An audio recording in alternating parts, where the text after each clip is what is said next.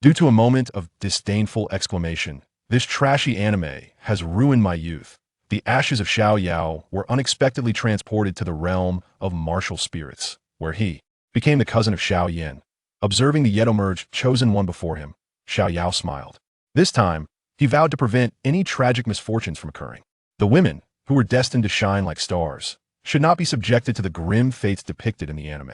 He would protect the ethereal and cold Yin. He would stand side by side with the unparalleled beauty Medusa, and he would cherish the beloved little doctor with his very life. As the betrothal annulment approached with Nalan Yanran, Xiao Yao couldn't help but chuckle. Cousin, 30 years in the east, 30 years in the west, do not underestimate the youth and poverty. Your fiancé shall be cared for by me first. Chapter 1. Annulment? I am well acquainted with this. In the Xiao family's conference hall, the atmosphere was as heavy as iron. The elders of the Xiao clan sat in silence, their expressions marked by uncertainty as they cast furtive glances toward the guest seat. There, Guyi, the steward of Yunlan sect, sipped tea without lifting his gaze, while the girl standing beside him became the focal point of the gathering. Draped in a moon-white robe adorned with cloud patterns, she embodied a youthful yet breathtakingly enchanting figure to you. Naderned by makeup, she radiated an innate elegance and serenity, akin to a snow lotus in a secluded valley, set apart from the world. She was Nalan Yanran, the young master of Yunlan sect. In a corner, Xiao Yao sat with Xiao Sun, who perused an ancient tome, indifferent to the murmurs around them. In contrast, Xiao Yao's expression was one of palpable excitement. Detected a pivotal moment for an annulment. The narrative has officially commenced. The unfulfilled desires system has been activated. Beep, the novice gift pack has been issued. Please check it, host. A series of cold, mechanical sounds unexpectedly erupted in Xiao Yao's mind. His body stiffened momentarily before a wave of ecstasy washed over him. It has arrived. For 10 long years, since he crossed into this world, he had awaited this day with unwavering anticipation. Originally a mundane university student for Blue Star, Xiao Yao found himself transported into the anime version of Dou Qi Continent after disdainfully declaring, "This trashy anime has ruined my youth." He became the cousin of Xiao Yan.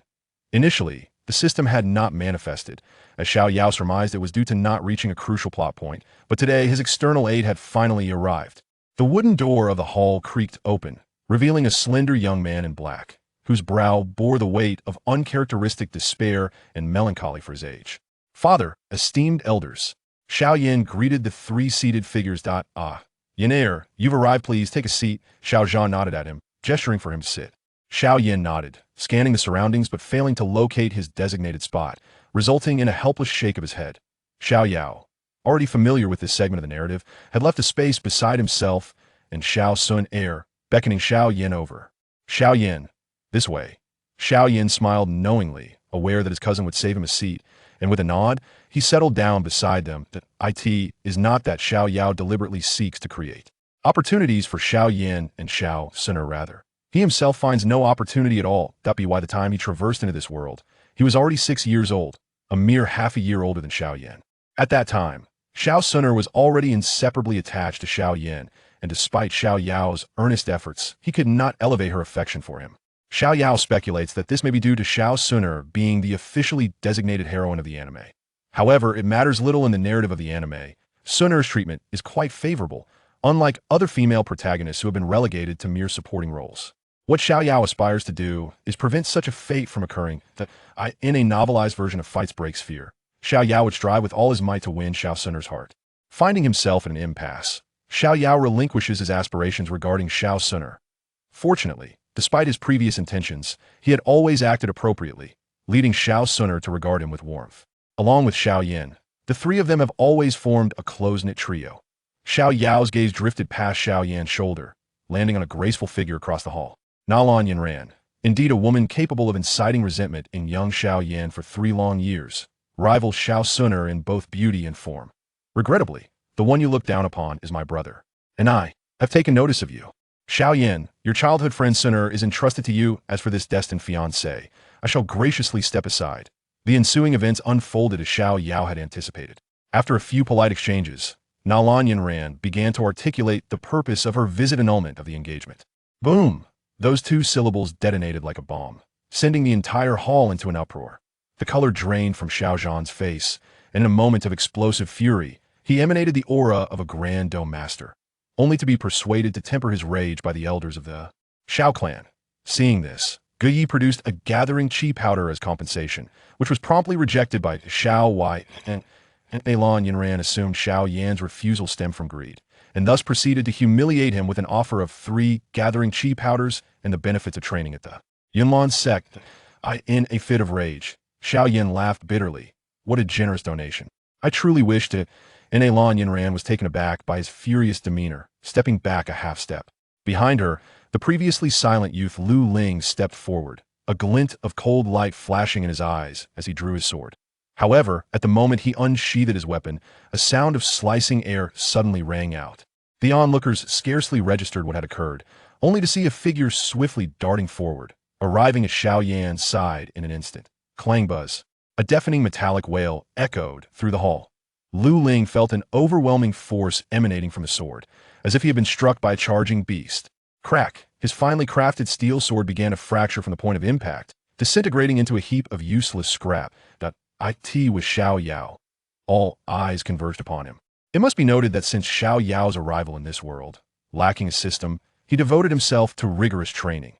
With commendable talent, he has now achieved the rank of a 5-star Dou fighter, becoming the second prodigy after Xiao Yan, upon whom great expectations have been placed in the eyes of Xiao Zhan and several elders. Astonishment was impossible to conceal. They were well aware of the close bond between Xiao Yao and Xiao Yan, yet they never anticipated that he would dare to take action against the people of the Yunlan sect in such a setting. Xiao Yan was equally taken aback, a warm surge of emotion rising within him. Whenever he faced adversity, this cousin, who was merely half a year his senior, would invariably be the first to stand up for him. Who are you to dare lay hands on someone from my Yunlan sect? Gou Yi erupted in fury, the formidable aura of a 7-star Dou master erupting and pressing down on Xiao Yao. Xiao Zhan slammed his palm onto the table, the aura of a 5-star Dou master soaring into the air, firmly countering Gou Yi's oppressive presence. Gou Yi, do you wish to instigate conflict on my Xiao family's territory? Mr. Gou Yi. Nalan Yanran's delicate brows furrowed as she turned and admonished him softly. What she sought was the dissolution of the engagement, not the creation of enmity. At last, both parties tempered their energies. Xiao Yao did not even cast a glance at Gou Yi. His gaze fell upon the indignant and humiliated Lu Ling, a mocking smirk playing on his lips. You are Lu Ling, disciple of the Pill King Gou Yi, are you not?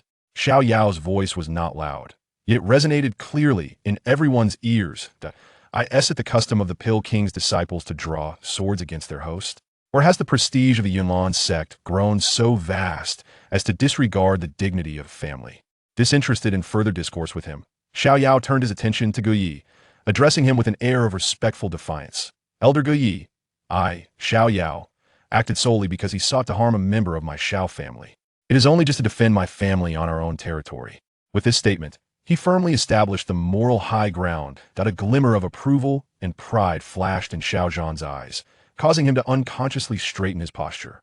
Ding! Host has successfully altered the course of events for the first time. Reward. Eye of breaking illusions. The system's notification echoed in Xiao Yao's mind, eliciting a hidden joy, though his expression remained composed. With a slight mental shift, the Eye of breaking illusions activated in an instant. The world around him appeared transformed. Character. Nalan Yanran. Strength. 3-star Dou fighter. Emotion. Astonishment, embarrassment, a hint of curiosity. Character. Gou Yi. Strength. 7-star Dou master. Emotion. Anger, caution. As he absorbed the information of those present, Xiao Yao felt a profound sense of certainty. He finally turned to face the cold and aloof figure Nalan Yanran, Nalan Yang's sect master. His voice, though not loud, cut through the cacophony of discussions, commanding attention. You claim that the dissolution of our engagement is for the sake of cultivation, that you do not want feelings of affection to become a constraint. This reasoning is indeed lofty. He stepped forward, his gaze sharp as a blade, as if to strip away all of Nalan Yanran's pretenses. Yet your gathering today, masked as a negotiation, is in truth an act of coercion. The compensation you offer, disguised as goodwill, is nothing more than an affront. What you truly fear is not the entanglement of emotions, but your disdain for the currently diminished Xiao Yan, your contempt for the waning Xiao family.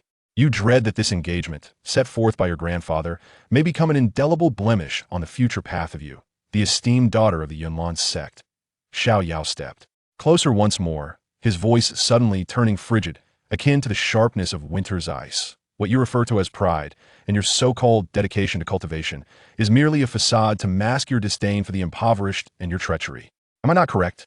Each word struck like a hammer upon the heart. Nalan Yanran's delicate form trembled slightly, her once haughty gaze now betraying a flicker of panic for the very first time. She realized that all her pretenses had been effortlessly and starkly stripped away before this youth. Nalan Yanran's body shook violently, and for the first time, her bright, proud eyes were filled with overwhelming confusion. She discovered that all her psychological defenses, all her self-delusions, had been shattered to pieces under the weight of the youth's succinct words, leaving her utterly exposed. She had always believed she acted for her sect, for her master's expectations, and to avoid the shackles of emotion. Yet, laid bare by Xiao Yao, she was horrified to unearth the most genuine voice within her, which was nothing but disdain. You speak nonsense." Her voice quivered for the first time. "Nonsense?" Xiao Yao scoffed, no longer fixating on her, instead gently patting the shoulder of Xiao Yan, who stood there in stunned silence. "Xiao Yan, pursue your desires as you wish. I am well aware of your talent. Mere rumors will inevitably crumble in the face of reality." Xiao Yan's body shuddered, the crimson hue of humiliation in his eyes gradually fading, replaced by an unprecedented resolve and determination. He nodded emphatically, stepping forward with a flourish, boldly inscribing a letter of annulment. His resolute voice resonated through the hall. "You wish to break off the engagement, believing me, Xiao Yan, to be a mere waste unworthy of your celestial stature. Were it not for the betrothal, I would not deign to regard you even slightly. Yunlan sect is indeed powerful, yet I am still young, with ample time ahead.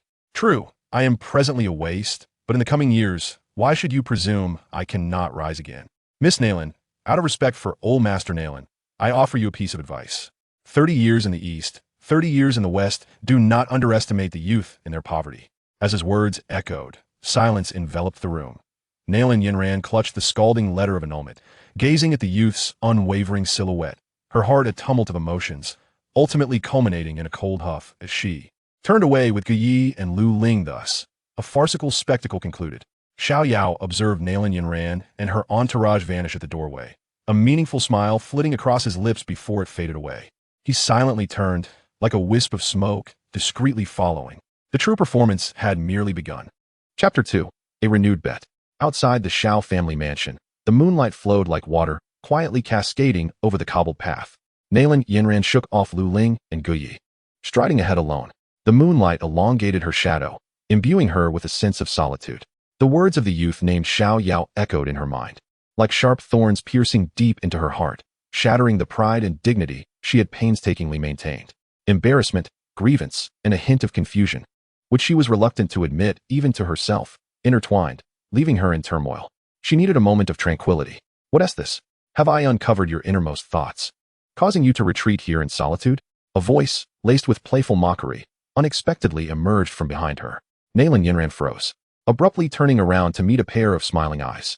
Under the moonlight, Xiao Yao leaned casually against an old locust tree, arms crossed, with a bemused smile gracing his lips, as if he had been waiting for her all along. "It's you." Nalan Yanran's brows furrowed instantly, her tone revealing unmistakable wariness and annoyance. "What do you want from me?" "Want from you?" Xiao Yao raised an eyebrow in feigned astonishment, then leisurely approached her, unhurriedly stating, "You're exaggerating, Nalan Xiaozong. This city of Wutan isn't particularly large or small. I merely took a stroll and happened to encounter you, which only indicates our fateful connection." "What a smooth talker," Nalan Yanran scoffed, turning her head away to avoid his detestable grin. She acknowledged that this Xiao Yao, in both strength and intellect, surpassed his peers and was far superior to the pretentious Lu Ling. Yet, his gaze was excessively invasive, as if he could see through everything, leaving her with an unprecedented discomfort. Xiao Yao positioned himself beside her, standing shoulder to shoulder, yet he refrained from drawing closer. Mimicking her posture as he gazed up at the luminous moon. "Still troubled by your decision today?" he inquired, his tone unwaveringly confident. "On one hand, you believe your actions are for your cultivation and the sect, which is indeed correct. On the other hand, I have exposed your true feelings, making you feel like a hypocritical wretch, am I right?" Nalan Yanran's heart jolted, as if her deepest secret had been laid bare. She clenched her fists, her nails digging into her palms, gritting her teeth and retorting, "What do you know?" "What do I know?" Xiao Yao chuckled softly, turning to face her. In the moonlight, his eyes shone with startling brilliance. "I understand perfectly. You grew up in the Yunlan sect, a celebrated prodigy admired by all. Yet your fiancé has become a notorious wastrel in the city of Wutan. You believe he is unworthy of you, and this engagement is a source of shame, compelling you to hastily seek its dissolution. Silence. Nalan Yanran flared up like a cat whose tail had been stepped on, her voice quivering with indignation. Observing her flustered and furious demeanor, Xiao Yao's smile broadened. This was precisely the effect he desired, utterly dismantling her perceived arrogance. Do not be so agitated, Nalan Xiaozong. To be honest, I have no interest whatsoever in that 3-year agreement between you and Xiao Yan. What piqued my interest was a wager with you. Nalan Yanran paused, regarding him with caution. What wager? Quite simple. Xiao Yao extended a finger and gently shook it. This bet pertains solely to the two of us.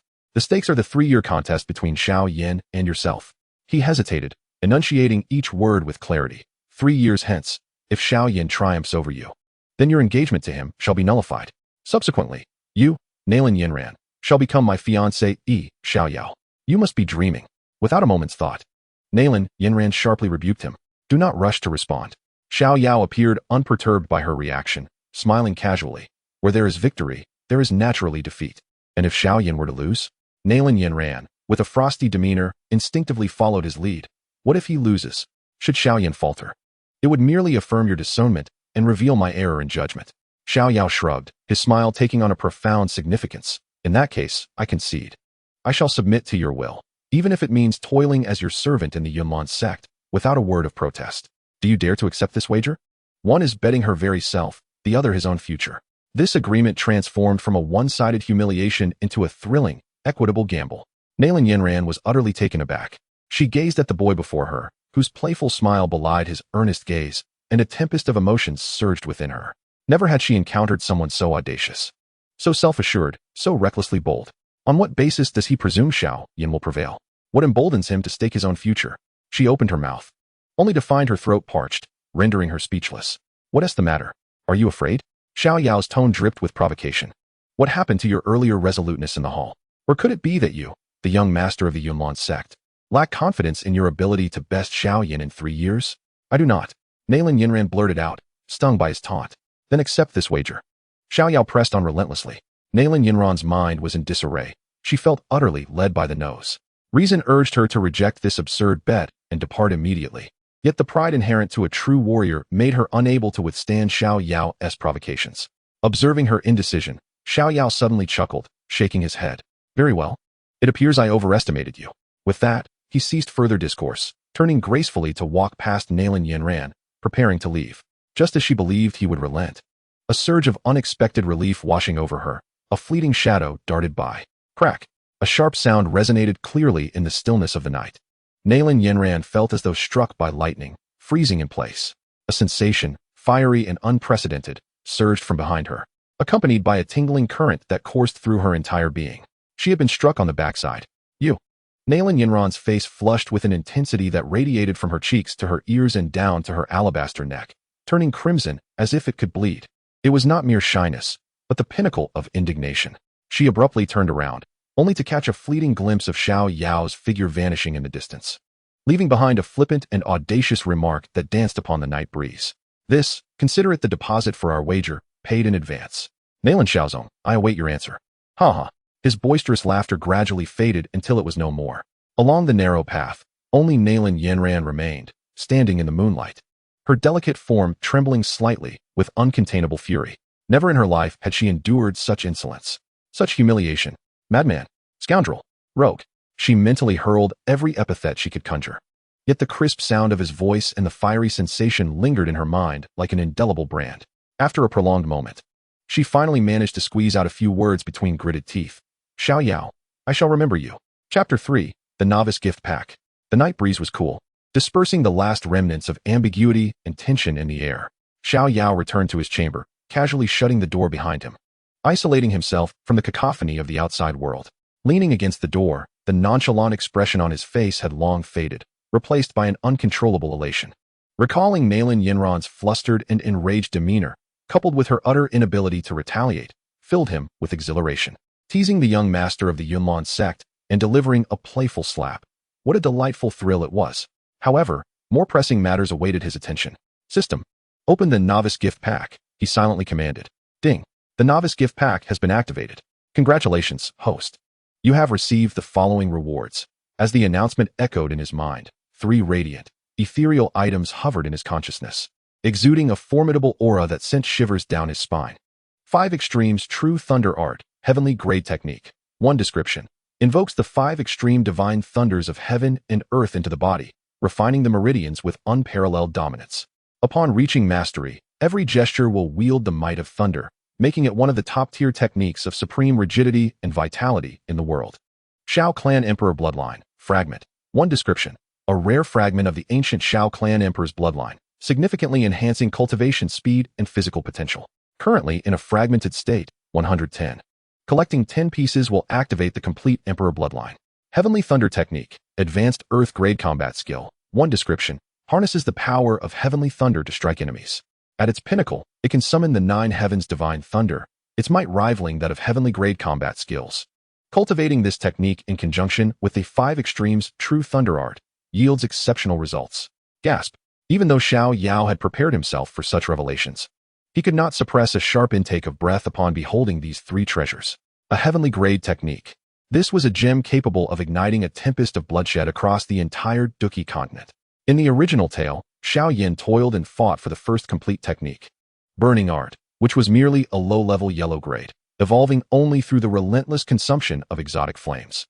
Yet here he was, starting at a point that countless others could only dream of, and the Emperor bloodline, albeit a fragment, already possessed astonishingly formidable effects. Moreover, the advanced technique of Thunder Art seems tailor-made to complement the 5 extremes true Thunder technique. With such formidable prowess, what is there to fear in achieving greatness? Xiao Yao clenched his fist, his eyes radiating brilliance. Without a moment's hesitation, he chose to learn it. Ding. 5 extremes true Thunder technique and Thunder Art have been successfully learned. Ding. Xiao Clan's bloodline of the Fighting Emperor, Fragment, has been automatically integrated. In an instant, Xiao Yao felt a surge of wild yet pure thunderous power manifest within him, violently coursing through his meridians. Pain shot through him, yet he gritted his teeth, distinctly aware that his fighting energy was solidifying and purifying at an alarming rate. The aura of a 5-star fighter was rapidly approaching that of a 6-star fighter. Simultaneously, a gentle force emanating from the depths of his bloodline began to repair and expand his damaged meridians, allowing him to withstand even more overwhelming power. After a long moment, Xiao Yao slowly opened his eyes, exhaling a breath imbued with a faint electric glow. He could sense that his fighting energy had wholly transformed into thunder attributes, its potency having increased several-fold. It was time to seek out Xiao Yan. Xiao Yao calmed his exhilarated heart and turned his thoughts quickly. According to the narrative, Nalan Yanran would arrive to annul their engagement, causing a significant emotional upheaval for Xiao Yan, which would lead him to the back mountain, where Yao Lao would seize the opportunity to take Xiao Yan as his disciple. Upon awakening, Yao Lao's first task would be to concoct a foundational spirit liquid for Xiao Yan to mend his fragile roots. Of course, alchemy necessitates funds to procure medicinal materials. Xiao Yao pushed open the door and made his way directly to the back mountain of the Xiao clan. As expected, at that familiar little cliff, he spotted Xiao Yan. In that moment, Xiao Yan seemed to shake off his previous despondence, the flame of hope reigniting in his eyes, albeit tinged with a hint of confusion and awkwardness about the future. Cousin. Upon seeing Xiao Yao, Xiao Yan expressed mild surprise but greeted him with a smile. From your appearance, I take it you've discovered the reason for your loss of fighting energy? Xiao Yao feigned ignorance, a knowing smile gracing his face. Xiao Yan paused, then nodded vigorously, his trust in his cousin deepening. After a moment of hesitation, a hint of embarrassment crossed his features as he rubbed his hands together and said, Cousin, may I borrow some money? How much do you need? Xiao Yao asked, unfazed. Approximately 700 or 800 gold coins, Xiao Yan's voice faltered. His own savings amounted to only 400 gold coins, a considerable sum for a youth yet to reach adulthood. Without a second thought, Xiao Yao produced a heavy pouch of coins from his pocket and tossed it to him. I have 500 gold coins here, take it for now. Due to the absence of an awakened system, Xiao Yao's cultivation resources and monthly allowances were comparable to those of other core descendants in the family, making these 500 gold coins his entire fortune. As Xiao Yan received the pouch, he felt its weight in his hand, warmth flooding his heart. He understood that Xiao Yao's circumstances were likely akin to his own, and that 500 gold coins were probably his all as well. Cousin, enough. Between men, there is no need for such unnecessary formalities. Xiao Yao waved his hand, suggesting that if there were insufficient funds, they would devise another plan. Brother Xiao Yan, Brother Xiao Yao. At that moment, a melodious voice, as sweet as a aureole emerging from the valley, echoed through the air. Beneath the moonlight, a young maiden clad in a delicate green dress approached with a gentle smile. It was Xiao Suner. Suner! Both of them exclaimed in unison, as Xiao Suner drew closer. Her beautiful eyes glanced at the purse in Xiao Yan's hand, then shifted to Xiao Yao. With her astute intellect, she quickly grasped the situation. Without further inquiry, she smiled and produced a card from her bosom, shimmering with a soft purple hue and bordered with 5 golden waves, presenting it to Xiao Yan. Brother Xiao Yan, take this 5-wave gold-purple card. The funds within should suffice for your needs. Xiao Yan, gazing at the card that symbolized noble status, hastily declined. No, Suner. This is far too precious. Xiao Yao, observing from the side, silently nodded, recognizing the treatment befitting a proper pair. While he had exhausted his fortunes, Suner effortlessly offered a high-limit black card. Stepping forward, he patted Xiao Yan on the shoulder with a smile. Come now, Xiao Yan, accept Suner's goodwill. We are all companions here. What need is there for division? Persuaded by their insistence, Xiao Yan ultimately accepted the gold-purple card, his heart filled with gratitude. Cousin, Suner, thank you both. With the monetary dilemma resolved, Xiao Yao proposed, let us venture to the market in Wutan City tomorrow. I wish to explore as well. Indeed. Xiao Yan and Xiao Suner chimed in unison. The three exchanged knowing smiles, and the moonlight elongated their shadows, heralding the commencement of a new chapter. The following day, at dawn, as the first rays of sunlight pierced through the clouds and bathed Wutan City, Xiao Yao and Xiao Suner strolled side by side on their way to Xiao Yan's residence. Soon, the trio reunited, exchanging brief greetings before heading towards the largest market in Wutan City, owned by the Xiao family. It is worth noting that with Xiao Yao's prophetic involvement, despite Xiao Yan's aimless existence over the past 3 years, he had not neglected Xiao Suner, effectively altering the narrative of the original story. Chapter 4, A Watchful Eye in Wutan City, at the Xiao family market. As one of the 3 prominent families in Wutan City, the Xiao family's market occupied the most prosperous area of the city, lined with bustling shops on either side, teeming with life. The cacophony of merchants and mercenaries filled the air, with cries of sales and haggling resonating, creating a lively atmosphere. The trio navigated through the throngs of people. Xiao Yan, clutching the prescription given by the medicine elder, was intently searching various herbal shops, while Xiao Suner, with a charming smile, followed closely beside him, occasionally offering him a handkerchief to wipe his brow, her tenderness evident. Xiao Yao trailed behind, idly surveying his surroundings. Although he had little interest in procuring herbal ingredients, he found himself somewhat nostalgic for the vibrant hustle and bustle. Just as Xiao Yan had successfully gathered most of the herbs from a reputable apothecary and was preparing to move on to the next shop, a group of young individuals, adorned in finery and exuding an air of arrogance, boldly obstructed their path. The leader among them, seemingly around 21 years of age, possessed an appearance that was otherwise unremarkable. Yet the lewdness and arrogance reflected in his eyes marred the overall impression of his countenance. He was none other than the young master of the Gali family, Gao. Ah, who do we have here? Is this not the former prodigy of the Xiao family, young Master Xiao Yan? Gao remarked with a mocking tone, his gaze brazenly sweeping over Xiao Suner's exquisite figure, his greed unmistakable.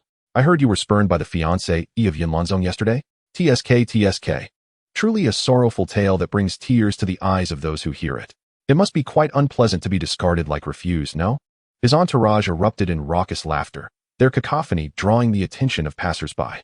Xiao Yan's face flushed crimson, his fists clenched tightly within his sleeves, his nails nearly embedding into his flesh. The humiliation from the previous day was the deepest scar in his heart, and now Gao was brazenly unveiling it, trampling upon it without remorse. With his current strength at the 3rd stage of Dou Qi, rushing forward would only lead to further disgrace. Reason dictated that he must endure. A gentleman's revenge is best served after a decade. Beside him, Xiao Suner had lost her smile, replaced by an icy demeanor. In the depths of her autumn-like eyes, a faint golden flame flickered, a terrifying aura subtly emerging. However, before she could react, a hand gently rested upon her shoulder. It was Xiao Yao. Engaging with such scum would only soil your hands, he remarked with a slight smile, stepping forward to position himself in front of Xiao Yan. He lazily cleared his ear, appearing utterly disinterested, and looked at Gao, speaking in a leisurely manner. So early in the morning, I find myself subjected to the barking of dogs on the street, which truly dampens one's spirits. Gao's expression darkened. You insolent brat, who are you calling a dog? Whoever answers, I am referring to them. Xiao Yao shrugged nonchalantly. You're courting death. Gao seethed with rage. Having come to provoke, he seized the opportunity. Get him. Break this brat's legs. Immediately, 4 or 5 of his henchmen lunged forward like wolves, their fighting spirit ignited, fists and feet flying. Both Xiao Yan and Xiao Suner felt a tightening in their chests. However, what transpired next left everyone utterly astonished. Xiao Yao moved like a wraith, advancing rather than retreating, ambling into the fray. He didn't throw a single punch. Instead, he merely extended his foot, lightly hooking the ankle of the foremost henchman. Ouch! The henchman lost his balance, screaming as he tumbled forward, directly toward the feet of the second henchman. Taken by surprise, the second was tripped, face first into the dirt. In quick succession, Xiao Yao flicked his wrist, sending 2 pebbles flying from his fingers, striking the knees of the third and fourth henchmen with pinpoint accuracy. Both felt their legs give way, uncontrollably kneeling, their heads colliding with a resounding thud, and they instantly fell unconscious, stars dancing before their eyes. The last henchman, sensing the impending doom, attempted to flee, only to slip on an unknown banana peel kicked in by Xiao Yao, landing on his back in a disarrayed heap. The entire sequence flowed seamlessly, swift as lightning, completed in the span of merely 3 breaths. 5 imposing henchmen were hilariously piled together on the ground, struggling to rise as they emitted pitiful sounds. A profound silence enveloped the scene. Galio stood agape, unable to believe his eyes. Xiao Yao brushed off non-existent dust from his hands and approached him with measured steps, a warm smile gracing his face. Now, it is merely you left. Do you wish to lie down on your own, or shall I assist you? Don't come any closer. Galio retreated in fear, his voice trembling yet fierce. I am the young master of the Galio family. My father is Galio Bai. Dare to lay a finger on me, and you shall see. Oh, Galio Bai. Xiao Yao tilted his head, his smile brightening further. And what of that? Before he could finish, he vanished in an instant. Galio felt a blur before an overwhelming force propelled him forward. With a resounding thud, he soared through the air, tracing a perfect parabolic arc, and landed with precision into the cold oil pot of a nearby stinky tofu vendor. The frigid oil, however, was a mere precursor to the foul-smelling brine that drenched him from head to toe, leaving him thoroughly chilled. Young master, the surviving lackeys, disregarding their own pain, scrambled to extract Galio from the pot. At this moment, he was a pitiful sight, drenched and covered in dark, putrid tofu residue, exuding a nauseating stench. The surrounding laughter erupted uncontrollably, a tidal wave of mirth. We must go. Having never endured such humiliation, Galio shot a venomous glare at Xiao Yao, and with the support of his entourage, he fled the scene in utter disgrace. Satisfied, Xiao Yao turned away. His cousin, Xiao Yan, observed him with a gaze rife with complexity, gratitude, admiration, and a hint of self-reproach. Family matters should not be discussed with outsiders, Xiao Yao said, approaching and giving him a hearty pat on the shoulder. When you grow stronger, there will be time to reclaim your honor. Indeed. Xiao Yan nodded vigorously, his resolve solidifying. Xiao Suner, watching Xiao Yao, regarded him with newfound warmth. Previously, he was merely the polite elder brother. Now, he was someone she genuinely respected and felt close to. She stepped forward, her genuine smile radiant. Thank you, Xiao Yao, for standing up for brother Xiao Yan. It was but a small matter, Xiao Yao waved dismissively.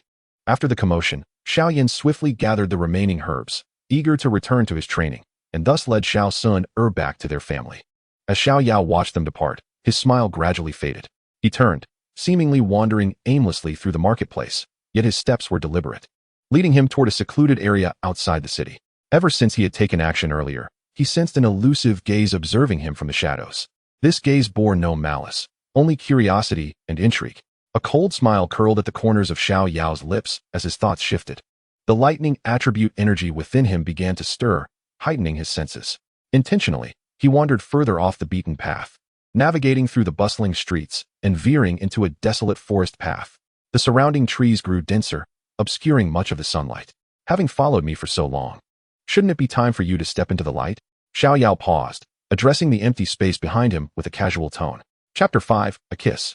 The forest path lay still and silent, save for the gentle rustle of leaves stirred by the breeze. As Xiao Yao's words faded, a figure clad in moonlit white emerged slowly from behind a towering ancient tree. It was Nalan Yanran, her form graceful and her long hair cascading like a waterfall. However, she had shed the opulent robes of her sect from the previous day, donning a more streamlined and fitted attire that accentuated her exquisite curves.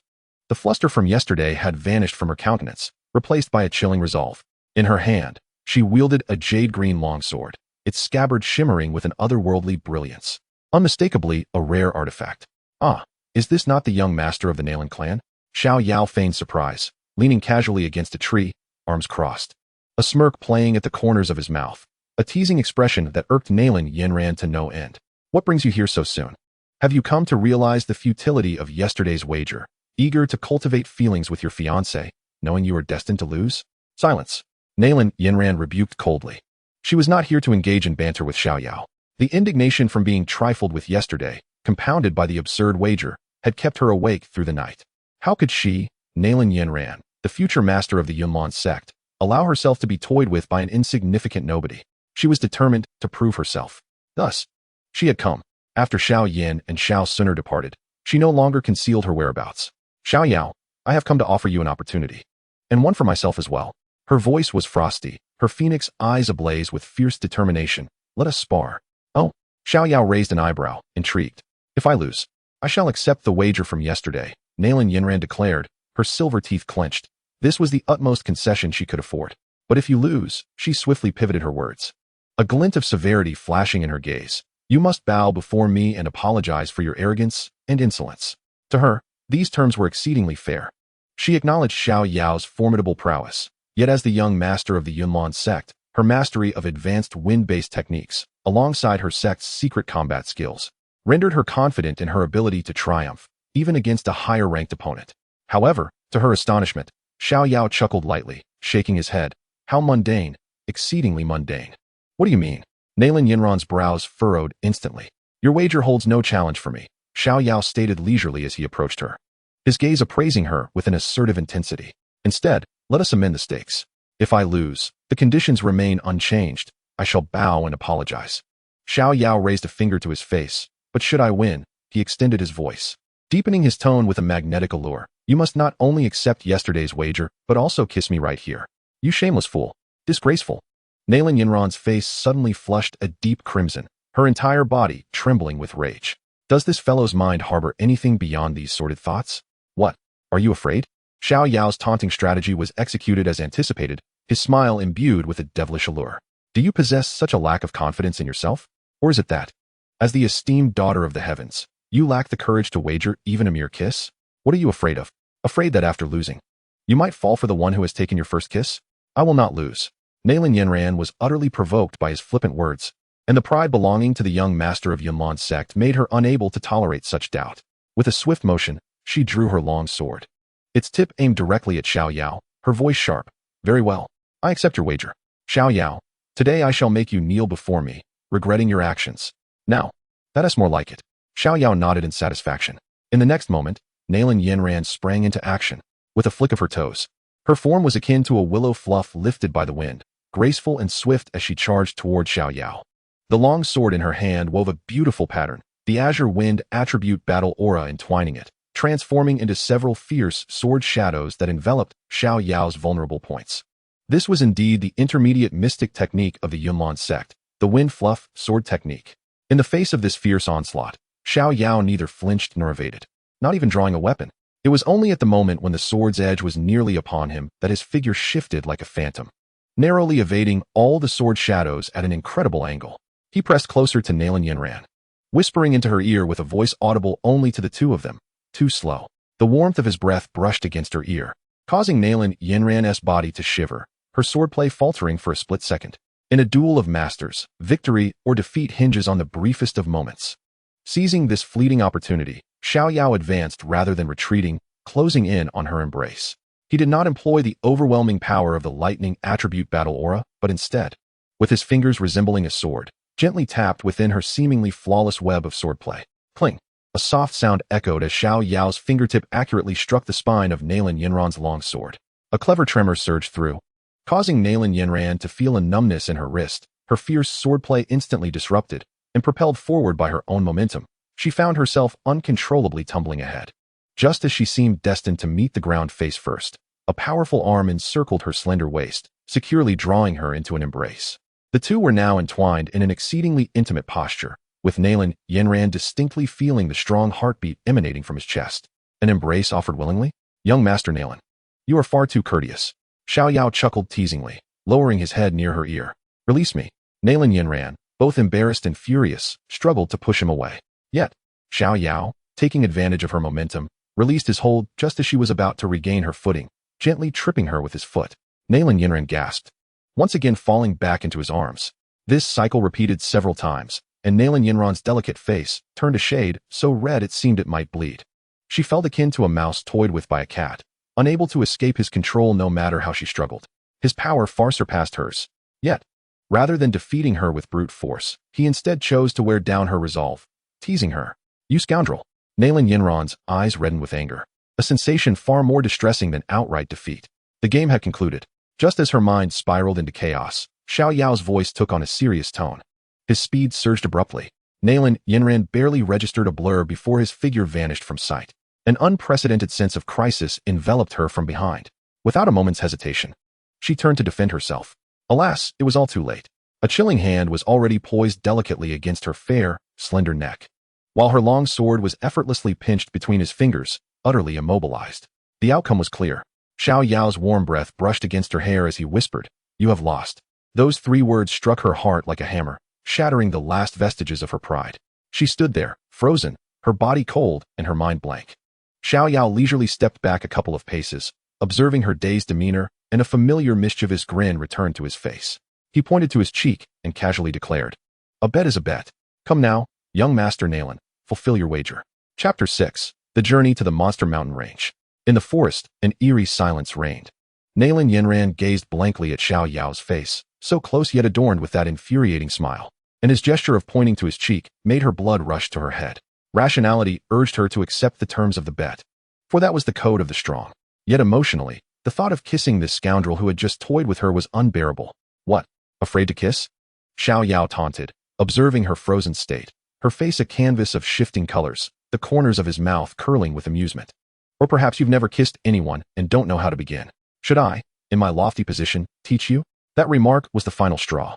You scoundrel." Nalan Yanran could no longer contain herself. The facade of pride and composure she had desperately tried to maintain crumbled under Xiao Yao's relentless provocations. Her eyes brimmed with tears, not from grievance or fear, but from a profound sense of humiliation and frustration. She stomped her foot, issuing a cry laced with indignation, and then turned, summoning her energy, fleeing into the depths of the forest without a backward glance, her retreat a portrait of disgrace. "Hey, young Master Nalan, don't forget you owe me a kiss." Xiao Yao did not pursue her, understanding well that pushing too hard could yield disastrous results. Even a cornered rabbit can bite, let alone this proud young master. He merely stood there, hands cupped around his mouth, shouting with all his might in the direction she had fled, "Next time we meet, I expect both the principal and the interest returned." From the distant woods came the unmistakable sound of branches snapping, a clear indication that someone was quite enraged. Satisfied, Xiao Yao chuckled softly. "Ding. The system has detected that the host has successfully altered the psychological trajectory of the key character, Nalan Yanran, evoking complex emotions beyond mere disdain and humiliation, such as anger, helplessness, and a hint of curiosity. Reward granted." A series of system prompts resonated in Xiao Yao's mind, causing his smile to radiate even more brilliantly. Indeed, life with extraordinary advantages is both remarkably simple and monotonous. Inwardly, Xiao Yao let out a self-satisfied whistle. With a mere thought, a virtual gift pack unfurled within his consciousness, revealing 4 resplendent treasures that floated serenely. 6th rank alchemy technique, ultimate, 1. Description: Congratulations. You have directly become a 6th rank alchemist. The system has infused your soul with vast knowledge and experience in alchemy, simultaneously enhancing your soul's power. You now possess a soul perception ability that rivals that of a 6th rank alchemist. Dan Wang Ding, Elixir King Cauldron, 1. Description: An exceptional alchemy furnace that significantly enhances the success rate and quality of pills. Crafted entirely from celestial meteorite iron, it remains warm in winter and cool in summer. Unwaveringly sturdy. Purple Heart Glazed Fire, 1. Description: An exquisite alchemical flame, birthed from the Earth's core glazed stone over millennia. Although it lacks the world-destroying combat power of other flames, its gentle and pure nature yields extraordinary effects in alchemy, enough to drive countless alchemists to madness. Stardust Storage Ring, 1. Description: A superior storage ring containing 100-foot space, stable and robust, capable of storing all manner of items. Goodness, this is truly a divine graduation gift. Xiao Yao reveled in the overwhelming influx of alchemical knowledge and the formidable, solidified power within his soul, igniting a euphoric joy. Starting as a 6th rank alchemist, complete with a full set of exquisite equipment, was a privilege far superior to what the main character, Xiao Yan, had received. Xiao Yao couldn't help but internally scoff. The system had not directly granted him a unique flame, likely a special privilege reserved for Xiao Yan. the favored child of the world, not to be easily appropriated. Yet, it mattered little. He stroked his chin, a flicker of disdain in his eyes. While unique flames may be powerful, nothing compares to the allure of my own extraordinary system. Steady progress and strategic advancement are the true paths to success.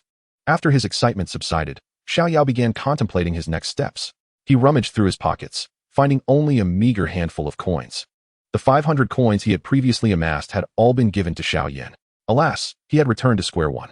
With a self-deprecating smile, he realized he would need to follow in Xiao Yan's footsteps, embarking on a path of alchemy and profit. Alchemists are the most noble and affluent profession in the Dou Qi Continent, without exception. However, alchemy requires capital. Without initial funds to purchase materials, even the most skilled alchemist is rendered powerless. It seems a journey to the Monster Mountain range is unavoidable. Xiao Yao swiftly resolved to set this as his goal. The Monster Mountain range, the largest in the Gamma Empire, teems with rare treasures and ferocious beasts. There, he would find free materials as well as valuable magic cores. For someone with empty pockets, it was the perfect starting point. With his decision made, Xiao Yao did not set off immediately. Instead, he returned to the Xiao family. In the following 7 days, he remained secluded, wholly focused on his cultivation. With the domineering effects of the heavenly grade technique and the emperor bloodline, his lightning attribute Dou Qi advanced rapidly, progressing at an astonishing pace. On the evening of the 7th day, within the confines of Xiao Yao's chamber, a faint rumble akin to thunder suddenly reverberated. His tightly shut eyes flew open, a fleeting flash of pale violet lightning illuminating his pupils. He had ascended to the rank of a 6-star fighter, with his strength considerably enhanced. Xiao Yao rose and made his way to bid farewell to Xiao Yan and Xiao Suner. Upon learning of his intention to venture into the Monster Mountain range for training, Xiao Yan was filled with profound concern, while Xiao Suner quietly handed him a small vial of healing elixir, urging him to exercise utmost caution. After exchanging farewells, Xiao Yao did not linger. Under the setting sun, he donned a form-fitting black outfit conducive to movement, a quaint black ring now adorning his finger. Standing alone at the gates of Wutan City, he gazed into the distance at the majestic mountains, which loomed like a colossal dragon against the horizon. This marked the first step of Xiao Yao's true ascent, and furthermore, the little medical fairy awaited him there. Taking a deep breath, he allowed a confident smile to grace his lips, resolutely turning away as he strode forth on his journey. Little medical fairy, I, Xiao Yao, am on my way. Chapter 7, Nalan Yanran's Determination. In the back mountains of Yunlan's sect, on the sword platform, moonlight cascaded like silk, spilling over the smooth, mirror-like surface of the platform. A figure clad in moon white dashed beneath the moonlight, wielding a green-edged longsword that sliced through the air, emitting sharp, piercing sounds. The swordsmanship was exquisite, the fighting spirit fierce, embodying the Yunlan sect's prestigious wind whispers sword technique. Each move was executed with perfection, beyond reproach.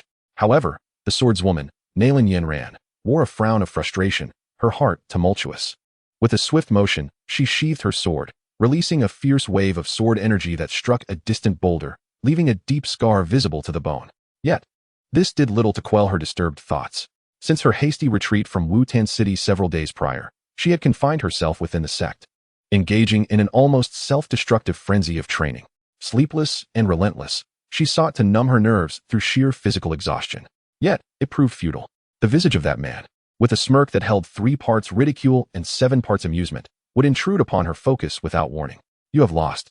That whisper, echoing in her ears, felt like a curse, haunting her day and night. His heated embrace when he toyed with her, the casual grip he had when he held her sword's edge, his brazen gaze as he proposed that absurd wager, even the crisp sound of applause that followed her flight, each memory stung like fire. Scoundrel! Despicable wretch! Nalan Yanran's cheeks involuntarily flushed with a mixture of shame and indignation. Her silver teeth clenched as her grip on the sword hilt tightened, her knuckles paling from the force. She could not comprehend why she had lost, and so utterly, so helplessly. Even more perplexing was why thoughts of that rogue plagued her incessantly. This was by no means affection, Nalan Yanran was certain. In her heart, Xiao Yao represented arrogance, shamelessness, treachery, and vulgarity. Her feelings for him were fueled solely by overwhelming rage and deep-seated humiliation. However, the more intense the humiliation became, the clearer that confident demeanor of his, as if he held everything in his grasp, was etched into her mind. The next time they met, she would repay him in kind. His final shout, laden with derision, left her in a state of turmoil. She could scarcely contemplate how she would conduct herself if there were indeed a next encounter. Was she truly bound to fulfill that wager? No, absolutely not. Nalan Yanran shook her head vigorously, casting aside the humiliating image from her thoughts. Taking a deep breath, her gaze gradually steadied with determination. This could not continue. Confined within the sect, she would never surpass that man. His combat style was cunning, ruthless, and unorthodox, brimming with ferocity, qualities she could never acquire in the comfort of the sect. She needed genuine combat, the tempering that comes from the brink of life and death. Resolute in her decision, Nalan Yanran no longer hesitated and turned towards the grand hall of the sect master. Within the hall, shrouded in swirling mist, Yun sat regally adorned in an elegant robe, exuding an aura of grace and nobility. Master, Nalan Yanran greeted respectfully. Yanran, what brings you here at such a late hour? Yun spoke gently, a note of concern in her eyes. You seem unsettled. Have you encountered difficulties in your cultivation? Reporting to Master, Nalan Yanran lowered her head, concealing the complexities of her emotions. I feel as though I have reached a bottleneck. My techniques are proficient, yet I sense something amiss. Thus, I respectfully request permission to descend the mountain for a period of training. She could not reveal the matter of Xiao Yao. It was far too shameful. She could only present this most noble of reasons. Yun regarded her silently for a moment, as if she could see into her heart. After a lengthy pause, she sighed softly. Very well. A flower in a greenhouse cannot withstand the storm. Since you possess this intention, I shall grant it. However, be wary of the treachery that lies below. You must exercise caution in all things. As she spoke, she handed over a delicate jade vial. Inside are 3 recovery pills. They may save your life in times of peril. Thank you, Master. Nalan Yanran felt a warmth in her heart as she respectfully accepted the vial. Having received permission, she immediately returned to prepare her belongings, without a hint of delay. When she arrived at the mountain gate, carrying a simple pack, an unexpected visitor appeared. Sister, are you descending the mountain? Lu Ling approached swiftly, his face displaying just the right mix of surprise and concern. Upon learning that Nalan Yanran intended to venture out alone for training, he immediately volunteered. Sister, the outside world is fraught with danger. How can you, a young woman, manage alone? I shall accompany you, providing support along the way. Nalan Yanran felt a wave of helplessness wash over her. All she desired was solitude. Thank you for your kindness, senior brother, but I wish to cultivate in peace on my own. She rejected him politely, yet distantly. Sister, your words are misguided. Lu Ling persisted. As fellow disciples of Yunlan's sect, we should support one another. If you venture out alone, Master will surely worry. Allow me to accompany you. I promise not to disturb your cultivation and will only intervene in times of danger. Seeing Lu Ling's sincere expression, Nalan Yanran felt a headache coming on. She was aware that Lu Ling was a disciple of Dan Wang Guhi and did not wish to strain their relationship excessively. After much heartfelt pleading from him, Nalan Yanran could only reluctantly nod in agreement. Very well. Rather than entangle herself in endless disputes with him, it would be wiser to acquiesce for the moment and seek an opportunity to part ways during their journey. Upon receiving her consent, Lu Ling was overjoyed. The two thus set off together, descending the lengthy stone steps of Yunlan's sect. Lu Ling excitedly discussed plans for their adventures, while Nalan Yanran remained distracted, her thoughts already drifting toward the distant horizon, fixated on a singular destination, the Demon Beast Mountain Range.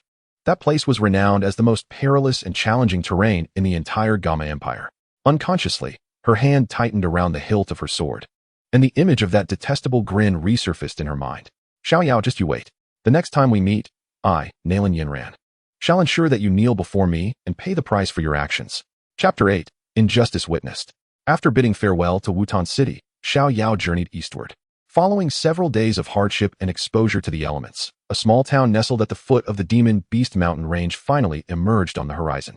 This was Shan Town, often referred to as the Demon Beast Town by the countless mercenaries passing through due to its proximity to the mountain range. Upon entering the town, one was immediately greeted by a potent blend of sweat, strong liquor, and a faint metallic tang of blood. Along the streets, mercenaries adorned with scars and fierce gazes were ubiquitous, some loudly engaging in games of chance outside taverns, while others maintained their blood-stained weapons in front of blacksmiths. The entire town exuded an atmosphere of wildness and vibrant energy. Unfazed by the surroundings, Xiao Yao settled into an inn and began to leisurely explore the streets, intending to familiarize himself with the locale. Let go of me, you scoundrel. Suddenly, a girl's desperate cry pierced the air, capturing Xiao Yao's attention. He glanced up to see a burly mercenary with a brutish visage, grinning maliciously as he seized the wrist of a delicate girl, attempting to drag her into a nearby alley. The mercenary bore a grotesque wolf head tattoo on his chest, clearly a member of the formidable wolf head mercenary group that dominated the town. Hey, don't be ungrateful. Boss Muli has taken a liking to you. Consider it a stroke of luck. Just come along with me, and I'll ensure you live a life of indulgence. The mercenary jeered crudely. I refuse. Let me go? The girl struggled fiercely, and in a moment of desperation, she kicked the mercenary in the abdomen. Ah! The mercenary winced, his lewd grin transforming into a mask of fury. You ungrateful little wretch. You've brought this upon yourself. He bellowed, raising his massive hand and delivering a brutal slap to the girl's face, sending her crashing to the ground. He then proceeded to rain down blows upon her without mercy. Onlookers, though sympathetic, were dissuaded from intervening upon seeing the wolf head tattoo on his chest, opting instead to avert their gazes and retreat. Stop! Just as the mercenary prepared to forcibly drag the battered girl away, a calm yet authoritative voice rang out, leaving no room for contradiction. The mercenary, impatient, turned around and scoffed at the thin black-clad youth before him. Kid, have you even hit puberty? Trying to play the hero? Get lost, don't waste my time. I am a member of the Wolf Head Mercenary group. Xiao Yao appeared unfazed by the threat, calmly advancing and reiterating. I said, let her go. You're courting death. The mercenary was thoroughly provoked, releasing the girl and swinging a fist the size of a cooking pot, charged with a fierce gust of fighting spirit, aimed directly at Xiao Yao's head. Xiao Yao did not even flinch. At the very moment the fist was about to connect, he struck like lightning, seizing the mercenary's wrist. Crack! The sharp sound of bones breaking echoed. Ah! The mercenary's scream reverberated through the street. His arm twisted at an unnatural angle, clearly broken by Xiao Yao's force. Before he could react, a swift kick from Xiao Yao landed squarely on his chest. Bang! The mercenary's robust frame flew backward like a kite with its string cut, crashing heavily several meters away. After struggling for a while, he could not rise, and ultimately shot Xiao Yao a venomous glare before scrambling away. Once the ruffian was dealt with, Xiao Yao turned and approached the injured girl, extending his hand gently. Are you all right? Startled, the girl timidly lifted her head, about to express her gratitude when a soft yet slightly hesitant voice chimed in from the side. Is she okay? Xiao Yao glanced over, momentarily taken aback. A young girl dressed in a simple white dress had appeared nearby, seemingly of similar age. Her long hair was tied back with a simple blue ribbon. Though her attire was unassuming, it could not conceal her ethereal charm. She resembled an orchid blooming in a secluded valley, entirely out of place in this rugged town. In her hand, she carried a bamboo basket filled with various herbs, her clear eyes filled with concern as they gazed at the injured girl on the ground. Clearly, she had arrived earlier but had refrained from intervening during the mercenary's attack due to her lack of strength. Seeing that the threat had departed, the girl in white quickly approached the injured girl, carefully squatting down beside her and softly reassuring, Don't be afraid, I have medicine, you will be fine. From her bosom, she produced a small white jade vial, pouring out a fragrant pill and skillfully administering it to the injured girl. The pill dissolved instantly upon entry, visibly alleviating the pain on the injured girl's face. Thank you so much, miss. Thank you, sir. The girl, still shaken, hurriedly expressed her gratitude before swiftly departing.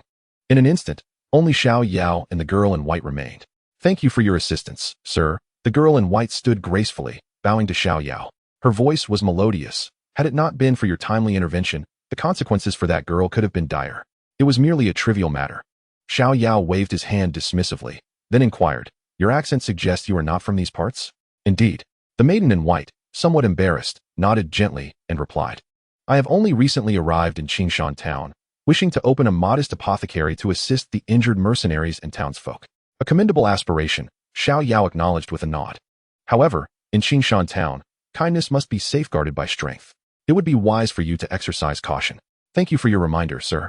I shall keep it in mind. The maiden in white responded with a slight bow, her eyes reflecting genuine gratitude. The two exchanged no further words nor names, merely acknowledging each other with a nod before parting ways, as if they were inconsequential passers-by in each other's lives. Yet, unbeknownst to them, at the far end of the street, two concealed gazes from a second-floor window of an inn had captured every moment of their interaction. Junior sister, look. That scoundrel is here as well, Lu Ling whispered, her voice laced with suppressed anger and astonishment. Nalan Yanran remained silent, her gaze fixated on Xiao Yao's receding figure, her grip on the teacup tightening until her knuckles turned white. It was he, the shameless rogue who had plagued her thoughts day and night.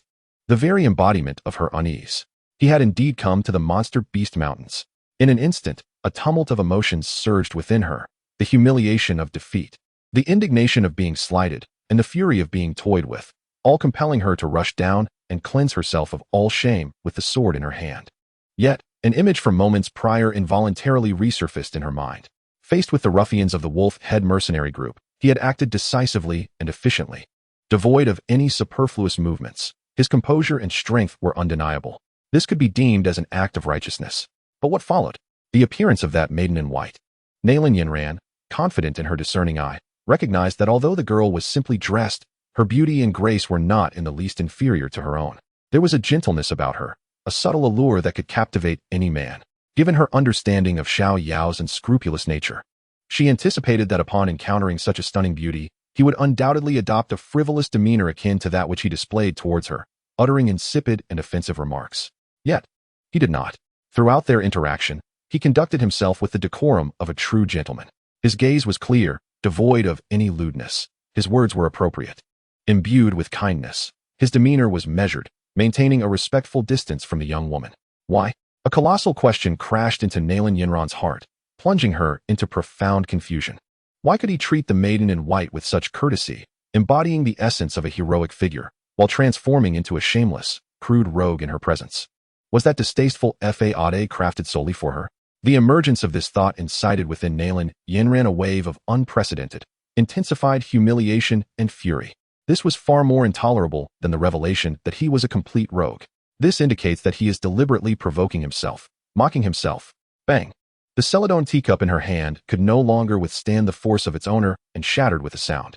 Scalding tea splashed onto her hand. Yet she seemed utterly oblivious. Beside her, Lu Ling continued to babble incessantly, cursing, but Nalan Yanran could not absorb a single word. In her world, only the distant silhouette outside the window remained, along with the maddening question in her heart. Why must it be me? Is it merely because I rejected the marriage proposal from the Xiao family and humiliated Xiao Yan? Chapter 9, Trouble Approaches. As night deepened, the clamor of Qingshan town gradually subsided. Xiao Yao returned to his room at the inn, sitting cross-legged on the bed, not immediately resting.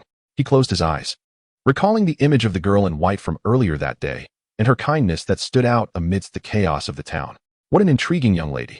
He murmured softly to himself, then dismissed the thought, centering his mind to commence the operation of the 5 extreme True Thunder technique. A thread of pale purple lightning attribute fighting spirit coursed through his meridians, solidifying his recent breakthrough to the 6-star fighter realm. Meanwhile, in the same inn's lobby, 2 travel-worn figures had just stepped inside. Junior sister, why must we stay in such a shabby inn? Lu Ling exclaimed. Observing the simplicity of the lobby's furnishings and the drunken mercenaries scattered about, her face twisted in disdain. Besides, that scoundrel Xiao Yao is also staying here. I'm going to confront him right now. Enough. Nalan Yanran's icy voice instantly silenced Lu Ling, compelling her to swallow the remainder of her words. She turned, her phoenix eyes coldly fixed on him, her tone imbued with undeniable warning. Lu Ling, I warn you one last time. Do not provoke him. We are here to train, not to stir up trouble. Outside, you must not reveal our identities, nor instigate him. Do you understand? Under the weight of her formidable presence, Lu Ling felt intimidated. Though resentment simmered within her, she reluctantly nodded. I understand. Go and book a room, Nalan Yanran instructed, casting a quick glance at the counter. She obtained Lu Ling's room key from the innkeeper, tossing it to him nonchalantly. However, as the innkeeper turned away, she quietly inquired in a low voice, Innkeeper, which room is the lone boy in black staying? After receiving the answer, she discreetly paid a bit more silver to secure the last vacant room adjacent to his. Upon returning to her room, Nalan Yanran did not light a lamp. In the darkness, she pressed her ear against the rough wooden wall, attempting to listen to the sounds from next door, but heard nothing except silence. Her heart was a tangled mess. She did not understand why she was doing this. She merely had an instinctive desire to know what kind of person this fellow truly was. At that moment, a cacophony of footsteps and boisterous shouts from downstairs shattered the tranquility of the night. You upstairs, brat. Get down here. Do you think you can mess with my wolf head mercenary group and live to tell the tale? A fierce voice roared, belonging to the mercenary who had been driven away by Xiao Yao during the day. At this moment, he stood beside a middle-aged man in his 30s, whose face bore a ghastly scar. This scarred man was the squad leader he had recruited, named Li Hu, a formidable 2-star fighter, considered a notable figure in Qingshan town. Brotherly, I have spotted him. That brat is residing in this inn. Inside the room, Xiao Yao slowly opened his eyes, his brow furrowing slightly. He had heard the commotion downstairs, but was too indifferent to respond. Merely a few bothersome flies, hardly worth interrupting his cultivation. After shouting for a while without receiving any response from above, Li Hu felt his pride wounded, and his anger intensified. Not coming out. Fine, you have some nerve. He waved his hand to his subordinates with a sinister grin, commanding, search every room. Even if we have to turn this shabby inn upside down, we will drag that brat out. Yes, A dozen mercenaries thunderously agreed, charging up the stairs like wolves. Bang! With a loud crash, a mercenary kicked open a door at the end of the corridor. That room happened to belong to Lu Ling, already seething from Nalan Yanran's earlier warning. Felt his fury rise as a throng of menacing mercenaries stormed in. How dare you? Who are you? Have your eyes gone blind to barge into my room? Lu Ling shouted angrily, channeling his energy and taking a swift step forward. As a 5-star fighter, dealing with these lowly opponents, who barely possessed fighting spirit, was naturally a trivial matter for him. In a blur, he unleashed the exquisite techniques of the Yunlan sect, dispatching the foremost mercenaries with a flurry of punches and kicks. However, despite being a 5-star fighter, Lu Ling was a disciple of the Pill King Gu He, typically engrossed in alchemy, leading a life of comfort.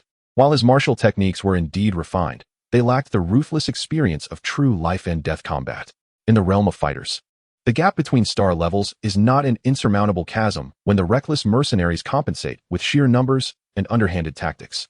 Just as Lu Ling sent a mercenary flying with a palm strike, his previous strength waning and new energy not yet replenished, the 2-star fighter Li Hu caught a glimpse of opportunity, a vicious grin flashing in his eyes.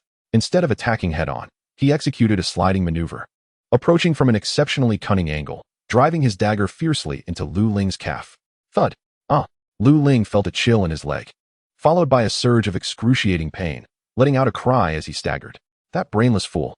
Hearing Lu Ling's anguished scream from the adjacent room, Nalan Yanran's heart tightened. She had not intended to intervene, but Lu Ling was her companion who had descended the mountain with her. Should anything happen, she would be unable to explain herself to her master or Elder Gu He. Reluctantly, she sighed and stepped out. Clang! The Qing foam sword responded, unsheathing with a flash of azure light. Nalan Yanran's figure swept into the fray like a breath of cool wind, her swordsmanship far surpassing Lu Ling's in ferocity. Each strike aimed precisely at vital points, yet at the last moment, she deftly redirected the blade to strike with the flat of the sword, wounding without killing. In the blink of an eye, all the mercenaries, including Li Hu, were vanquished, sprawled on the ground, clutching their injured wrists and ankles, groaning in agony. The corridor fell into an immediate silence. Nalan Yanran stood poised, her sword sheathed, as the moonlight streamed through the window, illuminating her ethereal and exquisite profile, reminiscent of a celestial being untouched by the mortal realm. Just then, the door beside her creaked open. Xiao Yao emerged from the room, thoroughly disturbed by the sounds of the recent altercation, forced to pause his cultivation. Upon stepping out, he was met with the sight of mercenaries writhing on the floor, the pale-faced Lu Ling nursing his injured calf, and Nalan Yanran, sword in hand, standing with her back to him at the entrance of his room. Xiao Yao's gaze swept across the scene, and he quickly grasped the situation. Raising an eyebrow, a familiar, playful smile crept onto his lips as he languidly spoke. Nalan, young master, it seems that just a few days apart has made you yearn for me so much that you followed me all the way to the Beast Mountain range. Here you are, in the dead of night, proactively resolving my troubles and blocking my door. Could it be you've come to fulfill our wager? Chapter 10, 8-Star Fighter. Xiao Yao's languid remarks, laced with mockery, resonated clearly in everyone's ears, especially for Lu Ling, already incensed by his ambush-induced injuries. Lu Ling's fury escalated upon hearing Xiao Yao twist Nalan Yanran's actions into a misguided interpretation of affection. Xiao Yao, you shameless scoundrel, cease your nonsensical prattle. Do not dare to insult my junior sister. Lu Ling shouted, pointing an accusatory finger at Xiao Yao. Xiao Yao paid him no heed, his gaze still intrigued as it lingered on Nalan Yanran's shoulders, which subtly rose and fell with her anger. Only after Lu Ling finished his tirade did Xiao Yao appear to notice him, leisurely turning his head to scrutinize him. His expression bore no anger or disdain, only a faint pity, as though observing a comedic jester on the roadside. Ah, so it is the esteemed disciple of the Dan King, Gu He, Xiao Yao remarked, his tone unhurried yet piercing. What brings you here? Did you not suffer enough embarrassment in Wutan City that you felt compelled to chase after me to add some amusement to my journey? He paused, his gaze settling on Lu Ling's bleeding calf, nodding as if struck by a revelation. Oh, it seems you've even upgraded this time, knowing to adorn yourself with a bit of color for sympathy. Quite an improvement. You. Lu Ling's face flushed with rage, trembling in fury. For a 5-star fighter to be bested by a bunch of rabble, and you still manage to injure yourself, such talent is wasted not performing on the streets. Shall I toss you a couple of coins as a token for your selfless display of bravado? A few onlookers nearby could not contain their laughter at this remark. I will kill you. Lu Ling's reason was completely consumed by his wrath. With a roar, disregarding his leg's injury, he summoned his fighting spirit and lunged toward Xiao Yao. However, as he took a step forward, his foot stumbled. The mercenary, vanquished by Nalan Yanran, found himself dazed and disoriented, his ears ringing, unable to comprehend their conversation. He merely observed as Lu Ling approached him, disregarding all else, and abruptly seized Lu Ling's left leg, pulling with all his might. Lu Ling, already injured and unsteady, lost his balance due to this sudden interference and tumbled forward in a most awkward fashion, landing with a thud at the feet of Xiao Yao. This was the epitome of utter defeat. Nalan Yanran silently closed her eyes, overwhelmed by embarrassment. She could not bear to look at Lu Ling any longer, feeling as though her own dignity, along with that of the entire Yunlan sect, had been irrevocably tarnished by his actions. Without uttering a single word, she sheathed her sword and turned to leave, her resolute silhouette betraying no hint of nostalgia. "Junior sister, wait for me." Lu Ling, in a state of panic upon witnessing Nalan Yanran's departure, disregarded his pain and humiliation, scrambling to his feet, limping after her. Left in the corridor were only Xiao Yao and the moaning mercenaries scattered about. The squad leader, Li Hu, sensing the dire situation, struggled to rise, pointing an accusatory finger at Xiao Yao and threatening, "You'd better watch out." The Head Mercenary Corps 1T let this slide. With that, he and his ragtag companions fled the inn in disgrace. Xiao Yao observed the farcical conclusion of the scene with indifference, shrugging as if nothing had transpired, before turning to close the door behind him and resuming his cultivation. Outside the inn, Lu Ling finally caught up with Nalan Yanran. "Junior sister, please don't be angry. Allow me to explain," he implored desperately. "I was caught off guard. Those mercenaries were so cunning, launching a surprise attack. Had it not been for my injury, I could have dealt with them all myself. That Xiao Yao, he only talks tough. He wouldn't dare confront me." "Enough." Nalan Yanran abruptly halted, turning to face him. Her complexion was devoid of color, replaced by an icy demeanor and profound disappointment. "Lu Ling, do you still have any shame?" she questioned emphatically, her voice trembling. "You were bested, plain and simple. Being ambushed is a reflection of your lack of skill. Instead of accepting your defeat, you make excuses, and if you're not embarrassed, I am on your behalf." Her words struck him like a resounding slap, leaving Lu Ling's face flushed with humiliation. As she regarded his mortified countenance, her disappointment solidified into resolve. "I no longer wish to see you. Return to the Yunlan sect at once, and do not follow me." With that, she turned away, denying him any chance for rebuttal, and stepped into the night, swiftly vanishing into the depths of the street. Left behind was Lu Ling, standing alone, as if struck by lightning. After a lengthy pause, he emerged from his state of utter humiliation, gazing in the direction where Nalan Yanran had disappeared. He reflected on the disgrace he had endured that evening and the nonchalant demeanor of Xiao Yao. All his resentment and hatred finally found a clear outlet. "Xiao Yao." He clenched his fists tightly, his face contorted by jealousy and hatred. "It's all your fault. If it weren't for you, how could my junior sister treat me this way? If it weren't for you, how could I suffer such humiliation? I will ensure your demise. You shall pay the most excruciating price for everything that transpired today." Xiao Yao returned to his room, shutting the door firmly, completely isolating himself from the chaos outside. He sat cross-legged, intending to continue his cultivation, but images of Nalan Yanran's furious yet restrained demeanor, unwilling to lose her composure before Lu Ling, involuntarily filled his mind. That woman, so arrogantly vexing, with a temper that is quite fiery. Xiao Yao chuckled softly to himself. Then a thought crossed his mind. Nalan Yanran, with her foul and stubborn temperament, had just driven away her loyal guardian. Now she was wandering alone in the mixed and chaotic Qing town. What if something truly happened to her? A flicker of concern welled up within him. "Never mind, I shall follow and see." In an instant, Xiao Yao transformed, resembling a wisp of smoke, silently leaping from the back window of the inn. Within moments, he had ascended to the rooftop, trailing behind Nalan Yanran and Lu Ling from a distance. As expected, it wasn't long before he witnessed the entire episode of Nalan Yanran unleashing her fury upon Lu Ling. Before they parted ways, TSK, what a ruthless woman. Xiao Yao crouched on the eaves, shaking his head as he observed Lu Ling's despondent figure. Feeling no sympathy whatsoever, and even suppressing a chuckle, he paid no further heed to that useless fellow, flickering away to continue stealthily following the departing Nalan Yanran. The streets under the night sky were considerably more desolate than during the day. Nalan Yanran wandered aimlessly, the evening breeze tousling her long hair, unable to disperse the turmoil within her heart. The moment she had banished Lu Ling, a fleeting sense of satisfaction had washed over her, only to be swiftly replaced by deeper agitation and exhaustion.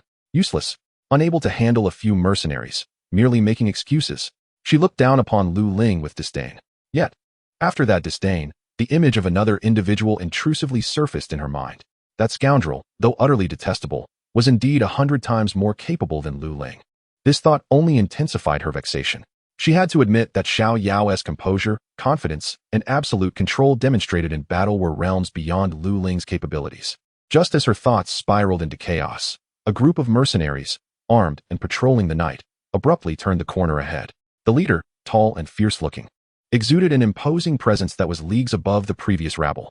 He was Herman, the second captain of the Head Mercenary group, a formidable 8-star fighter. Herman and his team were conducting their routine patrol when they caught sight of the solitary figure of Nalan Yanran under the moonlight. Instantly, his gaze became fixated. What a beautiful maiden! Particularly in this rugged Qing Shan town, Nalan Yanran's innate nobility and cool demeanor shone like the moon in the night, capturing all of his attention. Unaware of the events unfolding in the inn, his mind was consumed by a singular thought. This woman, he must possess her. As the night deepened, a voice broke the stillness. Oh, what a late hour. Which young lady is out for a stroll? A self-satisfied smile spread across Herman's face as he and his subordinates brazenly obstructed Nalan Yanran's path. The night in Qingshan town was anything but tranquil. Shall my brothers escort you home? The mercenaries behind him erupted into malicious laughter. Nalan Yanran, already in a foul mood, felt a chill sweep over her features at the sight of this new swarm of pests. She could hardly muster a glance their way, merely squeezing out a single word through clenched teeth: leave. Herman was taken aback for a moment, but then his smile widened. He had encountered many women, gentle, seductive, but never one with such fiery temperament and beauty. A woman with character. I find it appealing. He licked his lips, his eyes betraying unmasked possessiveness. Stepping closer, he unleashed a formidable aura characteristic of an 8-star fighter, pressing it down upon Nalan Yanran. My dear beauty, in Qingshan town, no one dares to speak to me, Herman, in such a manner. I advise you not to refuse the toast, and instead accept the punishment.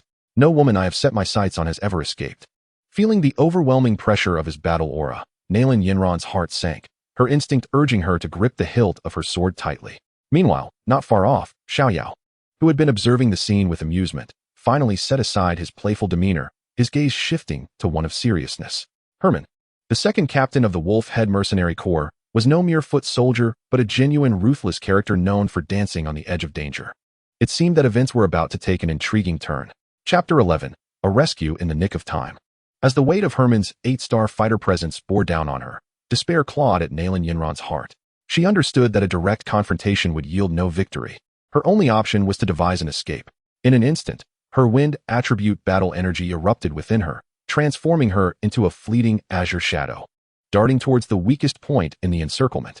Trying to flee, Herman appeared to have anticipated her intentions, letting out a sinister laugh. Surround her.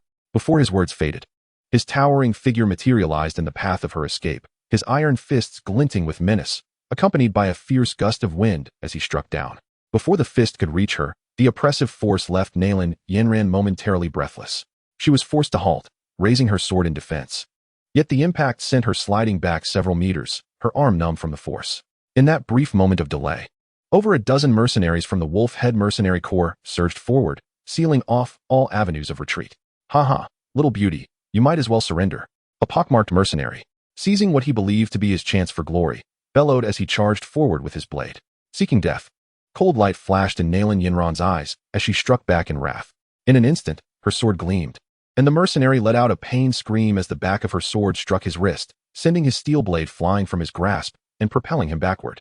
Oh, a rose with thorns, Herman observed, his gaze filled with lewd delight. Let us all join in. Incapacitate her battle energy, but don't mar her lovely face or body. Yes, the crowd echoed in unison. Among them 5 significantly stronger 1-star fighters exchanged glances and stealthily approached amidst the throng. Stop! Nalan Yanran, sensing the peril, shouted sternly. I am Nalan Yanran, the young master of the Unveiling sect. If you dare to harm me, you will be opposing the entire Unveiling sect. However, Herman laughed uproariously as if he had heard the most absurd joke. Ha ha ha, the young master of the Unveiling sect? Little beauty. If you are the young master of the Unveiling sect, then I am the emperor of the Gamma Empire. Don't use such titles to frighten me. Seize her. He was resolute in his intention to capture this stunning beauty tonight. As for her identity, it mattered little once the deed was done. With Herman's command, the mercenaries surged forward without restraint. Nalan Yanran gritted her silver teeth, realizing that her title as young master was of no avail. In desperation, she drew her sword to fight back. Her wind feather sword technique was ethereal and agile, and wherever her sword light passed, mercenaries fell to the ground with cries of agony. Yet, The sheer number of opponents, especially the 5 cunning one-star fighters, made the situation dire. They lingered at the periphery, using the other mercenaries as fodder to exhaust her fighting spirit. In an instant, the clash of blades and the surge of fighting energy filled the air. Nalan Yanran, possessing only the strength of a 3-star fighter, found her energy depleting rapidly under the assault of more than a dozen foes. After a while, as the last of the expendable mercenaries fell, only she and the 5 waiting fighters remained in the arena. She was already drenched in sweat, her breath quickening, and her grip on the sword trembled slightly. "Hey there, little beauty, feeling tired?" The 5 fighters exchanged knowing smiles and simultaneously launched their attacks from all directions. 5 streaks of fierce fighting energy sealed off all her escape routes. It was over. A wave of despair washed over Nalan Yanran. At that critical moment, a voice laced with mockery and nonchalance seemed to descend from the heavens. "Sigh, I leave you for just a moment, and you are bullied like this. Truly, you give me no peace of mind." As the words faded, a shadow descended from the sky like a hawk. Accompanying the shadow was a blinding, destructive purple lightning. Heavenly thunder technique. Boom. The lightning struck precisely at one of the fighters rushing towards Nalan Yanran. The fighter didn't even have time to scream before he was charred black, convulsing as he collapsed to the ground, instantly losing his combat ability.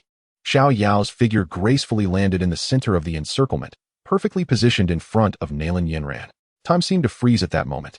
Nalan Yanran stared blankly at the figure before her, not particularly tall, yet extraordinarily dependable, and a tempest of emotions surged within her heart. Is it him? Xiao Yao? How could he be here? Is he here to save me? As this thought surged, she quickly extinguished it. No, it's impossible. This shameless scoundrel, this despicable rogue. How could he be so kind-hearted? Yet, if it were not for him, she would have undoubtedly fallen in battle moments ago. Humiliation, anger, resentment, confusion, and a flicker of gratitude and relief that she herself was reluctant to acknowledge, all intertwined within her, rendering her mind a chaotic tempest. How could you be here? She heard her voice tremble slightly, barely perceptible. Xiao Yao did not turn, merely inclined his face, the familiar yet detestable curve of his lips forming a smirk. Am I to stand idly by while my future fiancé is bullied by a bunch of rabble? His voice dripped with a teasing nonchalance. Really? You are quite the troublemaker when left unattended. By the way, where is your devoted guardian, Lu Ling? Oh, I recall now, scolded away by your own words. It seems. In critical moments, it falls upon this scoundrel to save the day, does it not? Hemin, witnessing the sudden appearance of Xiao Yao, bellowed in fury. You little brat. Have you dared to kill my wolf-head mercenaries? Seeking death, are we? Everyone, attack. Eliminate him. Be careful. Before Nalan Yanran could retort, the other 4 fighters, obeying Hemin's command, charged toward Xiao Yao from various directions with furious roars. Just take care of yourself. Xiao Yao chuckled lightly, advancing rather than retreating. A pale purple lightning aura danced like serpents around his fists as he lunged toward the 4 adversaries. Nalan Yanran observed his fearless figure, biting her lip in frustration. Though she was vexed by his sharp tongue, she immediately summoned her dwindling energy and unsheathed her sword. The 2 stood back to back, effortlessly amalgamating their efforts against the 4 combatants. An extraordinary spectacle unfolded. Xiao Yao's fighting style was bold and unrestrained, each punch resonating with thunderous force, overwhelming his foes into disarray. In contrast, Nalan Yanran's swordsmanship was light and ethereal, like a butterfly flitting through flowers, always finding the most cunning angles within the openings he created to deliver fatal strikes. One was fierce, the other gentle. One was the vanguard, the other a supporting strike. Despite it being their first battle together, their synergy was seamless.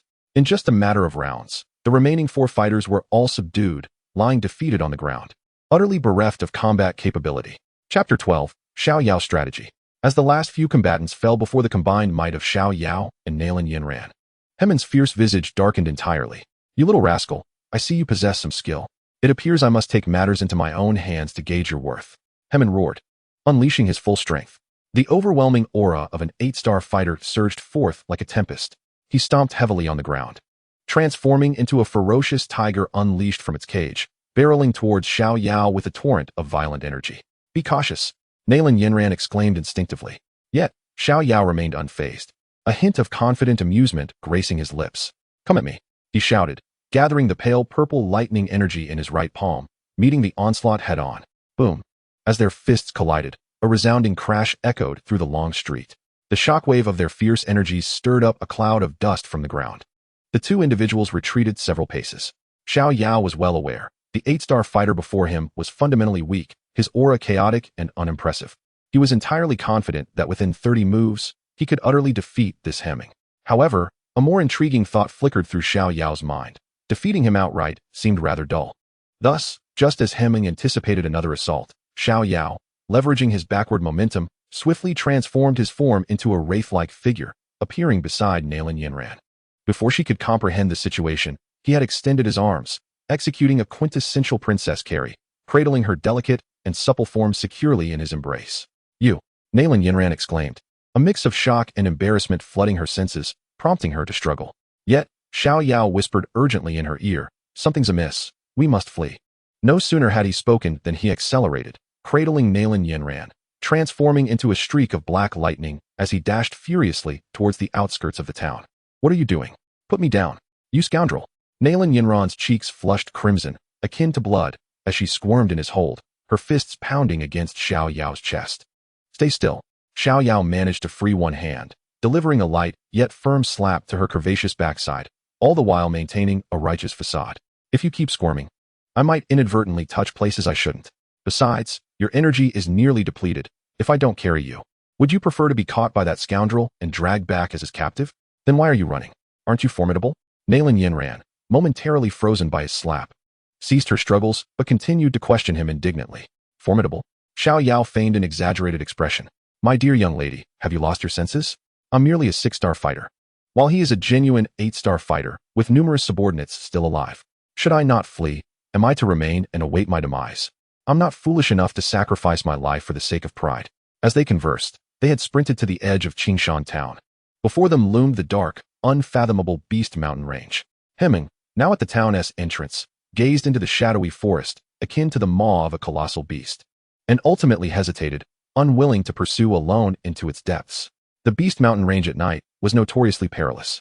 "Damn it, you run swiftly," Hemming cursed towards the forest, his voice tinged with frustration, before he turned away, resolved to gather more allies by day to hunt down these two miscreants. Once Hemming ceased his pursuit, Xiao Yao slowed his pace, a cold smirk creeping onto his face. "Smart of you to relent. Should you have continued, I would have shown you a thing or two." He found a relatively flat patch of grass and cautiously set Nalan Yanran down. The moment her feet touched the ground, Nalan Yanran immediately leaped back 2 steps, creating distance between them. Her exquisite countenance was now adorned with a rosy hue, the blush spreading from her cheeks to her alabaster neck. She dared not meet Xiao Yao's gaze, turning her head aside, her hands awkwardly adjusting her attire, which was, in fact, devoid of any wrinkles. Her heart raced, nearly leaping from her throat. Observing her adorable yet flustered demeanor, Xiao Yao couldn't help but chuckle inwardly before clearing his throat and adopting a more serious expression. "Now, we have a predicament," he stated. At these words, Nalan Yanran cautiously turned her attention toward him. "We have offended the second-in-command of the Head Mercenary group. Upon our return to Qingshan town, we will undoubtedly be besieged by their entire crew," Xiao Yao reasoned. "I propose we take refuge in the Beast Mountain range for a while. Firstly, it will allow us to avoid the storm. Secondly, it presents an opportunity for us to hone our skills. What do you think, young Master Nalan?" Upon hearing this, Nalan Yanran furrowed her brows slightly, regarding Xiao Yao with a scrutinizing gaze. "This fellow, from opting to flee, to bringing me here, and now this suggestion, everything seems meticulously calculated. Does he truly wish to elude pursuit, or does he harbor ulterior motives?" Her heart brimmed with doubt, yet Xiao Yao's words struck precisely at her predicament. "Why should I trust you?" she asked coldly. "You need not trust me," Xiao Yao shrugged indifferently. "You could return to the town alone and see if that band of mercenaries might devour you alive. Or perhaps you could return to Yunlan's sect right now. But I suspect, given your temperament, that fleeing back to your sect in such a cowardly manner would be far more unbearable than death itself." His words once again pierced Nalan Yanran's prideful esteem. Indeed, she could not abandon her training and retreat like a defeated coward. "Fine." After a long pause, she managed to squeeze out 2 words through clenched teeth. "I will accompany you. However, I warn you, do not attempt any tricks." Of course. A pure, innocent smile graced Xiao Yao's face as he extended his hand in a gesture of invitation toward the dark expanse of the Beast Mountain range. "Then, young Master Nalan, let us commence our delightful duet at once." Nalan Yanran shot him a fierce glare, yet ultimately took a step forward, walking alongside him into the ominous and perilous depths of the Beast Mountain range. Xiao Yao felt a surge of satisfaction within, thinking, "There you go, willingly stepping into my trap." Chapter 13. A nocturnal venture into the Beast Mountain range under the cloak of night. The Beast Mountain range was a realm of peril and opportunity. The dense canopy obscured the moonlight, rendering the forest a place where one could not see their hand before their face. The chilling roars of beasts echoing from afar only heightened the atmosphere of terror enveloping this ancient woodland. With a swift motion, a streak of azure, sword light flashed, severing a first-tier magical beast, the Shadow Cat, in a single stroke. Nalan Yanran sheathed her sword, breathing heavily. This was the third magical beast they had encountered since entering the mountains. It seems we are fortunate. We have already encountered so many enthusiastic local residents upon our arrival. Xiao Yao teased lightly from the side, hardly needing to engage, as the faint aura of thunder emanating from him was sufficient to deter most low-tier magical beasts. A thunderous roar echoed through the air. At that moment, a flash of lightning cleaved the night sky, swiftly followed by torrential raindrops pouring down like marbles. It was raining. They needed to find shelter. The two hurried through the downpour and finally discovered a seemingly dry cave nestled beneath a mountainside. Inside the cave, darkness enveloped them, accompanied by the earthy scent of dampness. As they stepped in, the rain intensified outside, cascading like a celestial river, shrouding the world in a veil of mist. "Wait here," said Xiao Yao, before skillfully gathering some relatively dry firewood within the cave. As Nalan Yanran observed his busy figure, she was about to inquire how he would ignite a fire without matches, when she noticed him casually extending his finger. A peculiar flame, entirely purple with a hint of glassy gold at its core, began to dance lightly at his fingertip. This was the purple heart glass fire. The flame emanated an exceptionally pure and gentle warmth, instantly igniting the damp wood upon mere proximity. Soon, a warm bonfire surged within the cave, dispelling the darkness and chill. Nalan Yanran gazed at the beautiful purple flame, her eyes flickering with surprise. The mastery of fire control and the purity of this flame were utterly unprecedented. The two settled beside the fire, their garments soaked through by the rain, and as they dried, wisps of steam rose in the warmth. The cave fell into silence, save for the crackling of the fire and the rhythmic patter of rain outside. The atmosphere became somewhat delicate. Nalan Yanran instinctively hugged her arms tightly, the wet fabric clinging to her form, accentuating her budding feminine curves, making her feel rather uncomfortable. When she glanced up, she met Xiao Yao's gaze, which was fixed intently upon her, his expression contemplative. Her cheeks flushed crimson, not from embarrassment, but from indignation. She immediately recalled her current predicament and assumed that this rogue was harboring impure thoughts. "What are you staring at?" she exclaimed, her eyes wide with fury. "If you continue to look at me with those lewd eyes, I swear I'll gouge them out." In response to her wrath, Xiao Yao refrained from his usual teasing. "Lecherous? This woman has quite the imagination," he mused inwardly. Though he acknowledged her figure was indeed appealing, she was still a girl not fully matured. What was there to admire? Yet he found himself pondering, aside from her annoying pride, her face and innate grace were undoubtedly divine creations. He simply gazed at her, his expression unusually earnest, and slowly spoke. "I was merely thinking, you are truly beautiful." The barrage of invective she had prepared was instantly silenced by this singular statement, leaving her momentarily stunned. "Not because you are the young master of Yunlan's sect, nor due to your so-called talents," Xiao Yao continued, his tone calm and sincere, devoid of any frivolity. "Simply because of who you are, that face, that naturally cool demeanor, is sufficient to render most women in the world pale by comparison."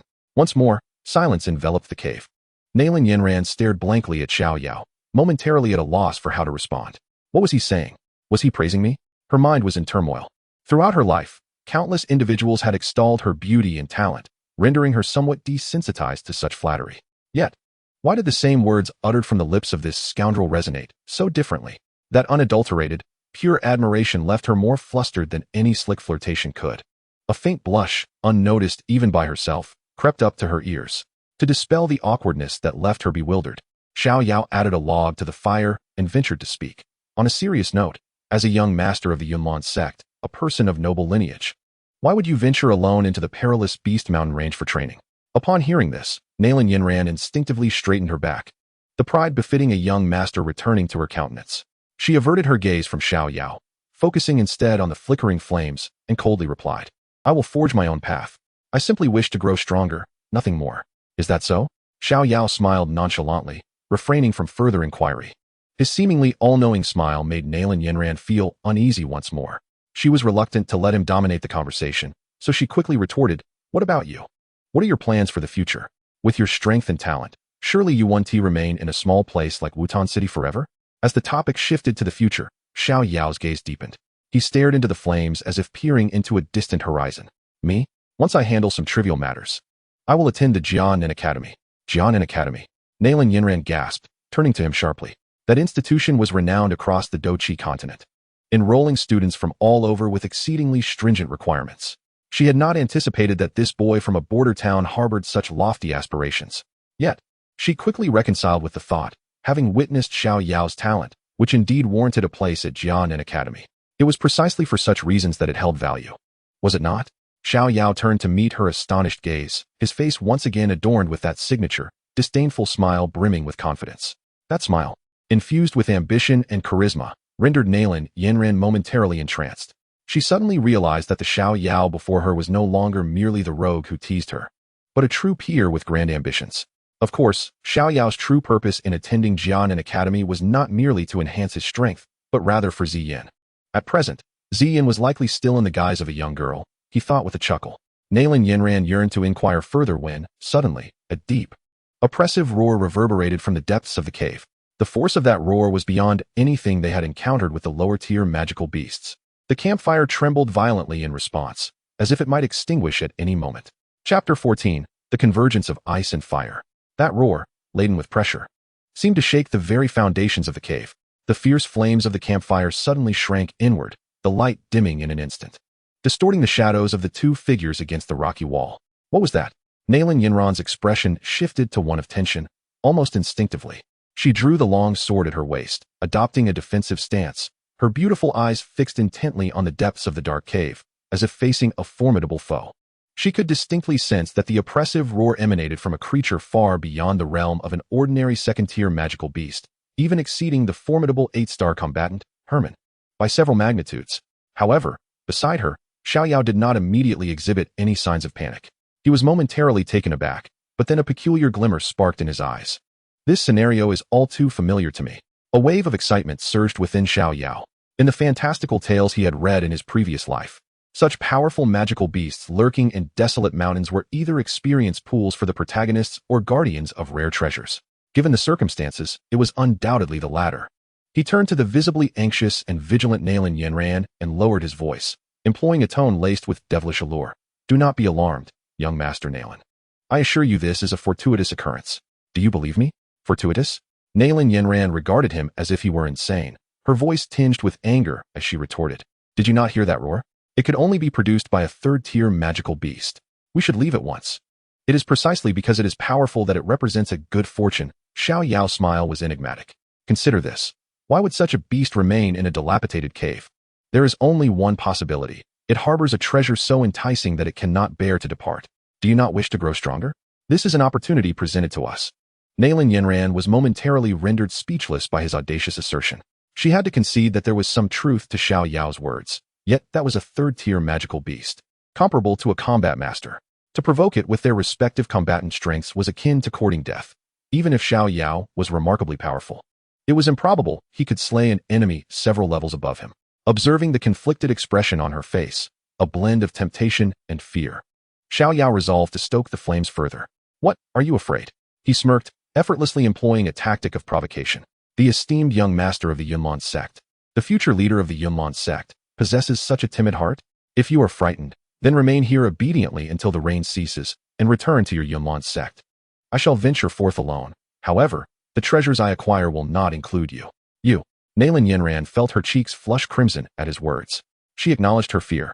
Who would not feel trepidation when faced with an opponent so far beyond their level, staring into the abyss of potential demise? Yet, the mere mention of treasures acted like a spell, drawing her yearning for strength. Only by becoming stronger could she seize her own destiny and defeat that insufferable Xiao Yao. Madman. She spat out the words through clenched teeth, yet her grip on the sword betrayed her resolve. Fine. I shall accompany you in this madness. But should anything go awry, I will not hesitate to flee, leaving you to your fate. So cold-hearted? After all, I did save your life back in Qingshan town. And you would abandon me in my time of need? I am truly heartbroken. Xiao Yao feigned disappointment, shaking his head.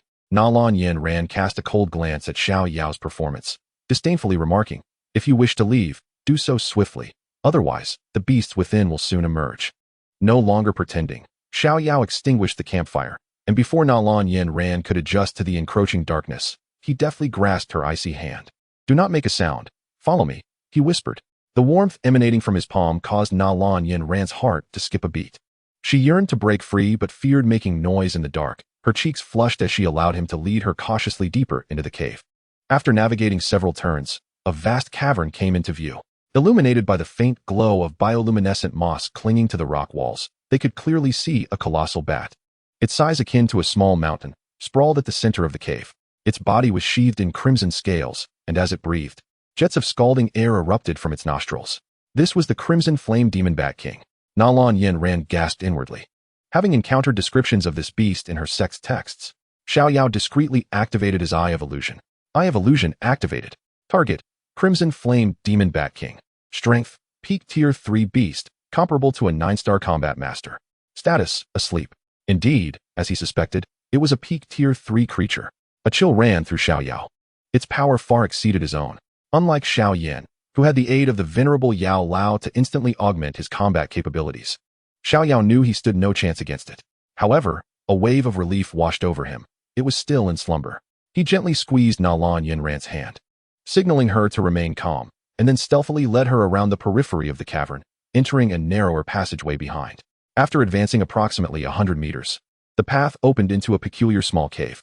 At its center lay a pool of water, astonishingly divided into two distinct halves. One side exuded a chilling aura, capped with a thin layer of ice, while the other bubbled with warmth.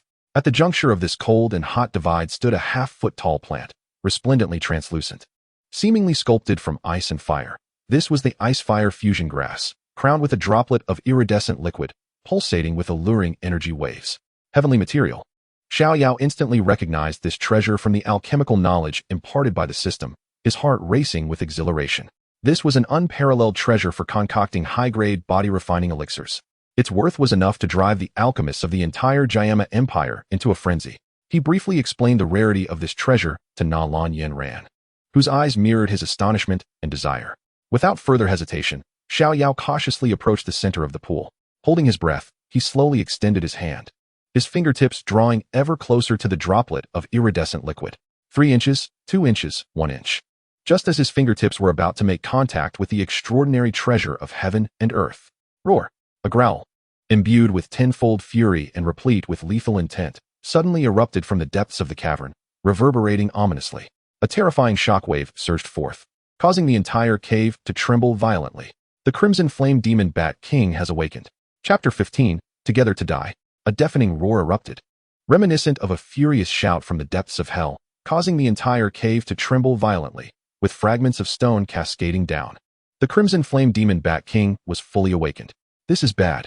Xiao Yao's expression changed, and he made a decisive move. The thunderous energy within him surged to its peak in an instant, effortlessly uprooting the ice-fire fusion grass, and with lightning speed. He carefully stored the droplet of ice-fire fusion saliva into a jade vial, subsequently stowing everything into the stardust ring. The entire process was fluid and seamless. Go, he bellowed, pulling the still-dazed Nalan Yanran alongside him as they turned to flee back the way they came. However, as they burst out of the narrow passage and returned to the vast cavern, their hearts plummeted. There, the enormous form of the Crimson Flame Demon Bat King loomed, blocking the sole exit with its mountainous body. Its lantern-sized crimson eyes glowed with brutality and murderous intent, fixating on the two insignificant humans who dared to steal its guarded treasures. Xiao Yao felt a weight in his heart. Although he possessed heavenly tier techniques and numerous trump cards, he was merely a 6-star fighter. Unlike the protagonist Xiao Yan from the original tale, who had the extraordinary aid of Yao Lao to forcibly enhance his combat prowess, Xiao Yao knew that confronting a beast with the power of a 9-star fighter head-on would be tantamount to courting death. A twinge of regret flickered within him. He had not anticipated that the Crimson Flame Demon Bat King would awaken so swiftly. Yet, he remained somewhat untroubled, for he wielded heavenly tier techniques and boasted exceptional speed due to his thunder attribute energy. Roar!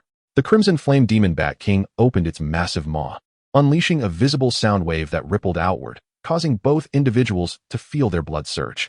Following this, it charged towards them with great speed. Xiao Yao yanked Nalan Yanran aside, narrowly evading the deadly strike. Damn it, this is it. We are both likely to perish here. Nalan Yanran regretted heeding Xiao Yao's provocation and taking this risk with him. Don't panic, we're not dead yet. As long as we're alive, there's hope. Don't give up, Xiao Yao said with an air of nonchalance. The Crimson Flame Demon Bat King, seeing that the two had evaded its attack, let out another furious roar, raising its head high to gather energy for a lethal strike. In this critical moment, Xiao Yao made a decision that Nalan Yanran would remember for a lifetime.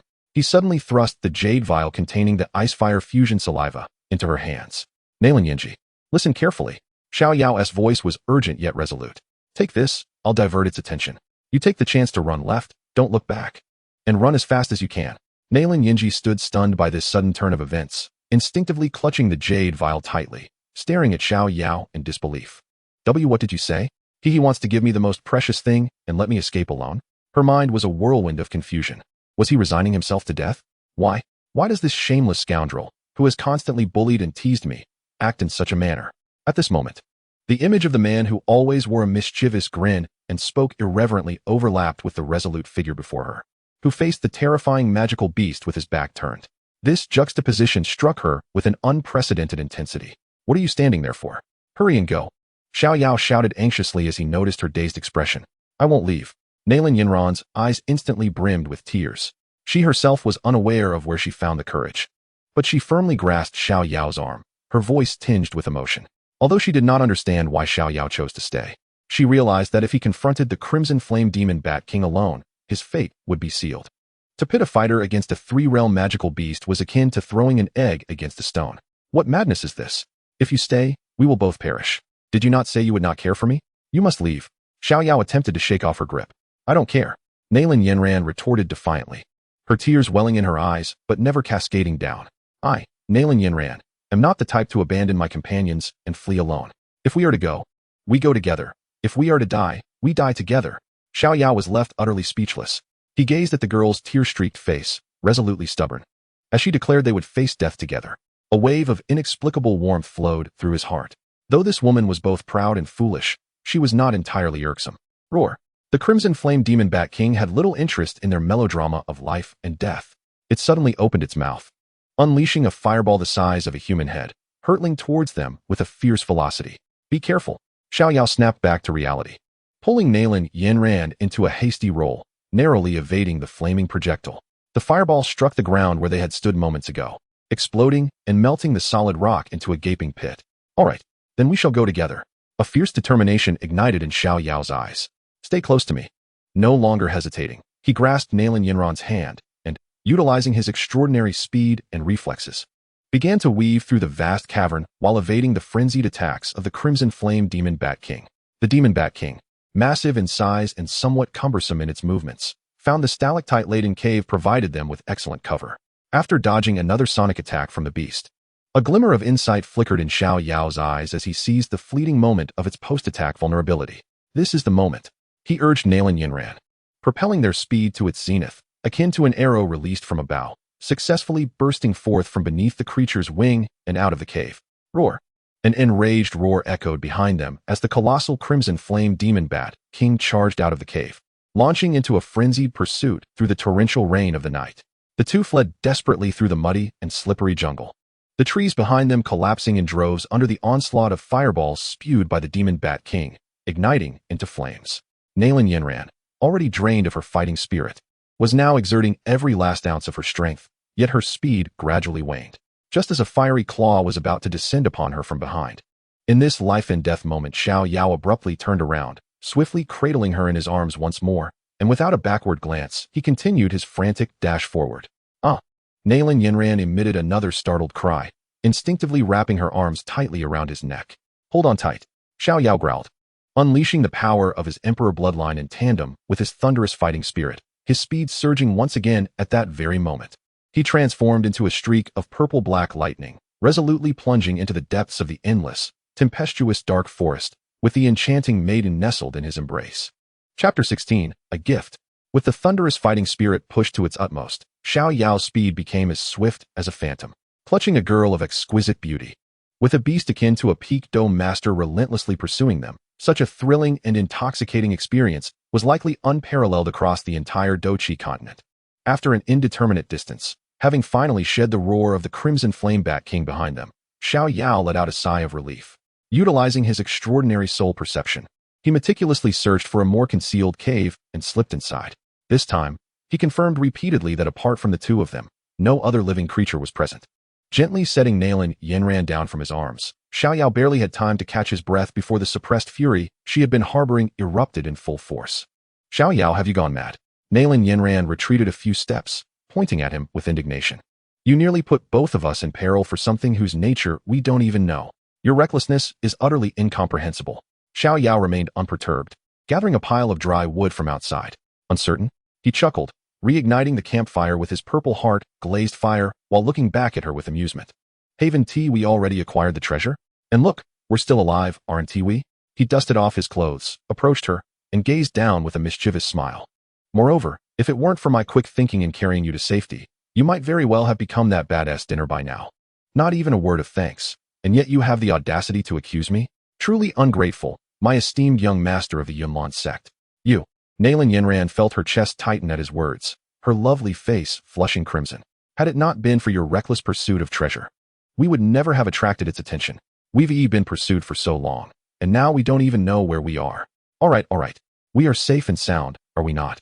As long as we are alive, there will always be a solution. Xiao Yao shrugged, adding, enough of the quarrel. Come and warm yourself by the fire. Your lips are turning purple. Seeing Nalan Yanran about to explode with anger again, Xiao Yao decided not to tease her further.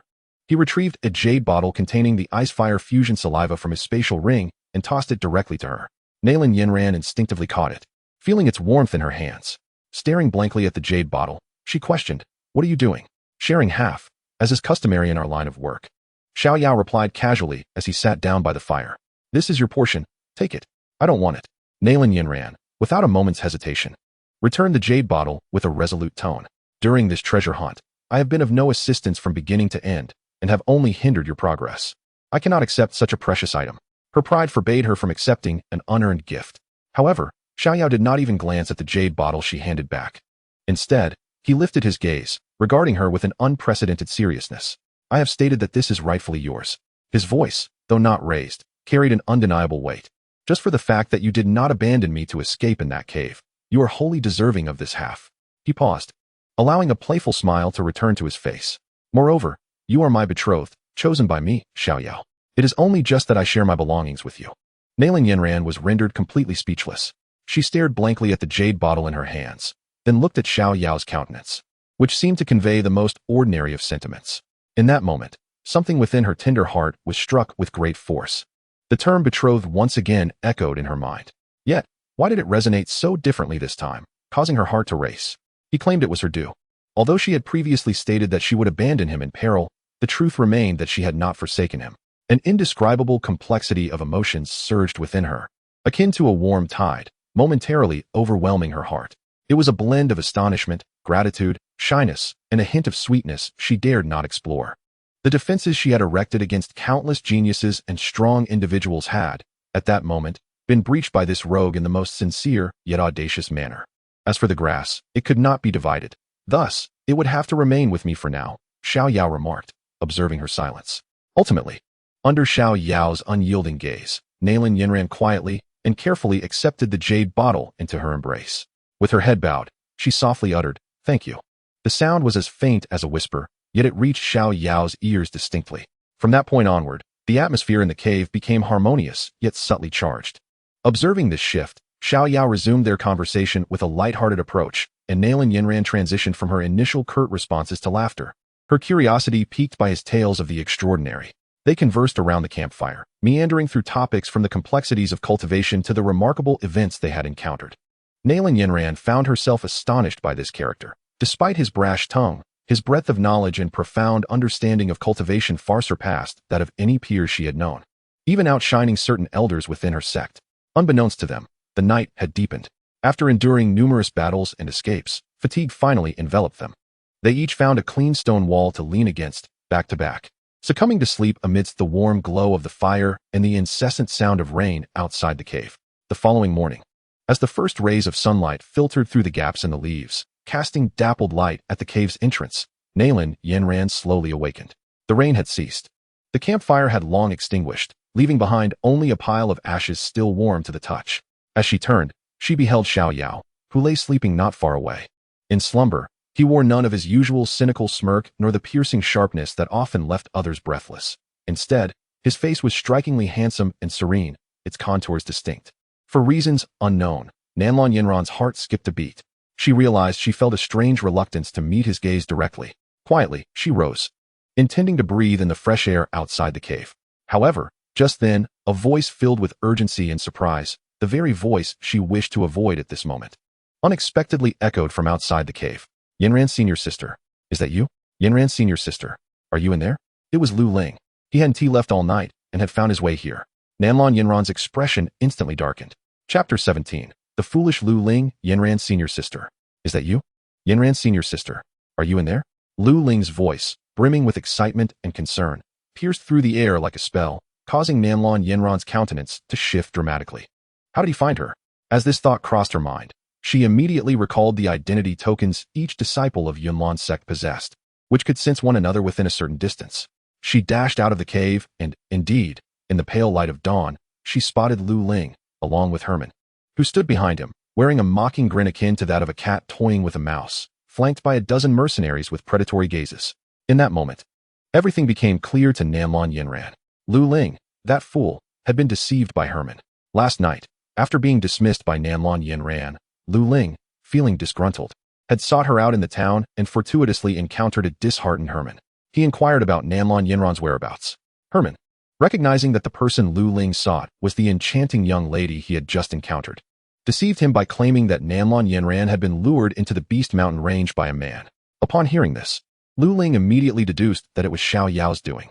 He hastily allied with Herman, asserting that he had a way to locate Nalan Yanran, and promised to request Herman to dismember Xiao Yao. Fury coursed through Nalan Yanran, causing her to tremble. She pointed an accusatory finger at Lu Ling, her voice sharp and cold. Lu Ling, do you realize what you have done? The man behind you is the leader of the Head Mercenary Group's second squad, who intended to commit unspeakable acts against me last night. What? Lu Ling was struck as if by lightning, turning abruptly to face Herman, disbelief etched across his features. It can't be. He clearly said that it was that scoundrel Xiao Yao who abducted senior sister. He claimed he merely wanted to punish Xiao Yao and rescue her. Have I been deceived? Did I unwittingly deliver senior sister into the hands of this villain? The overwhelming shock and regret rendered his mind blank. Ha! Herman, witnessing his dismay, ceased to feign compassion.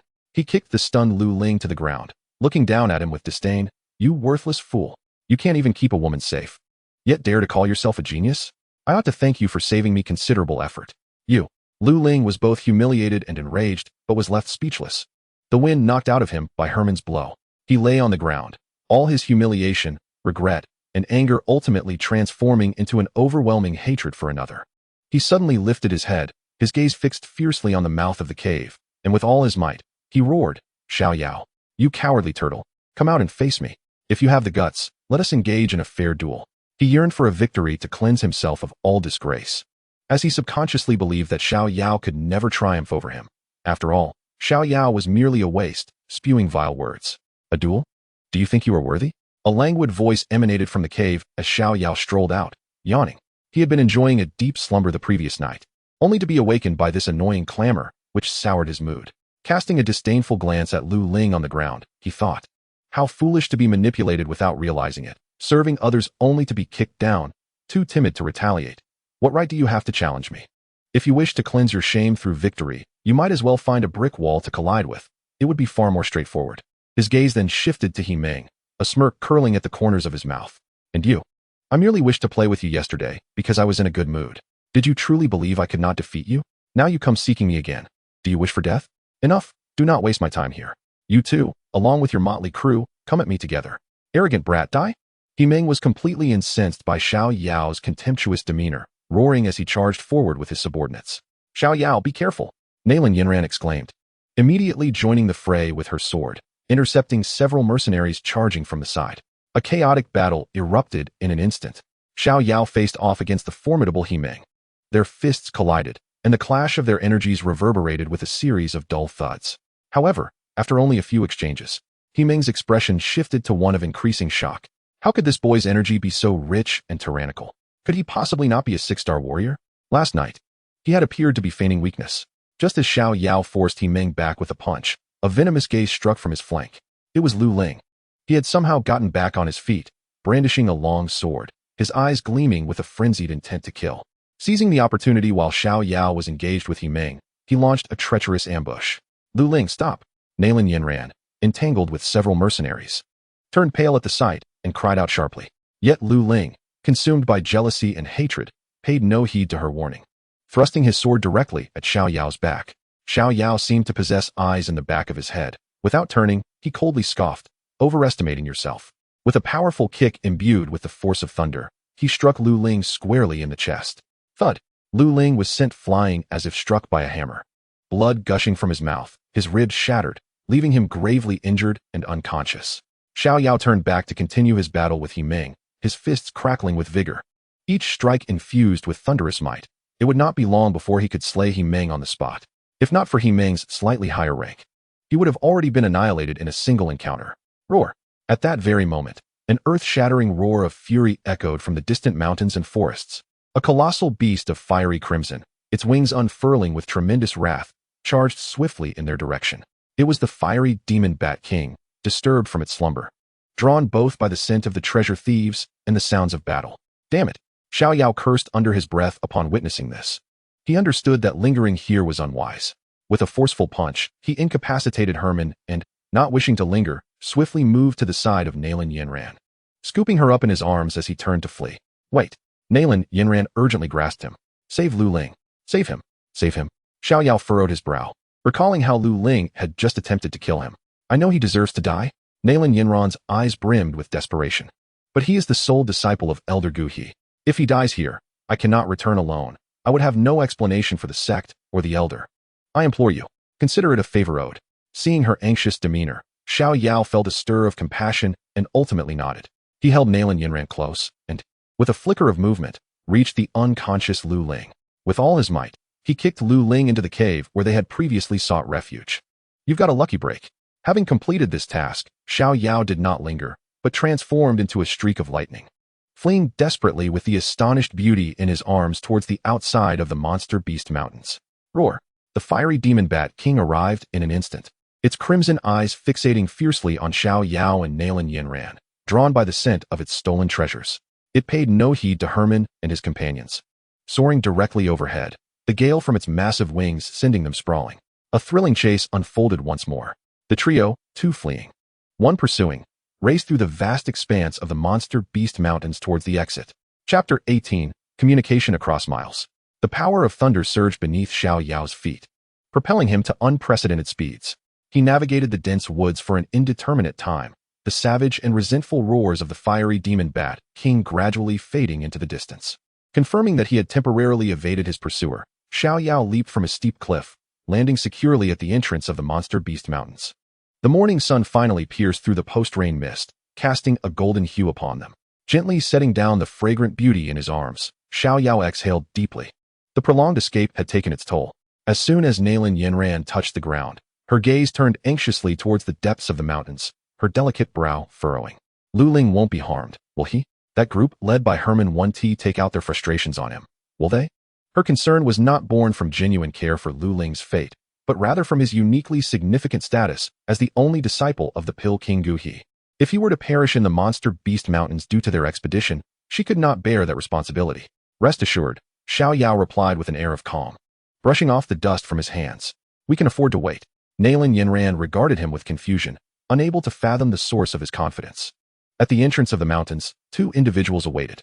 Sure enough, within the span of a mere incense stick, a cacophony of footsteps emerged from the forest. It was Herman and his ragtag band of mercenaries, carrying the unconscious Lu Ling in their grasp. Upon spotting Xiao Yao and Nalan Yanran, Herman's crew was momentarily taken aback. But soon, a glint of malice and greed flickered in Herman's eyes. He was acutely aware that he was no match for Xiao Yao. However, he had overheard a conversation between Nalan Yanran and Xiao Yao, revealing that Nalan Yanran and the dim-witted Lu Ling were actually from the same sect, providing him with a perfect leverage against Xiao Yao. Boy, Herman growled, pressing a steel knife against Lu Ling's throat with a sinister grin. I care not for your identities. Leave that woman behind, and I shall spare this useless fool. Otherwise, I shall send his head rolling. Don't. Nalan Yanran's expression shifted dramatically. Yet, Xiao Yao merely chuckled, regarding Herman with the disdainful gaze one might reserve for a fool. Are you truly attempting to threaten me with that worthless pawn? Did you not notice he had just tried to ambush me? Have you been rendered foolish by a magical beast's kick? You. The scorn in Xiao Yao's demeanor infuriated Herman, causing him to tighten his grip on the knife, poised to strike. Wait. Xiao Yao interjected in a timely fashion. He glanced at the anxious Nalan Yanran and languidly continued. Although that fellow is a waste, My future fiancé insists on sparing his life. I cannot disregard her wishes. From his space ring, he produced a brilliantly radiant herb, the ice-fire fusion grass. Herman, is it? Xiao Yao weighed the peculiar herb in his hand. I propose a trade. This exquisite item in exchange for the life of that fool. Do you accept this bargain? He succinctly described the herb's effects and value, causing Herman and his mercenaries to gaze in astonishment, their breaths becoming heavy. Is this truly the case? Herman's voice trembled slightly. Indeed, Xiao Yao affirmed. But his expression hardened immediately. However, I advise you to conduct this exchange honestly. Otherwise, with your ragtag bunch, none shall leave here alive today. Confronted with such an overt threat, Herman ultimately relinquished any thoughts of deception. A treasure may be splendid, but one must possess life to enjoy it. The transaction proceeded smoothly. Once Herman's group acquired the ice-fire fusion grass, they regarded it as a priceless treasure, not daring to utter a single harsh word. They fled swiftly, casting anxious glances back, fearful that Xiao Yao might change his mind. Thus, a crisis was averted. The entrance to the mountains once again fell into tranquility. Nalan Yanran stood in a daze, her gaze fixed upon Xiao Yao, her eyes brimming with an unprecedented complexity of emotions. He had risked his life to procure a treasure, merely to exchange it for the life of the foolish Lu Ling, who had even contemplated ambushing him moments before. He performed this act solely because of her request. A powerful and warm current surged through her heart. In that instant, all her prejudices, disdain, and indignation towards Xiao Yao melted away like snow under the sun. The image of the rogue, the scoundrel, crumbled entirely, replaced by that of a man who, despite his irreverent words, acted decisively, possessed strength, and was willing to spend lavishly for her sake. She approached Xiao Yao, mustering her courage to meet his gaze with an unprecedented sincerity that emanated from the depths of her heart, softly uttering, "Xiao Yao, thank you."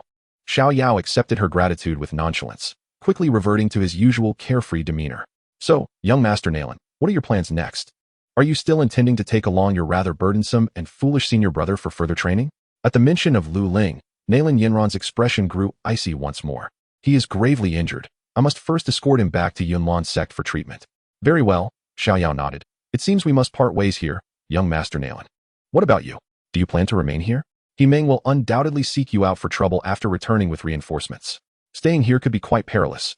Nalan Yanran chose to overlook Xiao Yao's teasing, her tone laced with concern. Are you worried about me? Xiao Yao raised an eyebrow, a playful smirk adorning his face. I merely fear that you might perish too soon. After I defeat Xiao Yan, I will need you to serve me.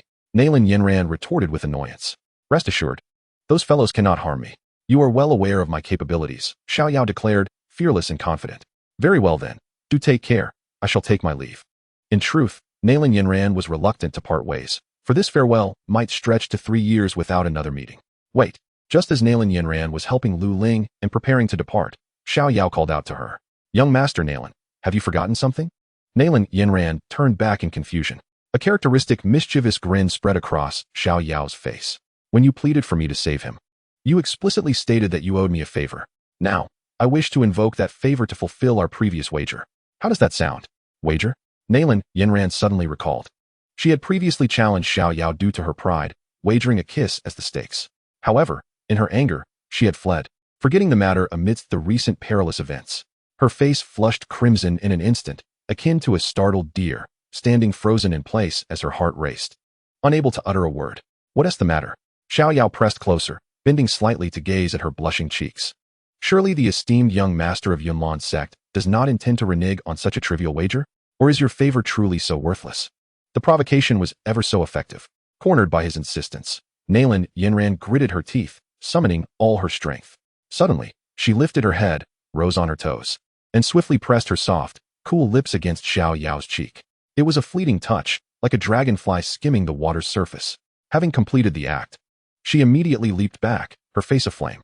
In that very moment, a series of cold, mechanical sounds erupted in Xiao Yao's mind. Ding! Host has successfully deceived Nalan Yanran into fulfilling the wager.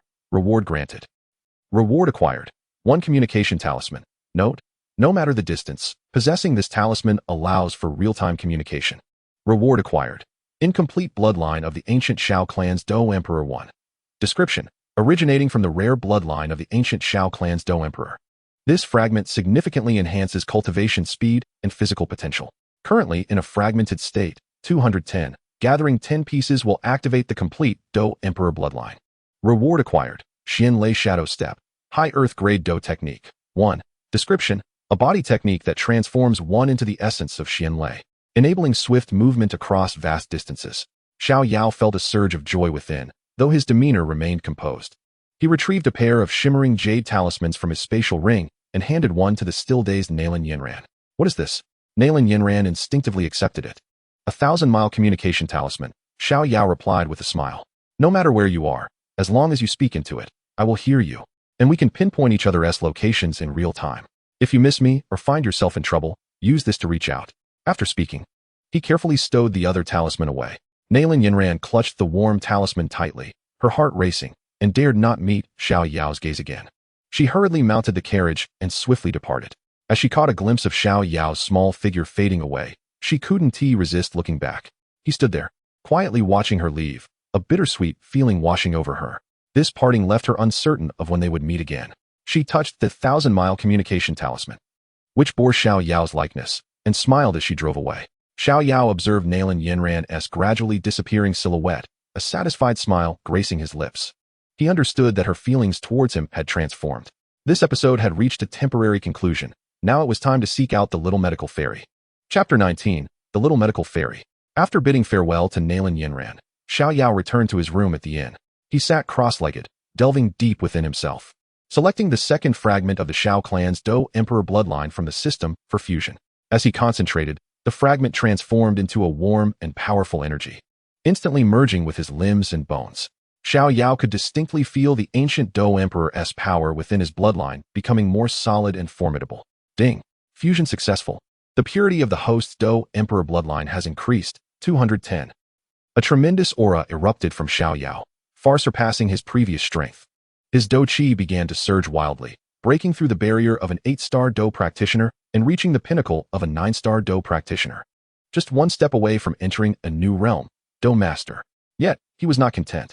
Xiao Yao knew that the transition from Dou practitioner to Dou Master was a qualitative transformation. Relying solely on the incomplete bloodline's power was insufficient. He devoted 2 days to tranquil cultivation within the inn, solidifying his position at the peak of the 9-star Dou practitioner realm. During these 2 days, aside from his training, he occasionally took out the 1,000-mile communication talisman, infused it with a trace of Dou Qi, and sent 2 messages to Nalan Yanran. The first message read, Nalan, young sect master, have you returned to Yamon sect? Have you thought of me? I surmise you must be pondering, after all. A man of my extraordinary caliber is a rare find. On another note, during my training today, I nearly succumbed to madness, my mind consumed by that fleeting moment we shared. You must take responsibility for that. However, Nalan Yanran did not respond, and Xiao Yao paid no heed, continuing to send messages to himself. On the 3rd day, he retrieved the jade bottle containing the ice and fire fusion essence. Gazing at the shimmering, multicolored liquid within, he hesitated no longer and consumed it in one swift motion. A terrifying energy exploded within him. One wave of frigid cold threatened to freeze his meridian solid.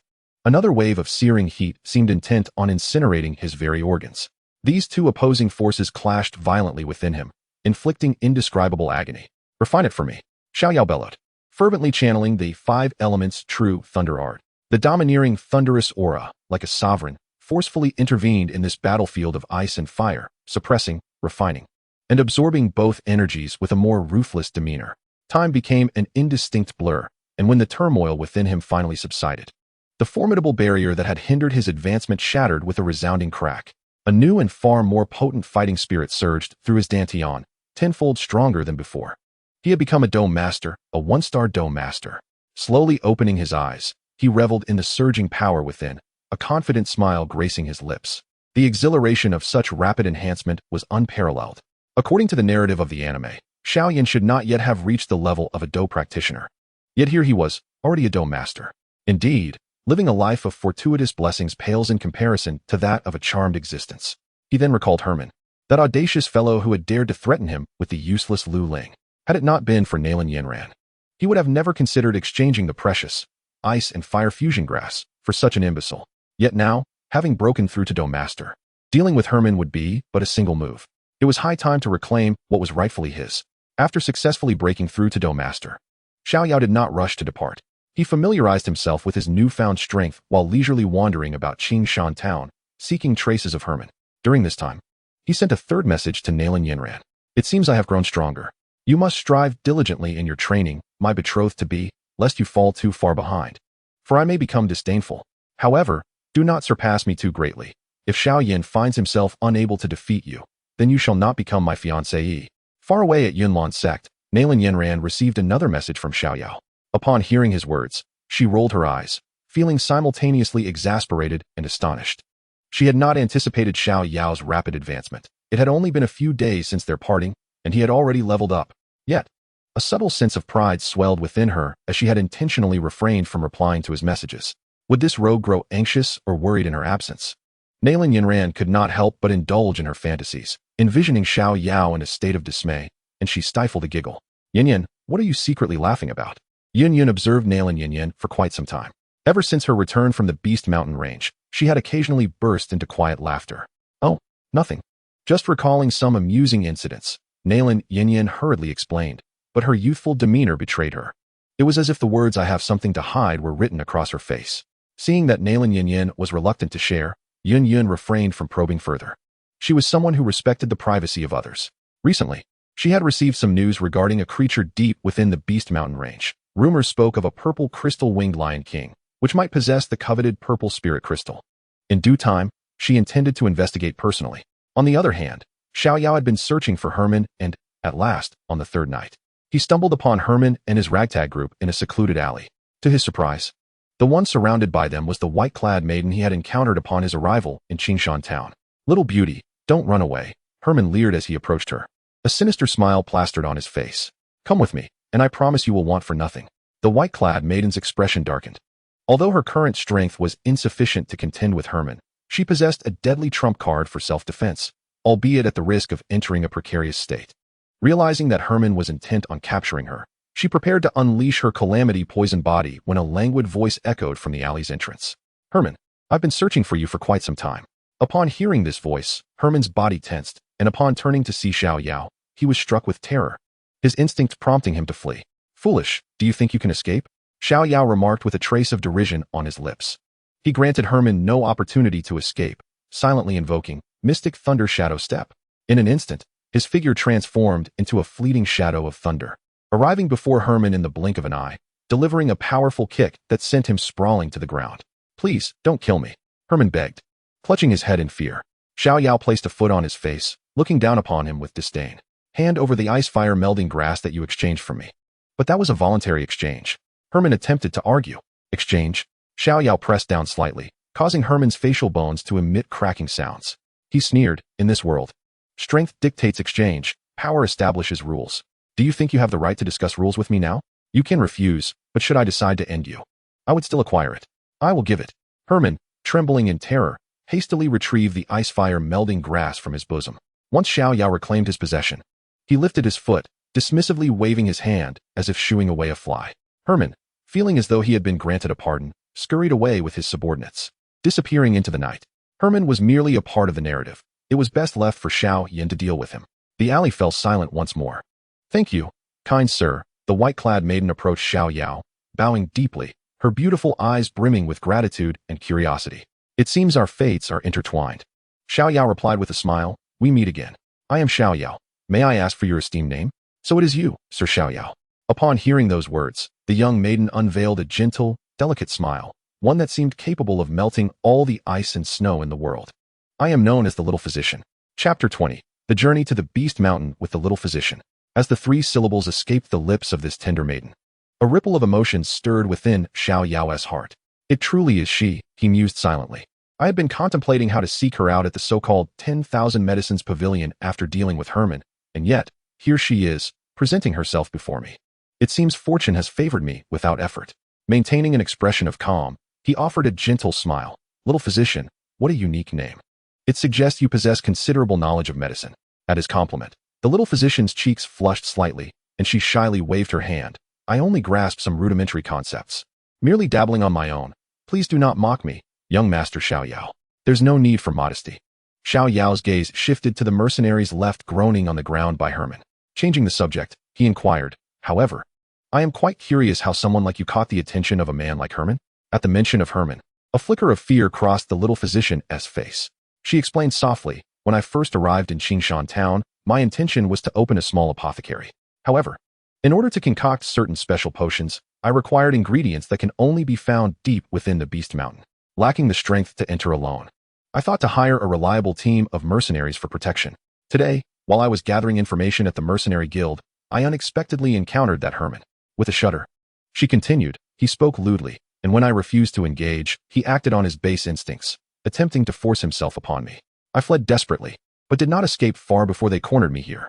If not for your timely arrival, young Master Xiao Yao, I cannot fathom what might have transpired. I see. Xiao Yao nodded, his understanding deepening. What a coincidence. Coincidence? The little physician gazed at him in confusion. I have come to the Beast Mountain primarily to seek out a few rare herbs for my own alchemical endeavors. Xiao Yao regarded her with a sincere smile. Since our purposes align, might we journey together?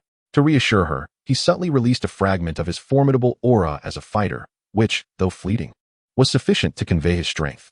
Rest assured, I am now a fighter, more than capable of ensuring your safety. Previously, during a night spent in the Beast Mountain with Nalan Yanran, his plans were disrupted by that foolish Lu Ling, resulting in his acquisition of only the ice-fire merging grass and ice-fire merging saliva, without a single other herb to show for his efforts. As the little physician sensed the overwhelming presence that far exceeded what she had previously encountered, her beautiful eyes sparkled with intrigue. She gazed at the charming youth before her, her mind awash with thoughts. For the first time, he had driven off mercenaries to save an unfamiliar woman, and on a second occasion, he had dared to confront the second leader of the Wolf Head Mercenary Corps, reclaiming the treasures he had rightfully obtained. Despite his formidable strength, he exhibited none of the brutishness or malevolence characteristic of mercenaries. His gaze was remarkably clear, suggesting that being in his company would offer a sense of safety. In this merciless town, rife with peril, a companion who is powerful, benevolent, and respectful is a rare treasure indeed. Upon this realization, the little healer cast aside any lingering hesitation, directing a sincere, trusting smile toward Xiao Yao. Then, I must express my gratitude to you, young Master Xiao, she said with genuine warmth. Thank you in advance.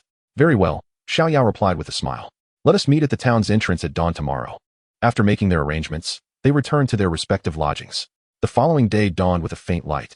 Xiao Yao and the little healer met as promised at the entrance of Qingshan town. The little healer had donned a more practical outfit suited for herb gathering, which accentuated her graceful figure. They exchanged smiles without further words and set off side by side towards the vast, untamed Beast Mountain range.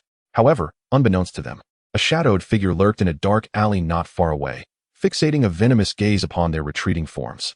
He Meng, clutching his bruised face, bore an expression of bitter resentment and frenzied malice. You little bastards and that wretched girl, he hissed through clenched teeth, his voice dripping with venom. Just wait. Once I summon the captain, you shall perish in the Beast Mountain range.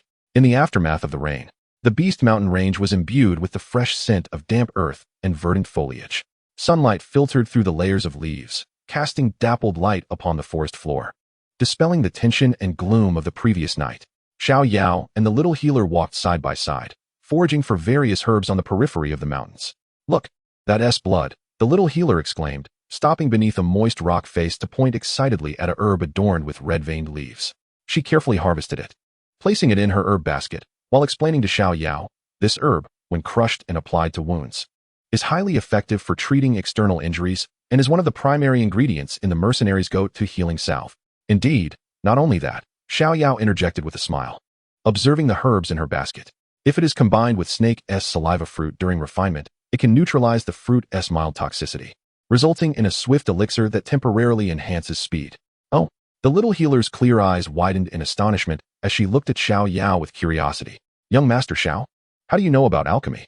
To her, Xiao Yao's formidable power and domineering combat style suggested he should be a warrior solely focused on battle.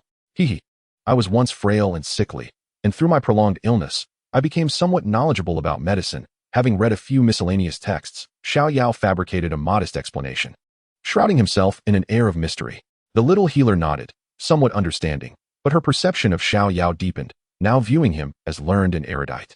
He is remarkable, not only powerful but also knowledgeable in such esoteric pharmacology, she mused silently to herself.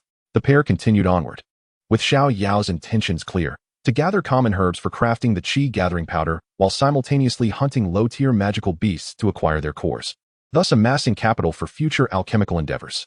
Awoo. As they walked along, several agile azure wolf-like creatures suddenly emerged from the thicket ahead, surrounding the two individuals.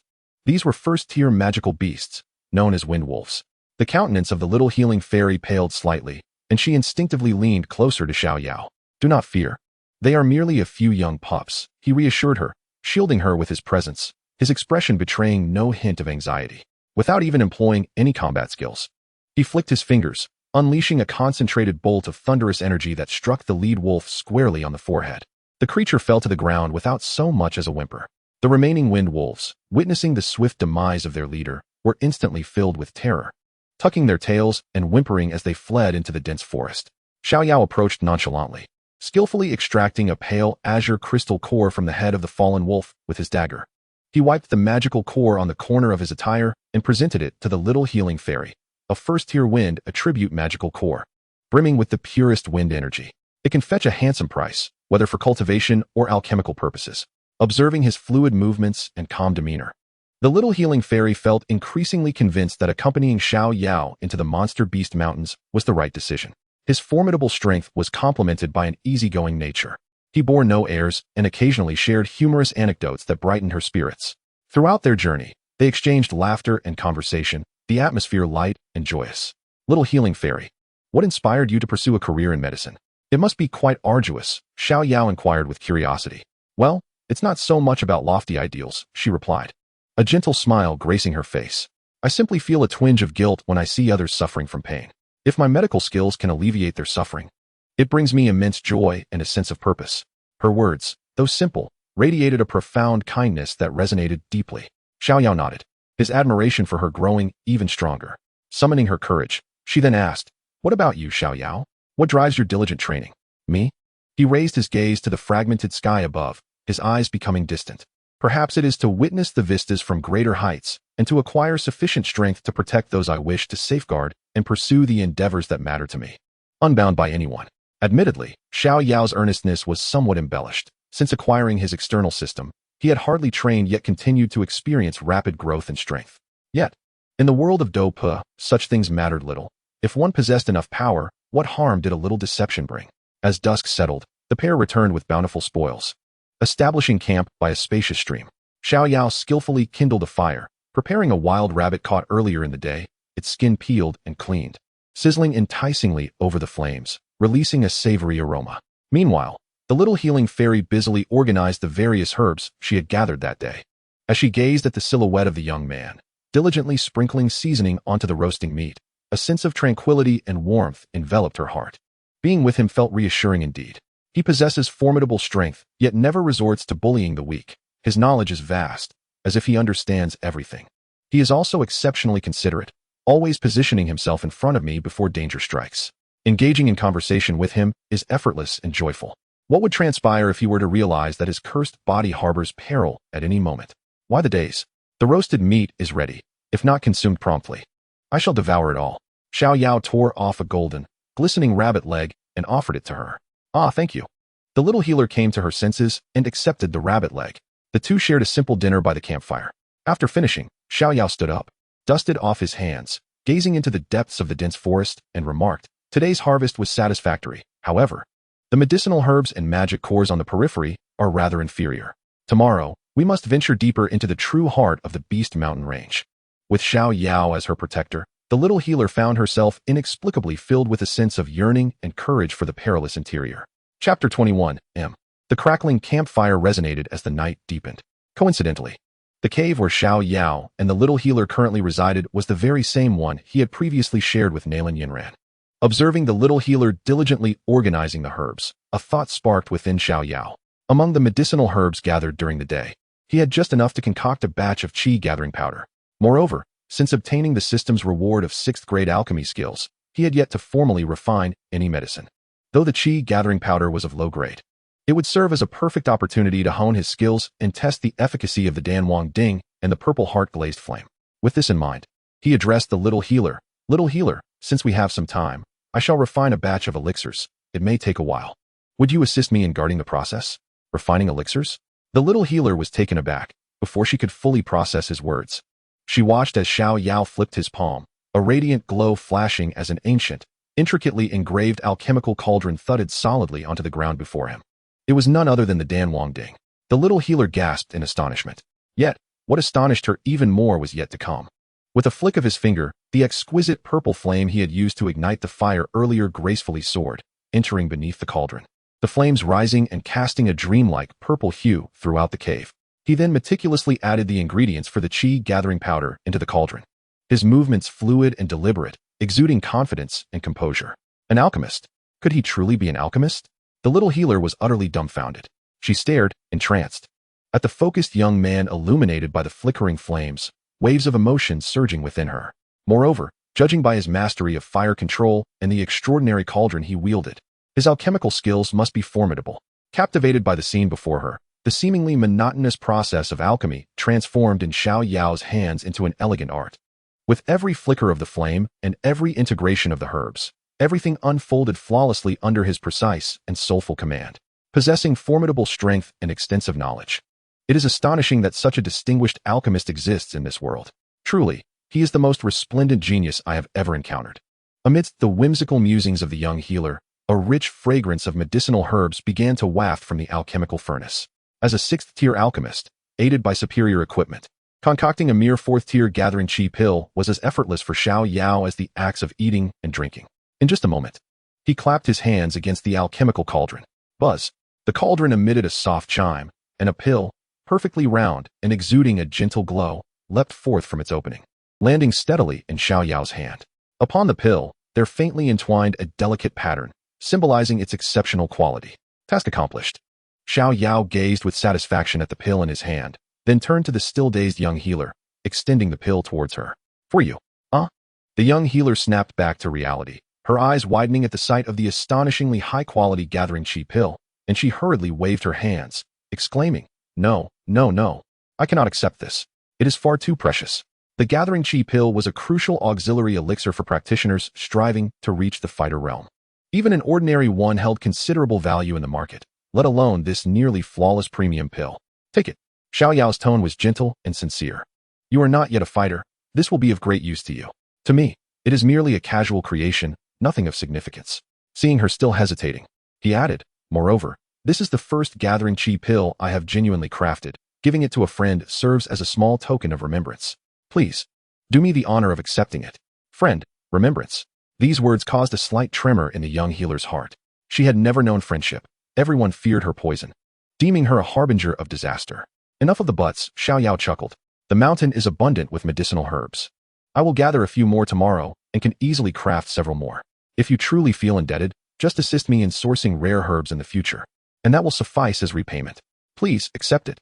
Faced with Xiao Yao's insistence and sincerity, the young healer found herself devoid of any further reasons to refuse. She extended her trembling hands, cautiously accepting the still warm pill from Xiao Yao. Thank you, Xiao Yao, she murmured, lowering her gaze. In that moment, her feelings for Xiao Yao had transcended initial gratitude and curiosity, blossoming into a profound trust and admiration. She felt that encountering such a reliable and generous friend amidst the perilous Beast Mountain was the greatest fortune of her life. Xiao Yao observed the young healer's astonished expression and inexplicably thought of Nalan Yanran. The girl had not replied to her messages in recent days. He wondered what she was up to. If she were to find out he had given something to another girl, would she be upset? Alas, he could not bestow the gathering Qi pill upon Nalan Yanran. If her power increased too rapidly, what would happen if Xiao Yan could not surpass her? At this moment, Nalan Yanran, engrossed in her cultivation, suddenly felt a heaviness in her heart, an unsettling discomfort. Instinctively, she retrieved the 1,000-mile communication talisman from her bosom, gazing at the caricature of Xiao Yao depicted upon it, pondering that it must be this wretch speaking ill of her. Silence enveloped the night.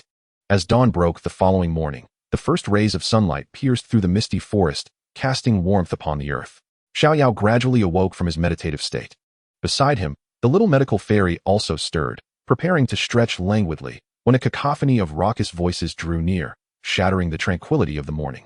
Xiao Yao, come out and face your demise. The voice, rife with malice and arrogance, unmistakably belonged to Herman. Xiao Yao, is it that group from yesterday? The little medical fairy's face instantly reflected tension and concern, recognizing Herman's voice. Do not fret. Xiao Yao rose, brushing off the dust from his attire, a composed smile adorning his face. They are merely a band of ruffians, incapable of stirring any significant turbulence. Remain in the cave and do not emerge. I shall handle this. His calm demeanor possessed an extraordinary charm, soothing the little medical fairy's apprehensive heart. Observing Xiao Yao's confident silhouette, she could only nod obediently. Xiao Yao stretched, as though reluctantly awakened from a beautiful dream, and stepped out of the cave with an irritable expression. Outside, the morning light was splendid. Over 20 mercenaries from the Head Mercenary Corps surrounded the modest cave, their presence suffocating. Herman stood obsequiously behind a middle-aged man.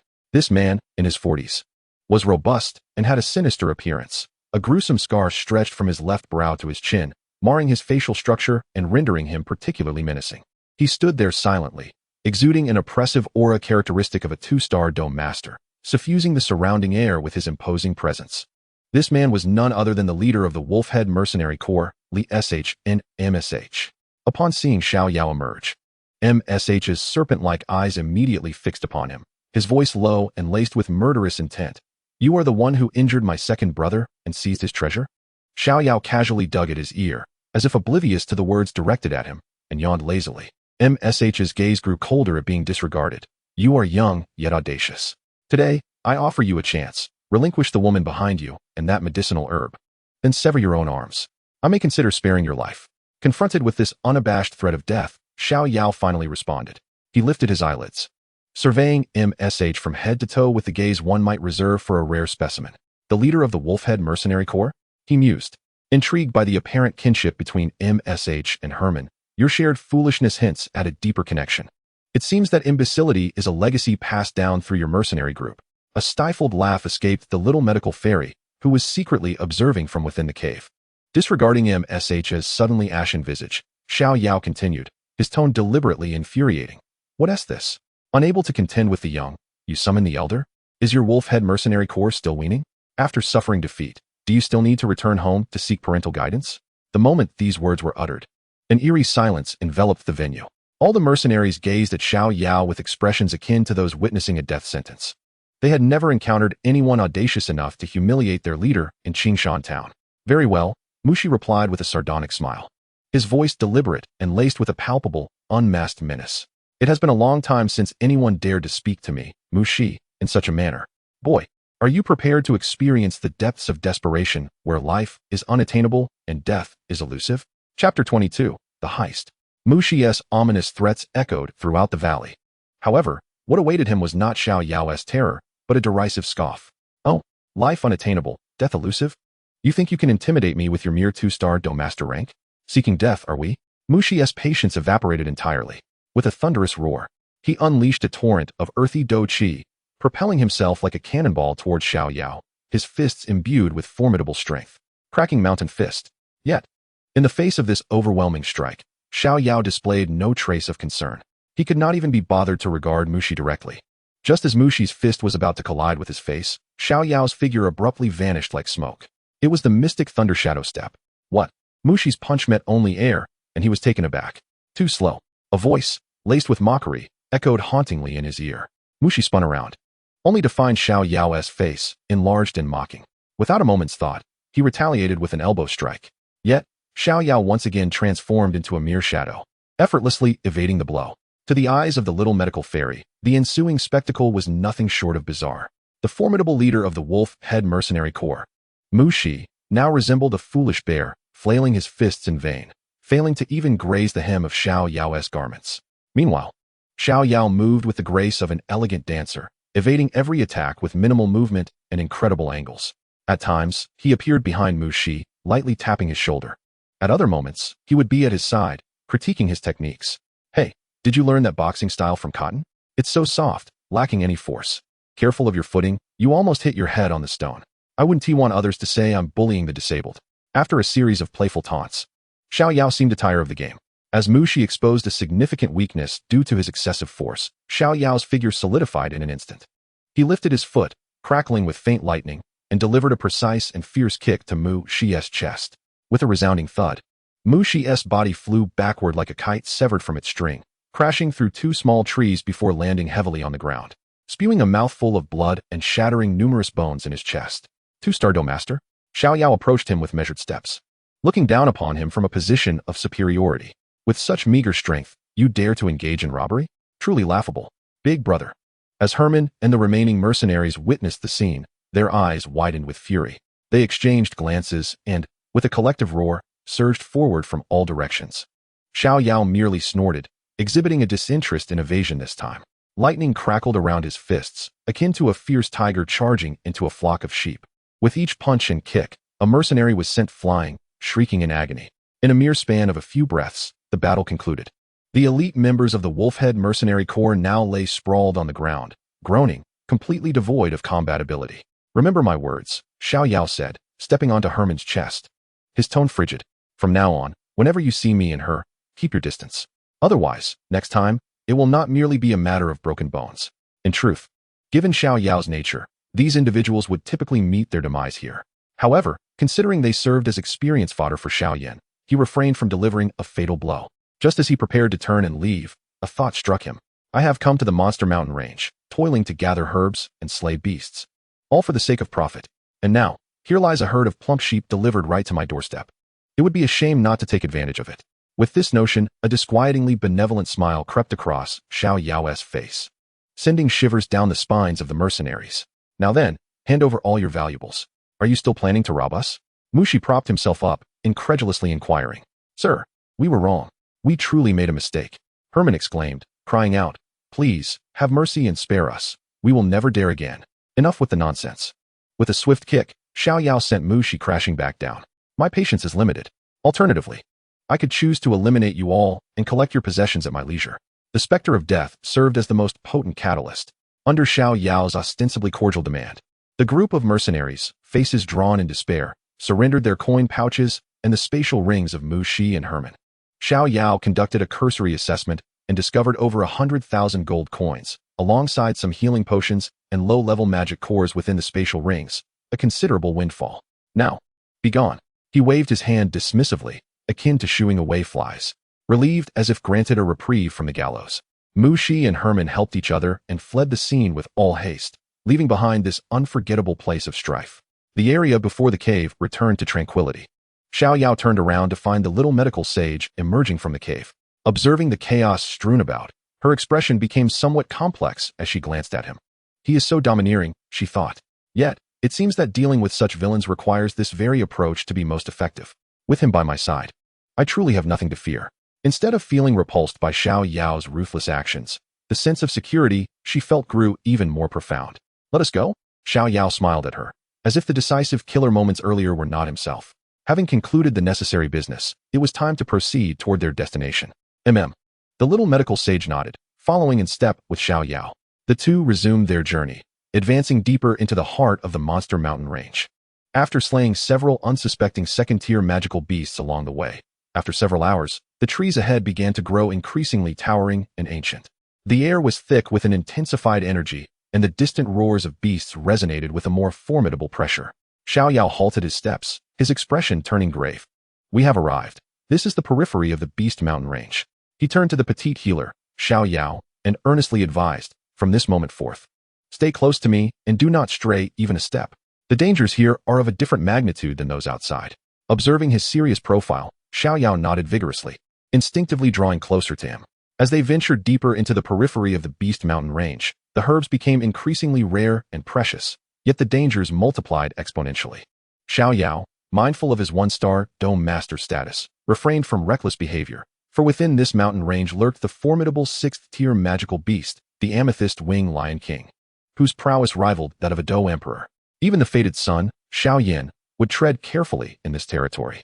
Chapter 23, Rescuing a Life.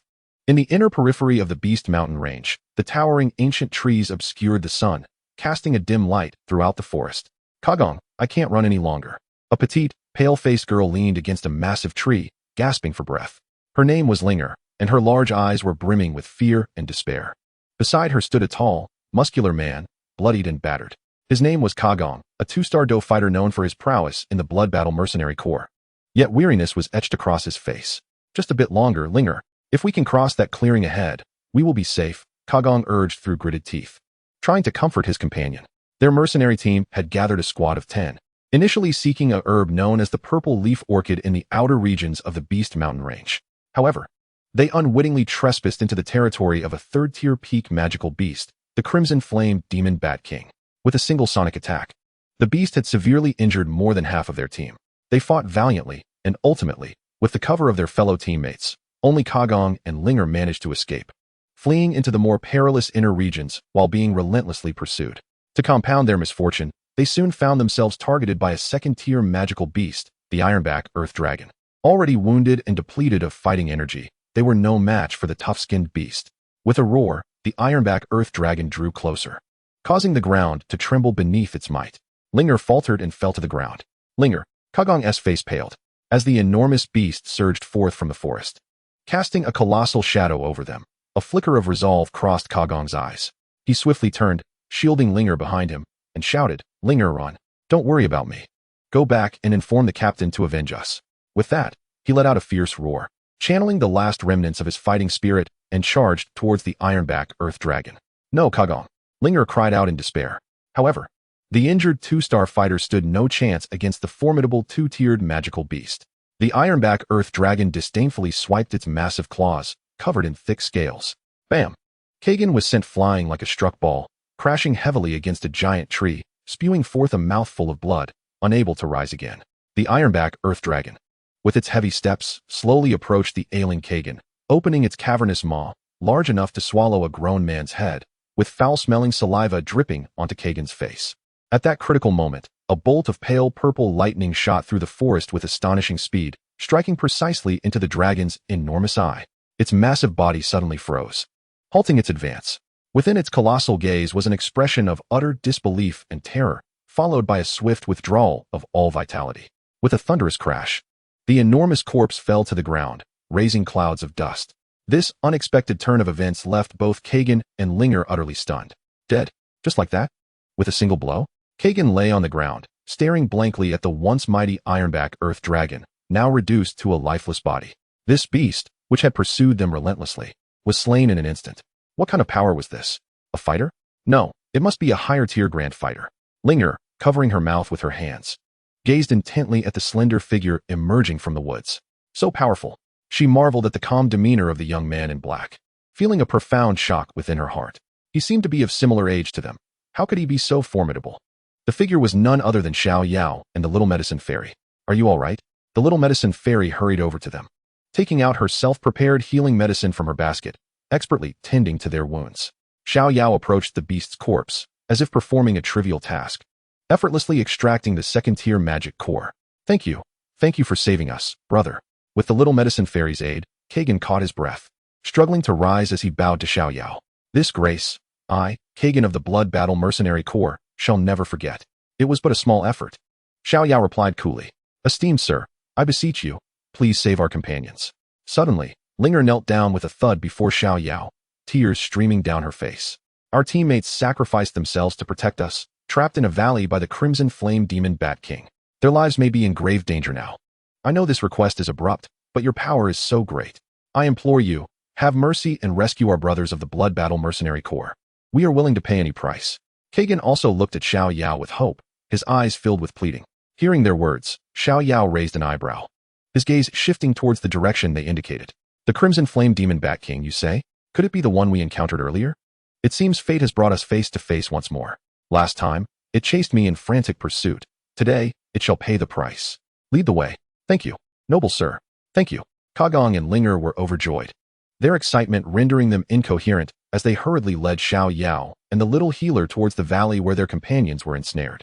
The deeper they ventured, the more oppressive the atmosphere of the forest became.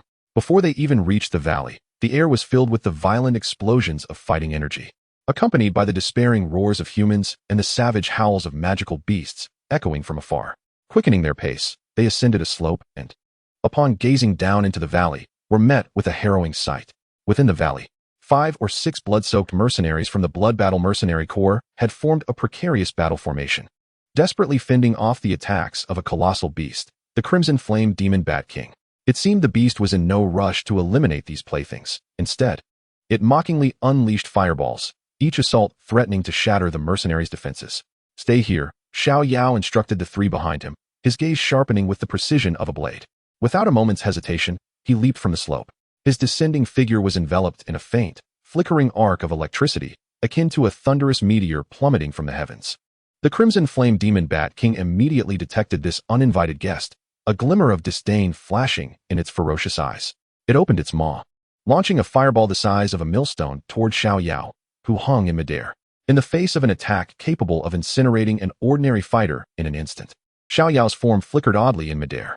Phantom Thunder Step. The fireball struck only a slowly dissipating afterimage, exploding into a dazzling display of fireworks. Meanwhile, Xiao Yao's true self had silently landed on the opposite side of the valley, standing at a distance from the mercenaries. This elusive maneuver left everyone momentarily stunned. Beast.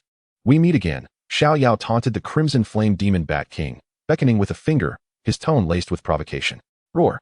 The Crimson Flame Demon Bat King recognized Xiao Yao, its fury ignited. It abandoned the insignificant insects before it and turned sharply, directing all its wrath toward the thief who had stolen its treasure. With a powerful flap of its wings, the massive creature soared into the air, unleashing a barrage of fireballs that rained down upon Xiao Yao's position like a meteor shower, indiscriminately bombarding the area. In an instant, the entire valley seemed to tremble, the sounds of explosions ringing out continuously as the ground was pockmarked with charred craters. Yet within that deadly bombardment zone, a purple lightning bolt danced like a specter, deftly evading the fireballs at the very moment they struck the ground. Each flicker left behind a gradually fading afterimage, enticing the Demon Bat King's next attack. What manner of movement technique is this? Kagong, at the edge of the valley, gaped in astonishment. Such speed, such an enigmatic footwork. The Crimson Flame Demon Bat King, frustrated by Xiao Yao's swiftness, could not land a hit and grew increasingly enraged, raising its head to gather energy for a wide-ranging attack to conclude the battle.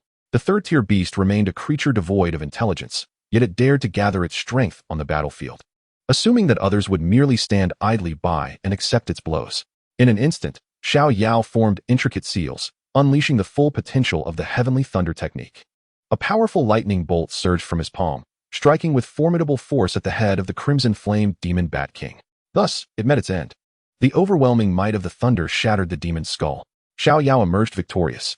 The valley fell into a profound silence. All surviving mercenaries gazed at the young man standing beside the beast's carcass, breathing heavily, their expressions filled with a mix of awe and disbelief. It was only when Ka Gang and Ling Er rushed down the slope with the little healing immortal that the mercenaries snapped out of their stupor, erupting in cheers of relief for their survival. Without uttering a word, the little healing immortal promptly approached, distributing her healing salves to treat the wounded. The captain, Baron, struggled to his feet after a hasty bandaging and, despite his grievous injuries, knelt before Xiao Yao, offering the most solemn salute among mercenaries. Thank you for saving my life. Esteemed sir, the Blood Battle Mercenary Corps will forever remember your kindness. His voice was laden with heartfelt gratitude and reverence. We express our deepest thanks for your life-saving grace. Echoed the remaining mercenaries, each following suit in their respectful gestures, their voices resonating throughout the valley.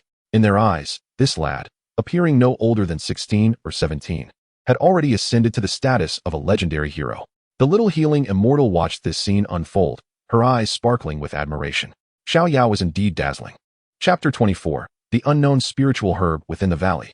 The mingled scents of blood and fragrant herbs filled the air as the little healing immortal meticulously tended to the injured mercenaries. Her gentle and skilled actions evoked genuine gratitude from the rugged men accustomed to the brutality of battle. Once Baron had tended to his wounds, he approached Xiao Yao once more, clasping his fists in a gesture of respect. Esteemed sir, we cannot carry the corpse of the Crimson Flame Demon Bat King with us.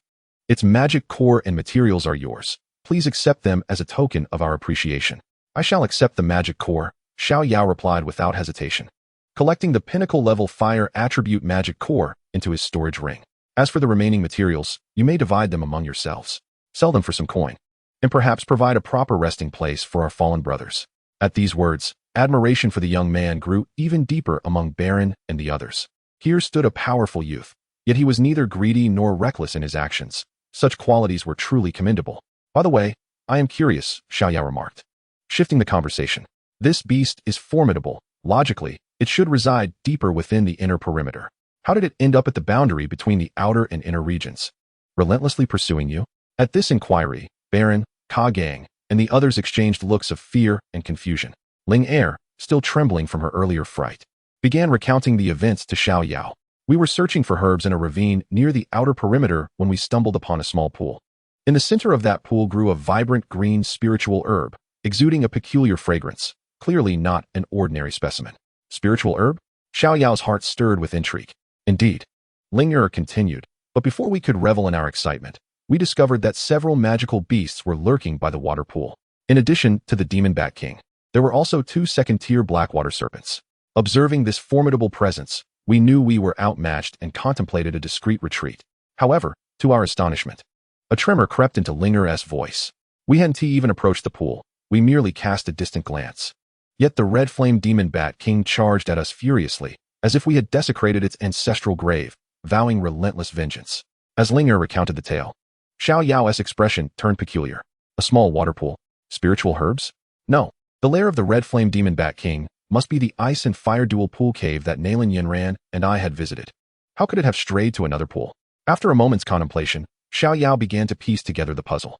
It wasn't he that it had changed its lair. Rather, after losing the ice and fire fusion saliva, it had succumbed to a frenzied state, losing all rationality. Unable to safeguard its treasure, it resorted to plundering others' belongings, perceiving every human that approached the area as a treasure thief to be eradicated. Upon this realization, a slight twitch appeared at the corner of Xiao Yao's mouth. So, the Blood Battle Mercenary group had unwittingly been caught in my scheme. What an ironic twist. I pilfered its home, and it went on to raid others, only for these unfortunate souls to bear the brunt of my misdeed. A faint sense of guilt stirred within him for the mercenaries, albeit just a fleeting whisper. Understanding dawned upon Xiao Yao as he nodded imperceptibly, as if merely absorbing a mundane story. Barong, witnessing this, expressed his gratitude once more. Regardless, had it not been for your intervention today, our squad would likely have met with complete annihilation. May I inquire about your future intentions? If it is not too much trouble, would you consider returning with us to Qingshan Town? It would be our humble way of showing appreciation. Returning to Qingshan Town? Xiao Yao chuckled, not in haste. He glanced at the petite physician beside him, then at the group of mercenaries who gazed at him with reverence. And an idea blossomed within him. Since you two are here to gather herbs, that spiritual herb sounds like a delightful treasure. His gaze shifted back toward the depths of the mountains. How about this? You tend to your injured comrades here, while the little physician and I venture to the place you mentioned. What? Barong and the others exclaimed in shock. Your Excellency, you must not. Aside from the demon Bat King you have slain, there are still 2 second-tier blackwater serpents there, equally formidable. Furthermore, we are unaware of how many high-tier magical beasts may be lurking in the shadows. It is exceedingly perilous. Fear not, Xiao Yao replied, his demeanor radiating unwavering confidence. Danger signifies value. He turned to the little physician. Would you care to accompany me on this journey? The little physician pondered for a moment and deemed it feasible, primarily reassured by Xiao Yao's formidable strength. Even 3rd-tier magical beasts were no match for him, let alone 2nd-tier ones. Provided they did not venture too deep into the magical beast mountains, she believed they would likely remain unscathed. Moreover, the little healer cherished the sensation of being in the company of Xiao Yao. It was not that she harbored any ulterior motives towards him, but rather that he was her sole companion, and she reveled in the warmth of friendship. Contemplating this, she nodded affirmatively. Wherever you go, I shall follow. That unreserved trust left the mercenaries present utterly astonished. Balong gazed at the pair of youths before him, ultimately offering a wry smile and cupping his fists in salute. In that case, please exercise utmost caution.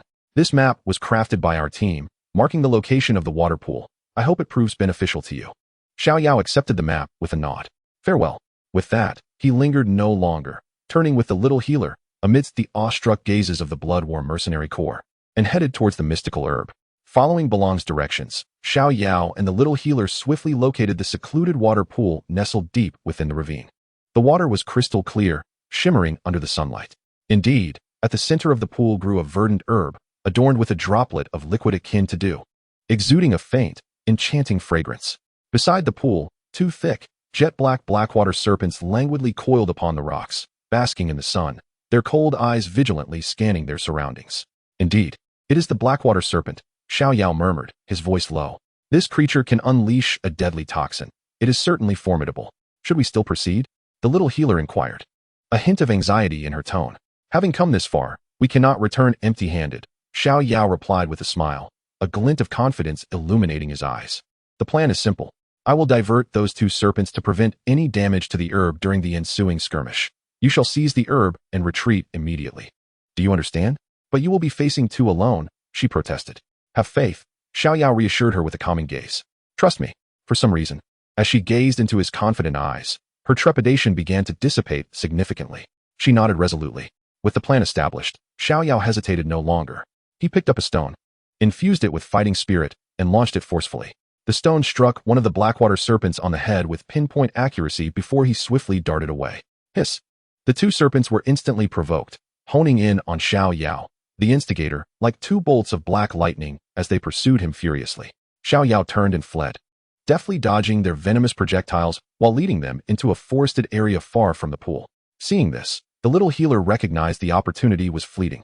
She hesitated no longer, grasping her medicinal basket, and cautiously emerged from her hiding spot, inching closer to the center of the water pool where the herb awaited. Just as her fingertips were about to brush the leaves of the herb, the tranquil water's surface erupted unexpectedly. A massive blackwater serpent, far more robust than the previous two combined and adorned with a small fleshy crest upon its head, surged forth from the depths of the pool. It is a third-tier blackwater serpent. It opened its cavernous maw, unleashing a thick, intensely dark green toxin that surged forth like a high-pressure water gun, aimed directly at the petite healer standing just within reach. The events unfolded with such alarming rapidity that the healer had no time to react, a terrified scream escaping her lips. "Ah, this is bad."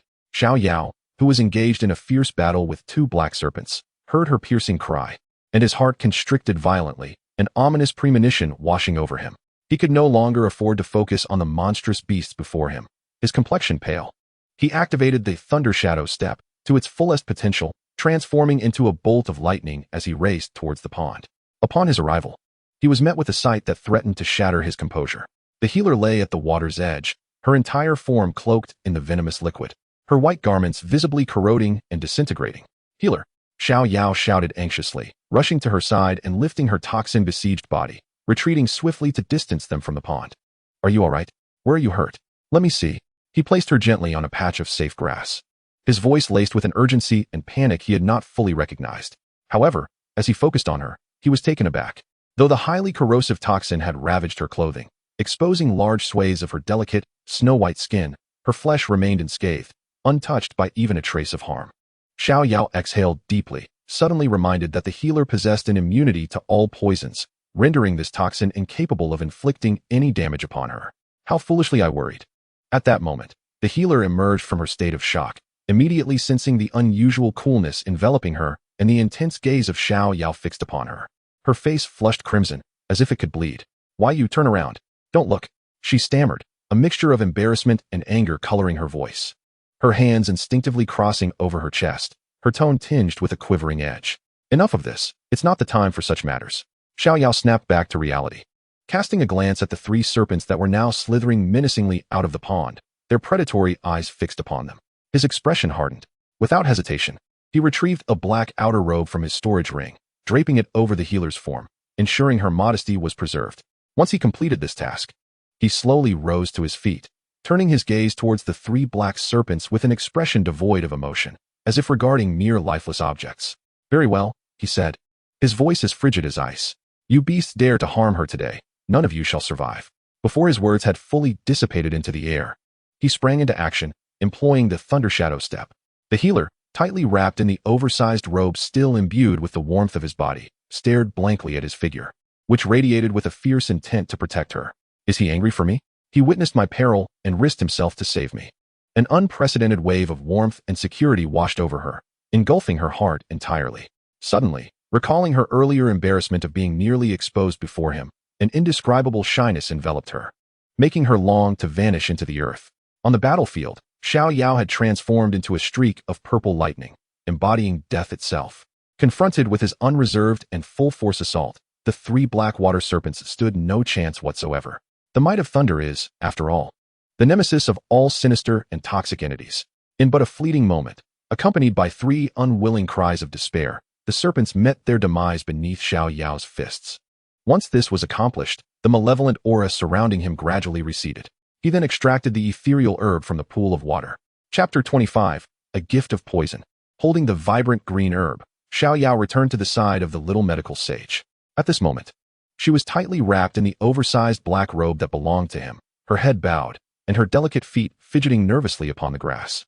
Too timid to meet his gaze, the sight of the girl, blushing and shy, stirred a moment of distraction in Xiao Yao, his mind inadvertently drifting back to that fleeting, enchanting glimpse of spring. The flawless, snow-white skin, barely concealed beneath her tattered garments, exuded an untainted purity. Lost in his reverie, He failed to notice that his gaze had become fixated, somewhat dazed, upon her. What are you staring at? The girl, sensing his scrutiny, abruptly lifted her head, her face flushed with embarrassment and indignation. Ahem. Xiao Yao snapped back to reality, a rare flush of awkwardness gracing his features. He hastily averted his gaze, clearing his throat to mask his misstep. Nothing. He pointed to the remnants of dark green poison staining her attire and forcibly shifted the topic. Although this poison is harmless to you, the odor is rather unpleasant. I've examined the pool with my soul power, and all the magical beasts within have been cleared out. It's perfectly safe. Would you like to wash up? Upon hearing this, the little medical sage finally recognized the pungent, repulsive smell emanating from herself, causing her to wrinkle her nose in distaste. It truly stinks. Although the poison posed no threat to her, the stench was intolerable. After a moment's hesitation, she eventually nodded. All right. She tightened the black robe around her and approached the edge of the pool, glancing back at Xiao Yao with a hint of concern. You must not peek. Rest assured. Xiao Yao replied with a carefree smile, promptly sitting upon a large stone by the water's edge, turning his back to her, embodying the demeanor of a chivalrous gentleman. Listening to the splashing sounds of water behind him, along with the occasional suppressed exclamations from the girl, a ripple of emotion stirred within Xiao Yao. The little medical sage, fearful of Xiao Yao suddenly turning around, hurried her washing. After a brief moment, the water ceased its sounds. A voice, thin and filled with embarrassment, emerged from behind him. Xiao Yao, what is it? Are you done washing? He asked without turning around. My clothes were ruined by the poison. Her voice dwindled. I have nothing to wear now. Xiao Yao was momentarily taken aback by the words, but soon regained his composure. With a resigned shake of his head, he retrieved a clean set of black attire from his spatial ring, a spare outfit he had on hand. I have an extra, although it is male clothing. Still, it is better than nothing. Please make do with it. He rose, refraining from turning around, and extended the garments behind him. A soft, delicate hand swiftly grasped the clothing from his grasp, accompanied by a waft of fragrance. I warn you, absolutely do not turn around. The girl's voice, imbued with a hint of threat, yet tinged with a touch of timidity, echoed once more. Otherwise, we shall have no friendship left. Understood, understood. Xiao Yao replied with a hint of amusement. After a brief rustling sound of fabric, the young healer finally ventured, in a voice barely above a whisper, I'm ready. Only then did Xiao Yao turn to face her. Before him stood the girl, clad in oversized black male attire. The loose-fitting top nearly resembled a short skirt, enveloping her petite figure, while the excessively long sleeves had been rolled several times, revealing her delicate, alabaster wrists. Far from appearing incongruous, this striking contrast only served to enhance her innocent charm and endearing allure. Xiao Yao found himself momentarily entranced by the sight. The young healer, feeling his gaze upon her, became acutely self-conscious, her cheeks flushing crimson as she hastily lowered her head, unable to meet his eyes. Ahem, it's getting dark. Xiao Yao coughed to mask his distraction, gesturing toward the setting sun on the horizon. We should find a place to camp. The young healer replied softly, her voice barely audible. As they resumed their journey, the atmosphere grew even more delicate than before. The healer maintained her gaze downward, trailing half a step behind Xiao Yao, remaining silent as she occasionally stole furtive glances at the imposing figure before her. Once nightfall enveloped the land, Xiao Yao led her to a familiar cave on the outskirts of the Beast Mountain range. The young healer, upon seeing the cavern, was filled with astonishment. Indeed, it was the very cave where both Nalan Yanran and she had once resided. Xiao Yao marveled at the coincidence of having slept there with two women, albeit in a purely platonic manner. Returning to this familiar haven, the ambience between the two had transformed dramatically from their first encounter. Xiao Yao skillfully gathered a pile of dry twigs, igniting a warm campfire with his purple heart glass fire, illuminating the damp and chilly cave. The young healer sat quietly beside the fire, still adorned in the oversized male clothing that belonged to Xiao Yao. With her head bowed, her knees together, she anxiously clutched the hem of her attire. The flickering flames danced, casting shadows on her fair cheeks, obscuring her expression from Xiao Yao's view. This girl has such thin skin, Xiao Yao mused inwardly, realizing that the bold tactics he employed with Nalan Yanran were utterly ineffective here. The cave fell into a momentary silence, interrupted solely by the crackling of the burning wood. To break this tranquility, Xiao Yao retrieved the verdant spirit herb that had sparked today's series of events from his spatial ring. Behold, our spoils for today. As the ethereal fragrance of the spiritual herb wafted through the air, the little medical fairy curiously lifted her gaze towards the spirit herb in Xiao Yao's hand. I recall having read about this in an ancient tome. Xiao Yao cleared his throat and explained, this is known as the ghostly pool green serpent herb, a toxic plant. It harbors a lethal poison capable of easily slaying a grandmaster. It's an unparalleled treasure for refining toxic techniques and enhancing one's poisonous attribute energy. He looked at the little medical fairy. I noticed you were unharmed despite being sprayed with poison by that black water mysterious serpent earlier. You must be cultivating a certain toxic technique as well. After a brief pause, he continued, Little medical fairy, I wish to gift this to you. Gift it to me? The little medical fairy exclaimed, her hands waving in denial. No, that is absolutely not possible. It is far too precious.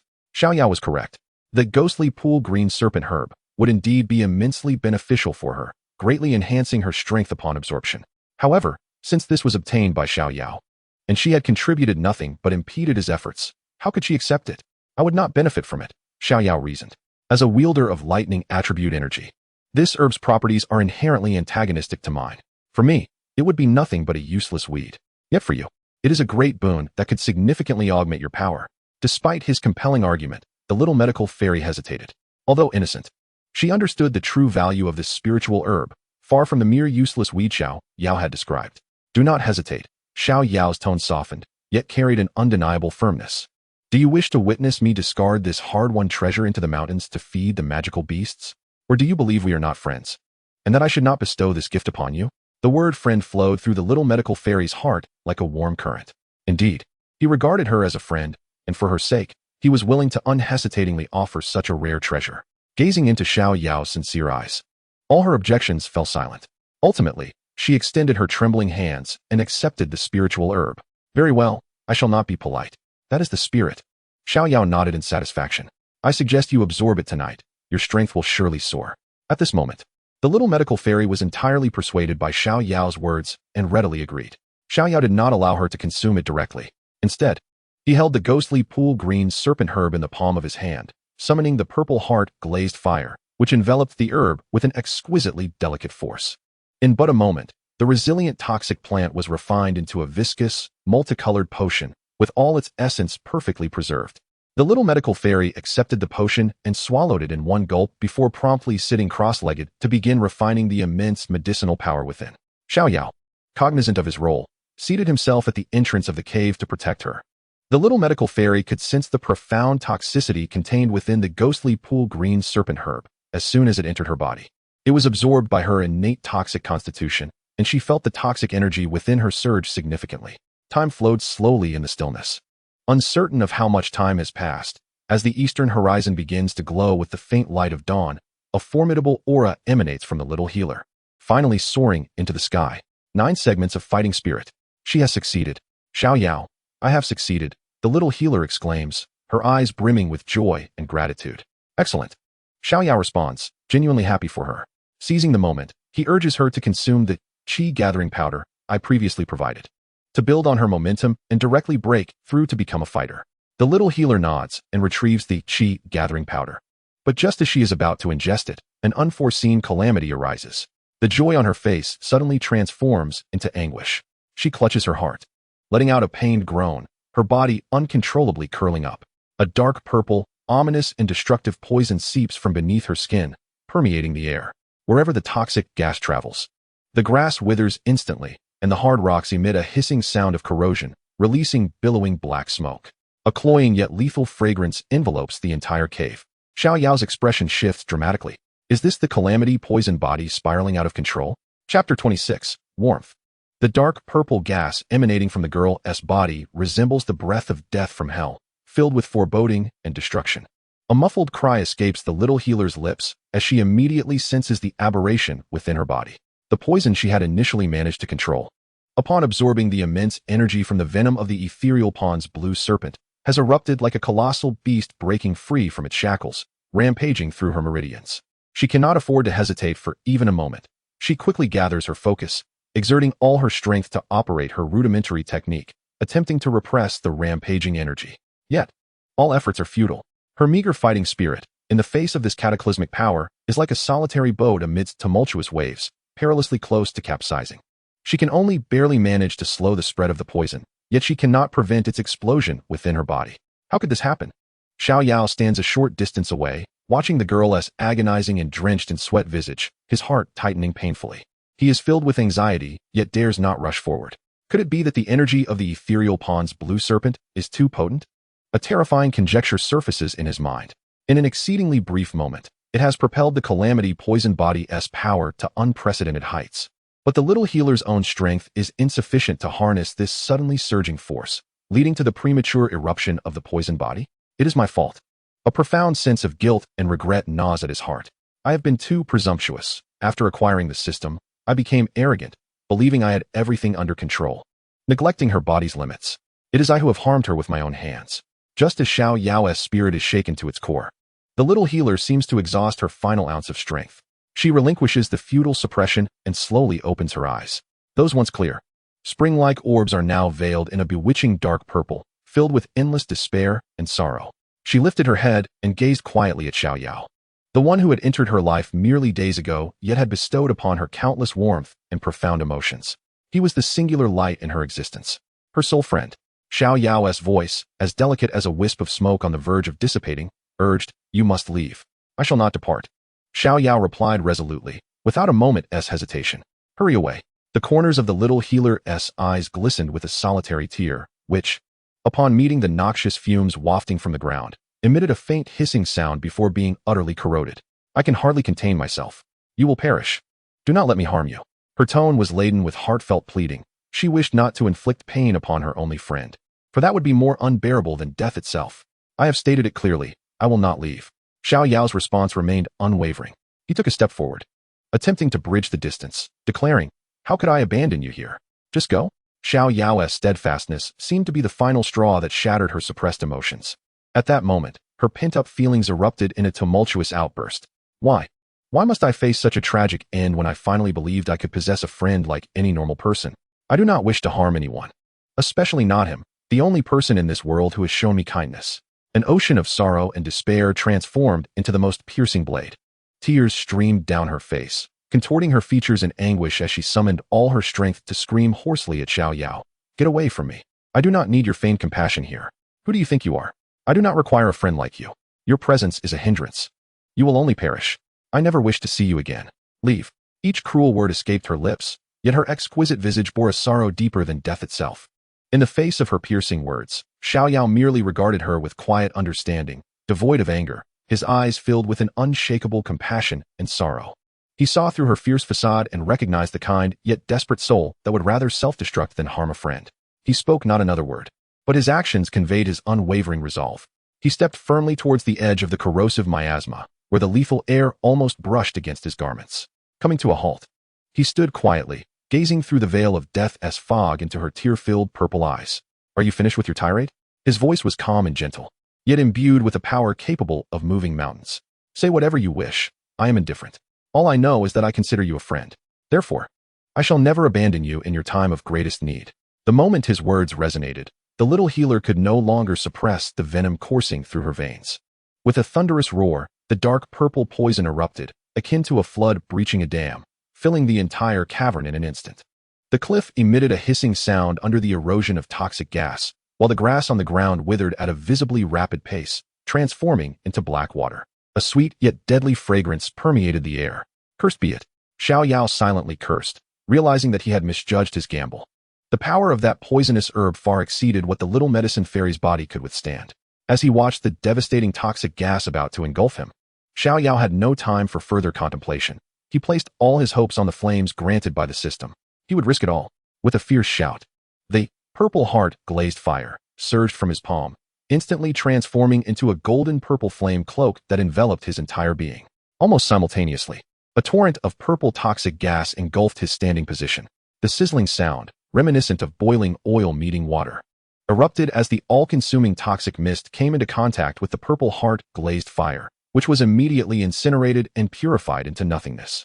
The flame barrier was effective. The taut string of tension within Xiao Yao relaxed slightly.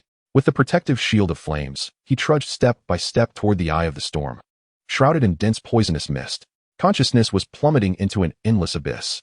The little medicine fairy felt an overwhelming chill enveloping her. Was Xiao Yao dead? Surely, he had succumbed to my toxic gas. A desperate thought surfaced in her fading consciousness. I am the one who has caused the demise of my only friend. A being like me, a monster, is utterly unworthy of life, unworthy of companionship. An ocean of sorrow and self-reproach became her rationale for surrendering everything. She ceased to resist, allowing her soul to sink into the abyss devoid of light, warmth, and filled only with eternal solitude. So be it.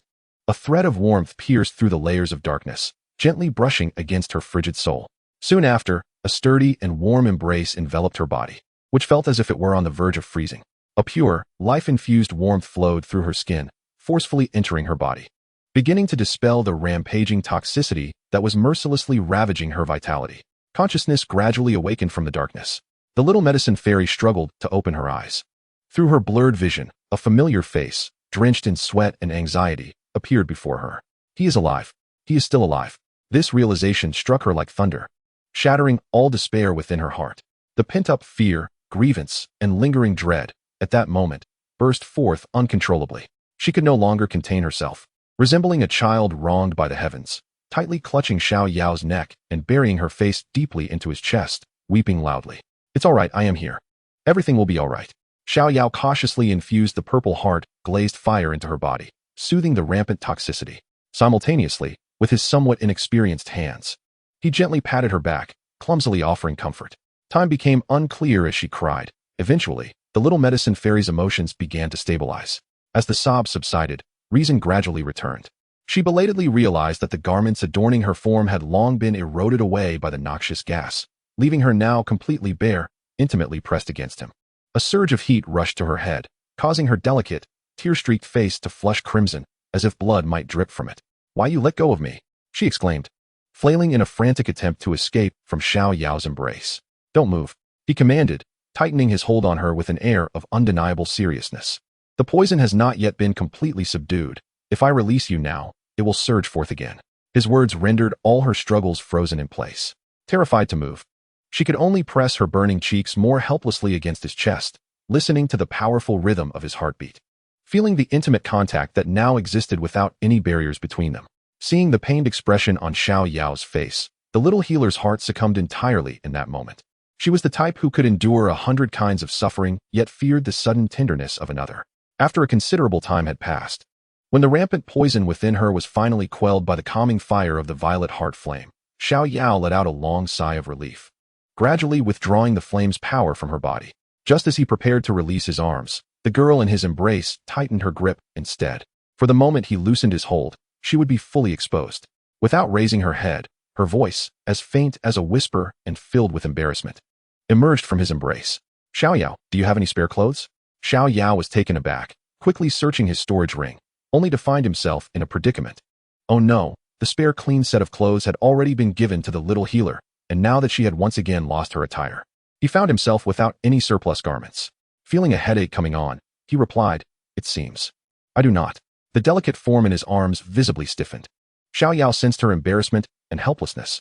Gazing at the gradually brightening sky outside the cave, he felt a pang of urgency. He could not allow her to remain exposed. Should anyone approach, it would be disastrous. No, he absolutely could not let a second person witness her current state. After a moment of contemplation, a solution came to mind. "How about I lend you my clothes?" Then what will you wear?" The little healer's voice was barely a whisper. "Oh, I'm a big man.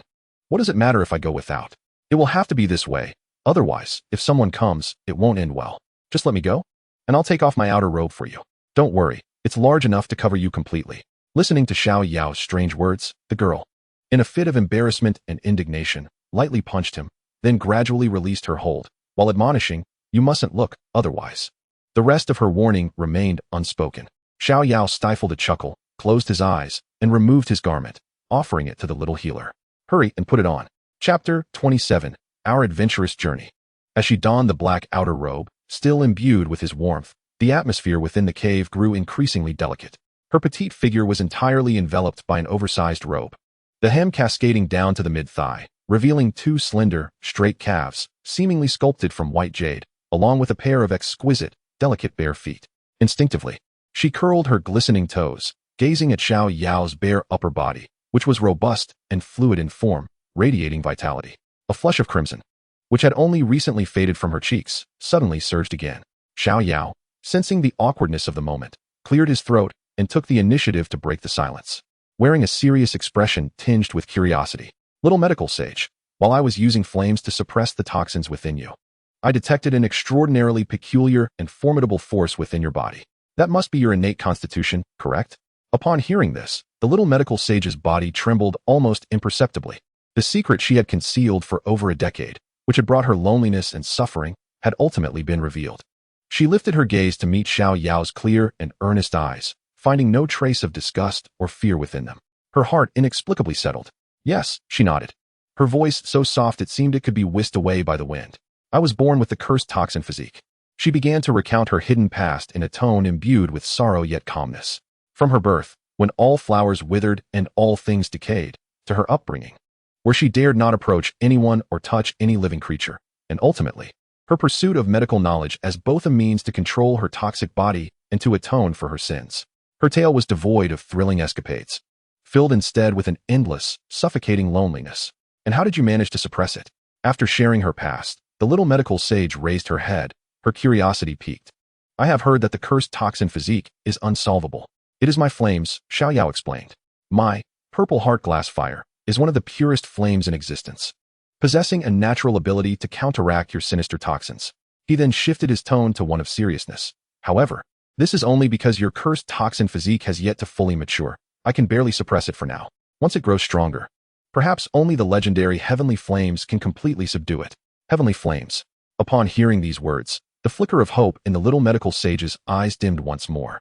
Such legendary entities are not easily obtained. Observing the lingering disappointment upon her face, Xiao Yao felt a pang of compassion. He stepped closer, speaking with utmost sincerity. However, mere suppression is not a solution. It is better to alleviate than to block. Perhaps we can find a way for you to truly control it, rather than live in fear of it. He gazed deeply into her eyes, making a promise. Rest assured, I will assist you to the very end. Just then, a roar from a high-level magical beast echoed from afar. Xiao Yao's expression changed. The earlier commotion was too loud. It has likely attracted other powerful beasts. It is unsafe to linger here. We must leave the Beast Mountain range at once. The little healer recognized the urgency of the situation and promptly nodded her assent. However, as she moved, she caught sight of her bare feet and found herself in a quandary. But I have no shoes, she lamented. I shall carry you, Xiao Yao declared without a moment's hesitation, turning to crouch down. Yet, as he pivoted, he abruptly froze. Recalling that the little healer was clad solely in his oversized outer robe, leaving her in a state of vulnerability. The thought of carrying her in such a manner rendered his expression somewhat awkward, as it might lead to unintended exposure. The cheeks of the little healer flushed a deep crimson. Ultimately, with a silent sigh, Xiao Yao stepped forward once more and, amidst her faint gasp of surprise, swept her into his embrace. Pardon my impertinence, he murmured, and then, without a backward glance, he raced towards the outskirts of the monster Beast Mountain range, cradling her securely. Upon returning to Qingshan town, Xiao Yao skillfully navigated to the inn where he had previously stayed, the little healer still in his arms. He carefully laid her upon the bed in the room, speaking softly, "Wait here for me. Do not venture anywhere. I shall procure some clothing and shoes for you." With that, he turned and hurried away. In the room, the little healer found herself alone, seated quietly on the chair, still enveloped in the robe that bore his scent. Her mind replayed the events from the previous night to that very day like a film reel. His fury on her behalf, the promises he had made, his desperate flight with her in his arms, and his willingness to part with his own garments for her sake. As she reminisced, a sweet yet bashful smile involuntarily graced her lips. Before long, a knock resounded at the door. "I have returned with your things," Xiao Yao's voice called from beyond. "I hope you find them satisfactory." He opened the door, placing a parcel on the table before instinctively turning his back to her. The little healer gazed at his silhouette, warmth flooding her heart as she picked up the package, her cheeks flushed. She stepped behind the screen to change into the fresh attire. When she emerged from behind the screen, donned in a pristine, perfectly fitting white dress, the air in the cave was once again tinged with a subtle awkwardness. She cast her gaze downward, nervously twisting the hem of her dress, unable to meet Xiao Yao's eyes. Meanwhile, Xiao Yao, feeling somewhat out of sorts, rubbed his nose. After all, having recently experienced such candid intimacy, their relationship could no longer be simply described as that of friends. Clearing his throat, Xiao Yao broke the silence. He retrieved the magic core obtained from slaying the 3 Blackwater serpents earlier that day and began to meticulously extract the toxins within using flames. As he worked, he casually remarked, "By the way, little healer, regarding your toxic body, I discovered in an ancient tome that there exists a pill known as the locking poison pill. Though it cannot eradicate the toxicity entirely, long-term consumption will effectively suppress it, preventing the kind of uncontrollable crises we face today." His words were, of course, derived from the ready-made formula acquired from the system. The little healer responded absently. Her mind is currently consumed by the vivid imagery from earlier, rendering her unable to discern the words spoken by Xiao Yao. Instinctively, she feels compelled to respond whenever he speaks. Noticing her distracted demeanor, Xiao Yao secretly chuckles and, understanding her embarrassment, chooses to change the subject. What are your plans moving forward? Upon mentioning her intentions, the little healer's spirits seem to lift slightly. She raises her head and replies softly. I think I will stay in Qingshan town. I want to open a clinic there to gather herbs and save lives. I've even thought of a name, Wan Yao Zhai. Wan Yao Zhai, Xiao Yao murmurs, savoring the familiarity of the name. Indeed, despite my involvement, certain significant destinies remain resistant to alteration. This is for the best. Her temporary stay in Qingshan town allows me to feel more at ease. And what about you, Xiao Yao? The little healer musters her courage to meet his gaze. A trace of unrecognized hope lacing her voice. No, Xiao Yao shakes his head, and his response dims the light in her eyes. I have been away for quite some time, and should return home to Wutan City. He gazes at her softly and continues, after that, I plan to visit the Canaan Academy. Observing her palpable disappointment, he gently adds, but worry not, before I leave Qingshan town. I will concoct enough antidotes to ensure your safety for at least a year. Canaan Academy. The little healer ponders this name, a wave of helplessness washing over her. Are we to part ways? So soon? A bitter ache fills her heart. He is destined for Canaan Academy, a sanctuary for the continent's most gifted individuals. While I am merely a troubled soul burdened by a cursed body, an ordinary person who cannot possibly keep pace with him. She longs to express her desire to accompany him. But such words feel insipid in the shadow of the Academy's grandeur. Xiao Yao perceives her every sorrow. He pauses his actions, approaches her with a gentle smile, and asks, What? Are you reluctant to see me go? Before she can bury her face in her chest out of shyness, his tone shifts to seriousness. I promised I would help you find a way to fully control your cursed body, and I shall not go back on my word. Looking into her eyes, he speaks deliberately. My visit to Canaan Academy is merely to register and attend to some formalities. Once I am settled, I will request a leave of absence from the Academy and return to Qingshan town to find you. The little healer suddenly lifts her head, her eyes wide with disbelief. Xiao Yao's face radiates an earnestness that is impossible to doubt. Little healer, I have stated before that mere suppression is not the solution. Your cursed body is both a curse and an unparalleled gift. I wish to take you on adventures across the continent, to seek out legendary treasures and discover true methods to help you control it, rather than merely suppress it. He extended his hand towards her, offering an invitation that was utterly irresistible. In that moment, would you be willing to temporarily set aside your myriad of potions and embark on a genuine adventure that belongs solely to the two of us? The little healer gazed at him, captivated by the warmth and tenderness reflected in his eyes. All her feelings of loss, inferiority, and uncertainty were utterly shattered by his warm, yet resolute promise. Her eyes glistened with a hint of red, but her face blossomed with the most radiant and enchanting smile she had ever worn. Without a moment's hesitation, she nodded vigorously. Yes, I am willing. Chapter 28, A Farewell Kiss. Time flows unceasingly, and the years pass gently. In the blink of an eye, a month slipped by in this tranquility and warmth. During this month, Xiao Yao's life took on a newfound rhythm. Each morning, he ventured alone into the Beast Mountain range, hunting magical beasts and gathering medicinal herbs, returning at dusk with a bountiful harvest. At night, he would be in his room, utilizing the purple heart glazed fire to concoct the detoxifying pill for the little healer, a remedy capable of suppressing her cursed poison. Day after day of cultivation and alchemy, coupled with the enhancement of his bloodline power, led his strength to seamlessly ascend to the rank of a 2-star dome master, while his alchemical skills also saw significant improvement. Meanwhile, the little healer utilized the initial funds brought back by Xiao Yao to secure a quaint shop on the cleanest street of Qingshan town. Thus, the Wan Yao Zhai officially opened its doors. With Xiao Yao's continuous supply of high-quality herbs, combined with the little healer's exceptional medical skills and compassionate nature, the business quickly found its footing and earned the trust of the town's mercenaries. During this time, some unruly ruffians, seeing only a frail young girl managing the clinic, attempted to cause trouble. However, without fail, they were sent fleeing by Xiao Yao, who appeared from nowhere, employing thunderous means to make them cry for mercy, ensuring that no one dared to provoke them again. There was even an individual who sought to acquire the Wan Yao Zhai, claiming that the name had been his idea and that he had not been ready to open before they had beaten him to it. He, too, was sent packing by a single punch from Xiao Yao. Furthermore, the Blood Battle Mercenary Corps, whom Xiao Yao had saved, frequently dispatched individuals to patrol the vicinity of Wan Yao Zhai, rendering it the safest and most peaceful sanctuary in all of Qingshan town. In this daily companionship, a sentiment far deeper than mere friendship quietly blossomed between the two, growing with each passing day. At last, After Xiao Yao had concocted enough detoxifying pills for the little healer to last half a year, the day of parting had arrived.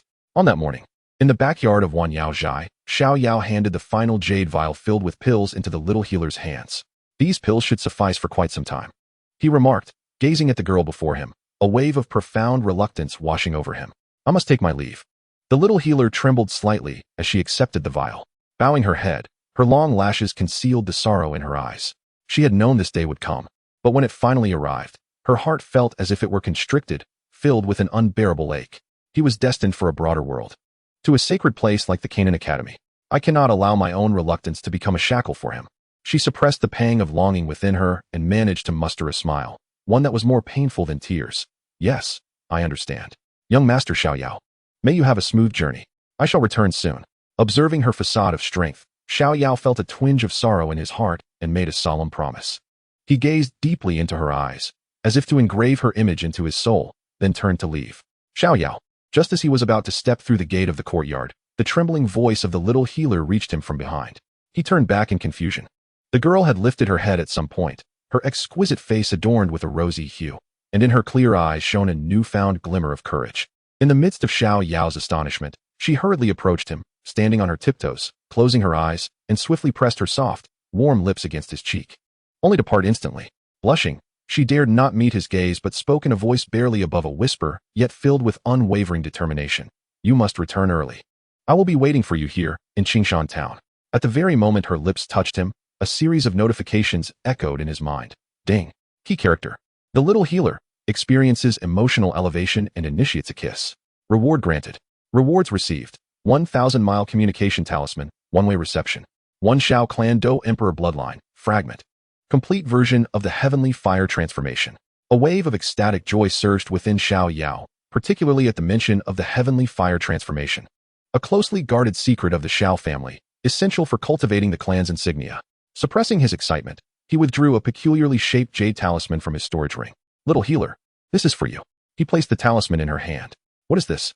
She asked, regarding the talisman inscribed with a caricature of Xiao Yao with curiosity. 1,000-mile communication talisman, he explained with a smile. As long as you speak to it, no matter where I am, I will hear you. Even in my absence. You can reach out to me anytime. Is that true? The little healer's eyes lit up with joy as she cherished the talisman in her palm. Infuse it with Dou Qi, and then try speaking into it. Send it to me, Xiao Yao encouraged. All right, she replied, her cheeks flushed, bringing the talisman to her lips and softly repeating her heartfelt words. Xiao Yao, you must return early. As her voice faded, the receiving talisman in Xiao Yao's hand suddenly glowed softly, clearly replaying her affectionate words. The little healer felt a surge of delight. This meant she could communicate with Xiao Yao at any moment henceforth. However, she remained oblivious to the shift in Xiao Yao's expression, which had transformed dramatically. For in that very moment, as he received the little healer's message, the receiving talisman in his hand began to flicker with a distinctly different azure light. What on earth? Is this from Nalan Yanran? Xiao Yao's heart raced with alarm. He reacted with remarkable swiftness, severing the supply of fighting energy to the jade talisman just before the cold and haughty voice was about to emanate from it. The radiance extinguished, and the sound abruptly ceased. What's wrong? The little medical fairy inquired, her expression filled with confusion. It's nothing, Xiao Yao replied, a bead of cold sweat trickling down his forehead. With a forced smile, he stowed the jade talisman away, realizing that its signal could occasionally be rather unstable. Well, I truly must take my leave now. He stepped forward and gently embraced the little medical fairy, who blushed and returned the embrace. After a long moment, they parted ways, with Xiao Yao departing, uncertain of when they would meet again. After leaving the Wanyaozhai, a sense of grievance welled up within Xiao Yao. What's the deal with you, system? He mentally grumbled as he sprinted away. You reward me with a communication talisman, yet it's merely a one-way receiver? If messages from 2 people were to arrive simultaneously, wouldn't I face immediate disaster, possibly being cut down by errant blades? He cast a glance back at the Wanyaozhai, now a mere speck on the horizon, and wiped away the cold sweat from his brow. He then retrieved the 1,000-mile communication talisman, gazing at the image of Nalan Yanran inscribed upon it. This girl, surprisingly, had initiated contact. Previously, it was he who inundated her with messages, only to receive no replies in return. Now, she seemed to take the initiative. Was it because he had been too busy these past few days and had neglected to message her, prompting her urgency? Xiao Yao chuckled to himself, infusing the jade talisman with fighting energy to play the message sent by Nalan Yanran. Chapter 29, Nalan Yanran's message. Yunlan sect, residence of the young sect master, Tranquil chamber. Ding! Nalan Yanran flicked her fingers, causing the long sword hovering before her to emit a clear, melodious hum before it returned to its sheath. She slowly gathered her thoughts. Yet her mind remained in disarray, devoid of the tranquility she usually experienced after meditation. She picked up the exquisite jade talisman from the table, tracing its icy patterns with her fingers, then, feeling a surge of irritation, set it down again. It had already been 7 days since the last time Xiao Yao had sent her a message. That scoundrel had not communicated for a full week. If he chooses not to message, then so be it. Who cares? She muttered to herself. Without his smooth-talking distractions, she could finally enjoy a peaceful cultivation session. Yet, despite her assertions, she sensed that her cultivation efficiency had significantly declined. The image of his mischievous grin persistently intruded upon her thoughts. Had that scoundrel truly forgotten about her? Or had he encountered some trouble out there? A flicker of concern ignited within her. That reckless fellow, relying on a modicum of talent, was always stirring up trouble. Surely he hadn't landed himself in real danger. Or perhaps, her continuous silence in response to his messages had angered him? Forget it. If he doesn't message, that's his issue, not mine. 2 days passed, and she could no longer contain herself. I'm not thinking about him. I'm merely curious about the jade talisman he gave me. Yes, I simply wish to test whether this so-called 1,000-mile sound transmission talisman is truly as miraculous as he claimed. After finding the perfect excuse for herself, Nalan Yanran grasped the jade talisman and infused it with a hint of combat energy. Meanwhile, Xiao Yao channeled his combat energy into the 1,000-mile communication talisman, allowing Nalan Yanran's message to resonate forth. A voice, cool yet tinged with an unnatural quality, emerged from within. I have never encountered such a jade talisman capable of transmitting sound across vast distances. I merely wish to test it and inquire where you acquired this treasure. Test. Xiao Yao nearly laughed aloud at this clumsy pretext. It seemed that after days without receiving my messages, our proud young sect master could no longer remain composed. He resolved to tease the contradictory Nalan Yanran. Oh, is this not the esteemed Nalan sect master? He replied, deliberately adopting an exaggerated tone filled with feigned surprise. I thought you had completely forgotten about me, as you rarely respond to messages. What? Have you finally remembered your jilted fiancée? On the other end of the talisman, there was a moment of silence before Nalan Yanran's voice, laced with suppressed fury, came through. Do not speak nonsense. I merely wish to ask where you obtained this jade talisman, and, by the way, why there has been no word from you these past few days. Ah, I see. Sigh, this matter is rather lengthy to explain. Xiao Yao's tone suddenly grew somber and melancholic. Recently, while training in the Beast Mountain Range, I was unfortunately injured by a high-ranking magical beast, my life hanging by a thread. Fortunately, a passing fairy came to my rescue. He intended to weave a tale to astonish Nalan Yanran. That lady was not only as beautiful as a celestial being, but her heart was also kind. She took me back to her herbalist cabin to tend to my wounds. These past few days, under her careful care, we shared tea and discussed philosophy. Life has been quite carefree, and I momentarily forgot to contact the sect master. This time, the talisman fell into an even longer silence. Just as Xiao Yao thought she was too upset to respond, Nalan Yanran's voice, trembling and imbued with a chilling intensity, slowly emerged. Sharing tea and discussing philosophy? Carefree days? Xiao Yao, you seem to be living quite the charmed life. Her voice was taut, like a string on the verge of snapping. What else have you done? You shameless scoundrel. Before Xiao Yao could respond, she erupted, exclaiming, You claim you want me as your fiancé, while cavorting with others. What do you take me, Nalan Yanran, for? Jealous are we? Listening to her exasperated tone, Xiao Yao felt a deep sense of satisfaction. It appeared his previous relentless pursuit had borne fruit. He feigned innocence, saying, Fiancé, Nalan sect master, have you perhaps misremembered? You have never explicitly agreed to our wager. Nor have you accepted my courtship or held me in esteem. If that is the case, what grounds do I have for such cavorting? Nalan Yanran was momentarily speechless. Indeed, she had never given her consent, never verbally affirmed it. I thought that by not opposing it, I was implicitly accepting. I presumed he understood my intentions. It turns out, it was merely my one-sided wishful thinking. I truly have no standing to prevent him from associating with other women. A wave of unprecedented grievance and bitterness surged within her, causing her eyes to glisten with a hint of redness. Sensing the shift in her emotions, Xiao Yao understood that the jesting could no longer continue. With a light chuckle, his voice regained its buoyancy. All right, I shall cease the teasing. It was all a ruse. You. Nalan Yanran was momentarily taken aback, her fists clenched tightly. Had Xiao Yao been before her at that moment, she would have surely struck him. The truth is, I have been in a crucial phase of my breakthrough these past few days, unable to divert my focus, which is why I haven't reached out to you. Xiao Yao spun another tale. I am now, an 8-star Dou practitioner. He remained reticent about his actual status as a 2-star Dou master, knowing the astonishing pace of his cultivation could easily undermine the confidence of others. And you, Nalan Yanran? However, do not overexert yourself in your training. It would be wise to indulge in some relaxation and occasionally come to Yunlan's sect for a visit. Otherwise, I truly worry that Xiao Yan might struggle against you. He jested, fully aware that no matter how hard Nalan Yanran tried, she could never surpass Xiao Yan.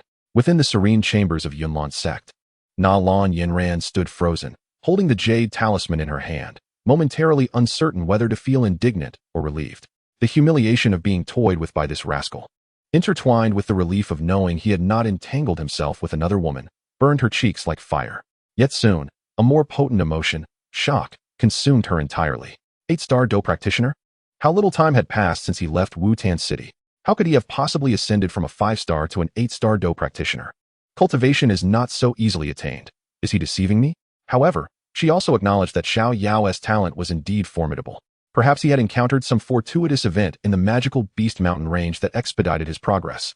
Humph, that cannot be. Xiao Yan has formally severed ties with me, and I must reclaim this humiliation. Yet, I am curious, if you truly wish for me to be your fiancée, how will you confront Xiao Yan? I have heard that your bond with him is quite strong. Though her tone remained casual, her heart yearned for Xiao Yao's response. Rest assured, I have my methods. If it were the Xiao Yan from the novels, it would indeed require some effort. But this is the anime version of Xiao Yan, after 3 years of training. His disposition has changed significantly, and the 3-year pact is merely a youthful folly to him. He no longer harbors such resentment towards Nalan Yanran. A little maneuvering on my part will suffice to resolve this easily. You seem quite invested in this matter. Are you contemplating accepting the wager? Xiao Yao inquired with a smile. What significance does it hold whether I agree or not? While you possess remarkable talent, your cousin Xiao Yan is undeniably a true cultivation wastrel. He is likely still at the 3rd stage of Dou Qi, even if his issues were resolved. What grounds does he have to catch up to me in 3 years? My ascent to the position of young master of Yunlan's sect is also a testament to my formidable talent. We shall see how you fare in the end. Nalan Yanran's tone was laced with pride, firmly believing that Xiao Yan could never prevail against her. Oh, thus, you are concerned that Xiao Yan might not triumph over you, which would prevent you from becoming my fiancée, Xiao Yao, through the wager. Hence, you have consistently refrained from agreeing. I see now that I had not fully considered this. Ha. Xiao Yao laughed heartily. Think what you will. Farewell. A twinge of anxiety gripped Nalan Yanran's heart. Though she vehemently denied it, she could not help but acknowledge that she had entertained such a notion, even if fleetingly. Chapter 30. A chance encounter with Xiao Yu. After several days of arduous travel, the familiar yet somewhat antiquated silhouette of the city finally reappeared in Xiao Yao's sight. Wutan City, he had returned. Upon arriving at the Xiao residence, everything remained as it had been. Not spotting Xiao Yan and Suner in the front courtyard, he began to speculate. By now, Xiao Yan likely had exhausted the foundational spirit liquid, and his strength should have restored somewhat. Most likely, he was currently engaged in intimate cultivation sessions with his sister Suner in the rear mountains. Xiao Yao chuckled softly, feeling no inclination to disturb the young couple. His primary reason for returning, aside from visiting home, was to participate in the enrollment at the Jianan Academy. The timelines of the anime and the original text were roughly similar. Xiao Yan was expected to enroll at Jianan Academy a year later. He wondered if the instructor, Ruo Lin, would still be present for this round of admissions. As he strolled out of the Xiao residence, he intended to wander through Wutan City and gather some information. Upon reaching the bustling main street of the city, a striking figure suddenly captivated his attention. The first thing that caught his eye was a pair of legs, long, slender, and exquisitely shaped, capable of quickening the pulse of any man. These legs were straight, elongated, and smooth, glistening with an ivory sheen under the sun. The upper portion was clad in a black skirt of collegiate style, leaving a tantalizing curve to the imagination, while the lower portion was accentuated by form-fitting black stockings that perfectly outlined the contours from her delicate ankles to her proportionate calves and the supple hollows of her knees. Every inch of her form seemed to be a divine masterpiece. Xiao Yao internally marveled at the sight. These legs were utterly captivating, exuding a primal and untamed sensuality and allure, far surpassing the cool nobility of Nalan Yanran and the gentle purity of the little medical fairy. Perhaps only the yet-to-be-seen Yun Yun, the future leader of the Yunlan sect, or the alluringly seductive Medusa queen, could be compared to her. The owner of these enchanting legs was none other than his cousin, Xiao Yu, the granddaughter of the Xiao family's elder. A peculiar smile crept onto Xiao Yao's face as he recalled the memories associated with her. Though he held no particular feelings for Xiao Yu, He had experienced a fair share of boredom during the early days of his transmigration before acquiring a system. He vividly remembered a scene from the original novel where Xiao Yan had spied on Xiao Yu while she bathed. However, this incident seemed absent in the anime. So in an effort to provide Xiao Yan with a complete childhood experience, he had taken him to the hot springs behind the mountain to catch a glimpse of Xiao Yu bathing. They had even shamelessly touched her thigh in the process.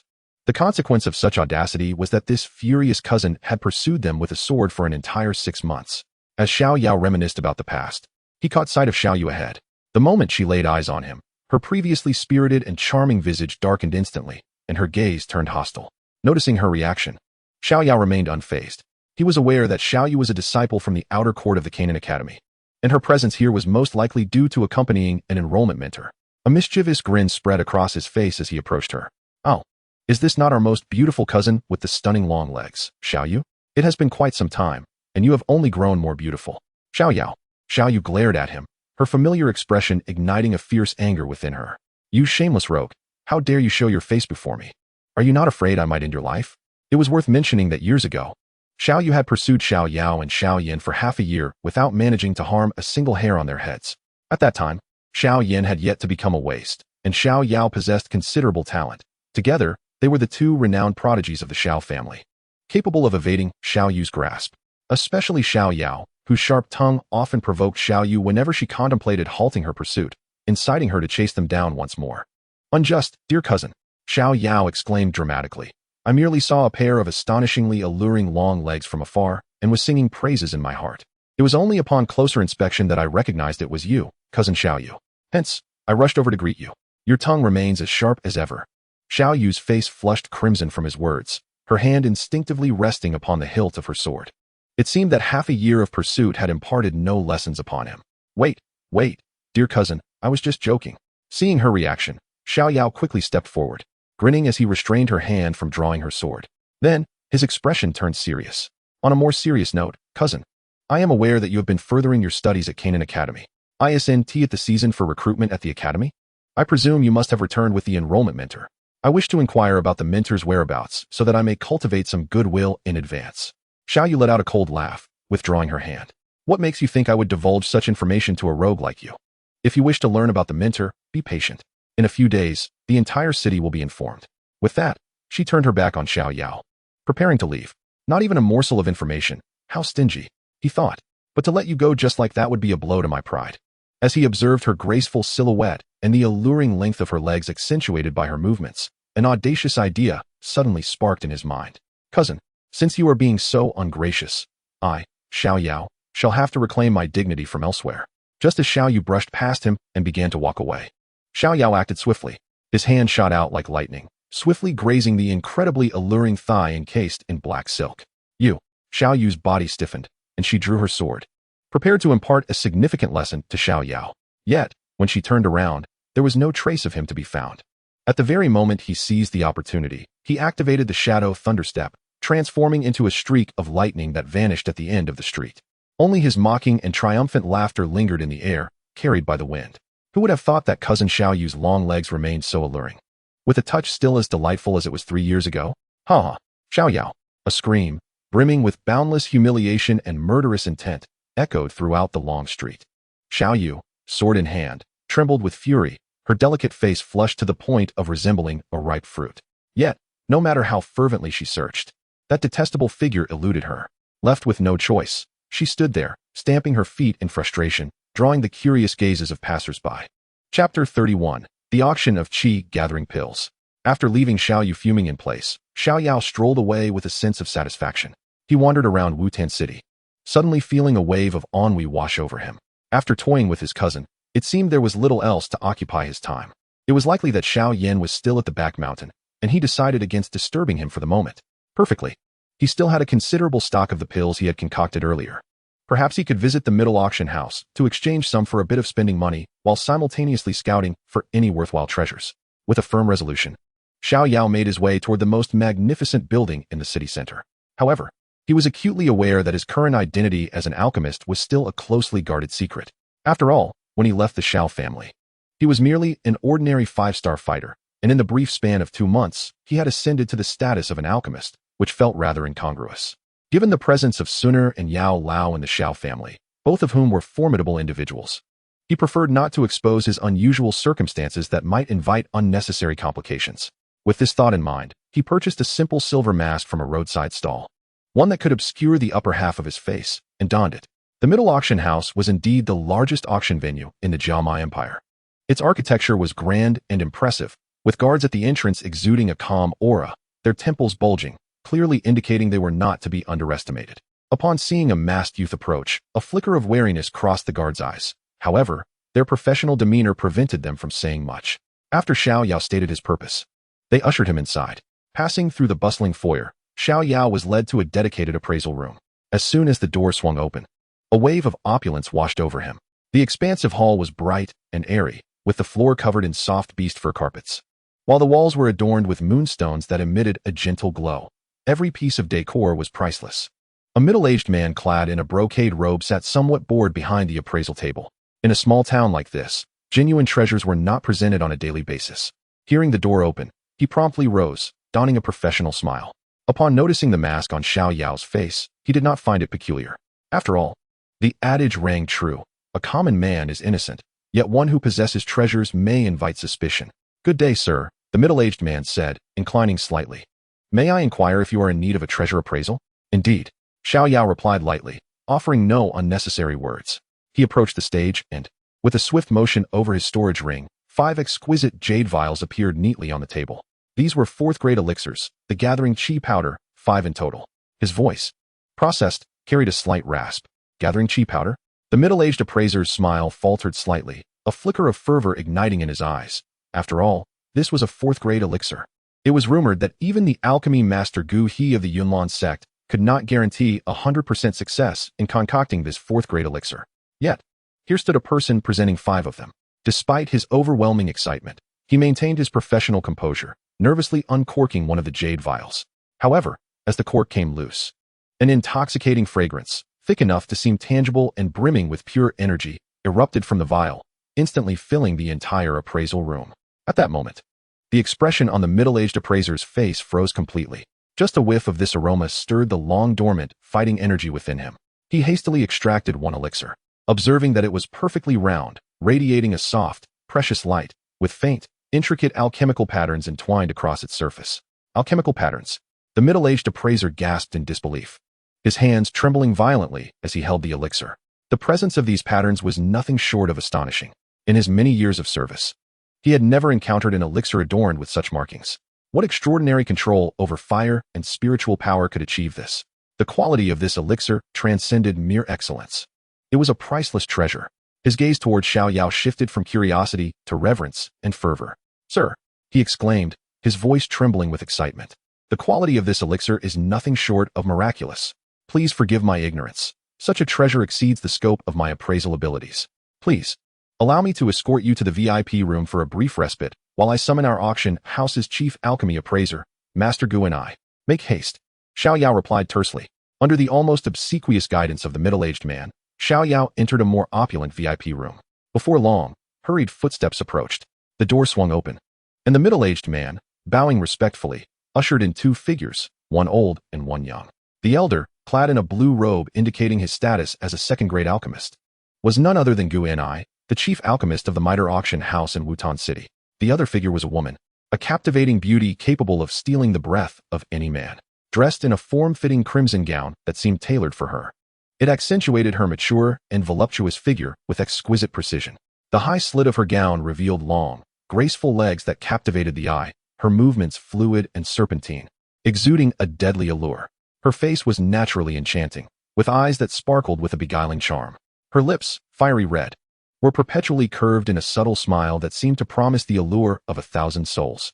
This was Yafay, indeed a bewitching enchantress. Xiao Yao silently praised her beauty. Calculating the time, it seems that the figure clad in a black robe, Xiao Yan, has likely visited this place and interacted with her. While Xiao Yao was scrutinizing Yafay, her enchanting eyes were curiously assessing him in return. It was peculiar. Just days ago, a mysterious black-robed alchemist had appeared, auctioning the miraculous Foundation Establishment elixir. Now another masked individual had arrived, effortlessly producing 5 exceptional chi-gathering pills. When did this small city of Wutan become a haven for alchemists? "Sir, my apologies." Master Gu and I cautiously cradled the pill, his hands trembling ever so slightly. He regarded Xiao Yao with an almost reverential gaze, bowing respectfully. Incredible. To refine a fourth-grade pill to the point of manifesting pill patterns, such mastery of fire control and soul perception is unprecedented. I have neither heard of nor witnessed such a feat. He continued, his excitement palpable. Forgive my candor, but in terms of value, your Qi gathering pill adorned with pill patterns far exceeds the typical fourth-grade pills.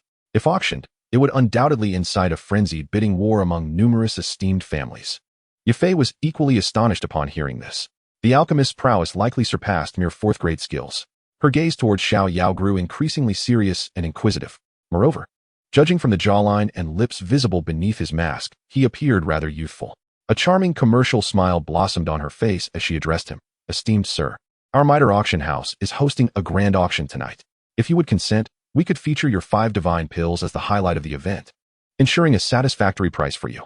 She gestured invitingly toward him, her red lips parting gracefully. The auction is about to commence. I kindly request that you accompany me to our VIP box for a brief wait. Xiao Yao nodded, and Yafay personally guided him to the luxurious VIP suite. Chapter 32, Yafay. Under Yafay's direct guidance, Xiao Yao traversed a serene, exclusive passage for VIPs, arriving at a second-floor suite with an excellent view. Along the way, Yafay's captivating, alluring eyes frequently swept over the edges of Xiao Yao's silver mask and the lower half of his face. It was strange, she mused internally.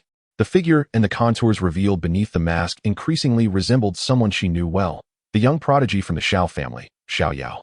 As the head of the Mitre auction house in Wutan City, she had interacted with the family head, Xiao Yan, on numerous occasions and had caught distant glimpses of the once renowned genius boy. However, their differing statuses had prevented any direct communication. Xiao Yao, too, noticed her probing gaze. He understood well and was not surprised.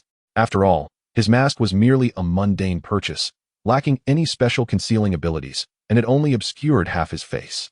Recognition was inevitable. Upon entering the VIP suite, after instructing the maid to serve the finest fragrant tea and snacks, Yafay did not depart as Xiao Yao had anticipated. She gracefully closed the door behind her, severing all external sounds, and then glided towards Xiao Yao, her captivating eyes sparkling with a teasing smile as they locked onto his. It seems you are quite familiar with our Mitre auction house in Wutan City. Moreover, I find you somewhat familiar as well. Might you be acquainted with the esteemed young master Xiao Yao of the Xiao family in our city? Her voice, sweetly alluring, carried a hint of probing. Upon hearing this almost overt suggestion, Xiao Yao merely smiled. His previously raspy voice regained its clarity. Sister Yafay, there is no need for such tests. In response to Yafay's slightly surprised gaze, he extended his hand and slowly removed the silver mask from his face. Before her appeared a remarkably familiar countenance, youthful yet imbued with a trace of charming mischief. It is indeed I. Xiao Yao gazed at her and smiled softly. However, I kindly request you keep this matter confidential. I prefer that no one else is privy to it for the time being.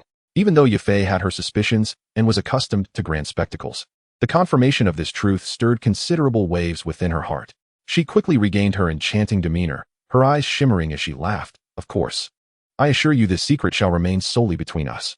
With a keen curiosity, she inquired, but I am genuinely curious. Where did you acquire these wondrous pills? Why?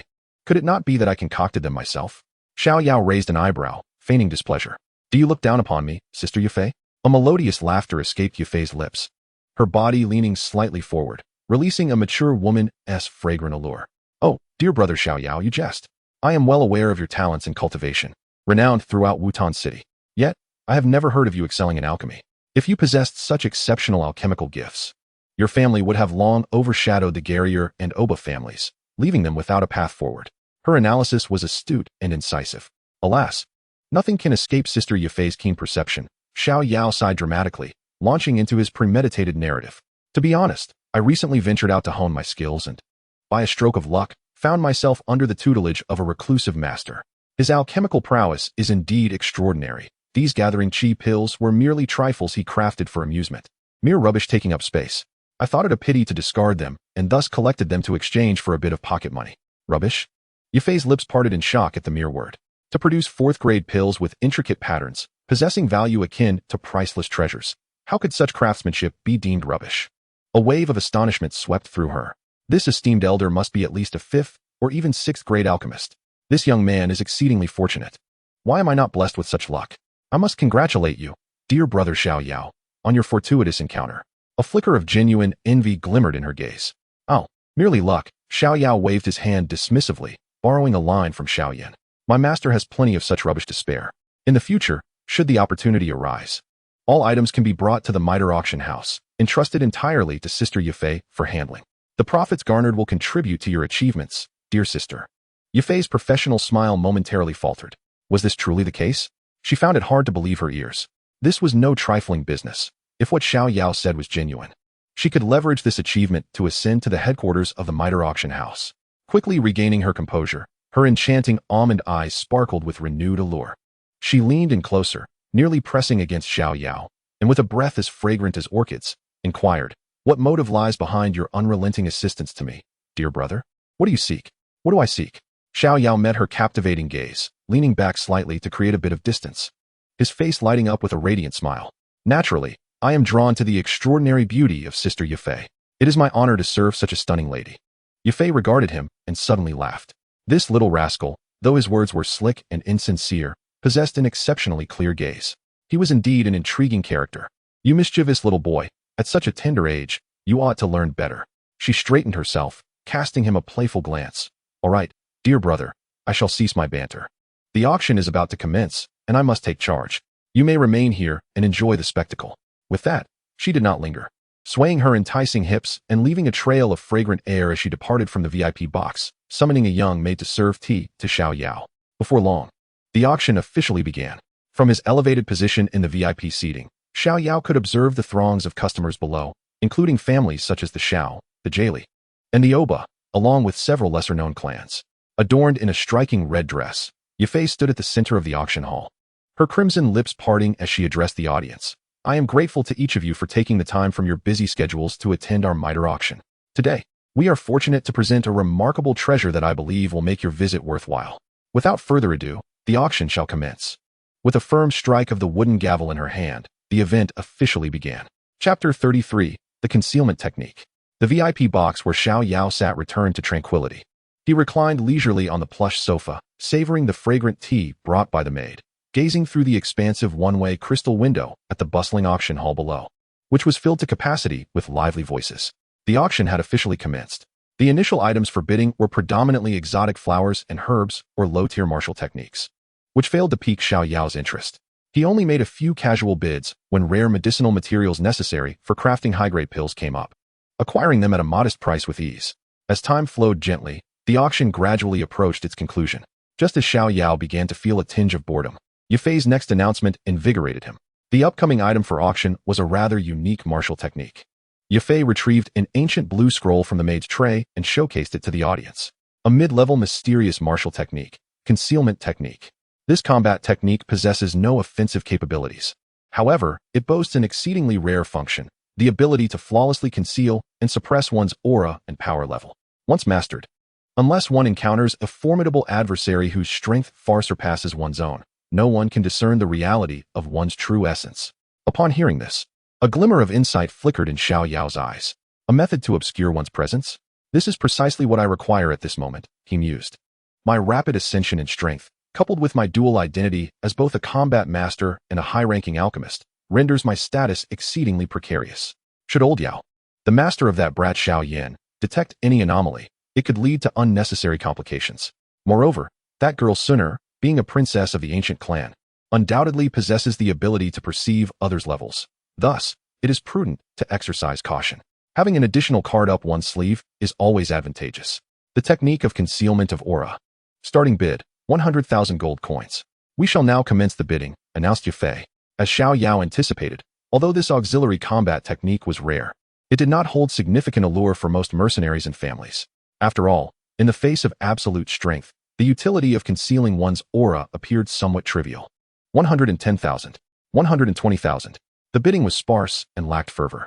When the price ascended to 140,000, Xiao Yao leisurely pressed the bidding device before him. 150,000. This figure had already exceeded the expectations of the majority. Following a brief silence, Yafay's gavel came down with a resounding finality. Sold. With the acquisition of the concealment of aura, Xiao Yao's spirits soared even higher. At this juncture, the auction finally approached its grand finale. Ladies and gentlemen, Yafay's voice resonated with an unprecedented allure. We now present the final 5 items of this auction. They are 5 fourth-tier pills, known as the Gathering Qi powder, meticulously crafted by a mysterious master alchemist. The announcement sent a ripple of astonishment through the crowd. What? Fourth-tier pills? Gathering Qi powder? Surely, I must have misheard. Yafay appeared quite pleased with the reaction, raising her delicate hand to signal for silence. You have not misheard. This is indeed the Gathering Qi powder, crafted by a true master with extraordinary skill.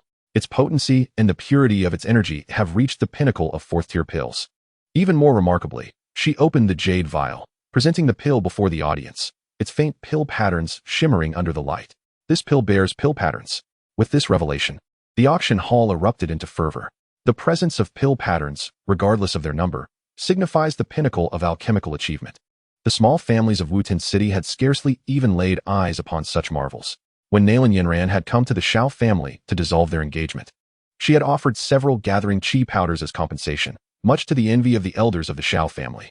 In another esteemed section of the hall, Xiao Yan sat alongside several elders of the Xiao family. Upon hearing the mention of the fourth-tier Gathering Qi powder, his breath caught in his throat. He has already discerned the reason behind Xiao Yan's recent stagnation in cultivation and is gradually regaining his strength.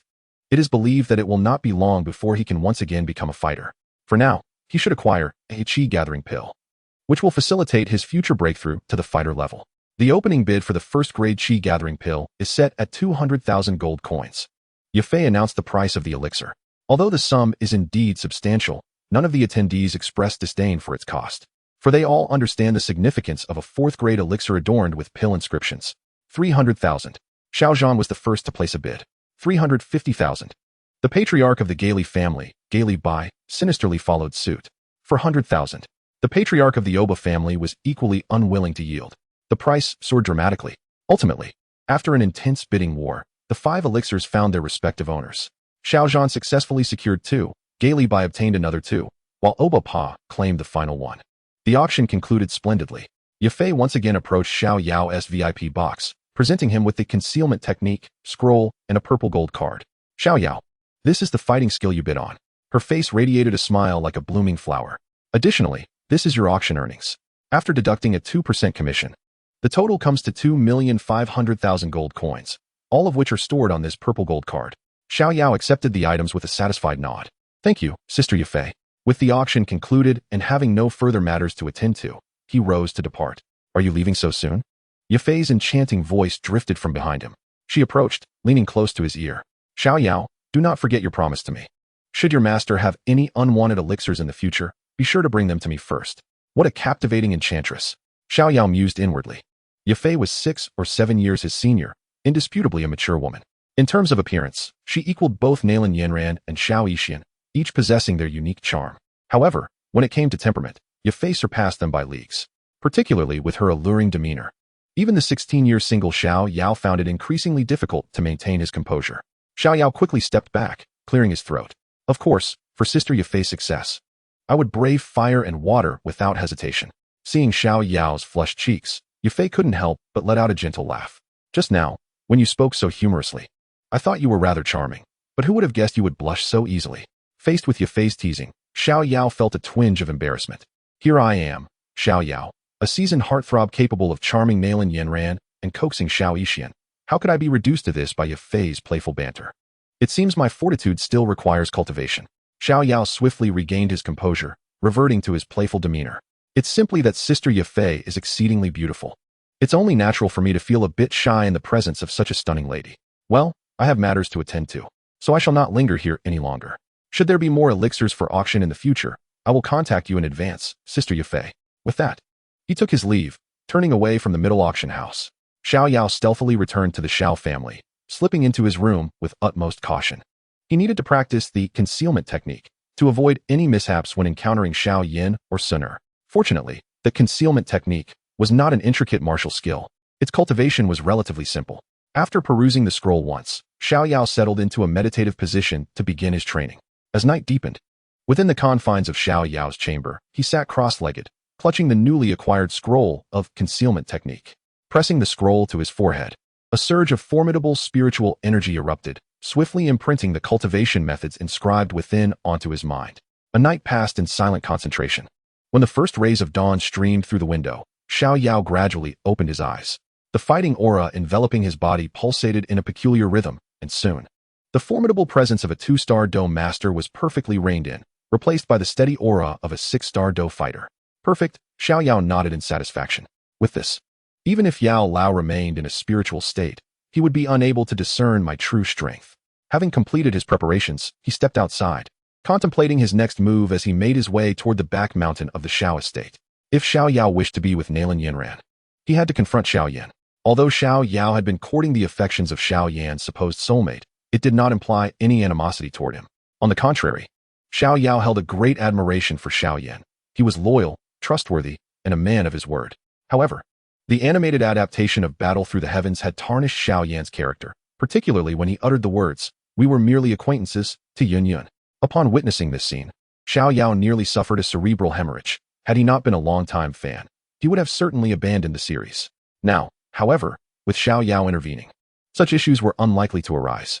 Xiao Yan, you should serenely pursue your childhood sweetheart, the official heroine Xiao Suner, while I, your cousin, will ensure that no other women interfere with your relationship. At the back mountain, beneath the waterfall, a youthful yet fierce shout echoed. A black-clad youth, bare-chested, repeatedly executed the most fundamental boxing techniques under the icy cascade. His skin bore a tapestry of bruises and gruesome wounds, a testament to the rigorous training he had just endured under Yao Lao's whip. Such dedication, no wonder his strength was recovering so swiftly, a cheerful voice remarked from nearby. Xiao Yan turned at the sound, and, upon recognizing the newcomer, his face brightened with surprise. "Cousin, you're back." "Yes, just returned," Xiao Yao replied, strolling closer. He could distinctly sense that Xiao Yan's fighting aura had reached the 6th tier, a significant improvement since their engagement had been annulled. It was remarkable that, in less than 2 months, Xiao Yan had advanced so remarkably. 6th tier fighting aura? Quite impressive, Xiao Yan. It seems you are no longer affected. Xiao Yao smiled and congratulated. At this pace, it won't be long before you astonish the entire Wutan city. I owe it all to your encouragement, cousin.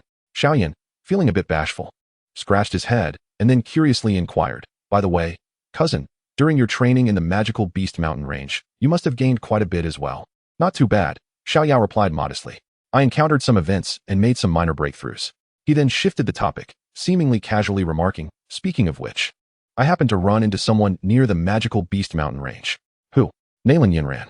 The moment that name escaped Xiao Yao's lips, the smile on Xiao Yan's face vanished without a trace. His brow furrowed tightly, and his fists involuntarily clenched, clearly still haunted by the humiliation of the broken engagement. "Her?" Xiao Yan's voice turned icy. "Did she come to cause you trouble?" "Not at all," Xiao Yao shook his head. "She was there for training as well. We simply crossed paths." He looked at Xiao Yan, his expression growing serious. "Moreover, she entrusted me to convey an apology to you and the Xiao family." "An apology?" Xiao Yan was taken aback. Indeed, Xiao Yao began his long-prepared, semi-truthful narrative. She said that her impulsive actions during the last engagement annulment caused shame to Uncle Xiao and our family, and it was her fault. He paused for a moment before continuing, but she also mentioned that the engagement was a decision made by our elders without consulting her. As the young master of Yunlan's sect, she has her own aspirations and does not wish to be shackled by personal affairs. Thus, she indicated that even if you had not lost your cultivation, she would ultimately choose to break off the engagement. Finally, she stated that 3 years from now, she would still be waiting for you at the Yunlan sect. She would offer no leniency and hopes you will give your all to honorably defeat her and regain the dignity that belongs to you. Xiao Yan fell into a long silence after this revelation. The tension in his furrowed brow gradually relaxed, as he quietly reflected, "So that is how it is." He understood that, given his situation at the time, anyone would hesitate to marry someone perceived as a waste. What he truly could not forgive was Nalan Yanran's haughty demeanor, which had brought shame upon his father and the entire Xiao family. Ultimately, it wasn't the annulment itself that angered him, but the manner in which it was executed. Now that she had apologized for it and characterized the matter as a legitimate duel, Xiao Yan felt as though the heavy stone that had weighed down his heart for so long had finally been lifted. He exhaled a long, heavy breath, and the flame of battle intent reignited in his eyes. Though he hadn't heard it directly, he trusted that Xiao Yao would never deceive him regarding such matters. "I understand now," he said, looking at Xiao Yao earnestly. "Cousin, thank you for sharing this with me." He lifted his gaze toward the direction of the Yunlan sect, his eyes filled with unwavering determination. "If you encounter her again, please convey my message. 3 years from now, I will come. I will personally defeat her and reclaim the dignity that belongs to the Xiao family. I believe in you," Xiao Yao said, patting his shoulder with reassurance. At that moment, a voice as melodious and clear as a yellow aureole emerged from behind the two. "I believe in brother Xiao Yan," said Xiao Suner, clad in a garment of green, her face adorned with a gentle smile as she stepped out from the woods. The trio, reunited after a 2-month separation, exchanged knowing smiles, revealing unspoken sentiments. All right, enough of this foolish standing around, and no more practice, Xiao Yao suggested cheerfully as he draped his arms around their shoulders. I have returned with an abundance of exotic delicacies from the monster beast mountain range. Today, I shall take it upon myself to cook for you both. And we shall not return until we are thoroughly intoxicated.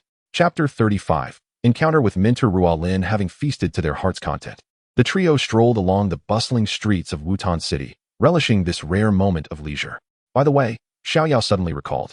I ran into cousin Xiao Yu yesterday when I returned. Huh. Xiao Yan, walking beside him, nearly choked on his own saliva. His expression shifted as he nervously glanced around. Lowering his voice to inquire, that crazy woman?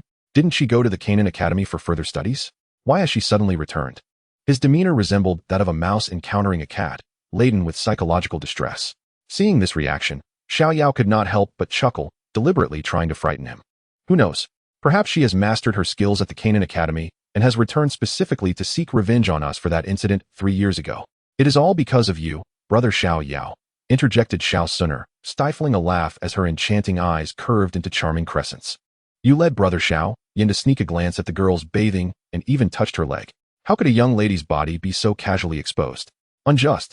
Xiao Yao protested vehemently. Xiao Yan, you must testify on my behalf. At that moment in the hot spring, with the fog so thick, I saw nothing but a head. And what do you mean I led him? The moment I suggested it, Xiao Yan was all excitement, racing ahead faster than anyone else. Ultimately, it was his own mischievous heart that led him to sneak a touch of her long leg. I did not. It wasn't me, Xiao Yan exclaimed, growing anxious. He wished to avoid leaving any trace of this embarrassing history in front of his beloved Suner. He hastily defended himself. It was clearly you, cousin, who dragged me along. I was still young and knew nothing. It was you who pushed me from behind the rock, causing me to stumble and accidentally touch her. Observing Xiao Yan's desperate attempts to dissociate himself from the incident, nearly swearing an oath, Xiao Yao could only shake his head in resignation and raise his hands in surrender. All right, it is all my fault. Is that satisfactory? It was my corrupt thoughts that forced our pure Xiao Yan to partake in such acts. And it was I who sullied cousin Xiao Yu's innocence. Is this acceptable? Now that sounds more like it. Xiao Yan sighed in relief. However, none of the three noticed that not far behind them, a group of 7 or 8 young individuals in matching uniforms was encircling a mature and intelligent female mentor. Leading the group was none other than the very subject of their conversation, Xiao Yu. At that moment, her face transformed from pale to purple and then to red, a spectacle of vivid emotions. Behind her, the senior students were astounded to discover that the usually aloof and proud Xiao Yu had once endured such an experience. They struggled to contain their laughter, their shoulders trembling in an obvious display of restraint. How dare this group of rascals discuss such matters in public? A rush of indignation surged through Xiao Yu, overwhelming her rationality in an instant. Unable to hold back any longer, she pointed an accusing finger at the trio ahead and shouted, "You two lecherous scoundrels. Halt!" Her voice rang out powerfully, drawing the attention of passers-by along the street. Xiao Yao and Xiao Yan froze in place, slowly turning around with an awkward stiffness. Upon seeing her face, flushed with fury, along with the peculiar expressions of the onlookers behind her, embarrassment washed over them. Xiao Yao. Xiao Yu's gaze pierced through Xiao Yan, locking onto Xiao Yao with unwavering intensity. You dared to humiliate me in public yesterday, and now you have the audacity to tarnish my reputation here. Today, I shall skin you alive. Before her words had fully faded, she unsheathed her sword, pointing it directly at Xiao Yao. Observing the situation, and realizing that Xiao Yu's ire was not directed at him, Xiao Yan swiftly seized the opportunity. He grabbed the bystander, Suner, and hastily made his escape. Cousin, I wish you good fortune. Suner, let us leave quickly. It is perilous here. Xiao Yao watched the two vanish in an instant, rendered speechless. Yet, he remained unfazed, for he was a formidable 2-star Dou master. How could he fear a mere Dou fighter like Xiao Yu? His attention shifted to the striking mature woman behind Xiao Yu, recognizing her as Ruolin, the admissions tutor from Canaan Academy. Behold my blade, Xiao Yu shouted, disregarding his thoughts as she charged towards Xiao Yao with her sword drawn. However, Xiao Yao remained calm, employing his intricate footwork to dodge her strikes effortlessly, evading her blade with ease. He refrained from retaliating, merely focusing on evasion. Meanwhile, Ruolin observed Xiao Yao's fluid movements with a hint of admiration in her beautiful eyes. Such incredible speed and skill. This young man's prowess likely surpasses the mere 6-star Dou master he appears to be. Frustration mounted within Xiao Yu as she realized that despite her relentless attacks, She had yet to graze even the hem of his clothing. The pressure of performing before her peers made her feel as if she were losing all dignity. In a moment of desperation, she resorted to using a Dou technique. A streak of azure sword light descended upon Xiao Yao. Are we playing for real? Xiao Yao's expression sharpened as he sensed the seriousness of her attack. He ceased his evasions. In the astonished gazes of all present, his figure vanished in an instant. Mystic Thunder Shadow Step. When he reappeared, he was hauntingly close to Xiao Yu. Before she could react, his fingers, as precise as iron pincers, latched onto her wrist, causing her grip on the sword to falter, and the blade slipped from her grasp. Xiao Yao deftly caught the long sword, using its spine to gently pat the agitated chest of his cousin, whose anger was clearly manifesting. A trademark smirk lingered on his lips. Cousin, with such a fiery temper, you may find it difficult to secure a marriage in the future. You. Xiao Yu's eyes blazed with fury, her ire prompting her to abandon her weapon and engage Xiao Yao in hand-to-hand combat. Xiao Yu, cease at once. At that moment, a gentle yet authoritative voice resonated from behind. Mentor Ruolin stepped forward, soothingly placing a hand on Xiao Yu's shoulder before directing her gaze towards the awaiting Xiao Yao. Observing her approach, Xiao Yao promptly returned the long sword to Xiao Yu, his previously nonchalant demeanor transforming into one of refined courtesy. He clasped his fists in salute towards Ruolin, his voice resonating clearly. I presume you are the admissions mentor for Canaan Academy. I am Xiao Yao, a scion of the Xiao family and cousin to Xiao Yu. I aspire to further my studies at Canaan Academy and humbly seek your consideration for an opportunity. Chapter 36, Entrance Examination. Mentor Ruolin scrutinized Xiao Yao carefully, her intelligent eyes reflecting unabashed admiration. Indeed, I am the admissions mentor for Canaan Academy here in Wutan City. Ruolin. She nodded gently, then, with keen interest, inquired, I observed your exchange with Xiao Yu. Your agility was quite remarkable. I trust you have mastered some unique martial arts techniques? The mentor's discerning eye was indeed sharp. Xiao Yao mused inwardly. Maintaining his polite smile, he replied with measured respect. Your insight is commendable, mentor. Recently, during my travels, I fortuitously acquired a fragment of a martial arts manual, which indeed pertains to a technique of agility. He acknowledged his proficiency while skillfully omitting any mention of the technique's name or rank. Upon hearing this, Ruolin did not press further, adhering to the unspoken rules among practitioners. She continued, You are Xiao Yao, correct? How old are you this year, and at what level is your strength? In response, I am now 16 years of age and currently a 6-star fighter, Xiao Yao stated, revealing his power, discreetly disguised with the concealment technique. A 6-star fighter at 16? The moment these words left his lips, not only did Ruolin display surprise, but so did the Canaan Academy disciples who had been observing the spectacle. A 16-year-old 6-star fighter?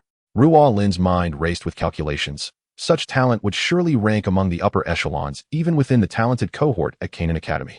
Should he continue to flourish, entry into the inner academy would be all but assured.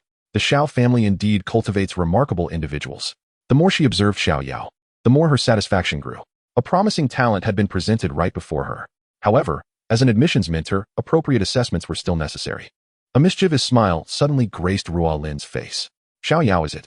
Xiao Yu happens to be one of my favorite students, and I must say, you have been rather unkind to her. She glanced at the still fuming Xiao Yu before continuing. In that case, as her mentor, I must stand up for my student. I shall not press you unduly. If you can withstand 10 of my strikes without faltering, then your entrance examination shall be deemed successful. Once the enrollment in Wutan City concludes, you may return to the academy with me. What say you? Upon hearing this, Xiao Yao felt a stirring within. He understood that Ruolin was currently at the level of a great Dou master. Thus, he was eager to see how far he could go while pretending to possess the strength of a 6-star Dou fighter. Without a moment's hesitation, he clasped his fists and replied boldly, I shall obey, esteemed mentor Ruolin. I implore you to show mercy. Very well, you possess courage. The group swiftly found an open area nearby. Xiao Yao stood facing mentor Ruolin, while Xiao Yu and other disciples from the Jianan Academy observed from a distance. Xiao Yu, your cousin is exceedingly audacious, daring to accept 10 strikes from mentor Ruolin. She is a true great Dou master. A male disciple whispered to Xiao Yu. Indeed, our mentor is a genuine powerhouse. I doubt he can withstand even 3 strikes. Another scoffed in agreement. Xiao Yu remained silent, her gaze filled with disdain and resentment as she watched the boy who stirred such mixed emotions within her. She acknowledged that Xiao Yao possessed some skill, yet she firmly believed that he could not endure 10 of Ruolin's strikes. In the arena, mentor Ruolin appeared calm and collected, smiling as she asked, Are you prepared? Then, let us begin with the first strike.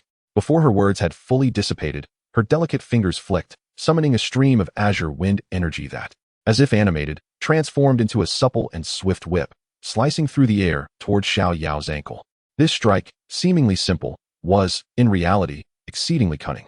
Yet Xiao Yao, as if possessing eyes in the back of his head, deftly evaded the impending contact by lightly tapping his toe against the ground and gliding backwards like a feather on the wind, effortlessly avoiding the attack. Impressive reflexes, Ruo Lin remarked approvingly. Now, the second strike. This time, 2 wind whips advanced from either side, simultaneously closing in on him and blocking his retreat. Rather than retreating, Xiao Yao advanced, employing a peculiar footwork that left behind a faint afterimage while his true form slipped through the minuscule gap between the 2 whips. The third strike, wind net. Ruo Lin thrust both hands forward, her fingers flicking in rapid succession, weaving numerous strands of energy into a vast azure net that descended upon him. Let us see how he escapes this, the disciples exclaimed from afar. Yet, Xiao Yao did not even glance at the net. His form moved like a fish, navigating through the seemingly impenetrable mesh with astonishing agility, ultimately emerging unscathed before the net could land. Gasp! The onlooking disciples could no longer utter a word of derision, their eyes wide with astonishment. He is not merely evading. He is predicting. Waves of shock surged within Xiao Yao. In merely 3 years, how had his battle instincts become so formidable? With the warm-up concluded, Mentor Ruo Lin's demeanor shifted from casual to serious. Now for the fourth strike, wind spin palm. No longer opting for long-range attacks, she advanced, her form surging forward as she struck with her palm. In the palm of his hand, azure energy swirled rapidly, coalescing into a miniature cyclone, imbued with formidable thrust and tearing force. Xiao Yao's gaze sharpened, and he met the oncoming force with an equally resolute hand. His palm was enveloped by a faint, almost imperceptible violet arc of electricity. With a resounding thud, their palms collided, producing not a thunderous noise, but a muffled sound. The cyclone emanating from Ruo Lin's palm faltered upon encountering the electric arc, its structure dismantled by the overwhelming might of the thunderous energy. The fifth move. The sixth move. Ruo Lin's relentless assault continued, her hands dancing through the air, conjuring gusts of wind. In contrast, Xiao Yao countered each strike with precision, every block and deflection executed flawlessly, dissipating her strongest attacks with minimal exertion. Be cautious, young one, Ruo Lin warned. Frustrated by her inability to land a blow, her fighting spirit surged. And with her seventh move, the azure wind entangling technique, she swiftly brought her hands together and then apart. Dozens of azure tendrils, far more resilient than before, surged forth like living entities, ensnaring Xiao Yao's limbs from all directions. Xiao Yao understood that no amount of speed could outpace such an overwhelming technique. Resolutely, he ceased his evasions, allowing the azure tendrils to bind him. He has been captured. An onlooker gasped, just as the tendrils threatened to tighten. A surge of pale violet, thunderous energy erupted from within Xiao Yao, crackling. A flash of electricity illuminated the scene as the incredibly resilient azure tendrils were utterly shattered by this explosive force of thunderous energy. The eighth move. The ninth move. Ruo Lin's onslaught intensified, unleashing a barrage of wind blades, whirlwinds, and wind whips, enveloping Xiao Yao entirely. Yet, he began to exhibit signs of fatigue. Although his movements remained agile, his breathing had become noticeably labored. This is the final move. Ruo Lin inhaled deeply, her eyes gleaming with determination, ready to unleash her true prowess, the rending wind dance. She clasped her hands before her chest, a torrent of azure energy surging forth, transforming into numerous rapidly spinning crescent-shaped wind blades. These blades formed a colossal storm cage, howling as they converged upon Xiao Yao from all directions. This strike was inescapable, with no retreat available. Faced with such a potent attack, Xiao Yao's expression turned gravely serious. He anchored himself like an ancient tree, firmly rooted to the ground, channeling his concealed 6-star warrior energy to its utmost limit. Thunderstorm. He opted not for defense, but rather concentrated all his energy into his palms, boldly launching a counterattack at the densest cluster of wind blades. Boom! A deafening explosion resonated throughout the arena. The violent shockwave lifted a thick layer of earth from the ground. As the dust gradually settled, the scene emerged. Xiao Yao stood steadfast in his original position, though his complexion was slightly pale. The earth beneath his feet bore 2 deep grooves, evidence of the strain of enduring a mighty strike from a grand warrior. A feat that was indeed somewhat taxing for a 6-star warrior. He raised his head slightly and gazed at Mentor Roland across from him, calmly stating, "Mentor Roland, 10 moves have passed. It appears I have successfully passed the examination." Roland looked at him, her eyes brimming with unmistakable satisfaction and astonishment. Although she had not exerted her full strength, the fact that he remained undefeated against a true master of the great fighter level while wielding the prowess of a 6-star warrior, showcased Xiao Yao's formidable combat abilities. Very well. Excellent. She nodded. Xiao Yao, congratulations, you have passed. Once the enrollment concludes, you shall accompany me back to Canaan Academy. Xiao Yu, who had been observing from the side, absorbed every moment, her heart a tempest of emotions. This rascal had truly accomplished it. Moreover, she sensed that he seemed to navigate it all with remarkable ease. She recalled 3 years prior, when he had been heralded as one of the twin stars of the Xiao family, alongside Xiao Yan. While Xiao Yan had since fallen from grace, Xiao Yao continued to shine brilliantly. I once believed that after a year of arduous training at the academy, I would surpass him, perhaps even return to exact my vengeance. Yet, it seems I have been left far behind. In that instant, the anger that had simmered within her due to past humiliations began to wane, replaced by a more intricate mixture of frustration and reluctance. Chapter 37. Departure to Canaan Academy upon returning to the back mountain of the Xiao family. Xiao Yao indeed found Xiao Yan and Xiao Suner engaged in a sparring match, exchanging techniques. Upon seeing Xiao Yao's return, both ceased their movements and approached him. Cousin, you're back. Xiao Yan exclaimed with a smile. That crazy woman didn't give you any trouble, did she? Her? Xiao Yao scoffed, rolling his eyes, then suddenly recalling something. He pointed an accusatory finger at the two. I must say, you two are rather ungrateful. You left me all alone there. What happened to our promise to share hardships? Xiao Yan, however, was unfazed, chuckling in response. Oh, I merely had confidence in you, cousin. How could that mere Xiao Yu possibly be your match? Brother Xiao Yan is right, chimed in Xiao Suner, stifling a giggle. We all believe in your strength, Brother Xiao Yao. Listening to their banter, Xiao Yao felt a sense of helplessness and recounted the events. Xiao Yan's expression shifted to one of seriousness. So, you truly passed Mentor Roland's examination? Do you plan to head to Canaan Academy in a few days? Indeed, Xiao Yao nodded. Mentor Roland mentioned that once the enrollment in Wutan City is fully concluded in 7 days, we shall depart together. Upon hearing this confirmation, a hint of reluctance appeared on both Xiao Yan and Suner's faces. So soon? Xiao Suner murmured. Brother Xiao Yao has just returned. Come now. It's not as if we are parting for life and death. Xiao Yao chuckled, playfully ruffling their hair. I am merely going to school, not embarking on a death mission. Why so sentimental? He regarded the two before him with a knowing smile. In any case, you both plan to attend Canaan Academy next year, right?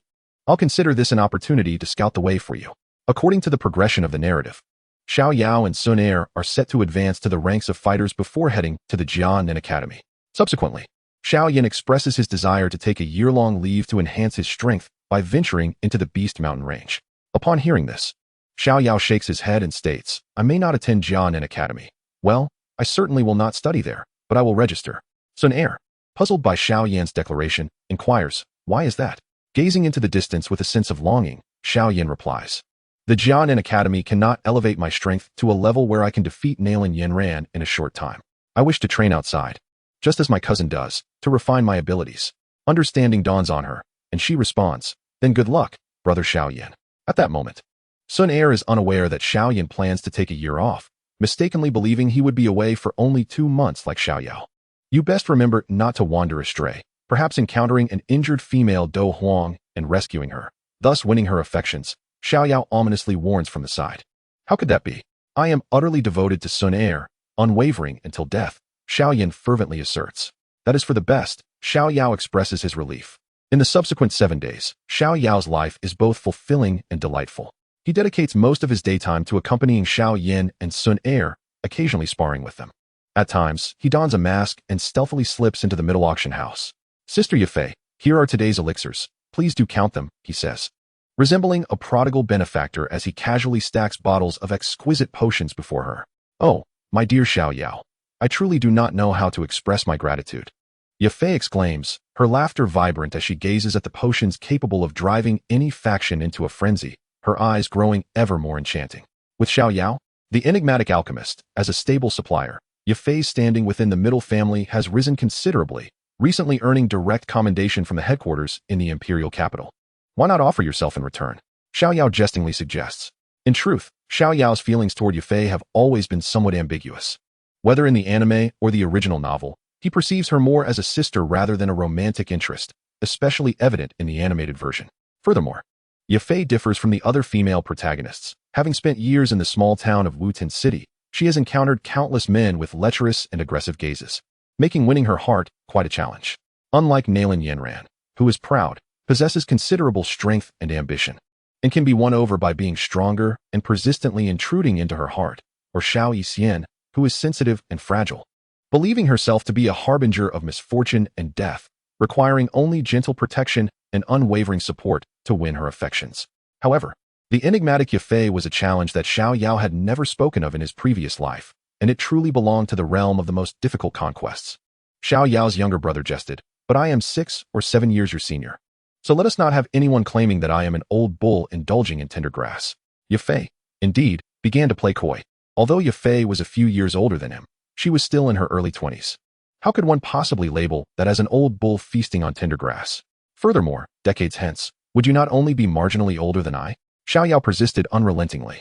"Ha, dear Xiao Yao, let us not jest," Yafay replied, her feelings towards Xiao Yao akin to that of an elder sister towards her younger brother, albeit a younger brother who vastly surpassed her in prowess.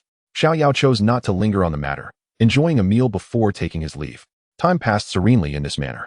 7 days later, the enrollment in Wutan city officially concluded. At the entrance of the Xiao family estate, Xiao Yao bid farewell to his family members who had come to see him off. "Xiao Yao, be cautious in your endeavors," Xiao Yan advised. "Cousin, take care. I shall soon catch up to your pace," Xiao Yan declared, his eyes brimming with determination. Xiao Yao nodded with a smile, refraining from any further delay, turning resolutely towards the city center square.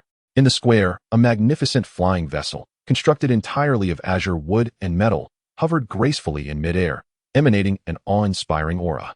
Mentor Ruolin, Xiao Yu, and a dozen newly enrolled students awaited their arrival. Upon joining the group, they ascended the flying vessel at Mentor Ruolin's behest. Standing at the ship's railing, Xiao Yao cast one final glance at the city where he had lived for 16 years, gazing towards the direction of the Xiao family. Before resolutely turning away, accompanied by a gentle hum, the colossal flying vessel ascended slowly, piercing through the clouds, embarking towards the vast unknown that lay beyond. Thus concluded the tale of Wutan City, and a new chapter belonging to the Canaan Academy was poised to commence. Chapter 38, Personal Vendettas. The flying vessel traversed through clouds and mist for a month, until a grand academy nestled within the sprawling mountains finally came into view. This was the Canaan Academy. It resembled not a city, but more a realm established upon the mountains. Countless ancient yet imposing palaces and towers were built into the mountainside, arranged in harmonious disarray. Soaring spires, cascading waterfalls, and students gliding through the skies on flying mounts or with wings of battle energy, all contributed to an atmosphere vibrant with life and wonder. "My goodness, this is several times larger than our entire Wutan city," Xiao Yao exclaimed, standing at the bow of the ship, marveling at the majestic scene before him. Though accustomed to skyscrapers in his previous life, the fantastical grandeur of this architectural ensemble still delivered a profound visual impact. The flying vessel gently descended onto a vast plaza, where hundreds of new students, like them, had gathered from various empires and kingdoms. Mentor Ruolin led them through the throng, arriving at a grand assembly hall. "All right, dear students," she began. Ruolin clapped her hands, drawing the attention of the crowd. This was the outer courtyard of Canaan Academy. The fundamental rules of the academy are clearly outlined in your orientation manual, yet I shall emphasize 3 points. First, private duels to the death are strictly forbidden. Second, betrayal of the academy is intolerable. Third, power reigns supreme. She provided a succinct explanation before proceeding to assign accommodations, allowing everyone to disperse and familiarize themselves with the surroundings. Soon, the new students in the assembly hall began to leave in small groups. However, Xiao Yao stood there, utterly bewildered, as he realized that Ruolin had overlooked him entirely amidst the roll call. Hastily, Xiao Yao approached her, inquiring, "Where's my accommodation?" Upon hearing this, Ruolin turned around, a mischievous smile gracing her intelligent face. "Oh dear, how could I forget our academy's greatest prodigy?" she exclaimed, casting a glance at Xiao Yu, who was watching the scene with barely concealed glee. She continued, "Xiao Yao, aren't you and Xiao Yu relatives? Perfect. Let her guide you through the environment and find you a suitable place to stay." With that, she offered Xiao Yao no chance to protest, winking at Xiao Yu before gracefully departing. "Goodness, this instructor is taking personal revenge," Xiao Yao lamented inwardly. Turning his head, he was met with Xiao Yu's radiant smile, one that was far from benevolent. Instantly, he adopted a sycophantic demeanor, saying, "I was wrong, truly wrong. It was all my fault, and I hope you can overlook my transgressions. Please don't hold it against me." "What are you saying, dear cousin?" Xiao Yu replied, her delight only growing. "As your elder sister, it is my duty to look after you. Rest assured, I shall find you the finest accommodation in the academy. Follow me." Seeing her feigned innocence, Xiao Yao felt a chill settle in his heart. Under Xiao Yu's guidance, They traversed the new student area until they arrived at a secluded and elegant residential district. Eventually, they halted in front of a charming loft with a private courtyard. This environment is rather pleasant, Xiao Yao mused silently, contemplating whether this seemingly mad woman had genuinely changed her ways or if there lurked some ulterior motive. Here we are, Xiao Yu exclaimed, pointing at the loft with a beaming smile. This will be your residence. Isn't it lovely? You must be sure to thank your sister later. Now, take a good rest. I shan't disturb you any longer. With that, she turned away, a triumphant smirk on her face as she departed. That smile certainly harbored ill intentions. As Xiao Yao observed her retreating figure, he became certain that there was something amiss. Nevertheless, he resolved to face the challenge head-on. What can I fear from you, mere girl? He thought, determined to uncover her tricks. With a cold smirk, he boldly pushed open the courtyard gate and stepped inside. The interior was pristine, adorned with exquisite decorations, and void of any occupants, presenting no signs of ambush. Could it be that I have misjudged her? Xiao Yao began to question if he had been overly suspicious. He shook his head, no longer dwelling on the matter, and ascended to the second floor, preparing to cultivate for a brief moment. Not far behind a grand tree near the attic, Xiao Yu was concealed, observing intently. You little rascal, you truly brought him to the territory of the formidable Lu Qing. The voice of Mentor Ruolin unexpectedly resonated from behind her, startling Xiao Yu. Mentor, are you not afraid that the battle-crazed Lu Qing will leave your precious cousin half-dead? Mentor Ruolin inquired with a smile. Well, he brought it upon himself with that foul mouth of his, daring to touch me in public. Xiao Yu stuck out her tongue, giggling. It's just right for senior brother Lu Qing to temper his arrogance. Let us see if he dares to be so brazen again. As the two conversed, a robust young man with a serious demeanor, exuding an air of ferocity, strode purposefully toward the attic. Shoo, lower your voice. Ruolin quickly urged Xiao Yu to hide deeper. Look, the main character has arrived. It's going to be entertaining. The young man was none other than Lu Qing. Upon reaching the entrance of the attic, he discovered that the room, which should have been vacant, was illuminated. His brow furrowed instantly. This room was a prize he had won in a recent competition. Today, he had intended to move in, only to find that someone had seized it before him. A surge of anger welled up within him. Without a second thought, he kicked the courtyard door, producing a resounding bang, and shouted toward the upper floor. Get out of there.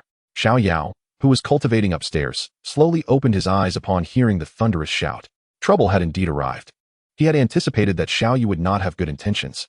Descending the stairs, he opened the door and was met by the sight of a fierce-looking young man in his 20s. Not wishing to instigate conflict, he politely clasped his fists. Excuse me. Senior brother, how may I assist you? Lu Qing, seeing Xiao Yao clad in the fresh attire of a new student, became even more disdainful. Get out, newcomer. This is my territory. Xiao Yao, noting the unpleasantness in his tone, felt his own politeness weighing. This is the dwelling arranged for me by my cousin Xiao Yu. Moreover, I have just inspected it. It is spotless, clearly never occupied. I have no desire to engage in idle chatter with you, Lu Qing retorted impatiently. I shall say this one last time. Leave. Otherwise, I will ensure you are carried out. Xiao Yao smiled, though the smile held an icy demeanor. Is that so? I am quite curious to test your capabilities. Hearing Xiao Yao's cold and provocative words, Lu Qing's fury transformed into a mocking laughter. Well, a presumptuous newcomer. He ceased the banter, unleashing an overwhelming aura far surpassing that of a typical fighter, akin to a beast awakening from slumber. The intense waves of fighting spirit surged around him, creating visible ripples in the air. 8-star fighter, Lu Qing slowly announced his rank, his gaze filled with lofty arrogance. He had no intention of striking a newcomer, lest he be branded as a bully. In his view, merely displaying this crushing power would suffice to instill fear in the audacious youth before him, compelling him to tremble and plead for mercy. However, Xiao Yao's reaction once again left him disheartened. Faced with this formidable pressure, Xiao Yao merely curled his lip in disdain, his gaze akin to that of one observing a mere jester. Only an 8-star fighter? Xiao Yao's tone brimmed with unabashed disappointment. I expected more from you. Is this the extent of your prowess, daring to boast before me? He stepped forward, his eyes sharpening. I had intended to return this house to you, provided you could articulate your claims and present evidence of ownership. Yet, it seems such courtesy is no longer warranted, for your words are utterly foul. Therefore, regardless of whether this property was yours before, it is now mine. You seek your own demise. Lu Qing could no longer maintain the composure befitting a strong man. Each word escaped his lips as if forced through clenched teeth. With a swift motion, he summoned a pitch-black spear into his hand. From a distance, concealed behind a tree, the mentor Ruolin observed the tense standoff and inquired, Who do you believe will triumph? Xiao Yu, unable to contain her curiosity, whispered her question. Ruolin, intrigued, countered, What do you think? Isn't it obvious? Xiao Yu replied without hesitation. It must be senior brother Lu Qing. He is renowned on the External Academy's strength rankings. A veritable powerhouse at 8 stars. Xiao Yao, regardless of his talent, is merely a 6-star fighter. There exists a significant divide, a full rank and 2-star levels apart. Not to mention, senior brother Lu Qing is 4 or 5 years his senior, possessing far greater battle experience. It is clear that senior brother Lu Qing will prevail. She paused, a mischievous smile gracing her face. Once senior brother Lu Qing has taught him a lesson to temper his arrogance. I shall step in as the good Samaritan to find him new accommodations. Ruo Lin smiled knowingly at her words, contemplating, indeed, by all logical standards. It would appear that way. A 6-star fighter stands little chance against an 8-star master. However, an inexplicable intuition nagged at her, for she sensed that the young man named Xiao Yao was not as simple as he appeared. During the last examination, she had sensed that he had not exerted his full strength. In the arena, Lu Qing had already made his move. With a thunderous roar, he stomped his foot against the ground, propelling himself forward like a cannonball aimed directly at Xiao Yao. The black spear in his hand transformed into a lethal black line, shrieking through the air as it lunged towards Xiao Yao's throat. Stone-splitting thrust. This strike was powerful and swift as lightning. Yet, in the face of this ferocious assault, Xiao Yao did not flinch or evade. At the very moment the spear tip was about to pierce his skin, he shifted his body with ghostly agility, sidestepping just enough to narrowly escape the spear's lethal point. Surprisingly, rather than retreat, he surged forward, closing the distance and instantly placing himself before Lu Qing. Lu Qing was taken aback, utterly unprepared for such astonishing speed. The advantage of the spear lay in its reach. Once in close quarters, its power would diminish significantly. He hastily attempted to sweep his spear horizontally. Yet, Xiao Yao would not grant him such an opportunity. Before him, Xiao Yao's fingers resembled a sword, the tips entwined with delicate, lavender arcs of electricity that danced like playful sprites. Rather than engaging in a direct confrontation with the sharp tip of the spear, he employed an extraordinarily deft technique, striking the solid shaft with precision time and again. Each tap resonated with a crisp metallic clang. Lu Qing felt torrents of tingling, yet overwhelming thunderous energy surging through the spear into his arm's meridians, rendering the flow of his fighting spirit obscure. The spear in his grasp seemed to transform, suddenly feeling as weighty as 1,000 pounds. What is happening? How can this fellow's fighting spirit be so bizarrely domineering? A tempest of astonishment surged within Lu Qing. At that very moment of distraction, Xiao Yao seized the opportunity. With the Shan lay remnant shadow step, his figure left behind an afterimage while his true self appeared to Lu Qing's left side. It is over. His voice, devoid of emotion, bore the finality of death's decree. A hand, suffused with thunderous fighting spirit, lightly pressed against Lu Qing's chest. Bang!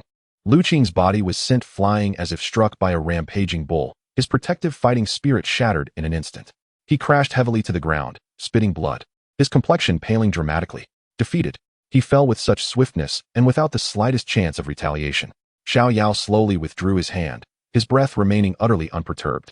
Approaching Lu Qing, he refrained from excessive mockery, merely stating in a tone of factual simplicity, "You have lost. This residence now belongs to me. Should you disagree, you are welcome to challenge me again at any time." Struggling to rise from the ground, Lu Qing gazed at the unscathed youth before him, his eyes devoid of the previous arrogance, replaced instead by astonishment. He accepted his defeat wholeheartedly. "I have lost. This residence is yours." He retrieved the spear he had dropped, awkwardly cupping his fists in a bow towards Xiao Yao before turning away, limping silently as he departed. In the distance, concealed behind the trees, Ruo Lin and Xiao Yu stood in stunned silence. No, it's impossible. The disbelief in Xiao Yu's beautiful eyes was palpable. He actually won, and so effortlessly. A 6-star warrior defeating an 8-star master outright? How could this be? Ruo Lin's enchanting gaze mirrored her shock. She beheld the calm and composed figure of the young man in the arena, her heart racing with a singular thought. I have struck gold this time. I truly have found a treasure.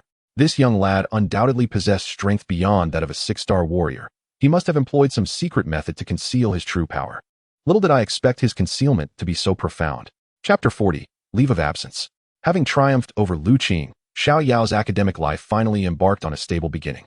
He returned to his exquisite loft, seated cross-legged, his mind delving into the spatial ring. The thousandly communication talisman pulsed gently, infusing it with a hint of fighting spirit. 2 distinct yet familiar voices resonated from the jade talisman, each evoking feelings of warmth and familiarity within him. The first voice was gentle, akin to a clear mountain spring, tinged with a hint of weariness. "Xiao Yao, how are you?" Today, many injured mercenaries arrived at the Yao Pavilion. They spoke of encountering high-level magical beasts after entering the Beast Mountain range. It seems that the area has been quite tumultuous lately. How are things at Canaan Academy? I have been quite busy today, just finished my work and I feel a bit fatigued. Please remember to take care of yourself. It was the little medical fairy.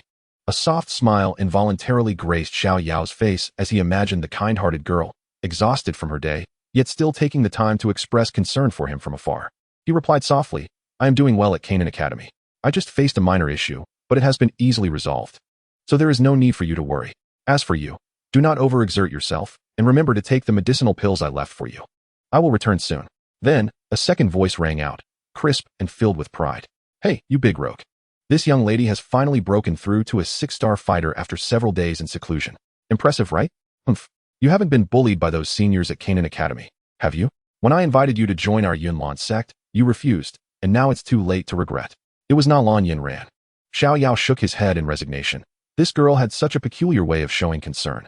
She had indeed once urged him to join the Yunlan sect, but he had declined. He smiled as he replied, Congratulations to the young master for finally achieving this breakthrough. Rest assured, I am managing well at Canaan Academy. Of course, there are troublemakers, but none are my match. Since that day of parting, communicating with the two distant beauties through this small jade talisman had become the sole embellishment in Xiao Yao's otherwise monotonous training life. Even Nalan Yanran, who had previously never replied voluntarily, now responded to every message, occasionally sending teasing remarks to assert her presence. Days flowed by in this manner. Aside from his training, Xiao Yao often wandered the depths of the academy's back mountain, hoping to chance upon the formidable Wang Xian. Unfortunately, after several months of searching, he had yet to catch a glimpse of her. It seemed that, according to the storyline, that little one had likely been discovered by the Grand Elder Su Qian and taken back to the inner courtyard as a treasured pet. The prospect of encountering her in the outer courtyard was but a fanciful dream. Nevertheless, with more than a year until the inner courtyard qualification selection, there was no need for haste. Xiao Yao soon devised a new plan. The immediate priority was to enhance his strength. He decided to stabilize his training in the outer courtyard for half a year, and once his abilities had further progressed, he would take a leave to seek out the little medical fairy. A glint of determination flashed in his eyes. Primarily, it was to intercept Yun Yun. Calculating the time. In 6 months, that woman would likely venture into the Beast Mountain range for the purple spirit crystal. He needed to encounter Yun Yun before Xiao Yan did, otherwise, that rascal might seize the opportunity again. Thus, for the next 6 months, Xiao Yao wholeheartedly entered a state of rigorous training. Under the auspices of the transformation of the 3 mysterious flames and the celestial technique, the true thunder of the 5 extremes. His prowess soared as if propelled by a rocket, ultimately resting firmly at the pinnacle of the 9-star Dou Master, a mere step away from the great Dou Master.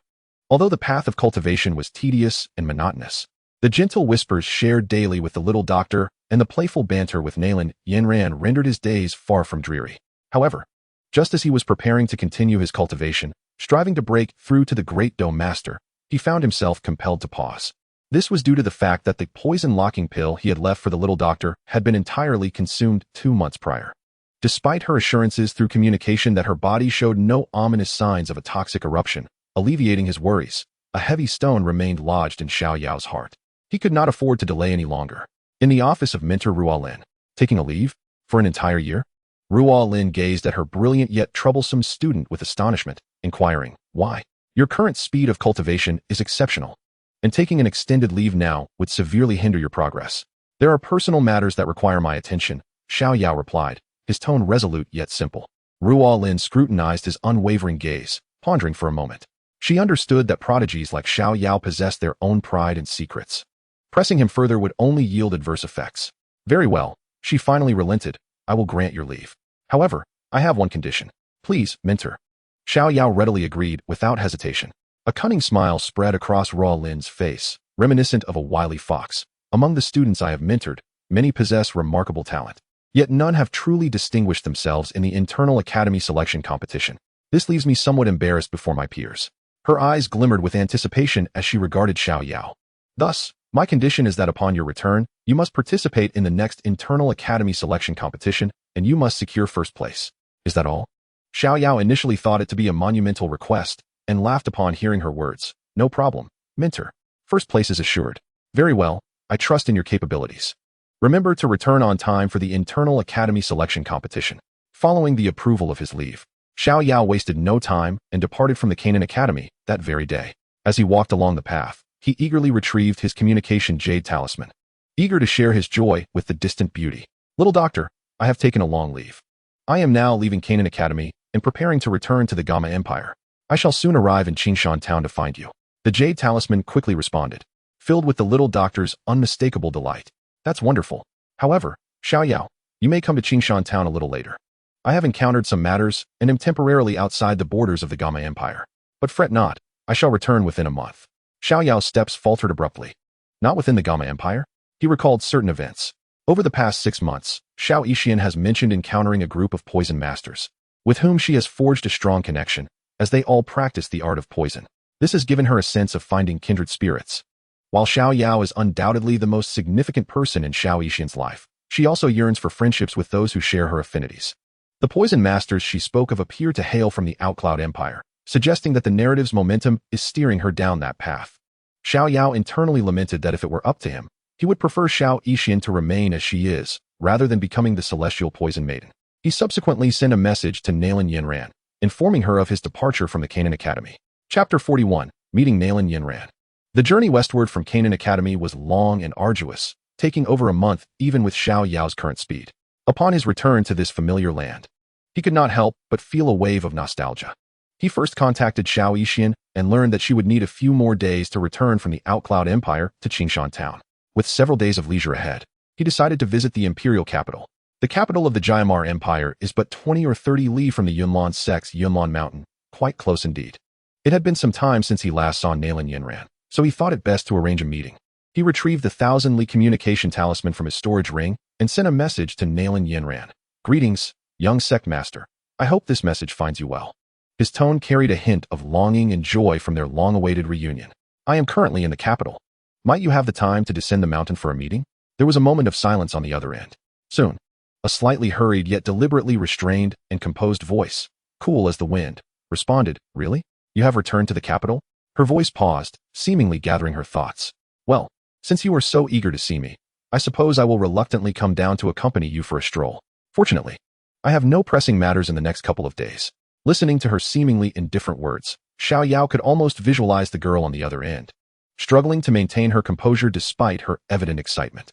He chuckled softly as they arranged to meet on a bustling commercial street in the capital. Nalan Yanran replied succinctly, I will await you here tomorrow morning, before hastily ending the communication to complete her remaining tasks for the day. As night fell and the city lights began to twinkle, Xiao Yao found himself with some free time and decided to pay a visit to another old friend. Earlier, while walking through the streets, he had overheard passers-by discussing a strikingly beautiful woman from the Meitel family who had recently risen to the position of head of the capital's auction house in a mere 6 months. The description could only pertain to Sister Yafay. Xiao Yao realized that his involvement had prompted her to leave Wutan City earlier than anticipated, allowing her to step onto a broader stage. At the Meitel family estate, Yafay was wearily rubbing her temples, immersed in a plethora of intricate family affairs. Just then, a subordinate hurried in, respectfully reporting, Madam, there is a young man named Xiao Yao outside requesting an audience. He claims to be an acquaintance of yours. Xiao Yao? Yafay's enchanting eyes sparkled brilliantly, instantly dispelling all fatigue. A captivating smile blossomed upon her alluring face, a smile that could enchant the world. Quick, please invite him in, she urged. Before long, Xiao Yao was ushered into Yafay's study. Upon entering, he beheld the exquisite figure reclining gracefully on the soft couch, her form increasingly alluring and mature. He let out an exaggerated sigh and remarked in a flippant tone, Ah, how the times have changed. Back in Wutan City, I could see Sister Yafay at any time. Now, it seems, her status has risen so high that one must schedule an appointment just to have a glimpse. Yafay was amused by his words, giggling sweetly before casting him a playful glance. You cheeky little rascal, your tongue remains as sharp as ever. The fortune I enjoy today is largely due to the elixirs you provided back then. Without you, I might still be in that small corner of Wutan City, engaging in a battle of wits with the Jia, Lai, and Uba families. She sat up, her curiosity piqued. On a serious note, shouldn't you be diligently cultivating at the Canaan Academy? What brings you back so suddenly? Of course, it's because I miss Sister Yafay, Xiao Yao replied earnestly. A day without seeing you feels like 3 autumns. It has been nearly a year. If I don't return to see you, I might forget what you look like. Such sweet talk, Yafay teased with a smile, yet warmth filled her heart. She rose gracefully and approached Xiao Yao. You appear quite weary from your journey. You must have rushed back. Why not stay here tonight? I have arranged accommodations for you, and it will give me the chance to properly welcome you. That sounds splendid, Xiao Yao replied, more than willing to accept her offer. The following morning, after bidding farewell to Yafay and promising to visit again soon, he made his way alone to the bustling commercial street where he had arranged to meet Nalan Yanran. The street was lined with shops, a dazzling array of wares on display. Suddenly, his attention was drawn to a stall featuring a uniquely crafted figurine. The figurine, roughly the size of a palm, was carved from an unknown fragrant wood, its features exquisitely detailed, dressed in a delicate white gauze dress, exuding a charming innocence that was utterly delightful. Though an ordinary toy, the craftsmanship was remarkable. If he had the opportunity, he might learn to create one himself to gift to someone special. Lost in thought, he was suddenly tapped lightly on the shoulder from behind. What are you standing there gaping at, big rascal? A clear, melodious voice with a hint of pride chimed from behind him. Xiao Yao turned to see Nalan Yanran, and he couldn't help but pause in surprise. After nearly a year apart, the young woman before him had shed some of her previous youthful naivety and now radiated a stunning elegance. Today, she was not clad in the moon-white robes of her sect, but wore a simple yet graceful light blue gown. The hem of her skirt danced gently in the breeze, enhancing her poised demeanor. Her features had become even more refined, her skin as fair as snow, and her hair cascaded like a waterfall. Especially those once proud and cold phoenix eyes, at this moment, upon seeing him, seemed to brim with fragmented starlight, radiating a brilliance that rendered one hesitant to gaze directly. Xiao Yao never anticipated that, after nearly a year apart, Nalan Yanran could recognize him merely by his silhouette. It appears he still holds considerable significance in her heart. He quickly regained his composure, a familiar smile gracing his face. It has been a long time. Nalan Xiaozongzhu, after a year's absence, you have only grown more beautiful. I wonder how many disciples at Yunlan sect are captivated by you. This heartfelt compliment caused Nalan Yanran's delicate face to flush slightly. Although she had heard countless praises before and had grown somewhat indifferent, the words from this particular individual always stirred an unusual delight within her. I suppose you possess some discernment, she thought, her tone tinged with arrogance. Yet the subtle upward curve of her lips betrayed her current joy. Look at you, with that naive demeanor. You must not have visited the imperial capital often, she remarked, stepping closer and naturally linking her arm with Xiao Yao's. Come, today I am in a good mood, so I shall graciously take you on a tour. With that, she began to lead him forward. However, in the moment of turning, her gaze inadvertently flickered toward the charming figurine on the merchant's table. Chapter 42, A Day with Nalan Yanran. In the imperial capital, the West Market. This is the West Market, the area with the most vibrant atmosphere in the imperial capital. Nalan Yanran slightly turned, presenting herself as the host while introducing it to Xiao Yao. Her exquisite face bore a hint of modesty. Ordinary nobles would disdain to visit here, yet there were indeed some curiosities that could not be found elsewhere. I'll show you around casually. Though she claimed to be casually browsing, her steps honestly guided Xiao Yao toward the most bustling area. Observing her demeanor of merely fulfilling her hostly duties, Xiao Yao couldn't help but chuckle inwardly, choosing not to reveal his amusement. Instead, he eagerly adopted the role of an inquisitive child, his gaze wandering amidst the myriad of stalls. Soon, his attention was captured by a candy painting stall. Boss, I want a dragon, make it majestic, Xiao Yao exclaimed, standing in front of the stall, savoring a skewer of spiced meat he had just purchased. He turned his head, gently nudging Nalan Yanran with his elbow, and mumbled, Xiaozongzhu, what would you like? It's on me. Nalan Yanran, however, subtly took a step back, her delicate brows furrowing as she replied with a hint of disdain, that is something only children eat. What is there to admire? Oh, how mistaken you are, Xiao Yao replied with a mysterious smile. This is called childlike joy. Now that we are here, shouldn't Miss Nalan indulge a little? Before she could retort, he had already made the decision for her. Boss, another phoenix. Make it the most beautiful one. Nalan Yanran shot him a glance, mumbling softly, who wants to eat that? Before long, the candy artist skillfully crafted a vividly lifelike sugar phoenix, holding his dragon in one hand. Xiao Yao presented the phoenix to Nalan Yanran, winking and exclaiming, dragon and phoenix bring good fortune, what a splendid omen. When the exquisite sugar phoenix was presented before her, she found herself unable to resist its delicate beauty. She extended her slender hand to accept it. Yet her lips could not help but utter, how dull. Nalan Yanran huffed, turning her head aside.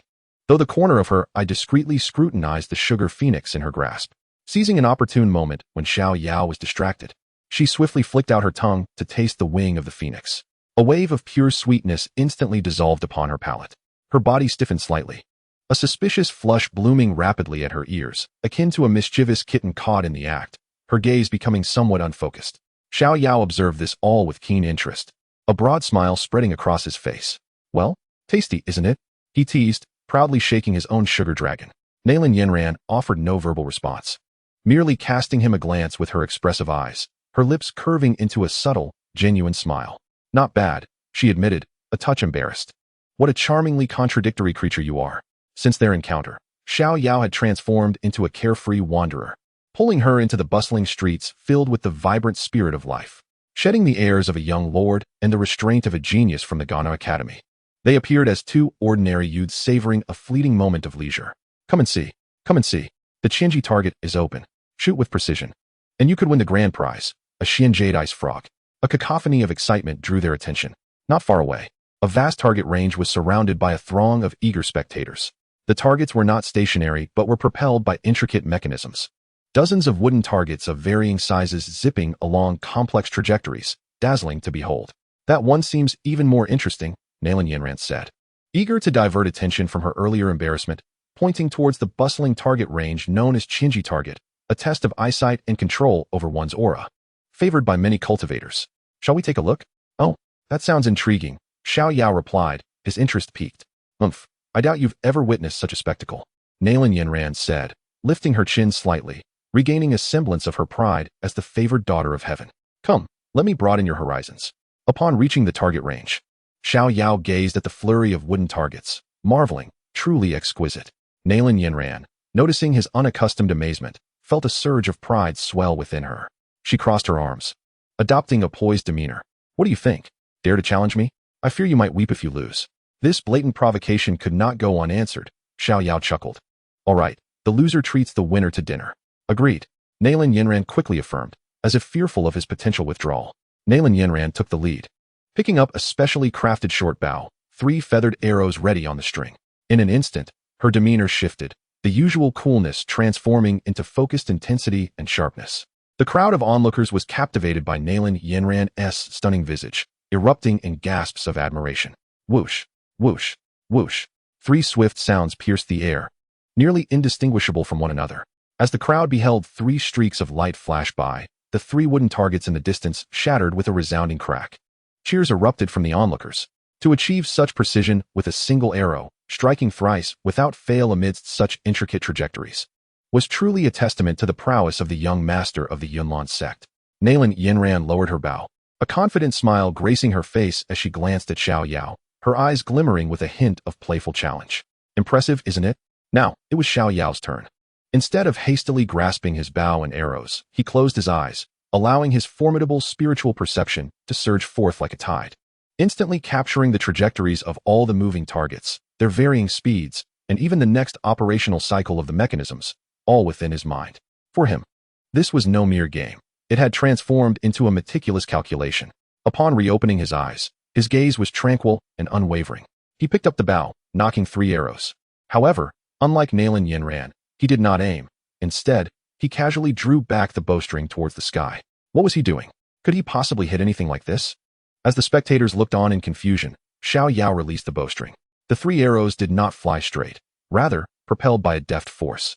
They traced out 3 peculiar arcs, seemingly guided by an unseen intelligence, deftly circumventing the obstacles ahead and striking the targets hidden at the dead angles of their trajectories from 3 astonishing angles. Crack, crack, crack. The crisp sound of shattering would plunge the arena into a momentary silence. Then, a roar of applause and cheers erupted, tenfold more fervent than before. Heavens! What kind of archery is this? It's simply extraordinary. Nalan Yanran stood in stunned silence. Had her years of diligent practice been so easily bested? This fellow always managed to exhibit an unmatched prowess in the most unassuming ways. The proprietor, brimming with excitement, presented the small, palm-sized Xian jade ice frog to Xiao Yao. Upon receiving it, Xiao Yao examined it closely and, finding it quite appealing, decided to gift it to Nalan Yanran. Here, even though you lost, you can have this. Nalan Yanran instinctively caught it, the icy sensation jolting her from her reverie. She gazed at the jade frog, which seemed rather incongruous with her own demeanor, even somewhat comical. Her expression shifting from pale to flushed. Who would want such an ugly thing? She remarked disdainfully, yet her hand instinctively tightened around the jade frog. However, upon seeing Xiao Yao's radiant smile, the frustration and indignation within her inexplicably dissipated, and she couldn't help but chuckle softly. Her laughter was akin to the melting of an iceberg, the blooming of a snow lotus, pure and radiant. A deal's a deal, you'll treat me tonight. Xiao Yao leaned closer and whispered, Fine, fine, you stingy brat. Nalan Yanran shot him a playful glare, her spirits inexplicably lifted. Come on, if we're going to have fun. Let me take you to the most thrilling place.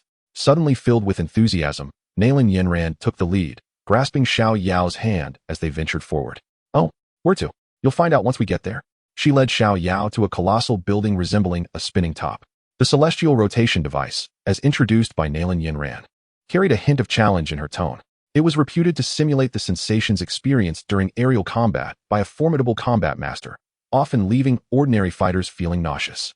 Are you daring enough to try? She taunted. What is there to fear? Xiao Yao chuckled inwardly at her bravado. Humph, quite the audacious claim.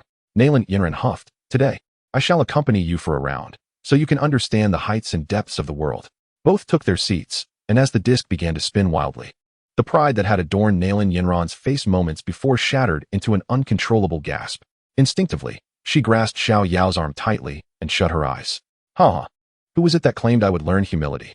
Xiao Yao's laughter echoed amidst the roaring winds. You be quiet. Nalan Yanran's face flushed crimson, yet her grip tightened further. Amidst Xiao Yao's joyous laughter and the howling wind, the strength radiating from his arm felt solid and reassuring. Strangely, her initial panic gradually subsided, replaced by an exhilarating sense of liberation. She dared to open her eyes, witnessing Xiao Yao's unruffled hairstyle and his face alight with pure delight. Unconsciously, she too was swept up in this unadulterated joy, her laughter ringing like silver bells, intertwining with his mirth. As they disembarked from the celestial rotation device, Nalan Yanran's legs felt a bit unsteady, yet her cheeks bore a lingering flush of exhilaration. Regaining her composure, she re-established her role as host. Allow me to show you the breathtaking panorama of the imperial capital from above.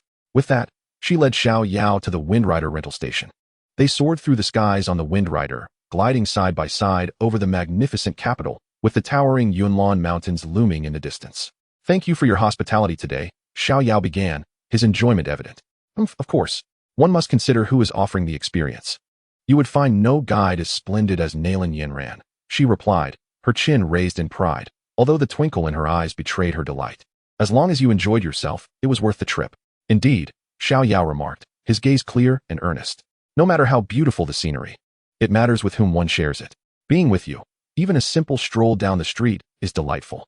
His unexpected compliment made Nalan Yanran's heart skip a beat. Quickly, she turned her head away, gazing at the distant sunset, and retorted, flattery. I am merely fulfilling my duty as a host. Yet, her free hand stealthily slipped into her pocket, clutching the so-called unsightly Xian Yui's frog, her lips betraying a sweet smile. Humph, perhaps this fellow has some charm after all. Consider today a rare act of kindness from me, spending the day with him. Yes, it was quite fulfilling. Chapter 43, A Visit to the Nalan Family. As night deepened, the streets of the imperial capital gradually shifted from the day's clamor to a serene tranquility. The luminous moonlight draped the majestic city in a silvery veil. Xiao Yao and Nalan Yanran walked side by side along the cobblestone path, the atmosphere warm and harmonious. A day filled with adventures has undeniably brought the two closer than mere acquaintances. As twilight descended, Nalan Yanran paused, casting a glance at the side of Xiao Yao, a subtle blush gracing her cheeks. Why not spend the night at my home instead of the inn? Allow me to extend my hospitality. Your home? Xiao Yao acknowledged. Taken aback by Nalan Yanran's proposition. You wouldn't be plotting something untoward, would you? I must inform you. I, Xiao Yao, am not one to be trifled with. A mischievous grin adorned his face, seizing the chance to tease Nalan Yanran. Huh, as if I would be interested in you, she scoffed, unimpressed by his banter. If you refuse, then you may return to your shabby inn. Nalan Yanran pouted, having long since developed immunity to Xiao Yao's playful jests. Ah, come now, how could I possibly decline the invitation of my beloved to her abode? He retorted, his tone shifting as an odd smile crept upon his face. However, I must admit, I am quite curious. How do you plan to introduce me to the clan leader Nalan and your fiery grandfather? After all, I am a member of the Xiao family. Nalan Yanran's smile faltered, her thoughts racing. How would she introduce him? This is my new friend, Xiao Yao from the Xiao family? The thought flickered through her mind, but was promptly dismissed. No, that wouldn't do. After the tumultuous fallout with her grandfather over the dissolution of the engagement with Xiao Yan, she couldn't imagine the uproar that would ensue if she brought another man from the Xiao family home. Surely her grandfather would unleash his fury with that dragon-headed cane of his, and her father would certainly have his reservations.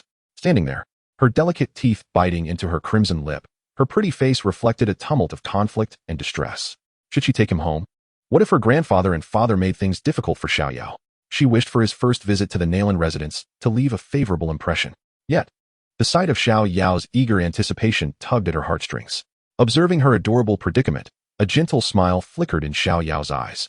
He stepped forward, extending a hand in a remarkably natural gesture, tenderly ruffling her hair. "It's all right," he assured her, his voice soft yet imbued with an undeniable assertiveness. "In the Dou Qi Continent, strength reigns supreme. As long as I demonstrate sufficient power and potential, do you believe your father and grandfather would trouble us over past grievances? They might be more inclined to insist we share a room instead." Before Nalan Yanran could respond, an overwhelming aura, far mightier than that encountered a year prior in the Beast Mountain range, erupted from Xiao Yao with a force akin to an awakening ancient beast. This presence was solid, tyrannical, and pure, commanding with the authority of thunder as it enveloped the entire street. The pinnacle of a 9-star Dome Master. Merely a step away from the great Dome Master realm. Standing at the eye of the tempest, Nalan Yanran's beautiful eyes widened in astonishment, her lips parted in disbelief. Her countenance reflecting sheer shock. 9-star Dome Master? The pinnacle? How is this possible? Her mind nearly ground to a halt in that moment. A year ago, when they encountered each other in the Warcraft Mountains, the prowess he exhibited was merely that of a 6-star fighter. Yet, in this brief span of 1 year, he had ascended an entire rank to reach the pinnacle of a fighter. Meanwhile, I had toiled day and night, only just managing to break through to a 1-star fighter. The chasm of disparity between us was so vast that it shattered her innate pride, which was characteristic of a genius, into countless fragments. Observing the astonished expression on the young girl's face, an unprecedented sense of satisfaction surged within Xiao Yao. He gradually reigned in his aura. Yet the shock he had imparted upon Nalan Yanran was far from over. Extending his finger, he gently flicked it, and a beautiful flame, shimmering in hues of gold and purple, akin to translucent glass, began to dance delicately at his fingertip. I forgot to mention, Xiao Yao's voice, reminiscent of a devil's whisper, echoed once more in her ear. Besides my training, I casually dabble in alchemy as well. I would modestly classify myself as a 6th-tier alchemist. If fortune favors me, I may soon reach the 7th tier. At this moment, Nalan Yanran found herself utterly speechless. The phrase 6th-tier alchemist resounded wildly in her mind. The renowned Danwang Gu He, celebrated throughout the Jaimar Empire, was also merely a 6th-tier alchemist. And he claimed he was on the verge of attaining the 7th tier? He was only 17. A 17-year-old at the peak of 9 stars as a fighter. A 17-year-old 6th-tier alchemist. This was utterly unprecedented. Was he even human? He was nothing short of a monster. In this moment, Nalan Yanran's heart was engulfed by an unprecedented and profound impact. She was a proud individual, her pride stemming from her extraordinary talent and notable lineage. From a young age, she had been taken under the wing of her teacher, Yin Yun, due to her exceptional gifts. And she had even risked her life to pass the trials of the life and death gate to become the junior sect master. Yet, she understood that beyond her, there existed others with greater talents. While her gifts were commendable, they had not reached a level where she could look down upon all others. Thus, she comprehended better than anyone else what Xiao Yao's exhibition meant that night. She had always believed that a man worthy of her, Nalan Yanran, must possess a talent and strength that would make even her gaze upward in admiration. The Xiao Yao before her not only fulfilled this criterion, but far surpassed her boldest imaginings. As she gazed at him, all her previous complexities, entanglements, and resentments evaporated in that moment, replaced by a brilliance akin to the stars, a glow named admiration and affection. Xiao Yao, witnessing her infatuated demeanor, smiled with satisfaction. He stepped closer, gently lifting her smooth chin with his finger, compelling her to meet his gaze. "So, my esteemed junior sect master," his voice laced with teasing and allure. "May I accompany you home now?" Nalan Yanran, staring into his deep, soul-capturing eyes, found her mind blank. Instinctively, she nodded vacantly yes. Chapter 44. Nalan Yanran's apology. Under the guidance of Nalan Yanran, the two traversed the bustling night market of the imperial city, making their way towards the Nalan family mansion.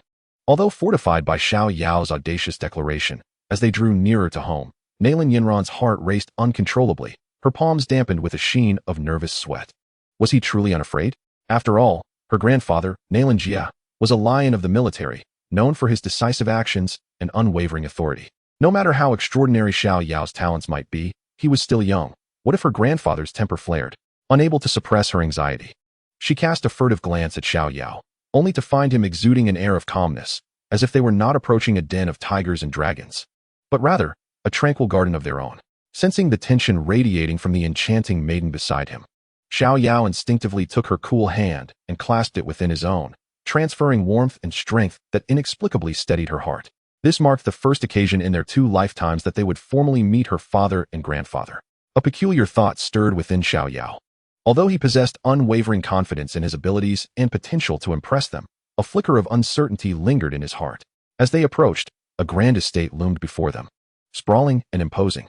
The crimson gates were flanked by 2 majestic stone lions and 8 formidable guards, each exuding a composed aura, their strength surpassing that of ordinary fighters.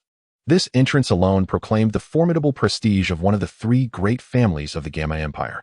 Upon sighting Nalan Yanran, the guards immediately knelt respectfully, opening the heavy gates for the 2 to enter the Nalan residence without hindrance.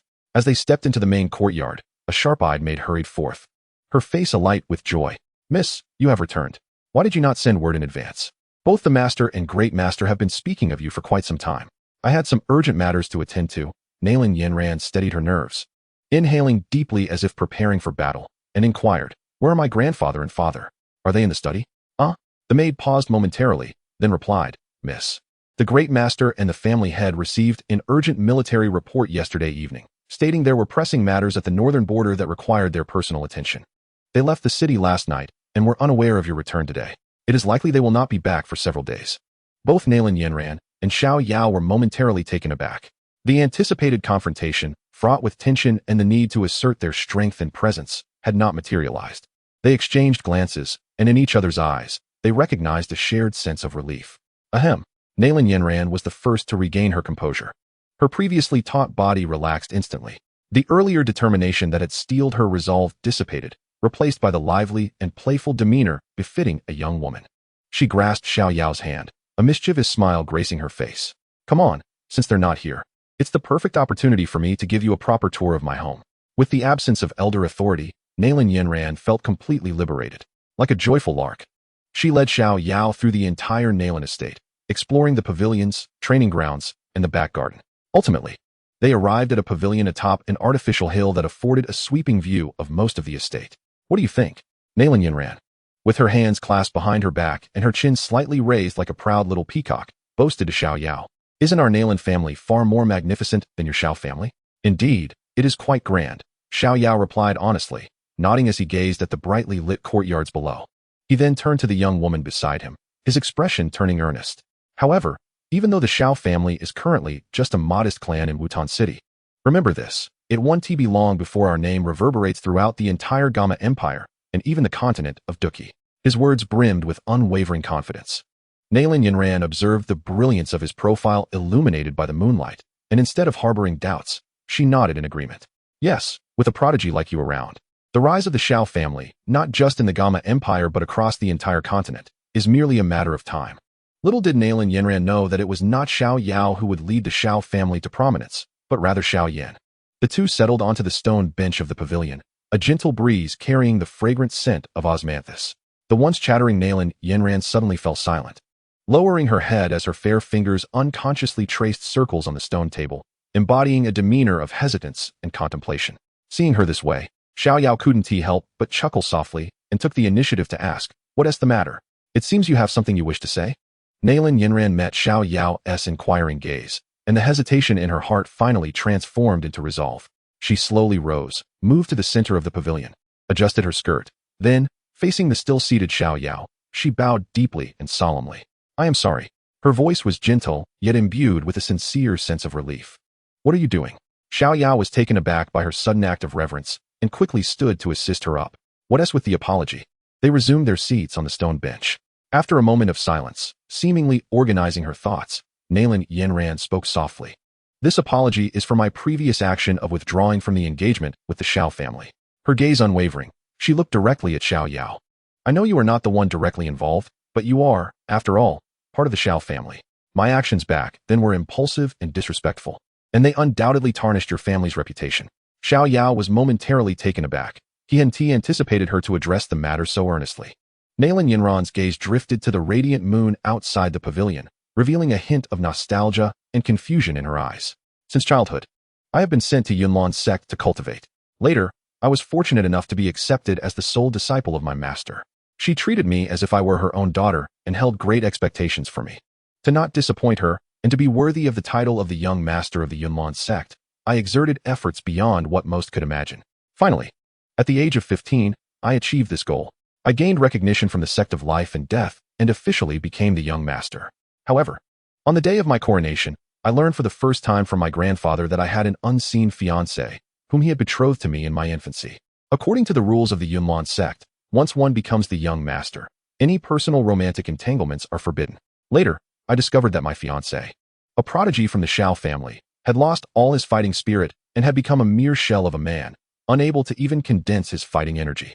As she spoke, a hint of bitter self-mockery appeared on her face. In that moment, it felt as though the heavens were collapsing around me. All my efforts and my future seemed to be shackled by this absurd engagement. I was utterly at a loss for what to do, and thus chose the most foolish and hurtful way to confront the Xiao family. She turned back to Xiao Yao, her gaze imbued with sincerity. I admit that at that time, I was proud and ignorant. Deep down, I looked down upon him. I was the young master of the Yunlan sect, the legitimate daughter of the Nalan family, while Xiao Yan was unable to even store fighting energy, his power forever stagnating at the 3rd level. I felt he was unworthy of me. Yet now, I realize how utterly misguided my thoughts and actions were. Her tone suddenly grew resolute. However, if given another chance, I would still choose to annul the engagement. My fate, my life, I wish to determine for myself, rather than be bound by a contract set by my elders. I would merely choose a different approach. She spoke softly, her eyes reflecting a hint of guilt. A more respectful and considerate manner that would not put Uncle Xiao in a difficult position, nor insult Xiao Yan, nor bring disgrace to the Xiao family. She looked at Xiao Yao, her eyes finally carrying a plea. What I wish to convey to you today is that I hope you can relay my apologies to Xiao Yan. Please also tell him that I will not forget our 3-year agreement. I will await him at the pinnacle of the Yunlan sect, ready for him to challenge me honorably and redeem all the humiliation he and the Xiao family have endured. After saying all this, Nalan Yanran felt as if she had shed the heaviest burden from her heart, her demeanor lightening significantly. Chapter 45. Implication? Xiao Yao listened quietly to Nalan Yanran's tale until she spoke her final word. The pavilion once again fell into silence, broken only by the rustling leaves stirred by the evening breeze. Observing the young woman before him, who had cast aside all defenses and pride to candidly reflect on her past, a genuine, satisfied smile emerged on Xiao Yao's face. This is how it should be. Recognizing one's mistakes and striving for redemption is a virtue indeed. This is the woman I, Xiao Yao, admire. Gradually, Xiao Yao broke the silence. What you just said, I have already relayed to Xiao Yan. What? Upon hearing this, Nalan Yanran abruptly lifted her head, her beautiful eyes filled with confusion. What do you mean by that? Xiao Yao gazed at her, a glimmer of cunning and understanding in his eyes. I have long anticipated that, given your disposition, there would come a day when you would realize that your past actions were misguided. Furthermore, you would inevitably seek an opportunity to apologize to Xiao Yan and the Xiao family. Thus, I took the liberty of informing Xiao Yan of the words you would one day express. Perhaps at that moment, my words could be deemed a trivial deception. However, it now appeared, as he smiled gently at her, that it had transformed into a veritable truth, had it not? Nalan Yanran was utterly astonished by his astute foresight. She had not expected this fellow to calculate her heart to such an extent. He understood her so profoundly. Curiosity getting the better of her, she inquired. But what if you are mistaken? What if I remain obstinate and unrepentant? Wouldn't your lie then become irretrievable? Impossible, Xiao Yao replied, his voice brimming with unwavering confidence. The woman I, Xiao Yao, have set my sights upon cannot possibly be selfish and unyielding. You. His candid declaration made Nalan Yanran's cheeks flush with warmth once more. Although she had grown somewhat immune to his charming words over time, his unyielding tone and straightforward assertion of possession sent her heart racing like a startled deer. Humph, who says I am yours? She turned her head away haughtily, unwilling to meet his gaze. I have never acknowledged that. Cease your delusions. Oh, is that so? Xiao Yao responded, unperturbed, leaning closer and lowering his voice to a magnetic timbre. Then let me ask you, if it were I, Xiao Yao, who had been betrothed to you by the Xiao family, would you still seek to annul the engagement? In an instant, Nalan Yanran was rendered speechless. She had intended to retort that she would reject anyone, but for some reason, when faced with Xiao Yao's expectant, profound gaze, the words simply would not form. A sudden thought flashed through her mind, and she hastily devised an alternative argument as her shield. Regardless of my decision, the Yunlan sect has rules. The sect master and the young master must refrain from any romantic entanglements during their tenure to avoid hindering their cultivation. She looked at Xiao Yao, forcing herself to maintain composure. If you wish for me, Nalan Yanran, to become your woman. You should first consider how to resolve this monumental predicament. She believed this challenge would dissuade Xiao Yao, but to her surprise, he merely scoffed. The rules of the Unveiling sect? Huh. Rules exist to bind the weak. His voice resonated with a commanding presence. As long as my strength surpasses these rules, they must bend to my will. Once I attain the Dou Zone realm, even if Shan, the sect master of Yunlan, were to come in person, he would graciously place his cherished granddaughter in my hands. Such minor obstacles are inconsequential to me. Listening to his arrogant yet undeniably convincing words, Nalan Yanran's heart finally settled. Indeed, with his monstrous talent, ascending to the Dou Zone level, or even higher realms, was merely a matter of time. In fact, even without reaching Dou Zone, his status as a 6th-grade alchemist was already more than sufficient. The night had deepened, and Nalan Yanran ultimately led Xiao Yao to a secluded courtyard within the Nalan residence, specifically designated for hosting esteemed guests. You shall stay here tonight, she instructed, pointing to one of the rooms. Rest early. Tomorrow I will take you out to explore. After uttering these words, she blushed and, under Xiao Yao's playful gaze, entered the adjacent room, separated by just a single wall. How intriguing, he mused. To be placed right next door? Watching her somewhat flustered figure retreat, a chuckle escaped his lips. This young lady, is she hinting at something more audacious tonight? Yet, he pondered, given Nalan Yanran's character, it was unlikely she would act so boldly. Shaking his head, he stepped into his own room. After freshening up, he lay upon the bed, first retrieving a communication jade talisman to send a brief message to the distant little medical fairy, assuring her of his safety before intending to sleep. However, after the passage of an incense stick's time, he found himself tossing and turning, unable to find rest. His heart ablaze with restlessness. The image of Nalan Yanran's bashful demeanor and her decision to place him next door kept resurfacing in his mind. No. The more he thought about it, the more he felt she was indeed suggesting something. A daring thought took root in his mind, growing uncontrollably. Finally, he sprang from the bed, casting a glance at the door, a wicked smile playing upon his lips. He stealthily opened his door, moving as silently as a cat, and approached the door of the room next to his. Meanwhile, in the adjacent room, Nalan Yanran was also turning restlessly, struggling to fall asleep. She was baffled by her earlier impulsiveness, having placed this fellow next to her in a moment of heated whim. By the time she regained her senses and wished to retract her decision, it was already too late. What if he misconstrued her intentions? I merely arranged for him to sleep next door, surely that poses no issue? As her mind wandered back to Xiao Yao's roguish visage, she increasingly doubted his innocence. With her father and grandfather absent from the Nalan residence, if he truly intended to act upon anything, she feared no one would be there to intervene. As her thoughts spiraled, her cheeks flushed with warmth. Suddenly, a faint creak echoed through the stillness of the room, the sound of a wooden door slowly turning. Nalan Yanran's heart raced, instantly reaching a peak of tension. Chapter 46, Our Hearts. The subtle creaking of the door hinge resonated in the tranquil night like a thunderclap, striking sharply against Nalan Yanran's heart. Could it be? He has truly come. Her heartbeat skipped a beat. Lying on the soft bed, her body stiffened, frozen in place. Even her breathing instinctively stilled. Damn it. As I entered just now, it seems I forgot to lock the door. Xiao Yao's figure, akin to a phantom, stealthily slipped through the crack of the door. Illuminated by the silvery moonlight streaming through the window, he immediately spotted the slender figure quietly resting on the bed, seemingly in a deep slumber. There was no response. The lights had dimmed. Could it be that she truly fell asleep? Surely not. Could it be that I misjudged the situation and that Yanran had not, in fact, offered me any indication? Xiao Yao felt a twinge of hesitation within him. Yet, having come this far, it would be a great loss to turn back now. With an insatiable curiosity, he quietly closed the door behind him and stealthily made his way towards the bed, step by careful step. Nalan Yanran could distinctly hear the approaching footsteps, each echoing like a delicate heartbeat, reverberating upon her very soul. She sensed his presence drawing near, standing right beside her bed in that very moment. Anxiety gripped her, rendering her breathless, as her thoughts spiraled into a chaotic whirlwind. What could he possibly intend to do? If he were to act excessively towards me later, should I resist or remain passive? Regardless, I shall feign slumber for now. As Xiao Yao approached, illuminated by the moonlight, he observed that the enchanting maiden on the bed lay utterly still. However, her delicately arched brows were slightly furrowed, and her breathing was a touch more rapid than one would expect during a deep slumber. Little girl, are you attempting to play this game with me?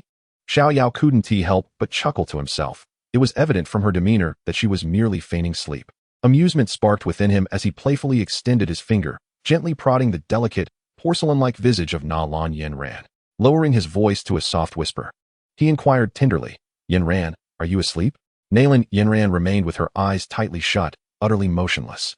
Yet, her increasingly flushed cheeks and the rapid, unrestrained rhythm of her breath betrayed her completely. Upon witnessing her adorable demeanor, Xiao Yao could not resist the playful urge that surged within him. He leaned closer, gently placing his lips near her ear, and softly exhaled a warm breath. A wave of warmth and delightful tingling sensations instantly coursed through Nalan Yanran's entire being. She felt an irresistible itch and numbness in her ears, instinctively wanting to draw back her neck to scratch, yet she resolutely restrained herself. Still pretending? Xiao Yao, emboldened by the moment, gently grasped the corner of the silken sheet enveloping her. With deliberate slowness, he began to lift it. Bathed in the moonlight, the young girl donned a pure white silk nightgown, her exquisite form barely discernible. I wonder how long you can maintain this charade, he mused, as his fingertip delicately traced her soft, flat abdomen. A barely perceptible shiver coursed through Nalan Yanran's body.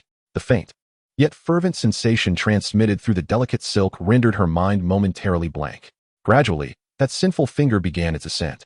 As it approached the most tender and forbidden realm of her bosom, Nalan Yanran's breaths grew increasingly rapid and heated, her fair visage blushing to the point of resembling a ripe fruit. I can't endure this any longer. I must act, she resolved, preparing to awaken with the intent to cast this scoundrel away with a swift kick. That finger, however, abruptly ceased all movement and withdrew. Nalan Yanran couldn't help but exhale in relief, pondering that, fortunately, this scoundrel still possessed a modicum of restraint. She then heard Xiao Yao, almost as if in a soliloquy, utter a softly spoken phrase laced with disappointment. He truly has fallen asleep? It seems I have overthought it. Following this, the blanket that had been pulled aside was gently restored over her form, enveloping her snugly. Just when Nalan Yanran believed this harrowing nocturnal encounter was finally drawing to a close, she sensed Xiao Yao's breath as he leaned in once more. Subsequently, an incredibly gentle yet distinctly warm sensation graced her cheek. Xiao Yao had kissed her. Moments later, she heard the faint sound of his retreating footsteps and the soft click of the door as he exited. Xiao Yao had departed. Only after confirming that he had truly left did Nalan Yanran dare to abruptly open her eyes, gasping for air as her chest heaved violently. This rogue, this shameless scoundrel. Anger and embarrassment surged within her. I should never have pretended to sleep. I should have kicked him out the moment he entered. How dare he invade a girl's boudoir and act in such a manner? The more she thought, the angrier she became, her face flushing deeper. Yet, as she continued to reflect, that indignation gradually transformed, unbeknownst to her, into a peculiar sweetness. She couldn't resist extending her hand to gently touch the cheek that had just been kissed, where it seemed his warmth and breath still lingered. Despite his audacity and repulsiveness, her heart raced so quickly. I seem not to dislike his actions. What is happening to me? Since when has this fellow's presence become inescapable? Was it when he teased me in Wutan City, slapping my backside? Or was it in Qingshan town, when he descended like a divine warrior to rescue me from the Head Mercenary Corps? Or perhaps it was just now, when he revealed his extraordinary talent, assuring me he could overcome any obstacle? Vivid memories unfolded in her mind like a painted scroll. Ultimately, every image crystallized upon his face, perpetually adorned with a mischievous, confident grin. Lying on the bed, Nalan Yanran gazed blankly at the ceiling, and after a long moment, her lips involuntarily curled into a sweet, yet helpless smile. I seem to have genuinely fallen for this rogue.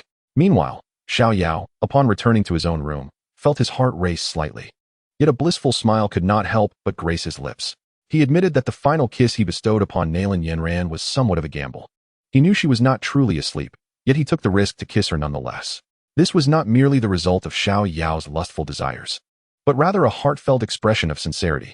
Since his arrival in this world, he had always felt a sense of detachment, for he understood that this realm was but a fabrication, a virtual construct derived from a novel adapted into an anime. Everything that transpired in this world had already been meticulously orchestrated in advance. However, he no longer holds that sentiment, although he is somewhat fickle, harboring affections for both Nalan Yanran and Xiao Yixian, and will eventually develop feelings for others. He has always been sincere in his emotions. Even if this world is but a fabrication, love renders everything else inconsequential. The world may be illusory, yet love is undeniably real. Chapter 47. Journey to the 10,000 Medicine Pavilion. Early the next morning, as Xiao Yao pushed open his door to call for Nalan Yanran, the door next door creaked open simultaneously.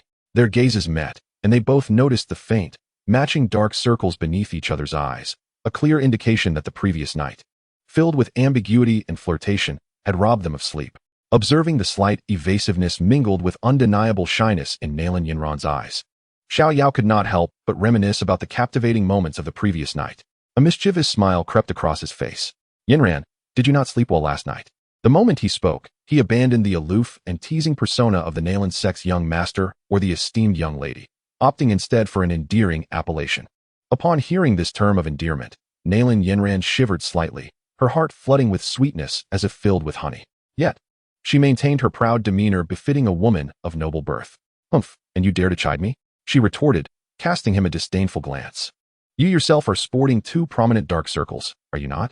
Coughing slightly, Xiao Yao awkwardly rubbed his nose and fabricated an excuse. I simply have trouble sleeping in unfamiliar surroundings. Is that so? A charming smile danced at the corners of Nalan Yanran's lips, clearly skeptical of his clumsy justification.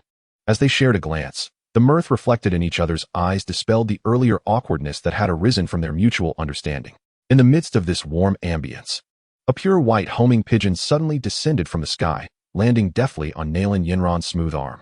She removed the small bamboo tube tied to the bird's leg and extracted a note, unfolding it to read. Just one glance caused the radiant smile that had blossomed on her face, akin to spring flowers, to swiftly fade, replaced by a profound sense of disappointment. What is it? Xiao Yao inquired hastily. What does the letter say? Has something occurred?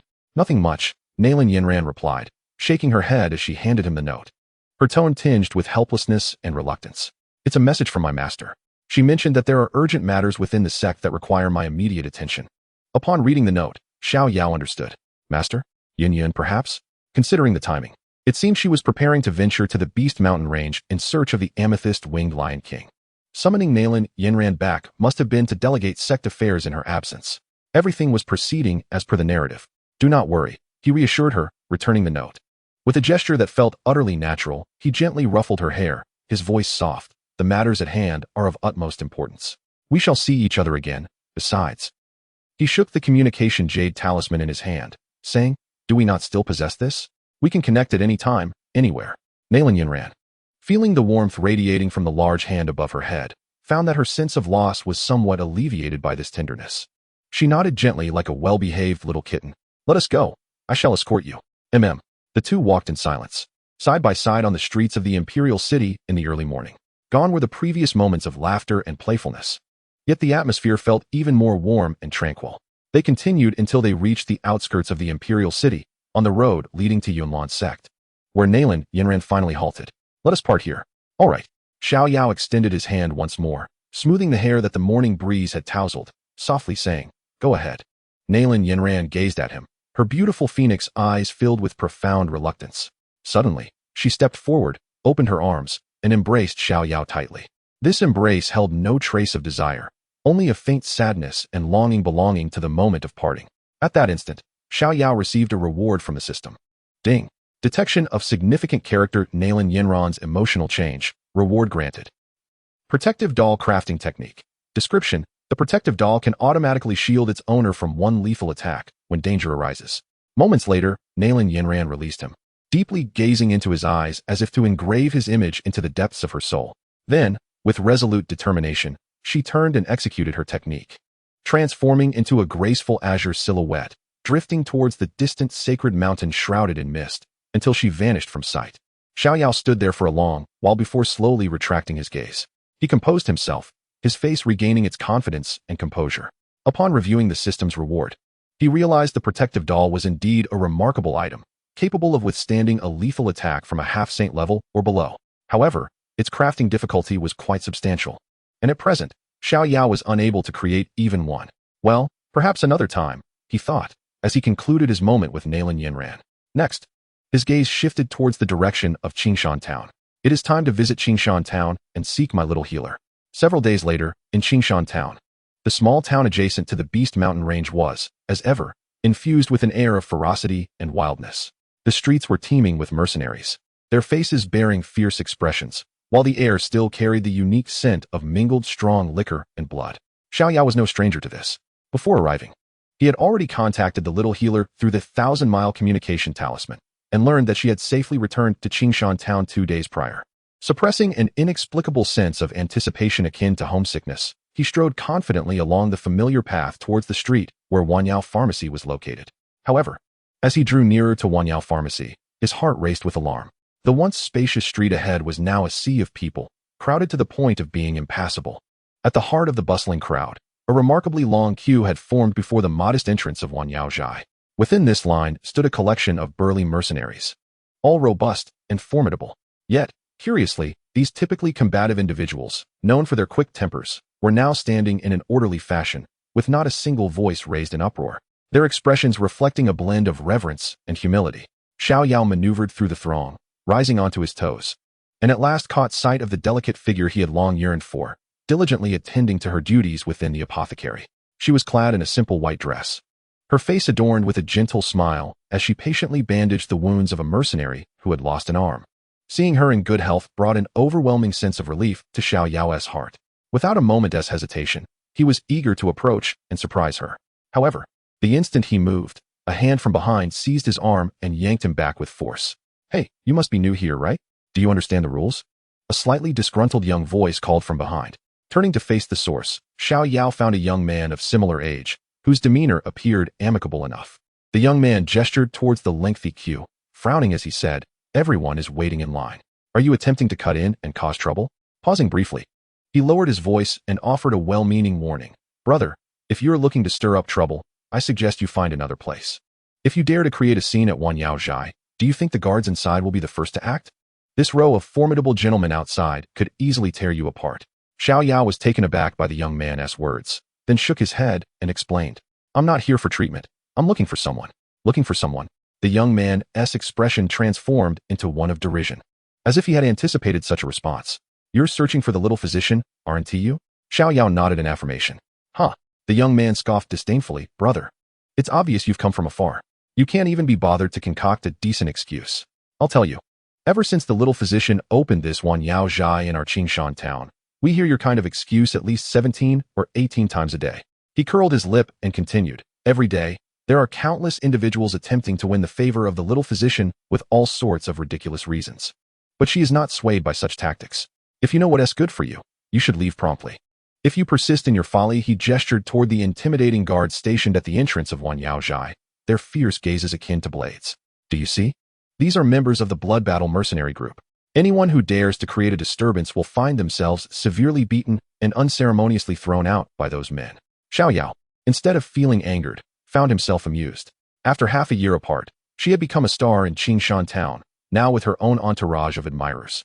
Turning to the young man with a smile, he said, "I am not like the rest.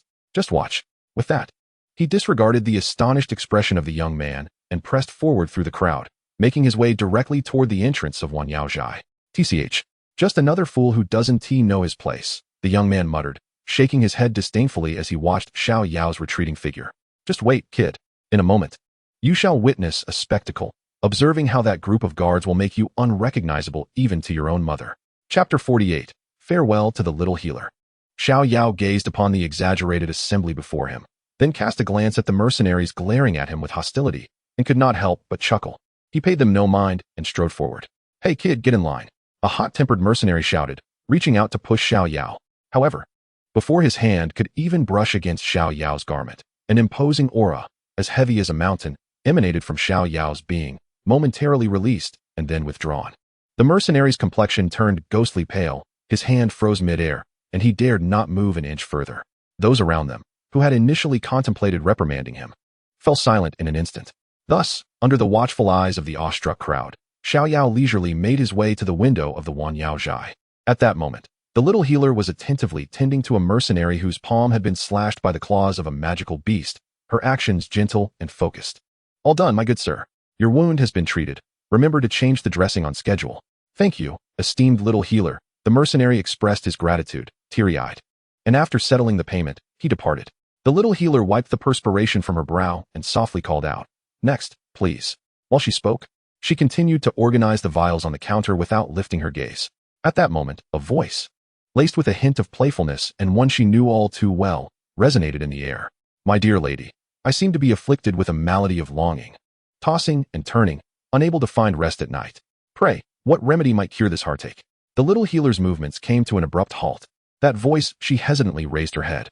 Upon seeing the handsome face smiling brightly at her from outside the window, her clear eyes instantly filled with immense joy and radiance. "Xiao Yao, you're back.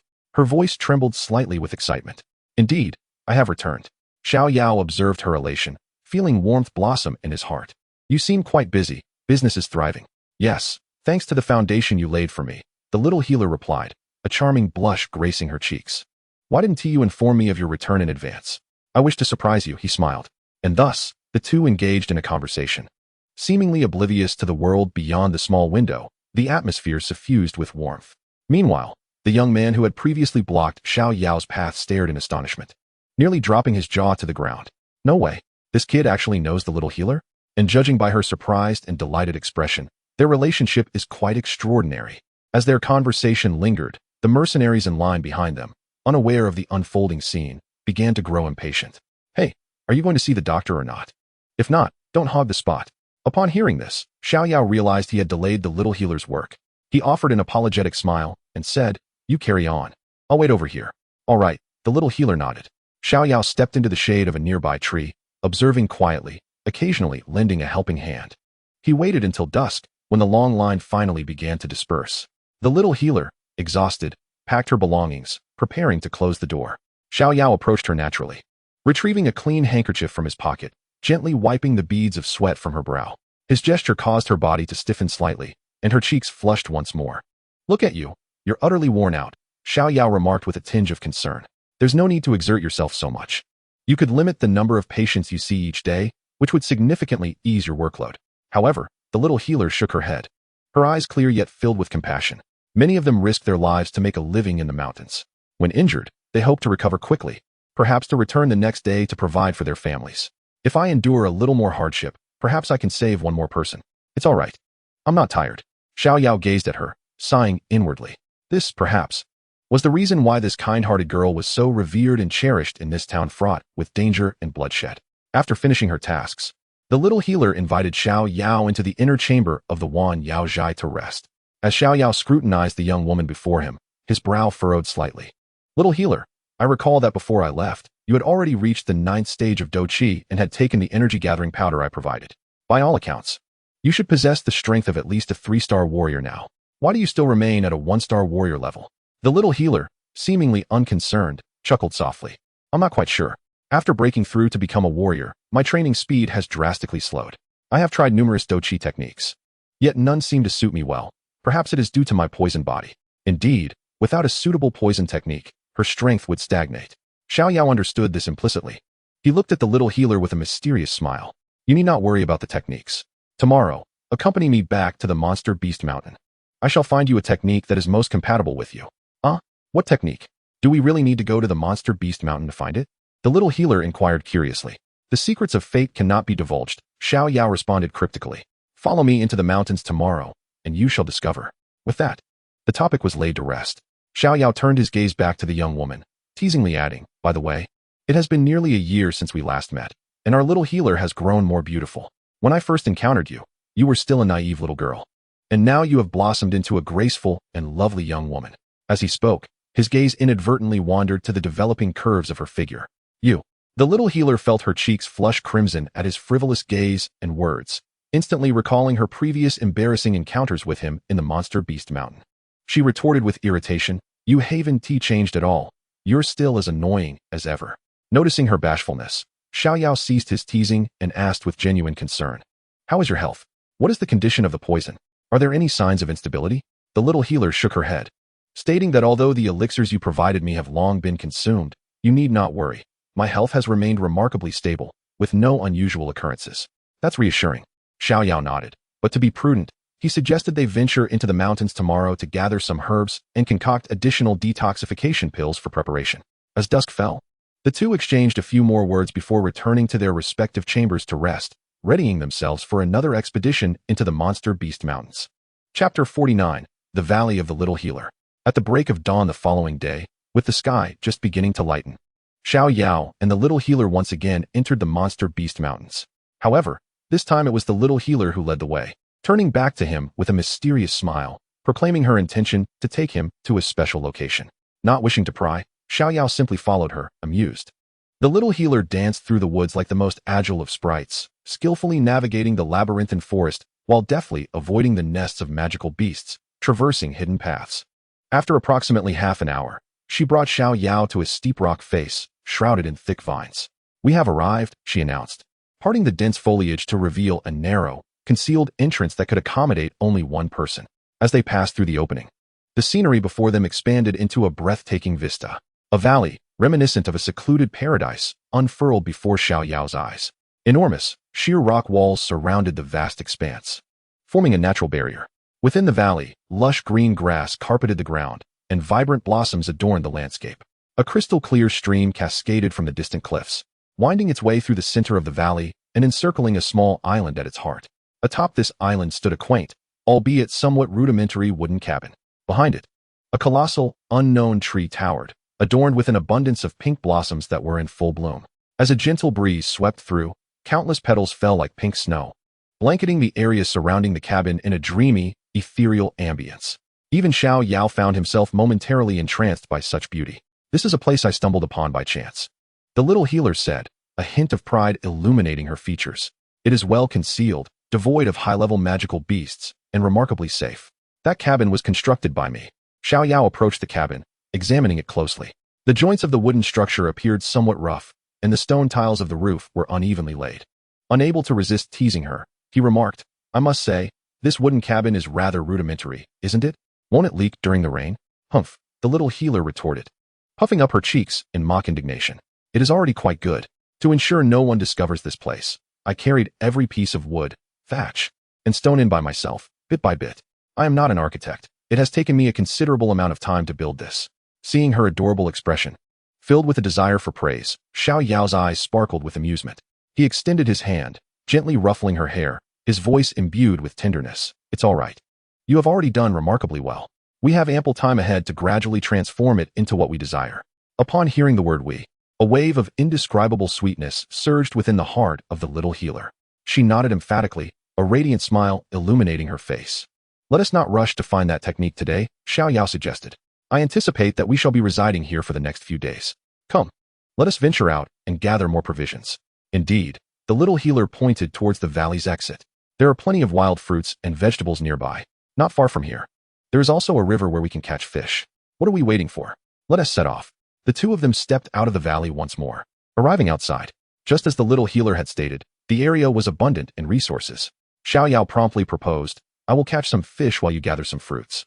Let us split our efforts." The little healer readily agreed. Reaching the riverbank, Xiao Yao shed his outer garment, revealing his robust upper body, and dove into the crystalline waters below. The river was a splendid environment. Colorful pebbles were visible beneath the surface, and schools of various unknown fish frolicked among the aquatic vegetation. Occasionally, one could spot a couple of non-aggressive first-tier aquatic magical beasts peeking curiously from the crevices of the rocks. As he swam, several azure-scaled fish adorned with peculiar patterns caught Xiao Yao's attention. "Azure-patterned fish," he mused, intrigued. "These are quite valuable, although the flesh is average. Their blood serves as an exceptional material for concocting certain aphrodisiac elixirs. I shall catch a few for later." Like a fish himself, he glided through the water for a moment, capturing several plump firetail fish, and, with a deft movement, seized the azure-patterned fish as well, emerging from the water with a sense of satisfaction, ready to return to shore. On the other side, the little healer's harvest was equally bountiful. She had gathered a basket brimming with fresh wild vegetables and sweet tart berries, and even discovered a wild apple tree on a hillside, laden with fruit. Though the apples were small, their fragrance was delightful. She carefully picked every apple she could reach. When the two reunited by the riverbank, they beheld each other's plentiful spoils. "Look," Xiao Yao exclaimed, shaking the wriggling fish in his hands. "Tonight, you shall savor my unique grilled fish recipe." Dressing once more, the two returned to their tranquil and serene secret valley, laden with their bountiful catch. By the stream, Xiao Yao skillfully gutted the succulent firetail fish, cleaning them thoroughly and skewering them with branches. From his storage ring, he produced an array of jars and bottles filled with seasonings, which astonished the little healer. Before long, a roaring campfire was kindled. The flames danced, casting elongated shadows of the two upon the wooden cabin behind them. Xiao Yao placed the fish over the fire, occasionally turning them and sprinkling aromatic spices. The fat sizzled as it dripped into the flames, producing enticing sounds, while the delectable aroma soon enveloped the entire valley. He gazed upon the serene and tranquil scene before him, casting a glance at the girl beside him, who was eagerly watching the grilled fish. A wave of sentiment washed over him. Suddenly, he spoke, his voice resonating clearly in the stillness of the valley. "You know, I once yearned for this kind of life. The little physician looked at him with curiosity. Days like this, undisturbed and secluded in the mountains. Xiao Yao's gaze drifted to the small starry sky encircled by stone walls above, his expression becoming somewhat distant. There is no incessant violence, nor the constant worry of how to enhance one's strength. Just with the person you cherish, seeking a place like this, where one can labor at sunrise and rest at sunset, witnessing the beauty of spring blossoms and autumn moons, living a life of tranquility. The little physician listened quietly, a hint of surprise in her eyes. I never expected you to hold such thoughts, Xiao Yao, she said softly. I assumed, given your talents and strength, that you harbored grand ambitions, such as becoming a formidable figure renowned across the continent or establishing a sect to garner the admiration of thousands. Fame and fortune are but fleeting illusions, Xiao Yao replied, shaking his head with a wry smile. In comparison to those, I find greater contentment in a stable life like this. My relentless pursuit of strength is solely to possess enough power to protect those dear to me, ensuring they endure no harm. Upon hearing this, the little physician's heart trembled. So, he is such a person, not driven by fame or power, but merely to safeguard those he cares for. She observed his serious and gentle profile illuminated by the firelight, and the string of affection within her heart seemed to be plucked gently once more. All right, the fish is ready. At that moment, Xiao Yao's voice pulled her back to reality. Before them lay fish, perfectly grilled to a golden crisp, emanating an irresistible aroma. Xiao Yao sprinkled the final layer of seasoning, presenting the largest and fattest fish to the already salivating little physician. Do try it. My culinary skills are not to be underestimated. The little physician took the grilled fish, cautiously taking a bite. The exquisite combination of crispy exterior and tender, spicy, savory interior instantly captivated her taste buds, causing her clear eyes to narrow in bliss. Xiao Yao, too, seized a fish and indulged heartily. By the way, Xiao Yao, the little physician asked through a mouthful, her words slightly garbled. Didn't you catch 2 types of fish earlier? Why did you only grill this firetail fish? Oh, you mean the Qingwen fish? Xiao Yao's face broke into a mischievous grin upon hearing her question. That one is not meant for eating. Not for eating? Then what is it for? The little physician asked innocently. Xiao Yao leaned closer, lowering his voice to a conspiratorial whisper, and spoke with an enticing tone. It is called the Qingwen fish. Its blood possesses a potent aphrodisiac effect. Aphrodisiac? The little physician's mind momentarily stalled. Then what did you catch it for? She instinctively inquired.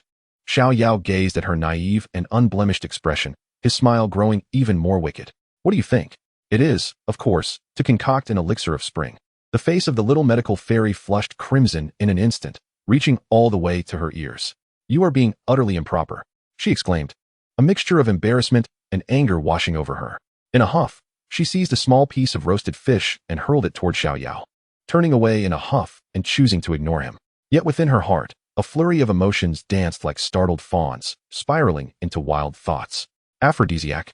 What business does a grown man have concocting such shameless concoctions?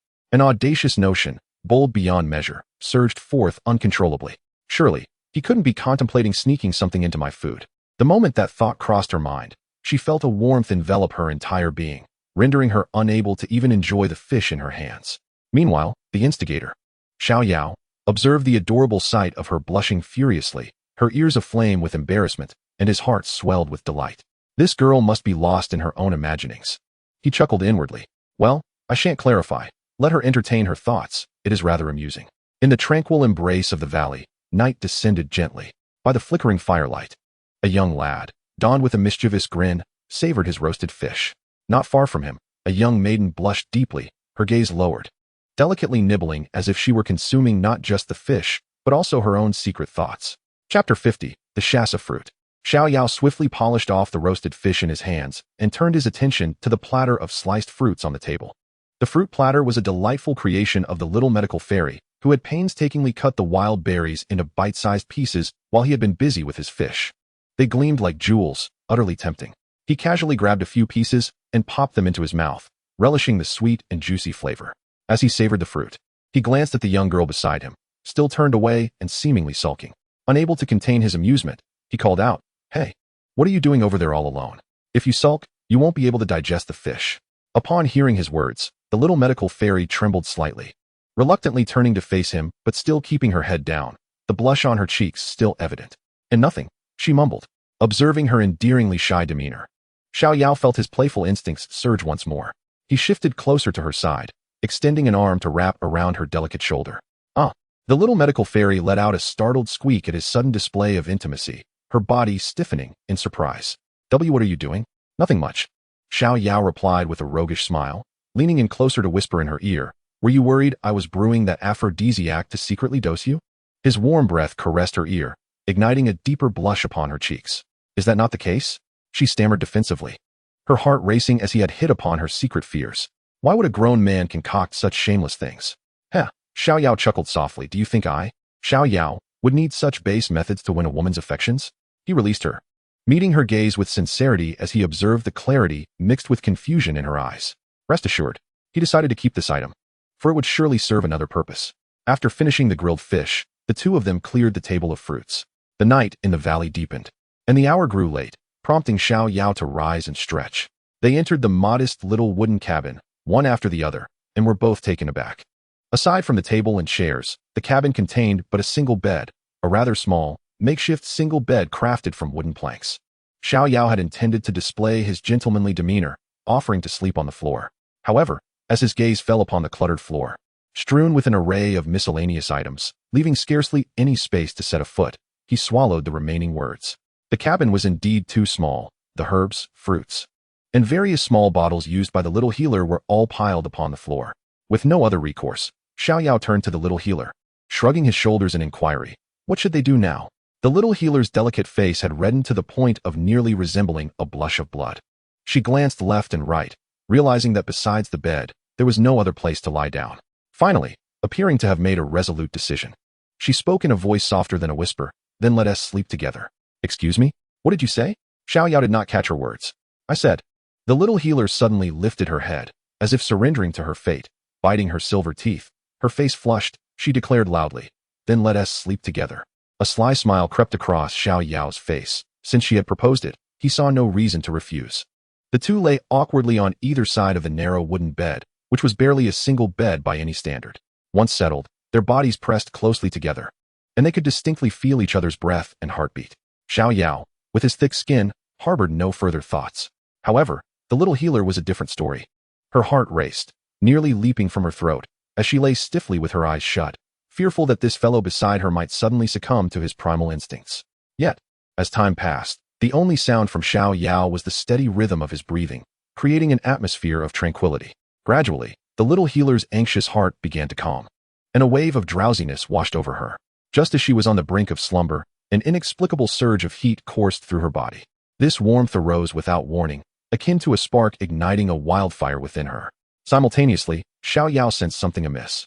A surge of uncontainable desire rose from his lower abdomen, eliciting a primal response from his youthful body. What was happening? Was it merely lying beside her that had such an effect? Initially, Xiao Yao attributed it to his lack of self-control. However, as the sensation intensified, he realized it was not a normal urge. It felt as though he had ingested something he ought not to have. He abruptly sat up from his bed, startling the petite healer beside him, who let out a startled cry and followed suit.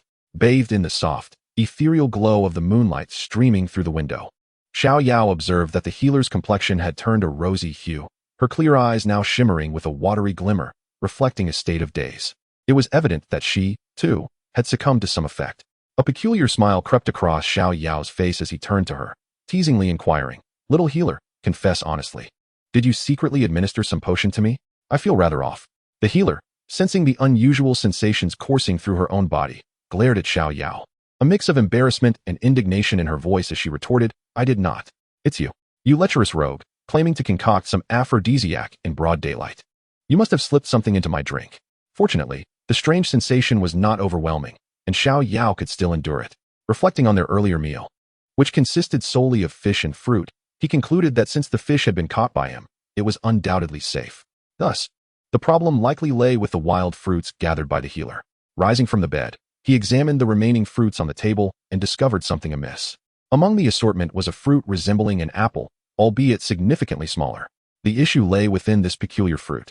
It was not an apple, but rather a sasha fruit, a known ingredient for crafting aphrodisiacs. The healer had sliced it earlier, which is why Xiao Yao had failed to recognize it. Chapter 51. Encountering Xiao Yan. Faced with the healer's flustered and indignant accusations, Xiao Yao felt overwhelmed.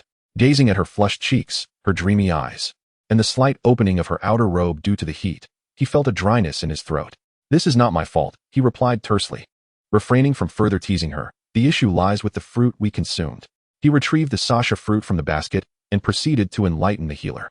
Although she was a physician, her knowledge of medicinal herbs was not exhaustive. Rare ingredients like the sasha fruit often eluded common knowledge. Xiao Yao, however, possessed insights bestowed by his system, enabling him to identify it. I have a solution. Remain seated while I dispel the potion's effects. He promptly settled into a meditative posture, summoning the golden-purple heart glass fire, and delicately channeled it into the healer's body. The pure and gentle flames flowed through her heated veins like nourishing rain, countering the peculiar and unsettling potency of the potion that had enveloped her. Upon encountering this flame, the disruptive effects dissipated as if meeting their nemesis, swiftly being refined and expelled. Fortunately, the potency of the sasha fruit was not excessively domineering. With Xiao Yao's skills as a 6th-grade alchemist and the remarkable efficacy of the purple heart glass fire, it took but a brief moment to eradicate the potion's influence from her body. The flush on the healer's face gradually faded, her body returned to its normal state, and her gaze regained clarity. Upon seeing that she was no longer in great danger, Xiao Yao retracted the flames and settled down cross-legged, commencing the process of refining the malevolent fire within him.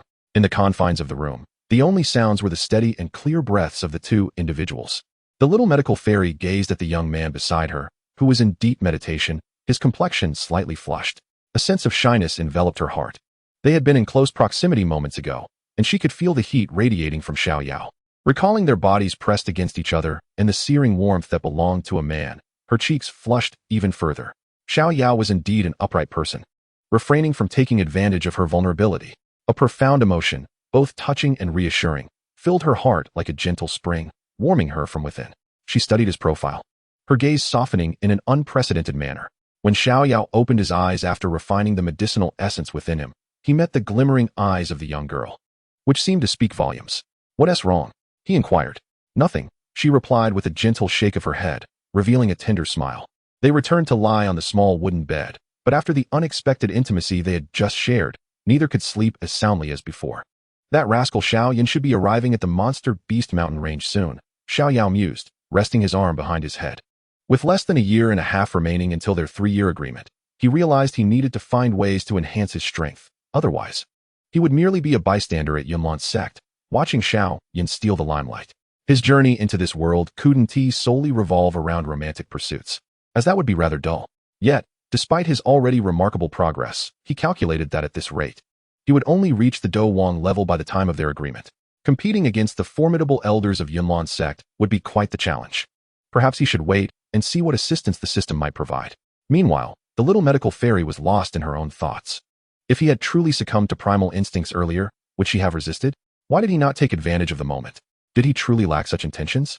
No, he must have had thoughts of that nature. It was simply that Xiao Yao was a man of virtue, unwilling to exploit her vulnerability.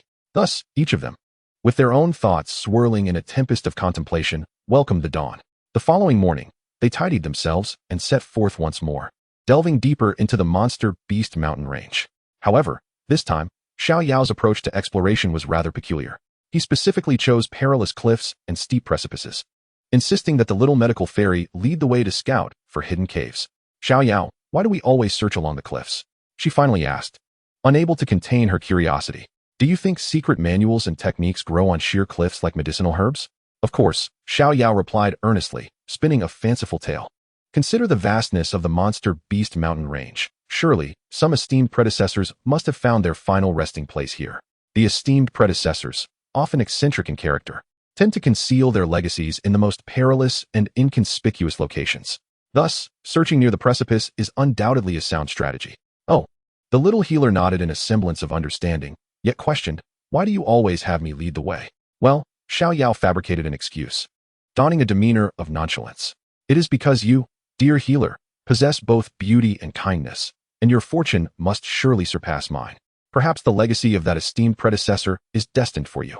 However, the truth was quite the opposite, as Xiao Yao secretly chuckled to himself. The cave harboring the 7-colored poison scripture and purple cloud wings was, in fact, serendipitously discovered by the destined girl, the little healer, within the original narrative. His insistence for her to lead was merely a ploy to leverage her protagonist aura. Upon hearing this, the little healer felt somewhat at a loss, deeming such a treasure-hunting method rather unreliable. Yet, she bore no complaints and decided to accompany Xiao Yao, enjoying a few leisurely days amidst the picturesque monster mountain range. Thus, the two meandered through the mountains for 3 full days, akin to headless flies, searching fruitlessly for any semblance of a martial arts legacy or even a decent cave. Xiao Yao began to doubt whether his arrival had inadvertently triggered a butterfly effect within the storyline. It was not until the evening of the 3rd day, as they prepared to abandon their quest and seek a place to rest, that they encountered a weary band of mercenaries at the edge of a cliff.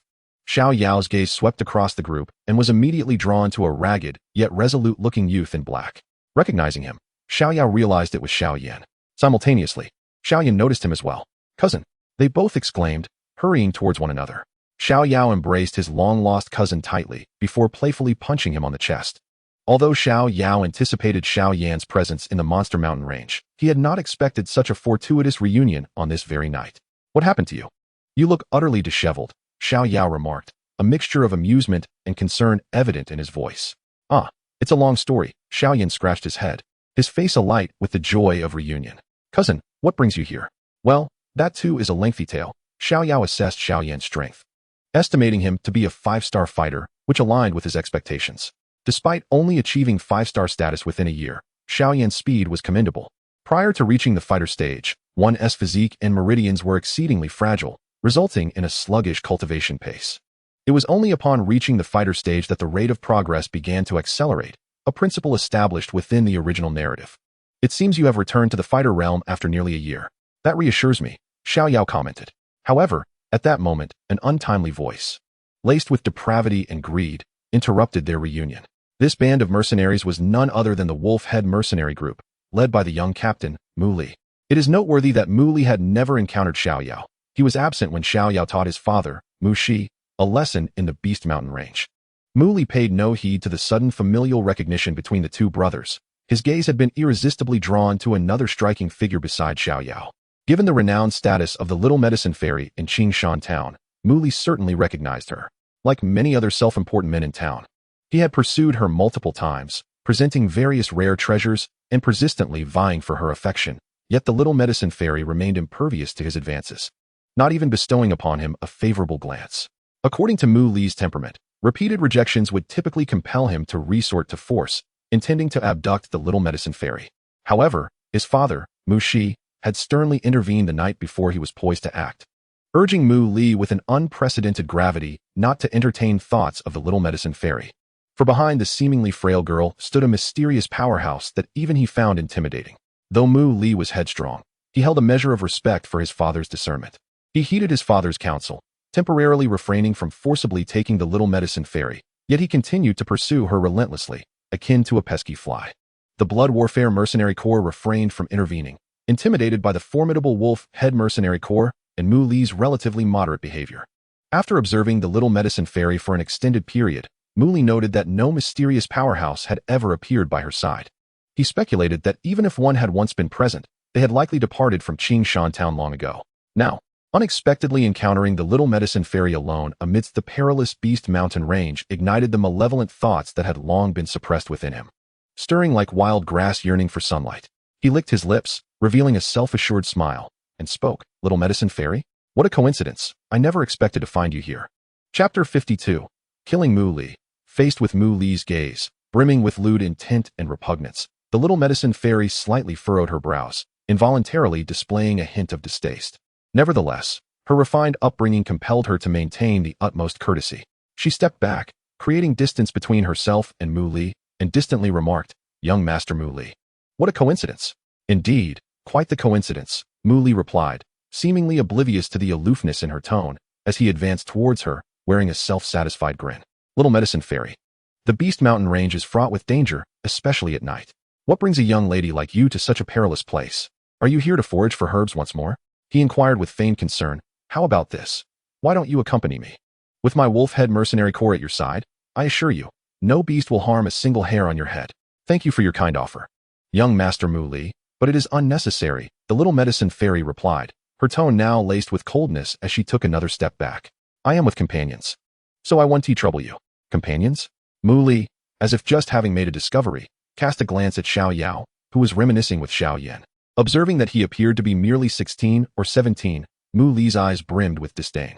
He had long since grown accustomed to the little healer's rejections and felt no anger in his heart. In his view, a woman ought to maintain a semblance of modesty.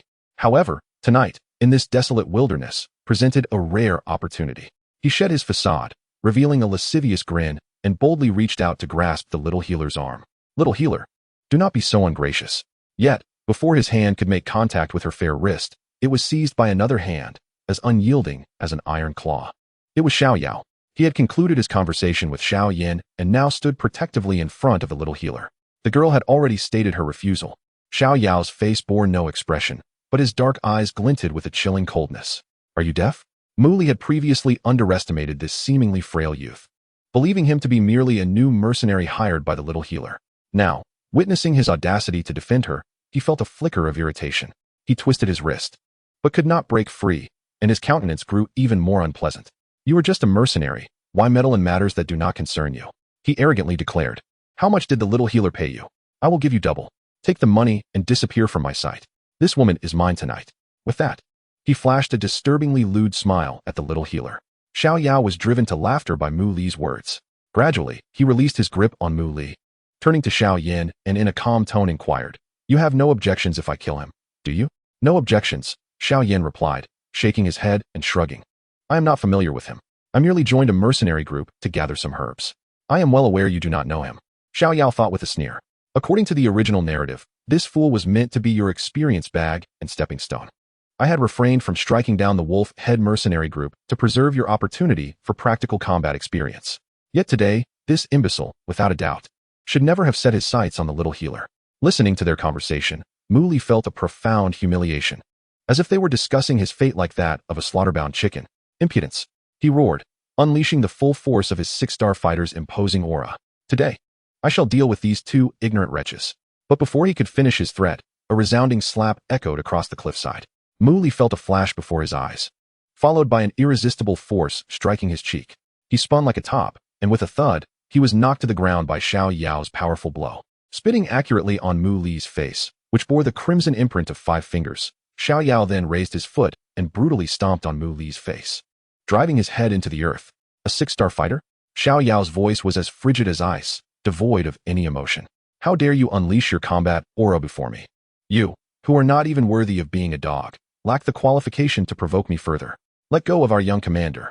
The mercenaries under Mu Li, witnessing his defeat, erupted into a frenzy, brandishing their weapons as they charged at Xiao Yao. Xiao Yan, observing the scene, shook his head in resignation, too disinterested to intervene. What a bunch of fools, he thought. When his cousin left home, he was already a 6-star fighter. After a year apart, his power would undoubtedly be even more terrifying. As expected, facing the dozen or so mercenaries rushing toward him, Xiao Yao did not even need to employ any combat techniques. He simply delivered a few casual kicks backward. Bang, bang, bang. Each kick resonated with a dull sound as it struck the chest of a mercenary with precision. The mercenaries at the forefront barely had time to scream before they were sent flying, their chests caving in and blood spewing forth, lifeless midair as if struck by a battering ram. In an instant, the path to survival turned into a road to the underworld. Seeing Xiao Yao's overwhelming strength, the remaining mercenaries hesitated, panic-stricken as they fled. Xiao Yao could not be bothered with this pack of rodents. This bloody and domineering scene thoroughly terrified Mu Li, who realized he had kicked a steel plate this time. Please, don't kill me. He felt the foot on his face, heavy as a mountain, filled with endless dread. I am the young commander of the Wolf Head Mercenary Group. My father is Mushi. If you kill me, he won't let you go? I beg you, spare my life. Mushi? Xiao Yao scoffed. Rest assured, in a couple of days, I'll send your father down to keep you company. With that, he exerted force beneath his foot. No. Mu Li's despairing scream echoed as his body, resembling a deflated ball, was sent plummeting off the cliff by Xiao Yao's kick. Instantly swallowed by the abyss below, with only the sound of his wailing reverberating in the tranquil valley. Chapter 53. The third box watching Mu Li, discarded like refuse. Plummet off the cliff, the remaining mercenaries of the Wolf Head Group were already terrified beyond reason, fleeing like lost dogs. Xiao Yao could hardly be bothered to cast them another glance. He turned and returned to the side of Xiao Yao and Xiao Yan. The little healer gazed at him, her clear eyes shimmering with a brilliance akin to stars. Though his methods were somewhat ruthless, they were all in the name of protection. What should I do? My heart races so quickly. Most girls tend to admire strength, and while the little healer may not be particularly enamored by it, she secretly hoped that in times of peril, a heroic figure would arrive to rescue her. All right, enough daydreaming. Xiao Yao smiled at her starry-eyed expression, then shifted his gaze toward the bottomless chasm. It seemed that the place we seek lies here. He had previously found it strange that he and the little medicine fairy had searched for 3 days without locating the cave. However, now that Xiao Yan had appeared, the narrative fell into place. Xiao Yao's heart was enlightened. Indeed, certain fortuities require the presence of key individuals to be triggered.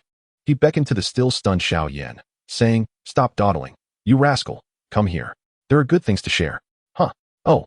Though Xiao Yan was utterly perplexed, he immediately followed suit out of trust for Xiao Yao. "Let me introduce you," Xiao Yao said, pointing at Xiao Yan.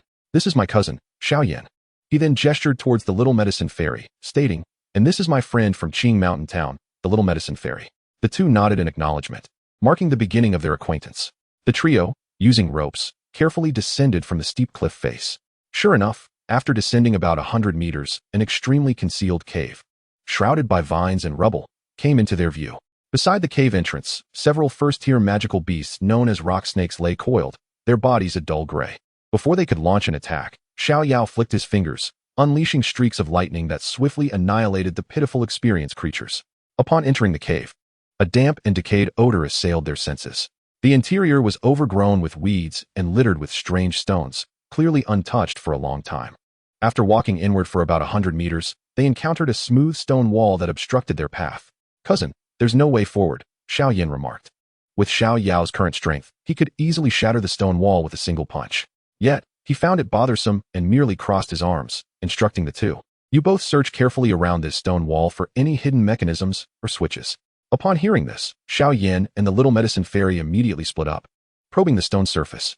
Before long, the little medicine fairy exclaimed with delight, "Xiao Yao, there's a stone here that seems pushable." As she pressed down with force, a series of clanking sounds echoed, and the massive stone wall slowly rose, revealing a dark entrance. Beyond the stone door lay a spacious stone chamber, approximately 100 square meters in size. The walls of the chamber were embedded with dozens of moonlight stones, each the size of a human head, emanating a soft glow that illuminated the entire room as brightly as day. At the center of the chamber stood a stone chair carved from a single block of rock, upon which rested the desiccated white skeleton of a long-dead figure. Directly in front of the skeleton was a stone table, neatly arranged with 3 ancient stone boxes. Beside the boxes lay a disordered pile of gleaming gold coins, shimmering enticingly under the light of the moonlight stones. Additionally, small medicinal plots had been cultivated in the corners of the chamber, showcasing various rare herbs seldom seen in the outside world. Ice spirit flame grass. The moment Xiao Yan entered, his gaze was drawn to a peculiar herb, entirely ice blue with a cluster of white flames flickering at its tip. He exclaimed with excitement. For this was the final primary ingredient he required to concoct the blood lotus pill. Xiao Yao exhibited little interest in the medicinal herbs. He strode directly to the desiccated remains before him, discovering 3 ancient keys of varied designs resting upon the long-turned bones of its skeletal hand. "All right, my friends," he declared, giving the keys a playful shake. "Let us commence the division of treasures. Feel free to take any of the herbs. I have no desire for them." Upon hearing this, Xiao Yan, somewhat abashed, rubbed his hands together and said, "Cousin, might I request that you allow me to have the ice spirit flame grass? I have been searching for this particular herb for quite some time." "Take it," Xiao Yao replied, having anticipated his request, waving his hand dismissively. Beside them, the little doctor, being a healer, recognized the preciousness of the ice spirit flame grass, and a glimmer of longing crossed her eyes. However, seeing Xiao Yao had already spoken, she refrained from voicing any further desires. "How can I accept such generosity?" Xiao Yan, having claimed the most valuable herb, suggested. "How about this? Since I have taken the most precious herb, I shall only take 1/10 of the remaining herbs, and the rest shall belong to the little doctor. What do you think?" The little doctor, upon hearing this, smiled and readily agreed. Once the two had divided the herbs, Xiao Yao lifted the keys in his hand, grinning. "Next comes the most exhilarating phase, the unveiling of the mystery boxes. Let us see what treasures our esteemed predecessor has left for us." Under the watchful gaze of his companions, he grasped the first key and unlocked the stone box to his left.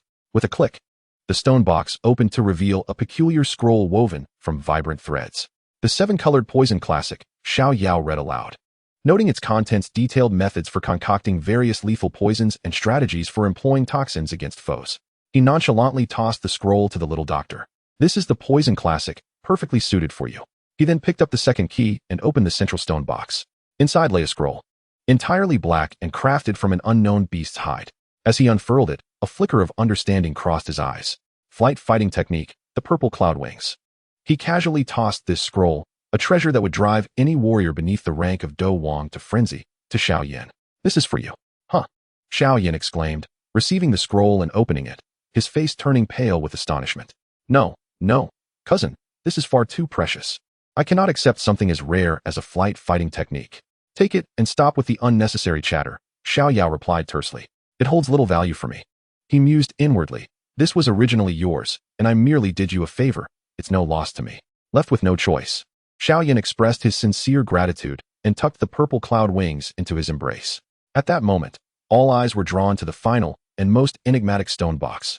In the original tale, this box remained unopened due to Mu Li's interference, becoming an eternal enigma. Xiao Yao gazed at the third key in his hand, filled with anticipation. However, based on his deductions, he surmised that since the seven-colored poison classic existed, it was highly likely that the last stone box contained a corresponding poison attribute cultivation technique. He no longer hesitated, withdrawing the final key, and slowly inserted it into the lock of the last stone box. Chapter 54, No One Can Escape. With a crisp click, the last stone box, which had been sealed for countless ages, gradually opened. However, at the very moment the box was unsealed, an exceedingly dense, inky black poison gas erupted from within, akin to a venomous dragon awakening, surging directly towards the nearest Xiao Yao. Be careful! Both Xiao Yixian and Xiao Yan exclaimed in alarm. Yet, Xiao Yao was already prepared, displaying no trace of panic upon his face. He merely snorted coldly. And the golden purple heart, glazed fire, instantaneously manifested before him, forming a slender barrier of flames. The seemingly terrifying black poison gas, upon contact with this fiery shield, emitted a hissing sound as if it had encountered its nemesis, being completely incinerated and purified, failing to penetrate even a fraction. At that very moment, as the flames appeared, an ancient yet astonished voice resonated from within Xiao Yan's spatial ring. Is that the purple heart, glazed fire? The incredulity in Yao Lao's voice was palpable. What did you say, master? Xiao Yan pondered inwardly. Purple heart, glazed fire? What is that? Is it a type of? It is not, yet it surpasses it. Yao Lao's voice regained its calm, though it still bore a hint of emotion. This is an extraordinarily rare celestial fire, specifically born for alchemy. In terms of combat prowess, it may not rival the cataclysmic power of. However, when it comes to refining elixirs, its efficacy is by no means inferior to some of the lower ranked. And it even excels in the purification of medicinal potency. In my earlier years, I expended a great deal of time searching for the traces of this purple heart, glazed fire, yet I found nothing. Eventually, I obtained the bone spirit cold fire and ceased my pursuit. Who would have thought that after all these years, I would witness its presence once more through your cousin? Upon hearing Yao Lao's explanation, Xiao Yan was equally astonished, but soon, a wave of joy replaced his shock. He genuinely felt happiness for Xiao Yao. It seemed that during this past year, his cousin had indeed experienced a remarkable adventure of his own. As the poison dissipated, the scene within the stone box finally unfolded before the three of them. It was a scroll of ancient design, entirely dark purple in hue. Xiao Yao took it out, unfurled it, and a knowing smile graced his face. As he had surmised, it was indeed a low-level earth-grade poison cultivation technique, the Myriad Poisons Heart Sutra. He casually tossed this technique, which would drive countless poison masters to madness, to Xiao Yixian. The seven-colored poison sutra primarily focused on poison techniques, while the Myriad Poisons Heart Sutra emphasized poison mastery. The two complemented each other perfectly, and now they belonged entirely to her. Xiao Yixian, cradling the two invaluable scrolls in her arms, found herself momentarily at a loss. She exchanged a glance with Xiao Yan, and from each other's eyes, they discerned a shared sense of guilt. After all, this cave, in the end, was discovered and led them in by Xiao Yao. In the end, however, Xiao Yao found himself with nothing, having given away all the finest treasures to the two of them. Observing their expressions of undeserved gratitude, he was well aware of their thoughts. With a dismissive wave of his hand, he said, "Enough of that expression. These items are incompatible with my attributes and hold no value for me. Thus, giving them to you allows for their optimal use. Besides, why should we draw such clear lines in our relationship?" Seeing that they were about to protest further, he gestured towards the pile of glimmering gold coins beside the stone table and playfully declared, "If you truly feel uneasy, then I shall take these coins, and it will be my loss." Xiao Yan and the little medical sage exchanged bemused glances, fully aware that among all the treasures in the stone chamber, the coins were likely the least valuable. "Now that we've gathered everything, let us depart," Xiao Yao said, stretching lazily. "I have some personal matters to attend to back in Qingshan town." As he spoke, A glint of cold murderous intent flashed in his eyes. The wolf head mercenary corps must be thoroughly eradicated from Qing Shan town. The three of them ascended the rope they had used to arrive. Oh, how much easier it would be to upgrade to a Dou Wang. I could soar through the skies at will, Xiao Yao mused internally. Even after traversing to this Dou Qi Continent, he had yet to experience genuine flight. Riding a flying boat did not count. It was akin to taking an airplane in his previous life. As they successfully scaled the cliff and had not yet caught their breath, a cacophony of footsteps and shouts erupted from the nearby woods. Flames illuminated half the sky. Upon seeing this, Xiao Yao couldn't help but smirk. It appeared that those fleeing mercenaries had returned for reinforcements. Judging by the commotion, it seemed the entire wolf head mercenary corps was mobilizing. Turning to Xiao Yan beside him, he teased with a carefree smile. Hey, it looks like it's the wolf head mercenary corps. You 1T abandon me and flee like you did when you saw cousin Xiao Yu, will you? Ha ha. Xiao Yan burst into laughter in response. He hefted the heavy Xuanzhong ruler from his back and slammed it into the ground, producing a resounding thud. Cousin, you jest. If I were to fear a mere mercenary corps, how would I ever defeat Nalan Yanran in our 3-year pact? Well said, Xiao Yao praised. Then, aside from the leader Mushi, you may choose whomever you want from the rest. He then turned to the little medical sage, who, without waiting for him to speak, produced several small, vibrantly colored paper packets from her robes and flashed him a sweet smile. Don't worry about me. I have plenty of poison with me. Anyone who dares to approach will surely suffer. That is reassuring. Before long, the firelight in the woods grew increasingly bright. Mushi, the leader of the wolf head mercenary corps, along with the second leader He Meng, appeared before the three, flanked by around 100 mercenaries, their demeanor fierce. Upon spotting Xiao Yao, both Mushi and He Meng were taken aback. They could never have anticipated that the formidable and enigmatic master mentioned by his subordinates would turn out to be this harbinger of doom. A visage of profound respect, even tinged with a hint of flattery, suddenly adorned Mushi's face. He hastily stepped forward, bowing deeply to Xiao Yao. I beg your pardon for any offense caused during your presence, esteemed sir. I have heard from my subordinates that my incompetent son, Mu Li, has wronged you. I implore you to overlook this minor transgression and show mercy by sparing my son. It is too late, Xiao Yao retorted with a cold smirk. Your son has already been kicked off the cliff by me. By now, he may very well be shattered into 8 pieces. What? Mushi's expression froze momentarily, only to contort into a mask of pure rage. You dare to kill my son? Calm down, brother, Hemong exclaimed, startled, quickly restraining him. He had personally experienced Xiao Yao's terrifying prowess. A year ago, this harbinger of doom could have easily ground them into the earth, and a year later, his strength would be even more unfathomable. You little brat. Mushi's eyes turned crimson as he pointed at Xiao Yao, roaring in madness. Today, I, Mushi, will risk my life to make you pay dearly. Do not waste any more time, Xiao Yao said, his voice low yet clear, resonating in the ears of everyone present. Let us engage together. After all, none of you from the Wolfhead Mercenary Corps shall leave here alive. You all must die. Such brazen words left Mushi and the other 3 captains momentarily stunned. Did he truly believe that he could take down his 100-odd men with just the 3 of them? Xiao Yao could not be bothered to waste further breath on them. Xiao Yan, make your choice. No sooner had he spoken than he transformed into a streak of purple lightning, charging headlong into the enemy ranks. Xiao Yan, observing the 100 mercenaries, could only manage a wry smile. Having just received the purple cloud wings from his cousin, he felt a pang of guilt, not expecting to be called upon to exert himself so soon. Master, he communicated telepathically with the alchemist within the ring, if I can't hold out, you must remember to assist me. Heh, consider this a favor repaid to your cousin, the alchemist replied with a mischievous grin. Go ahead without worry. When you truly cannot endure any longer, I shall intervene, and it will serve as a valuable trial for you. With the alchemist's reassuring response, Xiao Yan felt a surge of confidence and bravado. He brandished the enormous Xian heavy ruler and shouted fiercely, charging forth. Chapter 55. The Fall of the Wolfhead Mercenary Corps. Kill. Accompanied by Mushi's furious roar, over 100 mercenaries from the Wolfhead Mercenary Corps surged like a black tide, brandishing their gleaming weapons toward the 3 at the cliff's edge with wild abandon. The idea of an ant shaking a tree seemed ludicrous. Xiao Yao's face bore no trace of fear. Instead, a bloodthirsty smirk appeared. As his words faded, lightning crackled beneath his feet. Thunder shadow steps. In an instant, his figure transformed into a blurred streak of purple lightning, actively charging against the tide of 100 men, plunging headlong into their midst. The scene resembled a red-hot branding iron piercing through a block of cold butter. Oh, ugh. A chilling scream erupted among the crowd, reverberating with palpable terror. In the midst of the enemy ranks, Xiao Yao moved like a wraith, effortlessly weaving through their lines. He did not employ any intricate combat techniques. Instead, he enveloped his fists and feet with an overwhelming aura of thunderous energy.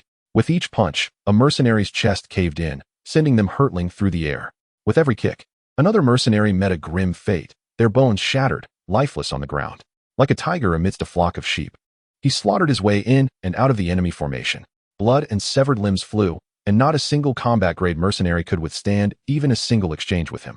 Mushi and the 6-star fighter, the commander of the 3rd Brigade, were struck with dread at the sight.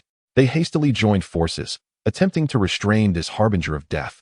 Xiao Yao, Mushi, a 2-star fighter, wielded a mountain-splitting blade technique, powerful and deliberate. Although the commander was slightly weaker, his whip techniques were cunning and lethal. Together, bolstered by a throng of mercenaries harassing Xiao Yao, they managed to momentarily delay his rampage. Yet, it was merely a temporary reprieve. Even when facing 2 adversaries, Xiao Yao remained unfazed, akin to a cat toying with a mouse, moving leisurely amidst their onslaught, each counterattack leaving deep, bone-exposing wounds upon them. Meanwhile, Xiao Yan's battlefield appeared far more intense. Grasping the enormous Xianzhongqi, he resembled a small giant, each swing accompanied by a howling gust of wind, shattering the bones of several unsuspecting mercenaries. Soon, his opponent became the 2nd commander of the Head Mercenary Corps, the 8-star fighter, Herman. "You little brat, die," Herman bellowed, swinging his ghostly blade down upon Xiao Yan. 8 extremes collapse. Xiao Yan retorted, unflinching. He positioned the Xianzhongqi before him, unleashing a formidable burst of dark energy from its very core. Clang! The weapons clashed, sending sparks flying. The force of their encounter staggered both combatants, forcing them to retreat several steps. Quite the skill, Herman noted, surprise flickering in his eyes. Yet, Xiao Yan grew bolder with each clash. Wielding the Xianzhongqi with remarkable finesse, he unleashed the Earth-tier low-level combat technique, flame-splitting wave staff, imparted to him by the esteemed Yao Lao, and soon began to suppress Herman's movements. However, the Head Mercenary Corps had the advantage of numbers. Just as Xiao Yan was on the verge of gaining the upper hand, several combat-grade mercenaries stealthily ambushed him from the side, compelling him to defend, and he quickly found himself at a disadvantage. In a corner of the battlefield, the little medical fairy stood quietly. Her delicate demeanor naturally attracted the attention of several unscrupulous mercenaries. "Heh, brothers, while the bosses deal with those 2 tough nuts, let's take care of this little beauty." They exchanged glances, lewd smiles spreading across their faces as they advanced towards her. However, before they could draw near, the little medical fairy merely raised her hand gently. A handful of colorless, odorless powder drifted on the breeze. The mercenaries at the forefront inhaled just a trace of it and immediately began to convulse, collapsing to the ground with anguished cries. Their exposed skin began to rot at a visible pace, oozing pus and emitting a foul stench. The horrifying sight sent chills down the spines of those behind them. From that moment on, no one dared to approach the girl in the white dress even by a fraction. As time passed, the situation on the battlefield underwent a significant transformation. The number of members in the Head Mercenary Corps dwindled from over 100 to merely 20. Meanwhile, Xiao Yao remained as vigorous as ever. Thanks to the astonishing recovery speed of the Celestial Grade technique, the 5 extremes true thunder art, his internal energy flowed ceaselessly, rendering him impervious to exhaustion. In contrast, Xiao Yan began to feel winded. His current cultivation of the burning art was merely a low-level yellow grade technique, offering him no advantage in this intense and protracted battle. "Master," he cried out in his heart, "I knew you wouldn't last." The voice of Elder Yao resonated within him. In the next instant, a surge of pure and formidable erupted from Xiao Yan's body, catapulting his aura from a 5-star fighter to the level of it in an instant. What? The opponent he faced, Herman, was taken aback by this sudden escalation in power. "Brother, something's not right." The 3rd team leader shouted in panic while desperately dodging Xiao Yao's attacks. "That kid has also grown stronger. Our men are nearly wiped out." Hearing this, Mushi had long harbored thoughts of retreat. He glanced at the tireless Xiao Yao, who thrived in battle, and the suddenly formidable Xiao Yan, who was now pressuring Herman. Resolutely, he exchanged glances with the 2 team leaders. In a moment of feigned maneuvering, the 3 simultaneously turned and fled in different directions. "Now you wish to escape? It's too late," Xiao Yao scoffed. He could hardly be bothered with the other 2, and with a flicker of his form, he executed the profound thunder shadow step to its fullest, resembling a bolt of lightning as he swiftly caught up to the 6-star fighter, the 3rd team leader. No, the 3rd team leader barely had time to emit a desperate scream before Xiao Yao's palm struck the back of his heart. The violent power of thunder instantly shattered all of his internal organs. Without pausing, Xiao Yao pivoted again to pursue Mushi.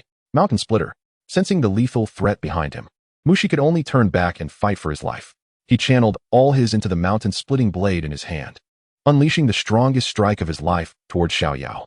However, in the face of this attack, Xiao Yao merely extended 2 fingers. Crack! With a sound that sent shivers through the bones, Mushi's steel-crafted mountain-splitting blade was effortlessly snapped between Xiao Yao's fingers. Staring blankly at the broken blade in his hand, Mushi had yet to recover from the shock when a palm enveloped in lightning descended lightly upon his chest. Meanwhile, Xiao Yan, having ascended to the level of, was swiftly closing in on Herman. It was merely a matter of time. With the seasoned combat experience of the venerable elder Yao backing him, and complemented by the formidable techniques of 8 extremes collapse and flame-devouring wave, it took but 3 strikes for him to shatter Herman's bones, leaving him incapacitated upon the ground. When the last 3 captains were discarded like dead dogs at the precipice, the remaining mercenaries, a mere dozen, finally succumbed to utter despair. They collapsed to their knees, abandoning their weapons, and began to fervently bow in supplication. Xiao Yao held no interest in these insignificant creatures. He approached the cliff's edge, nonchalantly kicking the lifeless bodies of Mushi and Herman down into the abyss to keep their young captain company. Only then did he turn to face the trembling mercenaries, delivering their fate with a voice as cold as ice. The Wolf Head Mercenary group shall cease to exist from this day forth. You may leave. The remaining mercenaries hastily bowed in gratitude before scurrying away like rats fleeing from a storm. Xiao Yao had intended to share a victory proclamation with Xiao Yan and the little doctor, but his keen senses detected an approaching formidable aura, one that was far beyond what he could currently handle. Xiao Yan's expression also shifted, clearly sensing the same presence. Xiao Yan, please escort the little doctor out of the Monster Mountain range. I have some matters to attend to. Xiao Yan nodded. Be careful, cousin. I sense a powerful aura nearby. Not to worry, I am aware of my limits. After a moment of contemplation, Xiao Yao stepped closer to the little doctor. Time was of the essence. He would explain later. Please give me the 1,000-mile communication talisman. Although puzzled, the little doctor complied and handed over her 1,000-mile communication talisman. Upon receiving it, Xiao Yao infused it with a trace of his own soul power before returning it to her. A flicker of sorrow danced in his eyes, quickly replaced by tenderness as he softly instructed, "Wait for me outside." Chapter 56, Yun Yun. Xiao Yao watched as the little doctor and Xiao Yan gradually disappeared from view after handing back the talisman imbued with his soul mark. Only when they were completely out of sight did he slowly turn around, his dark eyes fixed intently on the direction from which the overwhelming aura emanated. His gaze now tinged with unprecedented gravity. This surging presence, unabashedly exuding nobility and authority, could only belong to one who dared to appear in the Monster Mountain range at this moment. A name surfaced in Xiao Yao's mind. Yun Yun, the leader of the Yunlan sect. He sensed that the aura did not linger in the slightest. It surged directly towards the deepest part of the eastern Monster Mountain range. Without further hesitation, Xiao Yao activated the mystic Thunder Shadow step to its utmost limit, transforming himself into a faint shadow that skimmed the ground silently in pursuit. The opponent's speed was astonishing, making the chase somewhat strenuous for Xiao Yao. After all, one was a Dou Emperor, soaring above the skies with wings of fighting spirit, indifferent to any terrestrial obstacles, while Xiao Yao, despite possessing profound movement techniques, could only navigate the ground, perpetually dodging the thorns and ancient trees that impeded his path. The pursuit continued for a significant duration, until the eastern horizon began to glow with the pale light of dawn. Xiao Yao finally sensed that the rapidly moving aura had come to a halt not far ahead. His spirit lifted as he poured forth his Dou Qi, at the level of a Dou master, unreservedly into his legs, causing his speed to surge once more. At last, he caught up in front of a vast clearing surrounded by towering ancient trees. Cautiously, Xiao Yao concealed himself behind a massive tree crown, peering through the gaps in the leaves towards the sky. Just a glance left him breathless. There, suspended in midair, was an exquisite figure. She wore an opulent light blue brocade robe, adorned with lifelike clouds and celestial cranes embroidered in gold and silver threads. Her cascading hair, reminiscent of a waterfall, was casually pinned up with a simple phoenix hairpin, revealing a visage both ethereal and breathtaking, transcending the beauty of mortals. Her demeanor was noble and elegant, imbued with an air of aloofness, like a celestial maiden who had inadvertently fallen into the mundane world. Behind her, a pair of ethereal wings, formed from pure wind, a tribute Dou Qi, fluttered gently, emanating a pressure that stirred the heart. She was Yun Yun, the current leader of the Yunlan sect, and one of the top 10 powerhouses of the Gama Empire. At that moment, she hovered above an enormous cave adorned with purple crystals. Just as Xiao Yao concealed his presence, a roar filled with brutality and ferocity, far from human, erupted from within the cave. Humans, trespassing in my domain, seek death. The voice boomed like rolling thunder, instantly overwhelming the depths of the beast mountain range. Weaker magical beasts trembled in fear, prostrating themselves on the ground under the weight of the voice's pressure. Then, a gigantic purple figure burst from the cave with overwhelming ferocity, stirring up a storm of dust and debris. As the haze settled, Xiao Yao finally discerned the shape of the purple figure. It was a colossal lion, its size akin to a small mountain, covered in purple crystalline armor, exuding explosive power. Sharp, menacing purple crystals adorned its head and back, and behind it were massive wings made of the same purple crystal. This was the 6th-tier magical beast, the purple crystal wing Lion King. Upon its emergence, it wasted no words. It opened its massive jaws and unleashed a beam of condensed purple energy, as thick as a barrel, that sliced through the air like a laser, aimed directly at Yunyun. Seeing this, Yunyun's delicate face tightened. She vigorously flapped her Dou Qi wings and narrowly evaded the lethal strike. The purple beam struck the distant mountainside, melting a deep, bottomless hole into the hard rock. With a wave of her jade hand, a massive whirlwind of azure Dou Qi coalesced and descended upon the purple crystal wing Lion King. Without further ado, the battle between man and beast erupted in an instant. As they fought and soared, the terrifying aftermath of battle stirred a tremendous tempest deep within the Warcraft Mountains. Countless ancient trees were uprooted, and massive boulders hurtled through the air like cannonballs. Xiao Yao could only awkwardly dodge on the ground, struggling to keep pace with their fierce rhythm of combat. Is this what a battle between Do Huang-level warriors looks like? Observing the awe-inspiring scene, where mountains could be moved with a mere gesture, Xiao Yao's heart was filled with astonishment. No wonder, within the Garma Empire, anyone who reaches the Do Huang level can claim dominion. Compared to my previous skirmishes, this seems like mere child's play. Although in the latter stages of the narrative, Do Huang warriors may no longer be the focal point at this moment. Within the Garma Empire, they represent the pinnacle of power, the highest echelon of combat prowess. The Do Huang warriors of the entire empire could be counted on one hand. After a tentative exchange, both a human and a beast temporarily ceased hostilities. The human woman, the violet crystal wing Lion King, spoke with a resonant voice, questioning why she dared to disturb its rest. Yunyun replied, her tone cool and composed, I mean no harm. I merely wish to borrow a piece of violet spirit crystal from the Lion King. Violet spirit crystal? The Lion King let out a derisive laugh. It takes me 20 years to shed even a small fragment of violet spirit crystal from my own being. Do you think you can simply take it? I can offer something in exchange for what you seek. An exchange? Very well. A glint of cunning flickered in the Lion King's massive eyes. I happen to be at a critical stage of transformation. If you can procure a transformation pill for me, I shall grant you the violet spirit crystal. Xiao Yao, hidden behind a mountain peak, observed everything unfold. He noticed that several other formidable 5th-tier magical beasts were also lurking on the surrounding peaks, watching from a distance. It seemed they had no intention of aiding the violet crystal wing Lion King. Indeed, it would be a grave disrespect to the ruler of the Eastern Warcraft Mountains. He further concealed his presence. In the skies above, the negotiations between Yunyun and the violet crystal wing Lion King ultimately unraveled, just as in the narrative. Since you fail to recognize kindness, you shall remain here forever. The Lion King roared in fury, and this time, it held nothing back. Both combatants unleashed their full power. And in an instant, the heavens darkened and the earth trembled, as chaotic energy turned the sky into a swirling maelstrom. After an intense exchange, the stalemated violet crystal wing Lion King finally unleashed its innate ability, sealing technique.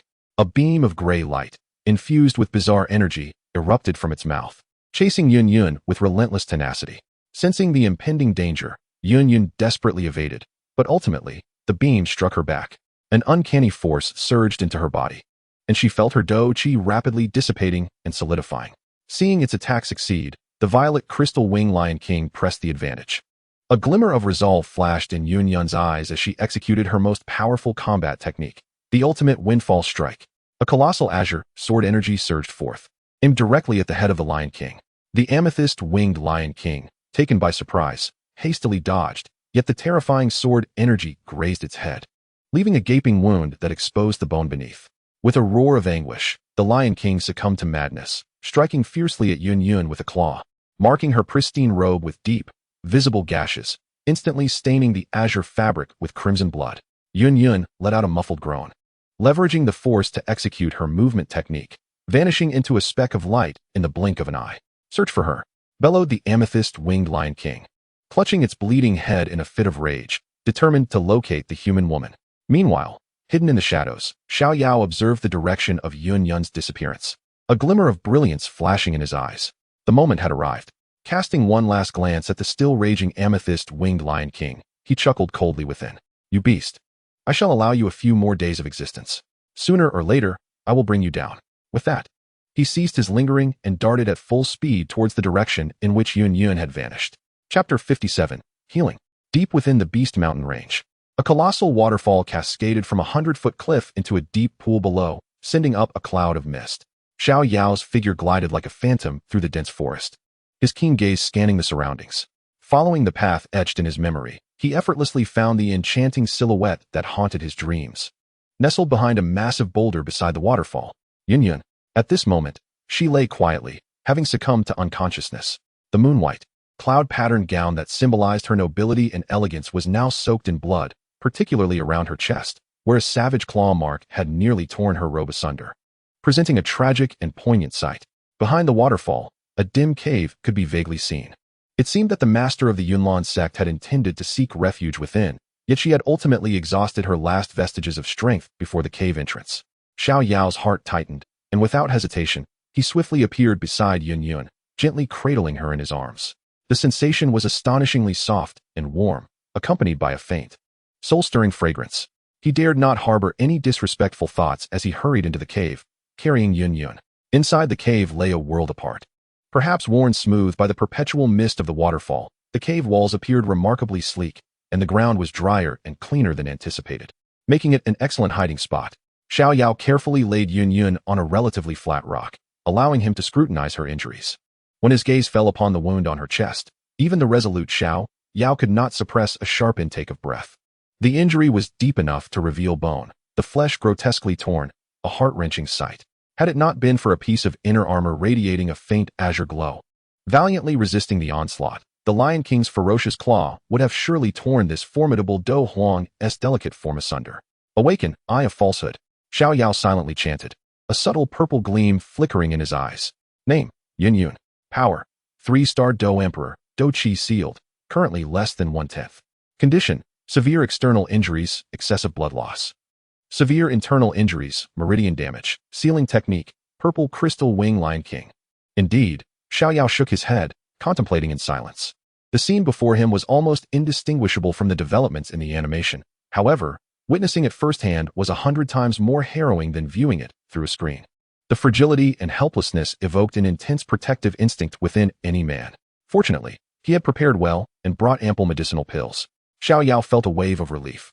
As a 6th-grade alchemist, endowed with a plethora of rare formulas imparted by the system, healing such wounds was a trivial task. He could even ensure that not a single scar would remain. He swiftly retrieved a bottle of top-grade healing ointment from the Stardust Ring, intending to tend to Yun's wounds. However, just as his hand reached halfway, it abruptly froze in midair. Unbeknownst to him, the previously unconscious Yun had opened her mesmerizing phoenix-like eyes. At that moment, despite their beauty, they appeared somewhat dull from blood loss. Her complexion was as pale as a sheet, her lips devoid of color. Yet, within the depths of her gaze lay a chilling vigilance and lethal intent, akin to an ancient glacier capable of freezing one's soul. Xiao Yao's smile became rigid, rendering the atmosphere quite awkward. He cleared his throat, slowly retracting his hand and raising both hands in a gesture of goodwill, forcing an amiable smile he deemed friendly. Senior, you are awake? I happened to find you unconscious here, so I brought you inside. Seeing your severe external injuries, I thought it essential to staunch the bleeding and intended to assist you with the ointment. Since you are awake now, perhaps it is best if you handle it yourself.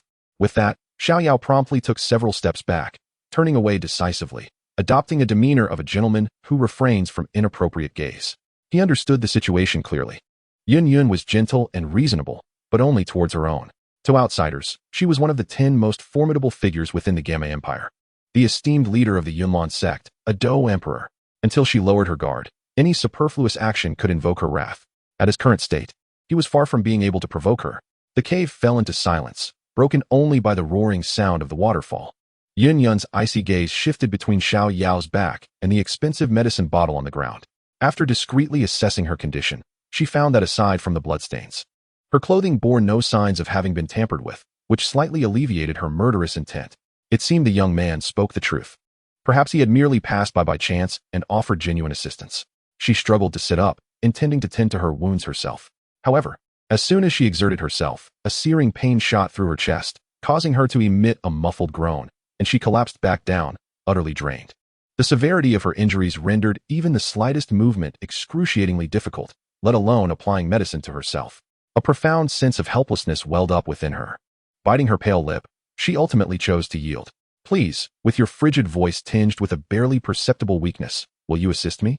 Xiao Yao felt a surge of secret delight within, yet his face masterfully portrayed a fade of panic. He abruptly turned around, pointing to himself. "Me? Senior, am I to assist?" He waved his hands in denial, feigning a troubled demeanor. "Let me clarify. I can help with the medication. But you must promise not to enact any dreadful retribution like wanting to gouge my eyes out or take my life after this. I am rather timid and cannot withstand fright." Upon hearing this, Yun, her already pale complexion tinged with a hint of indignation, coldly snorted, "I am not so antiquated. Just ensure your hands and your eyes are well in check." That's good, Xiao Yao responded, visibly relieved, as he cautiously approached and knelt down. However, when his gaze fell upon the ghastly wound once more, he awkwardly scratched his head. "That, senior, the wound lies beneath the inner armor. To staunch the bleeding and apply the medicine, it seems we must first." His words trailed off, yet the implication was unmistakable.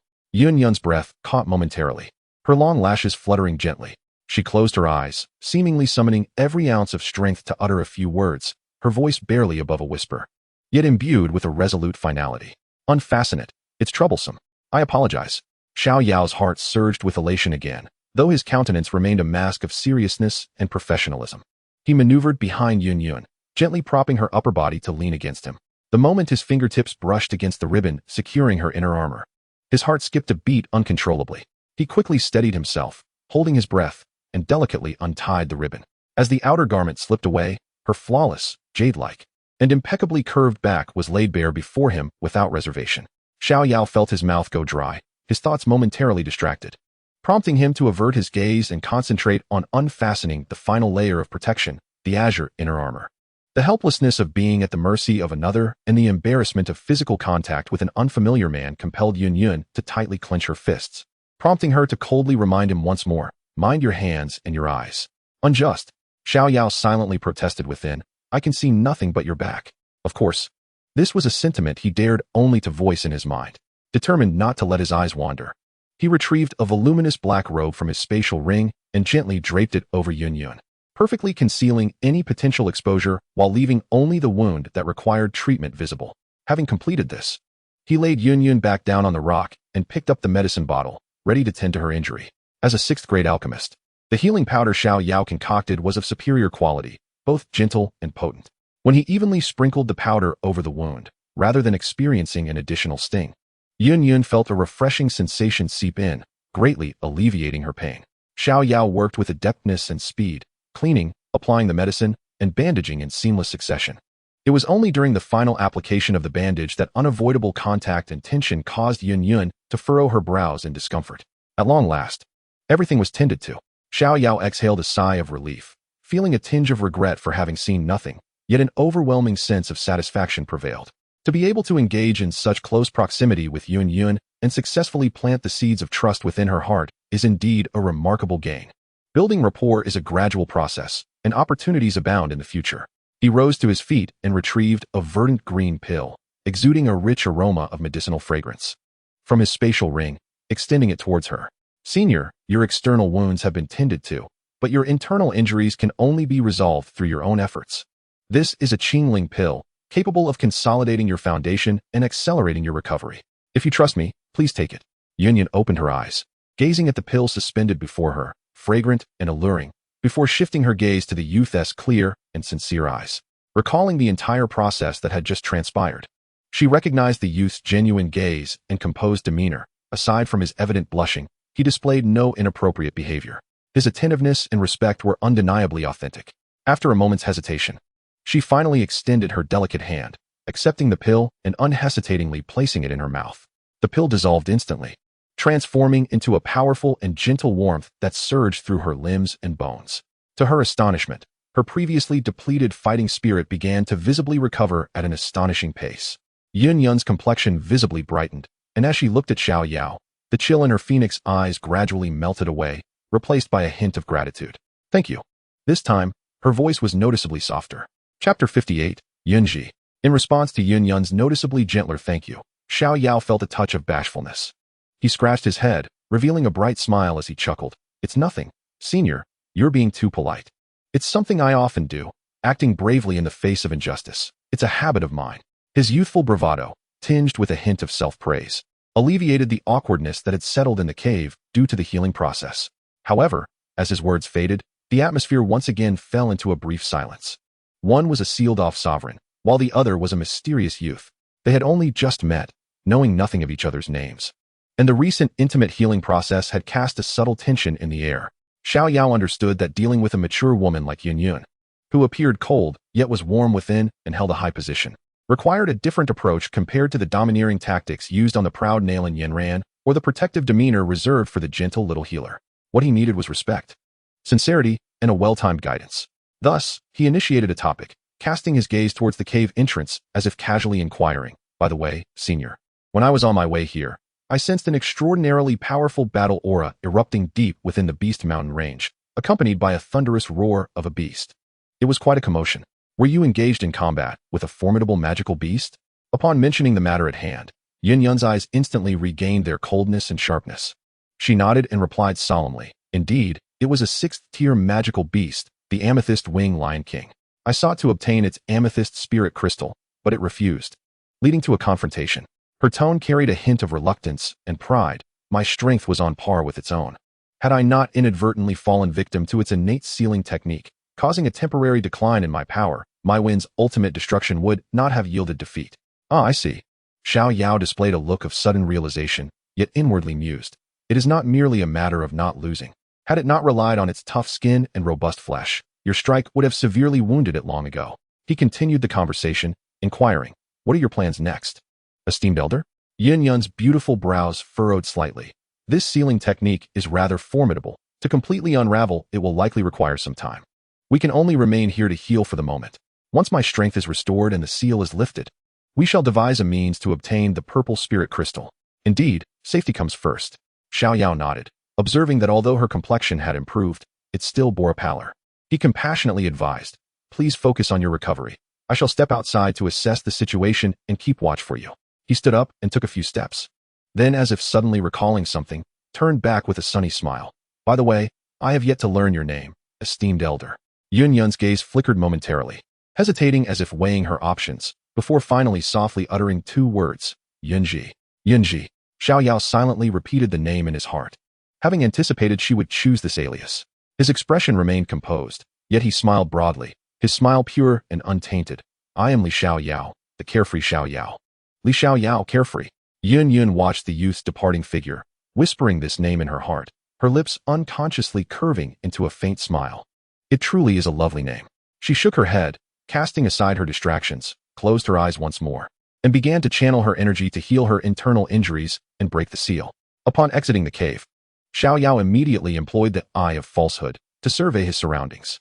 The magical beasts under the command of the purple crystal-winged lion had yet to scour this area, but it was unwise to assume that no keen-sensed creatures would follow the scent of blood. To be safe, he retrieved a specially formulated powder from his stardust storage ring and meticulously sprinkled it around the cave's perimeter. This powder effectively masked the presence of living beings and the scent of blood. However, while dispersing the powder, Xiao Yao had a clever thought. He intentionally widened the area of application, encompassing nearly the entire pool beneath the waterfall. This way, even if Yunji's injuries improved and she wished to venture outside, she would remain within the safe zone, avoiding the perilous scenario of being besieged by magical beasts while bathing, as depicted in the animations. Having completed this task, Xiao Yao returned to sit upon the rock before the waterfall, listening to the roaring sound of the water, and began to contemplate his subsequent plans. According to the original narrative, the next steps involved healing, grilling fish, and introducing aphrodisiacs, leading to an entangled yet ambiguous romantic affair. Xiao Yao chuckled self-deprecatingly. Aphrodisiacs? He indeed possessed some within his storage ring, and not just any, but a specially refined version with exceedingly potent effects. Not only would it be effective against Dou Huang, but even a Douzong expert would find it difficult to counter if caught off guard. However, this substance was not intended for Yun Yun. It held a different purpose. In his past life, whether through novels or animations, Yun Yun had always been the character that resonated most deeply with him. The woman who struggled between the responsibilities of her sect and her personal emotions, ultimately choosing to walk away alone, deserved a love that was more pure and sincere. What I desire is your willing heart, not the chaotic intoxication induced by substances. Xiao Yao gazed resolutely at the waterfall, determined to enter her heart with his sincere affection. As time passed, dusk approached, and the setting sun painted the sky in resplendent shades of orange and red. Xiao Yao stretched lazily, removed his shoes and socks, and plunged into the frigid waters of the pool. The water was crystal clear, teeming with an abundance of fish. He even spotted several swift-moving azure-striped fish, whose blood he had used as an ingredient for his aphrodisiac. However, at that moment, Xiao Yao had no mind for them. He casually caught 2 plump firetail fish and returned to shore, content with his catch. Upon his return to the cave, where Yunji was still seated in meditation, she slowly opened her eyes, perhaps sensing his footsteps. Seeing Xiao Yao and the dinner he held, a flicker of surprise crossed her cold gaze. Xiao Yao cleaned the fish, skewered them with sharpened twigs, and placed them over the rising bonfire. He then greeted Yunji with a smile, saying, "Just wait a moment. Soon you shall savor my culinary skills." As she watched the vibrant smile on the youth's face illuminated by the firelight, it was as if a stone had been cast into the frozen lake of her heart, sending ripples across its surface. Unconsciously, she smiled back, and that fleeting radiance dimmed the very cave itself. "All right," she nodded gently, then closed her eyes again to continue her healing. Before long, the fish sizzled on the fire, releasing a rich aroma that filled the cave. Xiao Yao handed her a perfectly roasted fish, golden and crispy, while he took the other and took a hearty bite. Yunji hesitated for a moment before asking, "Li Xiao Yao, at such a young age, why have you ventured alone into the perilous depths of the Monster Beast Mountains?" Xiao Yao had prepared his response in advance, chewing the fish as he mumbled, "I came to train and gather some medicinal herbs. My teacher always said that trees cannot grow tall in a greenhouse. True strength is forged between life and death." This explanation was reasonable, and Yunji accepted it without suspicion, taking small bites of her roasted fish. As they ate and chatted, ranging from the habits of monster beasts to the identification of herbs, the atmosphere was harmonious and natural. Within the cave, the bonfire danced, accompanied by the sounds of water, creating an initial, subtle warmth between 2 strangers. Chapter 59. Administering Medicine to Xiao Yao. The passage of time in the cave seemed elongated by the sound of the waterfall, tranquil and distant. In the blink of an eye, 2 days had passed. During this time, an extraordinary rapport had developed between Xiao Yao and Yunji. Most of the time, she was deep within the cave, cultivating her healing energies and dispelling the sealing forces within her. Meanwhile, Xiao Yao took on the role of a diligent guardian and provider. Each day, he would venture out to scout the surroundings and return with various wild delicacies. Sometimes he brought back tender fish from the pool, other times a thunder rabbit he had swiftly dispatched, and occasionally he would gather sweet, delectable berries. Over the course of 2 days, Yunji had not eaten the same dish twice. The meticulous care and thoughtfulness she exhibited softened her gaze toward Xiao Yao, transforming it from the initial chill and scrutiny into a warmth that was unmistakable. During this time, Xiao Yao received a message from the little medical fairy, inquiring about his well-being and when he would return. He replied succinctly, indicating that he required a little more time and might not return to Qingshan town for several days. Urging her not to worry, aware that a fierce battle loomed on the horizon, Xiao Yao resolved to enhance his strength. He was merely a step away from transcending the pinnacle of a 9-star battle master to a grand battle master. He understood that the challenges ahead, whether it be the amethyst-winged Lion King or other potential threats, necessitated the foundational assurance of a grand battle master's prowess. Just as he prepared to find a secluded corner to concentrate on his breakthrough, the long-distance communication talisman within his spatial ring emitted a faint vibration once more. This time, without Xiao Yao needing to channel his fighting spirit, the talisman activated on its own, and the somewhat anxious voice of the little medical fairy resonated through it. Finding an excuse, he said to Yunji, "I shall step outside to assess the situation," and thus departed from the cave. Upon reaching the entrance, he retrieved the long-distance communication talisman, where the voice of the little medical fairy emerged. "Xiao Yao, a friend has come seeking my assistance. I may need to make another trip to the Empire of Chuxian. I am truly sorry that I cannot wait for your return, but fret not. I shall be back swiftly. Do not worry." As her voice faded, the talisman dimmed. Xiao Yao held the warm talisman in his hand, standing quietly at the cave's mouth. His expression slightly dimmed, though this chapter had never transpired in the original tale. An overwhelming sense of intuition surged within him. The little medical fairy might not return from this journey. The next time they met, she may no longer be the kind-hearted and innocent little medical fairy of Qingshan town, but rather the fearsome poison sect leader, the heavenly poison maiden. who instilled terror throughout the empire of Xian. Alas, everyone has their own path to tread. Xiao Yao sighed, a flicker of helplessness crossing his eyes. Yet a more profound sense of determination prevailed. He needed only to ensure that when she sought him, he would be able to find her.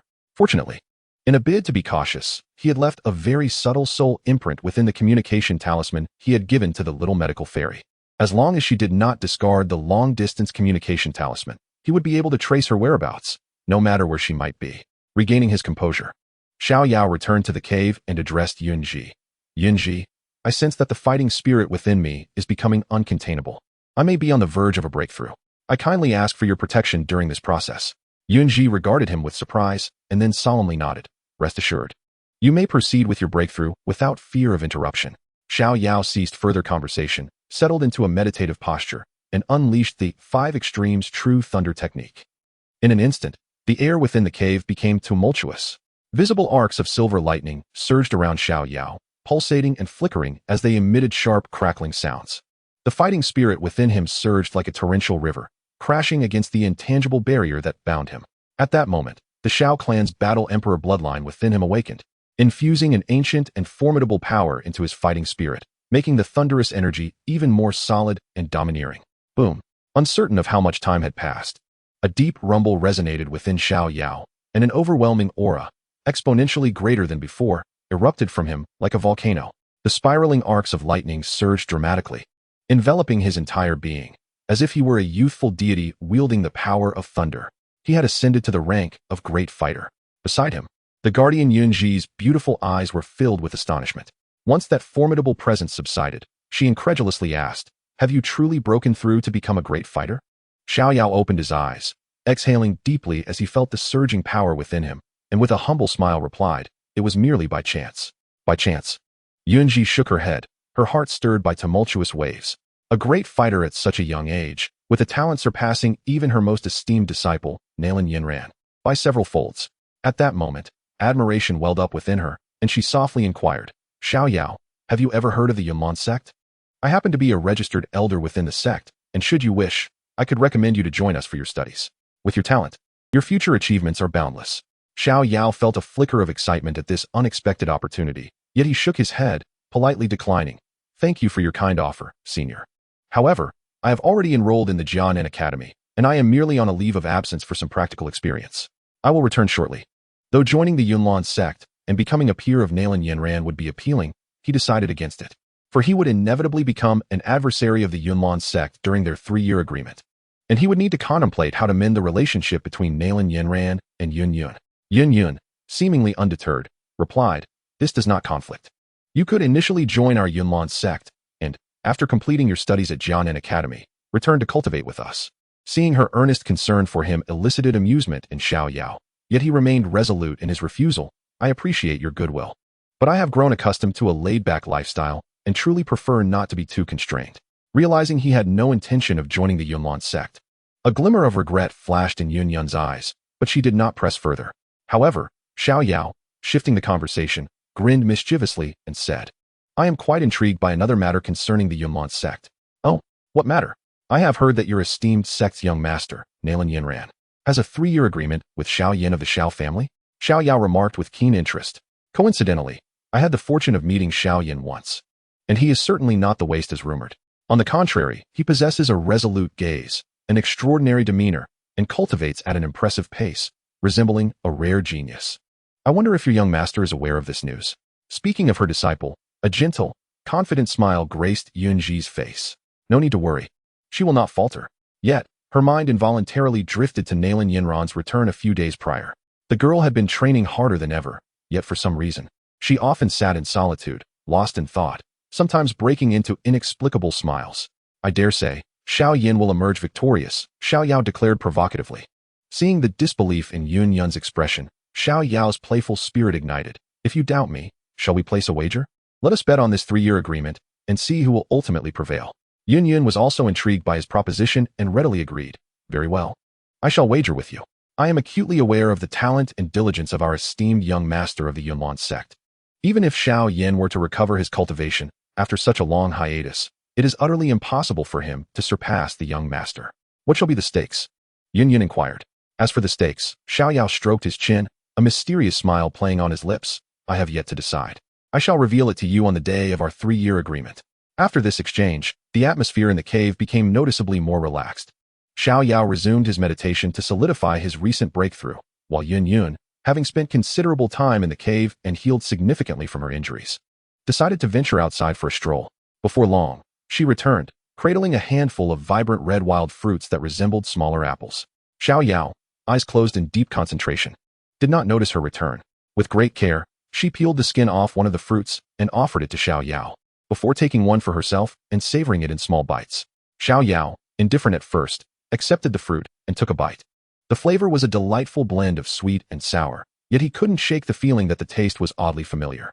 Suddenly, he opened his eyes wide, gazing at the basket full of fruits in Yun's arms, his pupils constricting in alarm.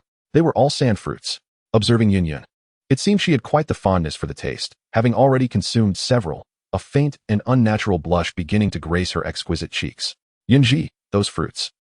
Xiao Yao began to warn her, but before he could finish his sentence, an overwhelmingly fierce aura of a magical beast surged from outside the cave. Instantly locking onto their small sanctuary, a thunderous roar erupted, reverberating through the cave. Xiao Yao's heart sank. This was not the time, especially since he had just been drugged. Chapter 60, 5th Grade Magical Beast. The savage roar outside the cave resounded like thunder, the formidable aura firmly securing its grip on their little refuge. Both Yunji and Xiao Yao's expressions shifted dramatically. It's a 5th grade magical beast, Yunji assessed with a grave tone. Although this presence was not as vast as that of the amethyst-winged Lion King, it radiated with brutality and strength. Undoubtedly on par with a human Dou Wang-level expert. Xiao Yao's expression tightened as his mind raced. He was confident that the powder he used to conceal their presence was foolproof. How had this beast managed to find them? But at this moment, there was no room for contemplation. He took a deep breath, the thunderous Dou Qi surging within him, and stood, prepared to venture outside. Don't go. Yun grasped his arm tightly, her cold phoenix eyes filled with urgency and disapproval. You have just advanced to a great Dou master and are no match for a 5th grade magical beast. Allow me to handle this. You cannot go, Xiao Yao countered, firmly placing his hand on her delicate shoulder, his tone leaving no room for argument. Yunji, you have not yet recovered from your injuries, and your seal remains unbroken. You cannot wield Dou Qi. Besides, if your aura is exposed and attracts that amethyst-winged Lion King, we would both perish. He gazed deeply into her eyes, enunciating each word with conviction. Trust me, I will handle it. After uttering his words, he disregarded Yun's obstruction, his figure flickering like an arrow released from its bow, resolutely charging out of the cave. Outside, the moonlight glimmered like frost. A colossal lizard, its size comparable to a small mountain and entirely enveloped in dark, scaly armor, fixated its enormous blood-red eyes on the cave entrance. Behind it, several smaller second-tier magical beasts restlessly clawed at the ground. Having just advanced to 5th tier, their aura remained unstable, a fact that Xiao Yao quickly discerned. Yet, even so, this was a being of the king of combat level. What dreadful misfortune to have been discovered by you. It seems I must engage you directly. A glint of determination flashed in Xiao Yao's eyes, and without a hint of hesitation, he invoked the 3rd transformation of the Heavenly Fire Triad. Combining this with the power of 3 fragments of the Xiao clan's emperor bloodline, he forcefully elevated his strength by 4 stars. Boom! A ferocious aura, far surpassing that of a grand fighter, surged skyward as his might was abruptly amplified to the level of a 5-star grand fighter. Simultaneously, a wave of heat surged from his core, as the medicinal power of the Sha fruit began to accelerate under the tumult of his fighting spirit. Roar! Sensing the threat, the leading black-armored lizard let out a roar, its massive tail whipping through the air like a black iron whip, generating a fierce gust as it struck fiercely toward Xiao Yao. With the mystic thunder phantom step, Xiao Yao's feet erupted in bolts of lightning, transforming him into a series of afterimages as he narrowly evaded this lethal strike. Heavenly Thunder Technique. He formed seals with his hands, summoning a brilliant flash of electricity. A robust silver lightning bolt tore through the night, crashing down upon one of the second-tier magical beasts, instantly reducing it to charred remains. The battle erupted with fervor, as Xiao Yao moved like an inexhaustible thunder god amidst the onslaught of the magical beasts. With lightning flashing and fists roaring, he wielded all he had learned in combat to the utmost, each strike delivered with precision and ferocity. However, the sheer number of powerful beasts, coupled with the vast disparity in strength, allowed the black-armored lizard to seize an opportunity. Thud!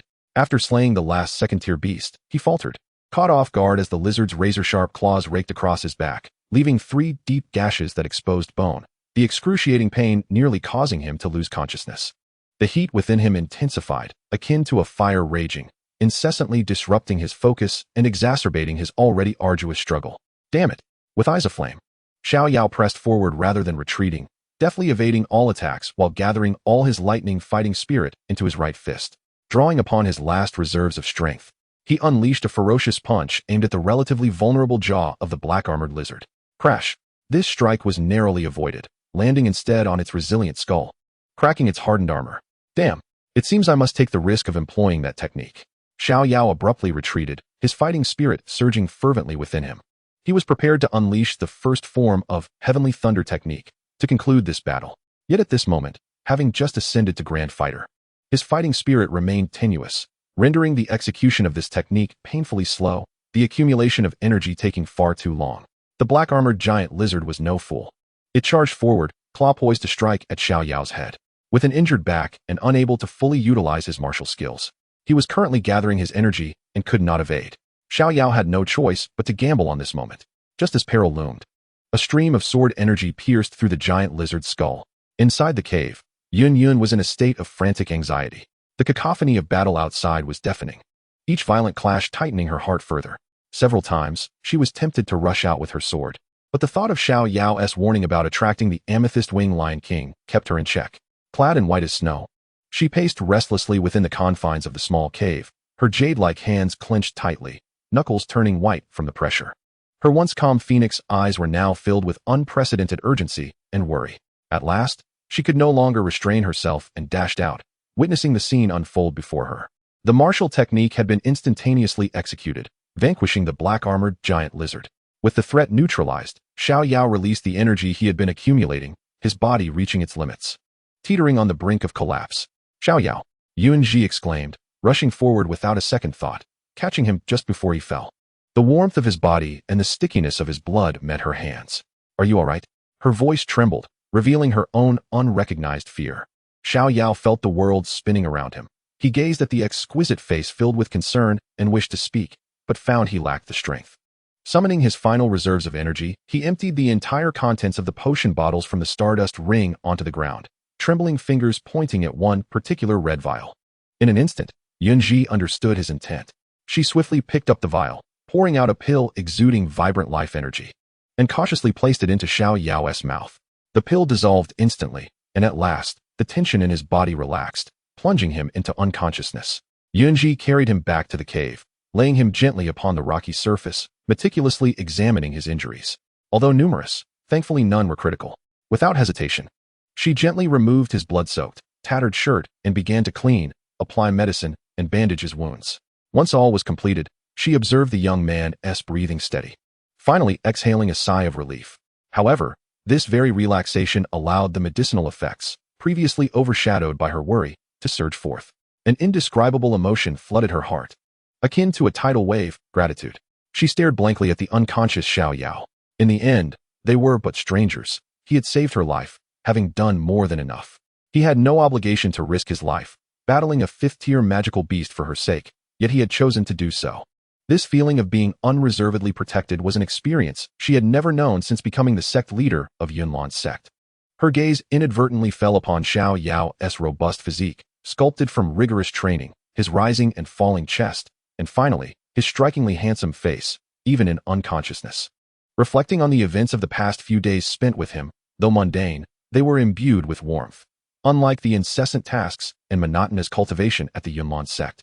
Suddenly, an audacious thought surged from the depths of her heart without warning. She wished to kiss him.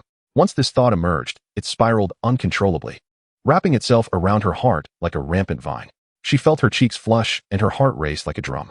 Gazing at Xiao Yao's tightly sealed lips, she inexplicably leaned down gradually, getting closer and closer.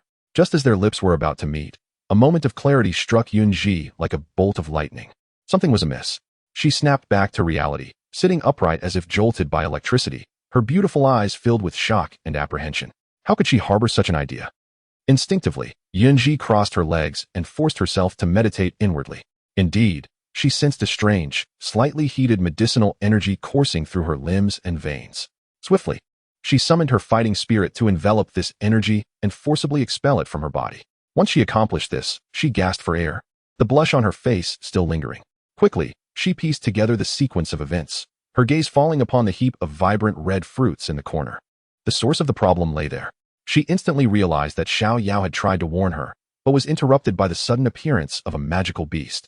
Fortunately, the potency of the fruit was not overwhelmingly strong and its effects were gradual. Had it been otherwise, the consequences would have been unimaginable.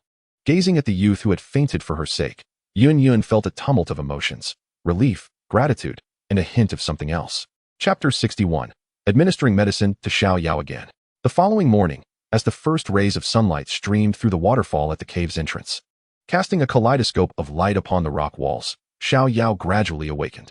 His consciousness was still somewhat hazy, remnants of an enchanting spring dream lingering in his mind. In the dream, he had been chasing after a stunning fairy, Yunyu, and just as he was about to claim a kiss, a sharp, tearing pain surged through his back. Then he awoke. Xiao Yao grimaced, feeling the fiery sting of his back injury. Due to the wound, he had been instructed by Yun to lie on his stomach all night, leaving his body feeling somewhat stiff. Shaking his head to clear his thoughts, he spotted a captivating moon-white figure crouched by the nearby campfire, intently fiddling with something. Upon noticing his awakening, Yun turned to him with a smile, her delicate expression akin to an ethereal orchid, instantly dispelling the cave's chill. "You're awake? How do you feel?" she asked gently. "Just stay put for now. Don't move around. The fish will be ready shortly." As Xiao Yao took a moment to regain his composure and reflected on the events of the previous day, he surmised that the fifth-level magical beast, the black-armored giant lizard, had merely passed by and was not sent by the amethyst wing lion king. It likely caught the scent of the roasted fish and discovered they were inside. It seemed that due to his role as a mere supporting character, he encountered such misfortunes. He could only blame his bad luck. With a sigh, he glanced at the branch in Yun's hand, adorned with fish, and then at her delicate, unblemished hands that had never touched the waters of spring. He raised an eyebrow and asked in a tone rife with skepticism, "Can you truly grill fish?" Yun flipped the fish over, seemingly provoked by his gaze, and a faint blush of defiance tinged her exquisite face as she huffed. "No one has ever tasted my grilled fish. How dare you underestimate me, you little rascal." Xiao Yao wisely chose to remain silent, a smile gracing his lips. He refrained from further comments, enduring the pain in his back as he slowly rose to sit cross-legged, beginning to circulate his energy for recuperation. The battle with the fifth-tier magical beast the previous day had been exceedingly brutal, having just advanced to the rank of Great Fighter. His internal thunderous energy was still not fully stabilized, rendering his combat prowess somewhat lacking. At this moment, as the Five Extremes True Thunder technique commenced its operation, he could distinctly sense that feeling of instability swiftly dissipating. The surging thunderous energy solidified and thickened, flowing through his meridians with the ease of a skilled hand. A sense of relief washed over Xiao Yao. What brought him even greater joy was that, with the stabilization of his realm, his understanding of the Heavenly Thunder technique became markedly clearer. Indeed, this advanced Earth-tier fighting skill rewarded by the system bore a striking resemblance to the Imperial Seal technique that Xiao Yan would later acquire. Both divided into several stages that required one to attain corresponding levels of strength to unlock. The Heavenly Thunder technique comprises 3 forms, corresponding to the realms of Great Fighter, Fighter King, and Fighter Sovereign, and mastering it could rival the prowess of Heavenly Tier techniques. Presently, he was already capable of unleashing its first form, Ninefold Thunder. If he were to confront that black-armored giant lizard again in his current state, combining it with the 3 mystical transformations of Heavenly Fire and utilizing Ninefold Thunder, he would possess a 70% chance of annihilating it. A confident smile tugged at the corners of Xiao Yao's mouth. Just then, a pungent, burnt aroma rudely invaded his nostrils. Opening his eyes, he beheld Yun approaching him with a charred item in hand, a hint of evident embarrassment gracing her features. Xiao Yao silently accepted the charred offering, his lips twitching involuntarily.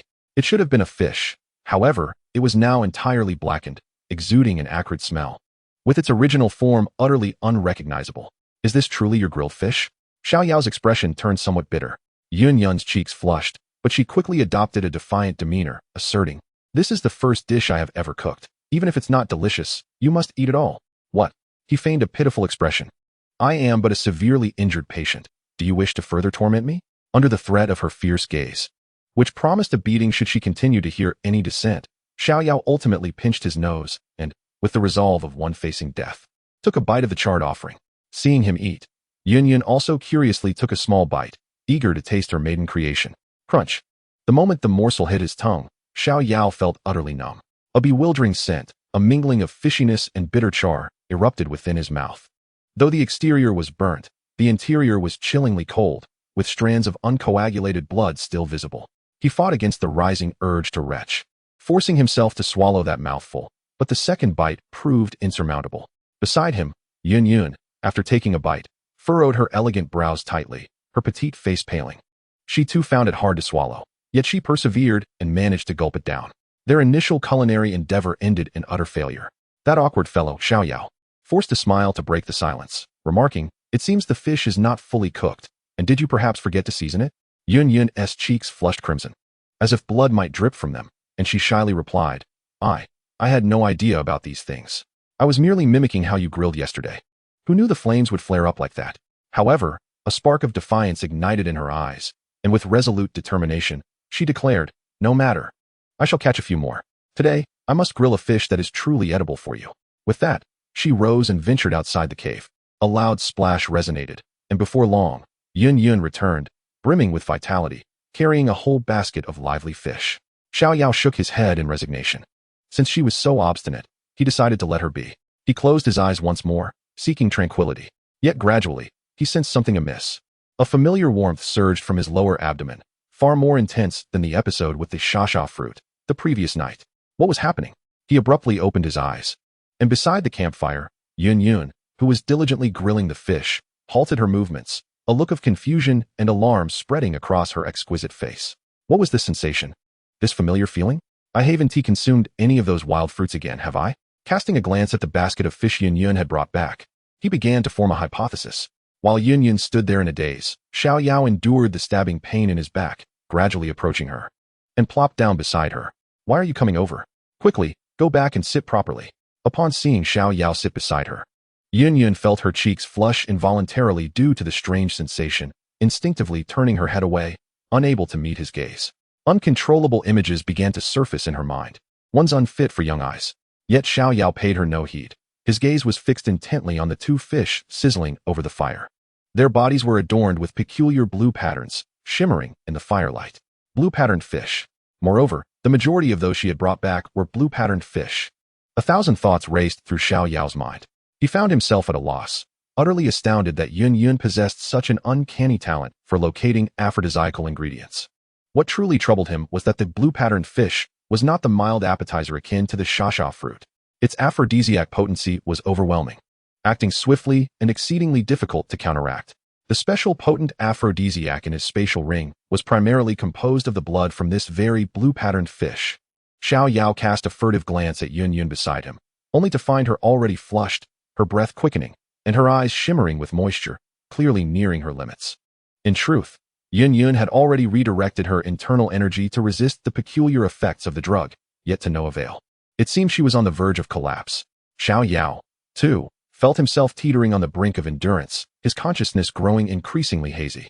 He yearned to inform Yun Yun about the fish's perilous nature, but under the overwhelming influence of the drug, his once proud rationality was disintegrating rapidly. In a moment of reckless impulse, he seized her shoulders and forcefully turned her to face him. "Ah, what are you doing?" Yun Yun exclaimed, startled, her voice dripping with allure. As Xiao Yao beheld her flushed visage, imbued with tenderness, the flames within him erupted, threatening to spiral out of control. Who could withstand such temptation? He twisted his body violently, the agony from his back wound striking him like a bucket of cold water. Drawing a sharp breath and restoring a glimmer of clarity. "Yunji, listen to me," he urged with all his might. "The fish, there's something wrong with it. It has aphrodisiac effects. You must not eat it." The term aphrodisiac seemed to act as a switch, snapping the final thread of reason in Yun Yun's mind. Unable to restrain herself any longer, she let out a soft moan, opening her arms wide to embrace Xiao Yao tightly. Ugh! The pressure from her embrace on his back wound caused him to grimace in pain. Yet, it was this intense suffering that prevented him from succumbing entirely. He understood that he needed to resolve this predicament immediately. Gritting his teeth against the torment, Xiao Yao hoisted her soft form into his arms. Yun Yun clung to his neck like an octopus, her expression sultry, while she mindlessly murmured, "Xiao Yao, if you dare to do that to me, I will kill you and then take my own life." He gently placed her on a flat rock. The severe pain had restored much of his awareness. Leaning down, he gazed at the disoriented beauty in his arms and spoke softly, "Yunji, do not fear, I will not harm you. Allow me to help you detoxify." Within the cave, the atmosphere had grown exceedingly intimate. Xiao Yao observed the entranced Yun on the rock, inhaling deeply to suppress the overwhelming desire threatening to consume him. With a flick of his fingers, a wisp of purple flame, known as the Purple Heart glazed fire, sprang to life like an ethereal spirit. Though not particularly powerful in combat, this flame possessed the remarkable ability to purify and refine foreign energies, making it effective against this lecherous toxin. His lips parted. His voice hoarse from restraining his desires, he uttered, "Forgive me." Before the last syllable escaped his lips, his fingers, enveloped in purple flames, swiftly touched Yun's smooth forehead, her flat abdomen, and various key points along the inner thighs. A wave of scorching, pure energy surged into her body, dissolving the domineering aphrodisiac's power as effortlessly as snow melts beneath the sun. The exquisite sensation intertwined with an unusual feeling, prompting Yun to involuntarily emit a soft, seductive sigh. The sound struck like a heavy hammer, forcefully impacting the taut nerves of Xiao Yao. He shuddered, quickly using his other hand to cover Yun's slightly parted, enticing red lips, gritting his teeth as he said, "Do not make another sound. I truly cannot hold back any longer." Yun's dazed phoenix eyes regained a flicker of clarity as she perceived the overwhelming desire in the youth's gaze, entwined with a painful struggle. A rush of alarm surged within her, prompting her to nod vigorously and firmly shut her mouth, daring not to emit another sound. Only then did Xiao Yao release his grip and continue to channel the Purple Heart glazed fire, dispersing the lingering effects of the drug within her body. At last, after a considerable effort, the unsettling sensation that had left Yun feeling mortified vanished entirely. Xiao Yao slowly withdrew his fingers, exhaling a long breath of pent-up air. His forehead already beaded with fine droplets of sweat. Yun gradually rose, adjusting her somewhat disheveled attire. When her gaze met Xiao Yao's flushed face, his eyes evasively darting away, the memories of the earlier chaos surged uncontrollably in her mind. Her cheeks flushed a deep crimson, akin to a maiden caught in wrongdoing. As she lowered her head, unable to meet Xiao Yao's eyes. In a frenzy, Xiao Yao internally screamed, "Oh heavens, please do not exhibit such an expression. I have yet to resolve my own predicament." In a moment of desperation, an idea struck him, and he spoke in a voice laced with anguish, "Yunji, please do not be shy. It seems that the wound on my back has reopened. Could you assist me by applying more medicine?" "What?" Upon hearing this, Yun set aside her embarrassment and hurriedly circled around to Xiao Yao's back. She noticed that the freshly bandaged wound was now saturated with blood. Realization dawned upon her. Her earlier loss of control had led her to embrace him recklessly, applying too much pressure on the injury, coupled with his forceful attempt to bring her closer. A wave of guilt and sorrow washed over her. With a tightening sensation in her heart, Yun quickly supported Xiao Yao, guiding him to lie down gently, meticulously unwrapping the bandages to reapply the medicine. Once she had completed her task, relief washed over her as she helped Xiao Yao sit up. At that moment, Xiao Yao's expression was a tapestry of contrasting emotions. One side contorted in agony from the intense pain in his back, while the other bore the lingering effects of the medicinal drug, rendering his eyes dazed and his face flushed. The juxtaposition of these two starkly different visages bizarrely fused upon his countenance. Yun, unable to contain herself any longer, burst into a melodious laugh, akin to a garden in full bloom. Xiao Yao shot her an exasperated glance. "How can you still find this amusing? This is all your fault. I admit my mistake." Yun replied, stifling her laughter, sticking out her tongue playfully, exuding a hint of youthful innocence. Xiao Yao sighed in resignation, preparing to sit cross-legged to detoxify himself when a loud, inappropriate growl emanated from his stomach. From the breakthrough to the fierce battle, followed by 2 detoxifications, he had expended immense energy without consuming a single morsel of food since the previous night. Upon hearing that voice, Yun recalled something and promptly volunteered, "Don't move. I will go and catch you some fish. Rest assured, this time I will definitely avoid those peculiar ones." Xiao Yao, equally famished, could only nod in agreement, determined to scrutinize her catch thoroughly this time. Yun emerged from the cave once more, and with a splash, she soon returned, holding several lively fish. Xiao Yao insisted on inspecting them, and upon confirming they were indeed ordinary firetail fish, he felt a wave of relief wash over him. He then imparted some tips on grilling fish, such as making several incisions along the fish's body to enhance flavor and ensure thorough cooking. With newfound confidence, Yun approached the fire and began her culinary endeavor with great enthusiasm. This time, the results were delightful. Under her careful roasting, the fish soon emanated an enticing aroma, their skin perfectly golden and appetizing, without a hint of charring. Remembering that Xiao Yao had sprinkled some seasoning while grilling, she rummaged through the assortment of potion bottles he had discarded the previous day. Before long, she discovered a red bottle, recalling that Xiao Yao had used something similar before. She opened the cap and found a powdery substance inside, which she cautiously sprinkled on two of the fish. Meanwhile, Xiao Yao had managed to suppress the toxins within him temporarily. Just as he opened his eyes, Yun approached with a fragrant grilled fish in hand. Upon receiving it, Xiao Yao was struck by the appealing appearance of the grilled fish. Tentatively, he took a bite. The flesh was crispy on the outside and tender within. Although a slight fishy taste lingered, it was a world apart from the previous charred offering. He couldn't help but give Yun a thumbs up, exclaiming, "You've made progress." Pleased by his praise, Yun's heart danced with joy, yet she feigned aloofness, huffing playfully, of course. Observing her demeanor, Xiao Yao couldn't help but chuckle inwardly. Thinking that Nalan Yanran's haughty nature was likely learned from her, the two devoured the grilled fish with remarkable speed. And as Xiao Yao felt a satisfying fullness in his stomach, he prepared to rid himself of the lingering toxins. Suddenly, an unparalleled sensation surged through him. A force far more potent than the previous two experiences combined, akin to a torrent breaking free from a dam, crashing into his mind. Panic seized him as he quickly reached into his storage ring, only to discover that the bottle he had meticulously crafted, containing a special aphrodisiac derived from the blood of the azure-patterned fish, was nowhere to be found. The realization hit him just before losing consciousness the previous night. He had thrown out all the potion bottles, and that special aphrodisiac must have been among them. Simultaneously, Yun sensed that something was amiss. The intensity of the sensation overwhelmed her, surpassing the previous experiences in both strength and swiftness.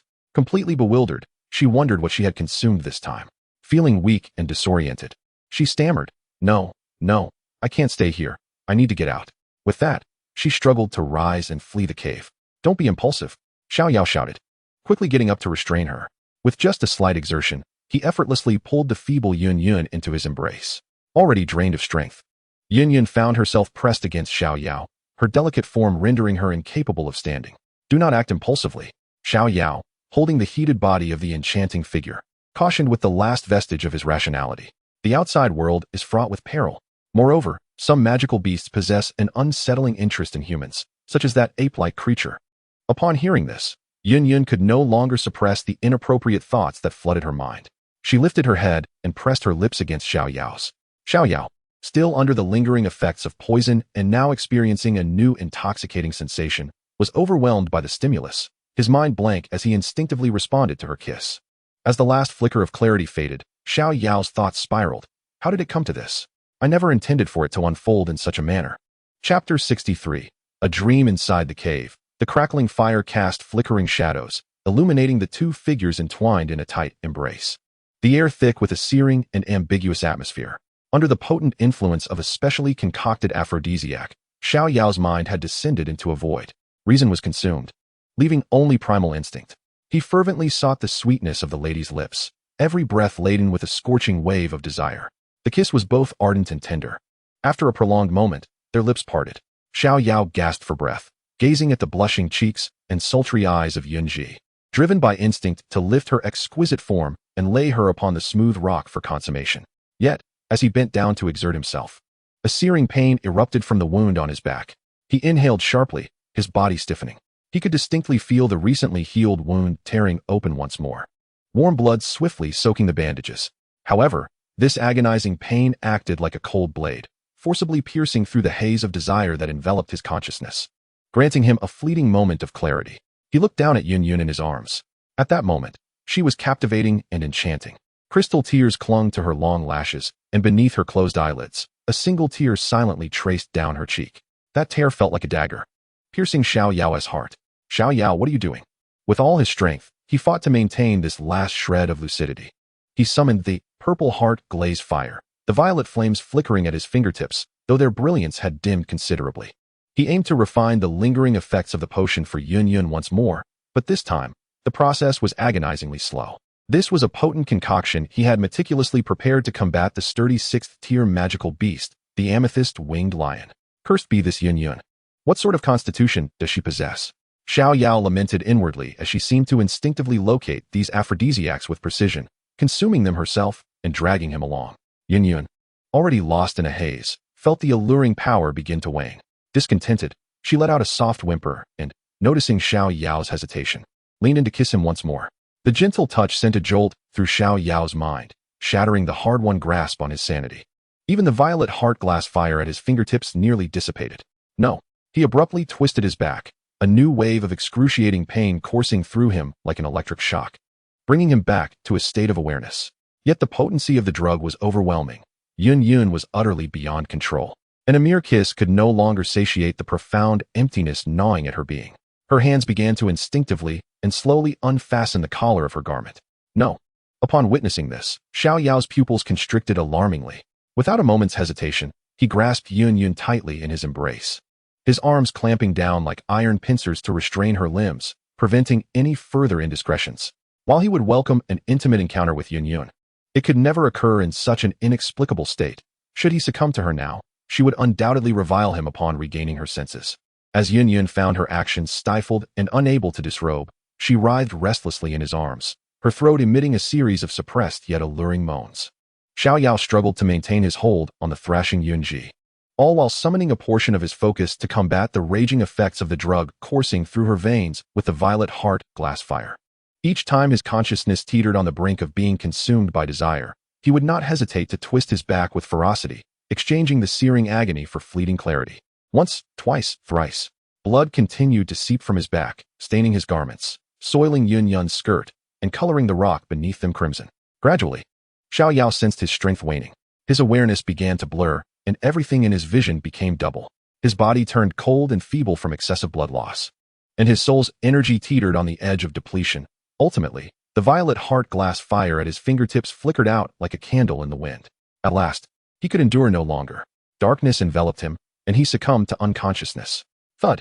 Xiao Yao's body slackened, and he, along with the person he held so closely, collapsed heavily onto the ground. The dull thud jolted Yun awake from her haze. She felt the weight of a heavy body pressing down on her and instinctively pushed him aside. Rising hastily, her first instinct was to inspect her own body, only to find her hands and skin smeared with thick, congealed blood. Undoubtedly, it was Xiao Yao's blood. Assessing herself, though disheveled and her skirt in disarray, it appeared that nothing further had transpired. Yun's gaze slowly shifted to the still figure of Xiao Yao sprawled on the ground. In an instant, her mind was engulfed in a cacophony, leaving her utterly blank. What lay before her was not merely a person, but a figure drenched in blood. His chest and back had been completely stained crimson, and the grotesque wound was now far more horrifying than it had been at the outset. Memories surged back to her. Everything that had just transpired replayed vividly in her mind. In a desperate attempt to maintain lucidity and dispel the overwhelming potency of the aphrodisiac, he resorted to a self-destructive method to combat the insatiable desires that threatened to consume him entirely. As she gazed upon Xiao Yao, lying motionless on the ground, a solitary tear coursed down her cheek. An unprecedented torrent of emotions, fear, guilt, shock, and an endless ache, engulfed her like a flood, rendering her nearly breathless. No. Yun fought to suppress the panic swelling within her, trembling as she cautiously extended her hand to feel for Xiao Yao's breath beneath his nose. When she detected the faint yet persistent rhythm of his breathing, the heavy stone of dread that had lodged in her heart finally fell away. He was still alive. He was still alive. Without the slightest delay, she lifted Xiao Yao and placed him upon a smooth rock, carefully removing the bandages that had long since adhered to his wounds. She generously sprinkled the remaining golden ointment over his horrific injuries, sparing no effort in her haste. Then, she wrapped him tightly with fresh bandages, encircling him again and again. However, Xiao Yao's injuries were external rather than internal, apart from applying the ointment to staunch the bleeding. There was little else she could do but anxiously await his recovery. Fortunately, the efficacy of the golden ointment was remarkable. After a while, the bleeding slowed significantly, and signs of improvement began to emerge. Seeing that he was no longer in immediate danger, Yun finally collapsed onto the ground beside him. Staring blankly at the unconscious Xiao Yao, her mind replayed the events of the past few days, from their initial rescue to the absurd episodes of poisoning, culminating in that passionate yet tender kiss, and finally, his self-sacrificing defense, shielding her with his very blood. Had it not been for the wild fruits and fish she had personally gathered, she might have doubted whether this young man had deliberately poisoned her. Ironically, she had been afflicted by the same embarrassing toxin thrice in succession. Instinctively, she brushed her fingers over her lips, recalling the sensation that had quickened her heartbeat and left her feeling weak all over. It seemed the experience was not entirely unpleasant. Was this truly the essence of a kiss? An experience unlike any she had ever encountered. She gazed at the pale, yet strikingly handsome face of the young man. Gradually lost in thought, countless images flashed through her mind. But she was abruptly reminded of a solemn rule. The young master and master of Yunlan's sect must not indulge in romantic entanglements, an edict upheld by generations of the sect. As the current leader of Yunlan's sect, she had always adhered to this principle with unwavering discipline. With a sigh, she turned away from Xiao Yao, only to notice the red vial she had previously used as seasoning. Yun picked up the vial and examined it closely. Meanwhile, in the depths of his unconsciousness, Xiao Yao drifted into a dream. Chapter 64, A Devious Method. His consciousness floated amidst the endless darkness. Xiao Yao, wake up. Wake up. It's time for the early class. A familiar yet distant voice echoed in his ears, followed by a vigorous shaking of his body. Xiao Yao was awakened. He groggily opened his eyes, only to be greeted not by the depths of a cavern, but by a ceiling painted in white, and the familiar sight of cheap curtains hanging beside his bed. Shaking his heavy head, he felt as though he had been struck with a blunt force. Was this a university dormitory? Suddenly, a chilling wave surged from his feet to the crown of his head. Xiao Yao bolted upright, fully awake. No, hadn't he crossed over? Wasn't he supposed to be in a cave in the Beast Mountain range, rescuing Yun? Why was he here? Xiao Yao, are you alright? A male voice snapped him back to reality, and after calming down, a terrifying thought emerged. Could it be that in his attempt to save Yun, he bled excessively, died, and then somehow returned? No. Xiao Yao's pupils dilated, engulfed by a wave of panic and despair. His greatest fear had materialized. How could this happen? He muttered to himself, repeating the phrase over and over. How could this happen? There are still people waiting for me. I cannot return. Xiao Yao, what's wrong? His roommate observed his terrified expression and murmured to himself, wondering if he had experienced a nightmare. A nightmare? Upon hearing those words, Xiao Yao felt as if he had grasped a final lifeline, a frenzied light igniting in his eyes. Yes, it was a dream. Everything was but a dream. He suddenly threw off the covers, and, amid his roommate's astonished expression as if questioning his sanity, he dashed barefoot towards the balcony, leaping without hesitation. Xiao Yao! Li Xiao Yao!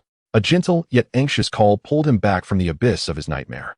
He opened his eyes wide, and the first thing he saw was Yun's exquisite face, filled with concern, mere inches away.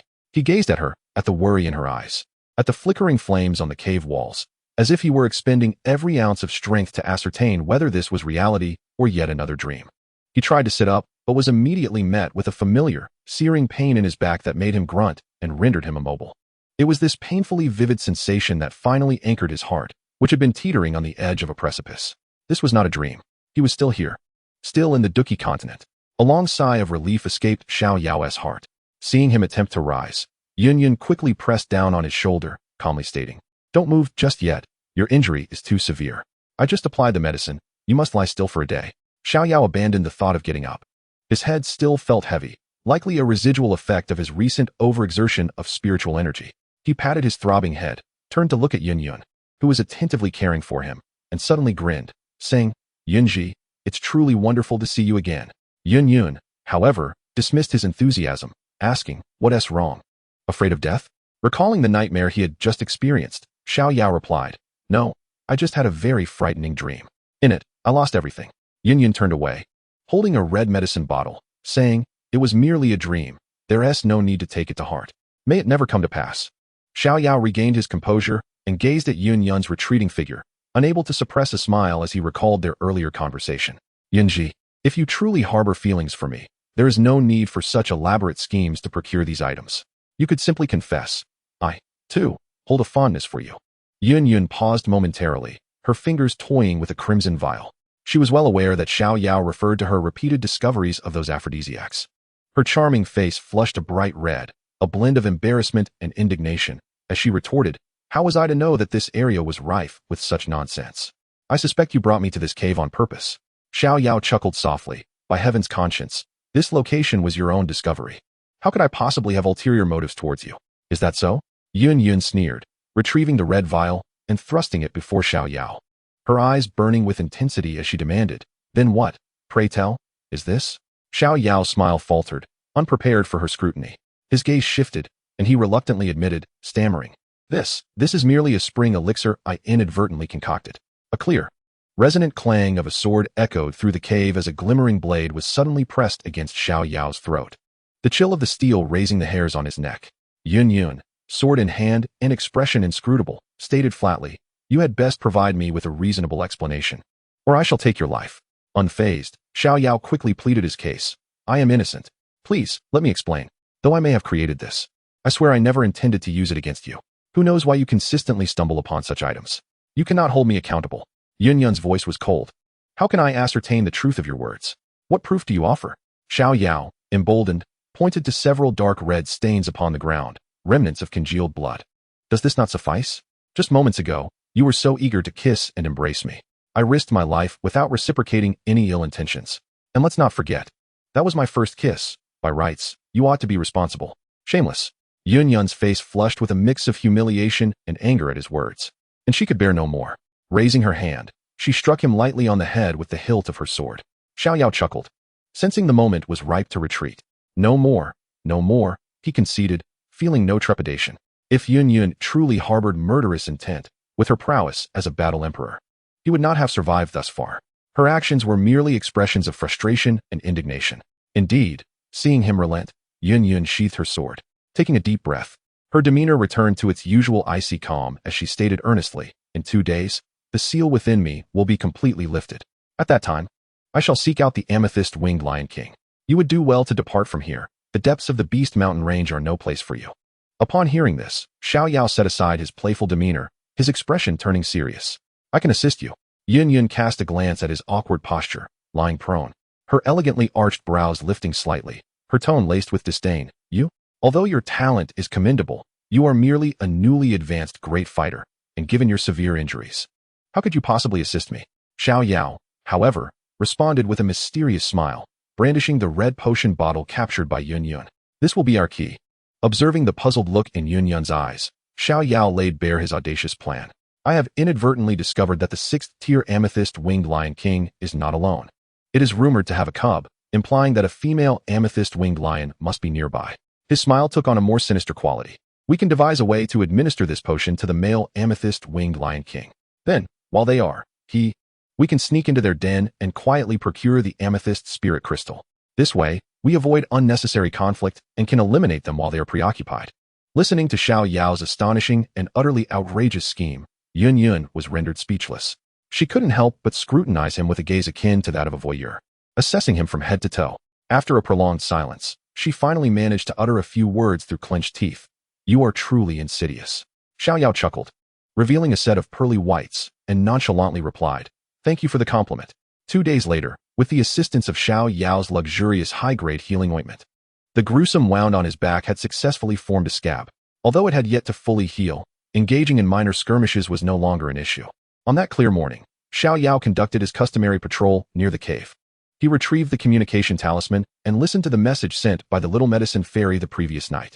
Xiao Yao, I have safely arrived at Tianshang City and will soon be traveling through the spatial wormhole to the Outcloud Empire. My body feels fine, and the cursed body is behaving well, so there is no need for you to worry about me. Once I finish attending to my friend's matters, I will return to find you. Do not fret. Hearing that familiar, vibrant voice, Xiao Yao felt a sense of relief wash over him. He quietly sensed the soul imprint on the talisman, confirming that its location had indeed become exceedingly distant. The Outcloud Empire, he murmured, putting away the talisman. Once I handle matters here, it appears I must make a trip, otherwise, I shall remain uneasy. After surveying the surroundings and confirming that all was well, he intended to return to the cave. As he stepped out, Yun had already begun her vigorous assault on the seal set by the amethyst-winged Lion King. And by now, she should be nearing completion. On his way back, Xiao Yao's gaze was drawn to a peculiar flower nestled within the crevices of the rocks. The flower radiated a soft lavender hue, its petals delicately layered, with edges tinged in a pure moonlit white, resembling exquisite glasswork. It swayed gently in the morning breeze, exuding a faint, enchanting fragrance that was both refreshing and ethereal, embodying a beauty untouched by the mundane world. Xiao Yao felt a stirring in his heart as he carefully plucked it from the stones, roots and all. Upon his return to the cave entrance, he was greeted by a surging, overwhelming aura, far more potent than that of 2 days prior, emanating from within the cave. A surge of joy filled Xiao Yao's heart as he realized Yun had succeeded. He was about to utter the word Yun when, suddenly, a figure clad in moonlit white appeared before him with astonishing swiftness. The chilling tip of a sword, imbued with an aura of lethal precision, poised unwaveringly at his throat, leaving no room for error. Startled, Xiao Yao was left bewildered by the antics of this formidable lady. He could only raise his hands in a gesture of surrender, chuckling nervously. Yunji, what are you doing? Now that you have regained your strength, are you intent on killing the donkey after the grinding? Having restored her status as a Dou Huang, Yun emanated an entirely different aura. Her countenance was as frosty as ice, and her voice bore a frigid clarity as she declared, "I have reflected upon our past encounters, and I must acknowledge that they were indeed outrageous. To prevent you from disseminating information that could tarnish my reputation, it is most prudent to eliminate you." Yet, in the face of her menacing intent, Xiao Yao found his composure. He extended 2 fingers leisurely, gently guiding the sharp blade away from his throat. "Come now, Yunji," he gazed into her eyes earnestly. "You are not that kind of person. If you truly wished for my demise, I would not have survived this long." With a scoff, Yun twisted her wrist, redirecting the sword back towards him. "You speak as though you understand me well. Pray tell, what kind of person am I? If your answer fails to satisfy, your life may very well be forfeit today." Once more, Xiao Yao pushed the sword aside, this time revealing a freshly picked purple and white flower from behind his back. He presented it to Yun with a warm smile. "What kind of person are you?" He looked into her eyes, his voice gentle and sincere. "To me, you are akin to this flower. To the outside world, you appear noble and resplendent, like a celestial being upon the clouds, admired from afar. Yet, only by drawing near can one discover the hidden tenderness that lies beneath that nobility, as well as the indomitable spirit that continues to bloom even in dire circumstances." Yun stared at the vibrant blossom, utterly taken aback. She had not anticipated such words from him.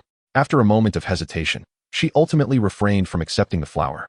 Slowly, she sheathed her sword, turned her head aside, and spoke in a tone tinged with playful pride. "Flattery will get you nowhere. Thank you for the compliment." Xiao Yao chuckled softly, knowing that Yun was merely testing him, or perhaps employing this method to mask her uncertainty regarding the complexities of their relationship. The Yunlan sect's leader he knew was no petty figure who would repay kindness with malice. Seeing his unabashed demeanor, Yun could not help but feel both exasperated and amused. Ultimately, she could not resist the urge to lightly tap his head with the hilt of her sword. "You are such a fool. Now, let us attend to serious matters." With that, she resumed her authoritative stance, leading the way out of the cave. Xiao Yao smiled, bending down to carefully plant the flower in the moist earth at the cave's entrance before following her. The two concealed their presence, like shadows in the forest, silently approaching the lair of the amethyst-winged Lion King, where Yun's expression turned grave, ready for battle at a moment's notice. She lowered her voice and inquired of Xiao Yao beside her. "How do you plan to execute that outrageous scheme of yours?" Xiao Yao leisurely retrieved a rabbit he had previously rendered unconscious from his spatial ring, winking at Yun. "This will be our means." With a flick of his wrist, he summoned the violet heart glazed fire, swiftly roasting the rabbit to a perfect crispness. He then extracted several dried herbs from his spatial ring, crushing them with his fighting spirit and refining them into a drop of dark green liquid. This liquid was evenly drizzled over the roasted rabbit, and in an instant, an irresistible aroma wafted through the air, overpowering to any carnivorous creature. Having completed this, Xiao Yao produced a vial of specially concocted aphrodisiac and generously sprinkled it over the dish. Seizing the rabbit's leg, he gave it a vigorous toss, accurately launching the enhanced roast rabbit right at the entrance of the amethyst-winged Lion King's lair. Observing Xiao Yao's fluid movements, Yun couldn't help but voice her skepticism. Will this actually work? The amethyst-winged Lion King is a 6th-tier beast with awakened intelligence. Such a simplistic trick may not deceive it. Yet Xiao Yao, with a confident smile, replied, "Who said I intend to trick it? Just wait and see."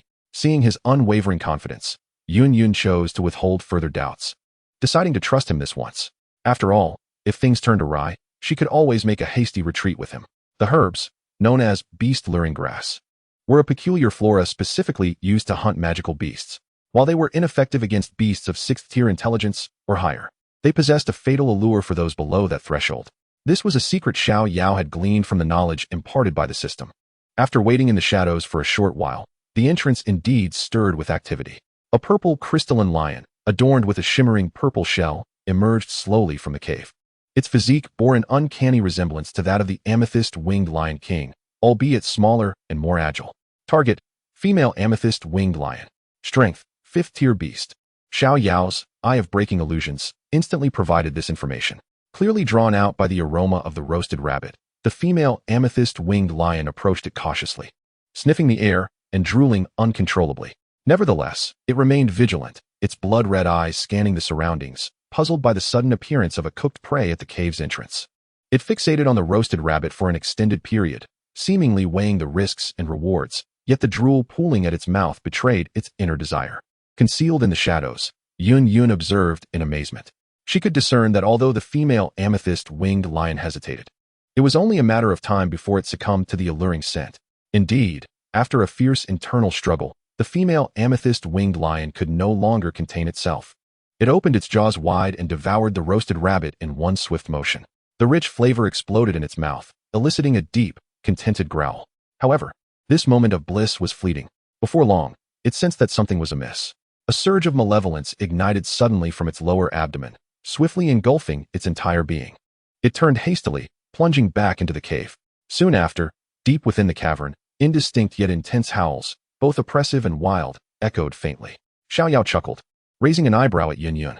Lord Dou Huang, the time has come, let us proceed inside. Chapter 66, Crisis. At Xiao Yao's signal, the two suppressed their presence, gliding like wisps of smoke into the lair of the amethyst-winged Lion King. Contrary to expectations, the cave was not shrouded in complete darkness. Countless amethyst crystals, each the size of an infant's fist, adorned the cave walls, radiating a fantastical purple glow that illuminated the depths of the cavern, reflecting the solemn expressions on their faces. The further they ventured, the greater and more numerous the amethysts became. Upon reaching the innermost sanctum of the cave, they found themselves enveloped in a realm of purple crystals. The air was saturated with an energy so pure it seemed to be on the verge of liquefaction, making the entire space shimmer with brilliance. At the heart of this crystalline wonderland lay a massive platform composed of amethyst, upon which slumbered a small beast.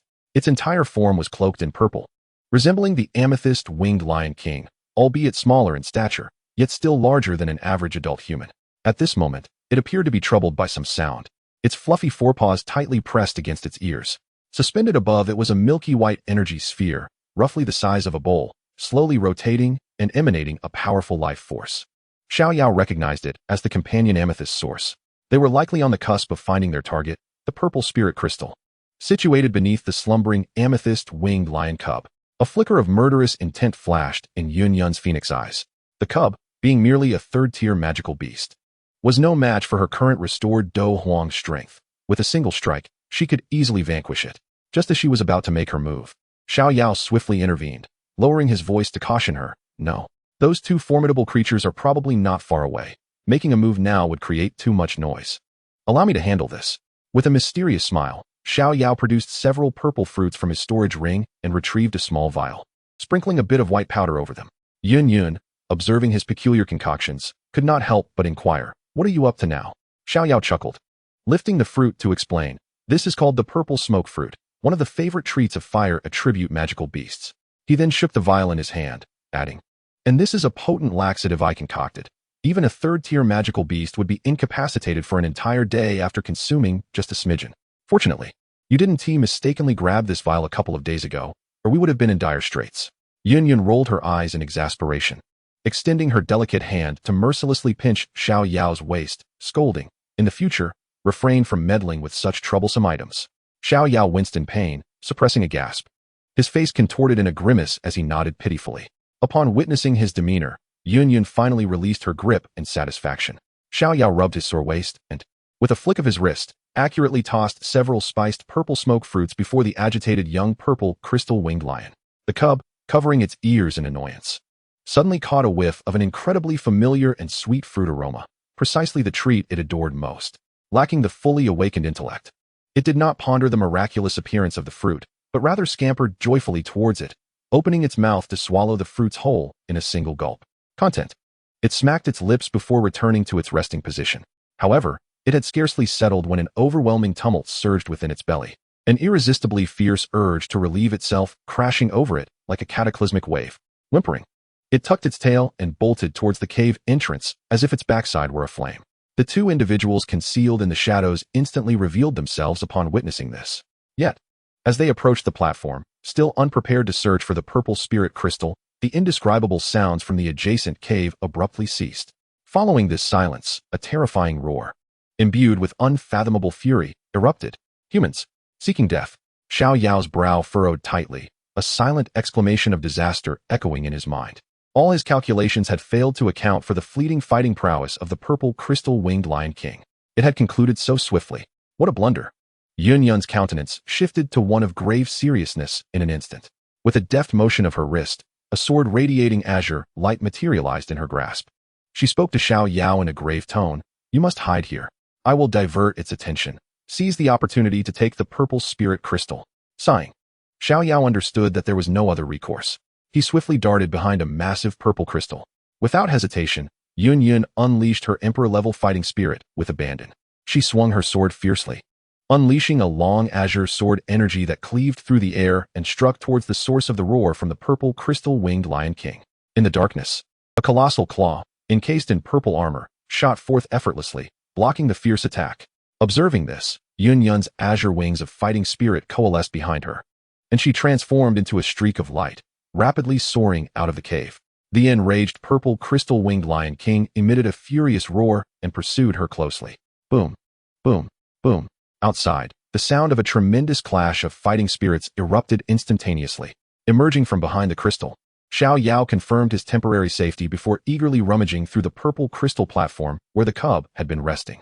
Soon, he discovered a small, thumb-sized crystal of profound purple hue nestled within the crevices of the crystal cluster. It was the coveted purple spirit crystal. He secured the purple spirit crystal and turned his gaze towards the orb above. According to the original narrative, the majority of this substance had fallen into the hands of the Medusa transformed sky-devouring python, with only a fraction being utilized by Xiao Yan to master beast fire. Now, due to my intervention, Xiao Yan and Medusa would likely be deprived of their share. After contemplating briefly, Xiao Yao made a resolute decision. I shall take 2/3, leaving the remainder for Xiao Yan. It should suffice for his needs. Upon this realization, he deftly employed the hard, purple spirit crystal in his hand to meticulously carve a small aperture in the milky white energy sphere. In an instant, a viscous, potent purple liquid, exuding tremendous energy, began to flow forth. Merely approaching it caused Xiao Yao's internal fighting spirit to surge uncontrollably. Wasting no time, he hastily produced several jade vials to carefully collect the precious fluid. Just then, a furious roar resounded from behind. The purple crystal-winged lion cub, suffering from an upset stomach, charged back. Upon its return, it sensed the theft of its accompanying purple crystal source, and, with reddened eyes, lunged at Xiao Yao with ferocity. Undeterred, Xiao Yao had anticipated this very scene and didn't even bother to turn around.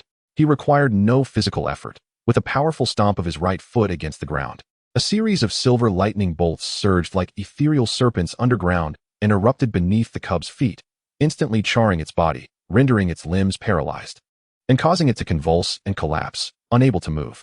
Xiao Yao, unfazed, continued to collect several vials of accompanying purple crystal source before finally feeling satisfied and preparing to depart.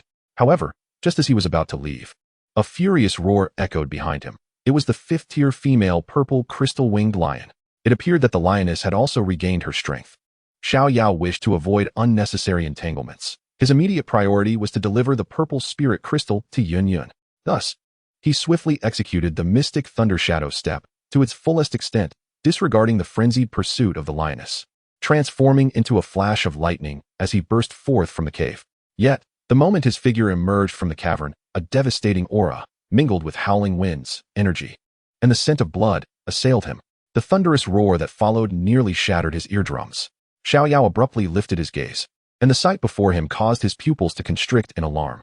The sky had transformed into a tumultuous sea of energy, where Yun's figure became a cerulean comet, darting through the air as she engaged in fierce combat with the colossal purple crystal-winged Lion King. Each clash of azure and violet erupted into blinding energy spheres high above, with violent shockwaves radiating outward like visible ripples, compressing the air to emit a strained groan. Countless tons of boulders were dislodged from the cliffs, plummeting like a cataclysmic rainstorm into the valley below. This was merely the confrontation above. As Xiao Yao's gaze descended, the scene on the ground was equally suffocating. In the valley, a horde of beasts had mysteriously gathered. Hundreds of 2nd and 3rd-tier magical beasts of various forms surrounded the entire valley, forming a perimeter constructed of flesh, claws, and fangs.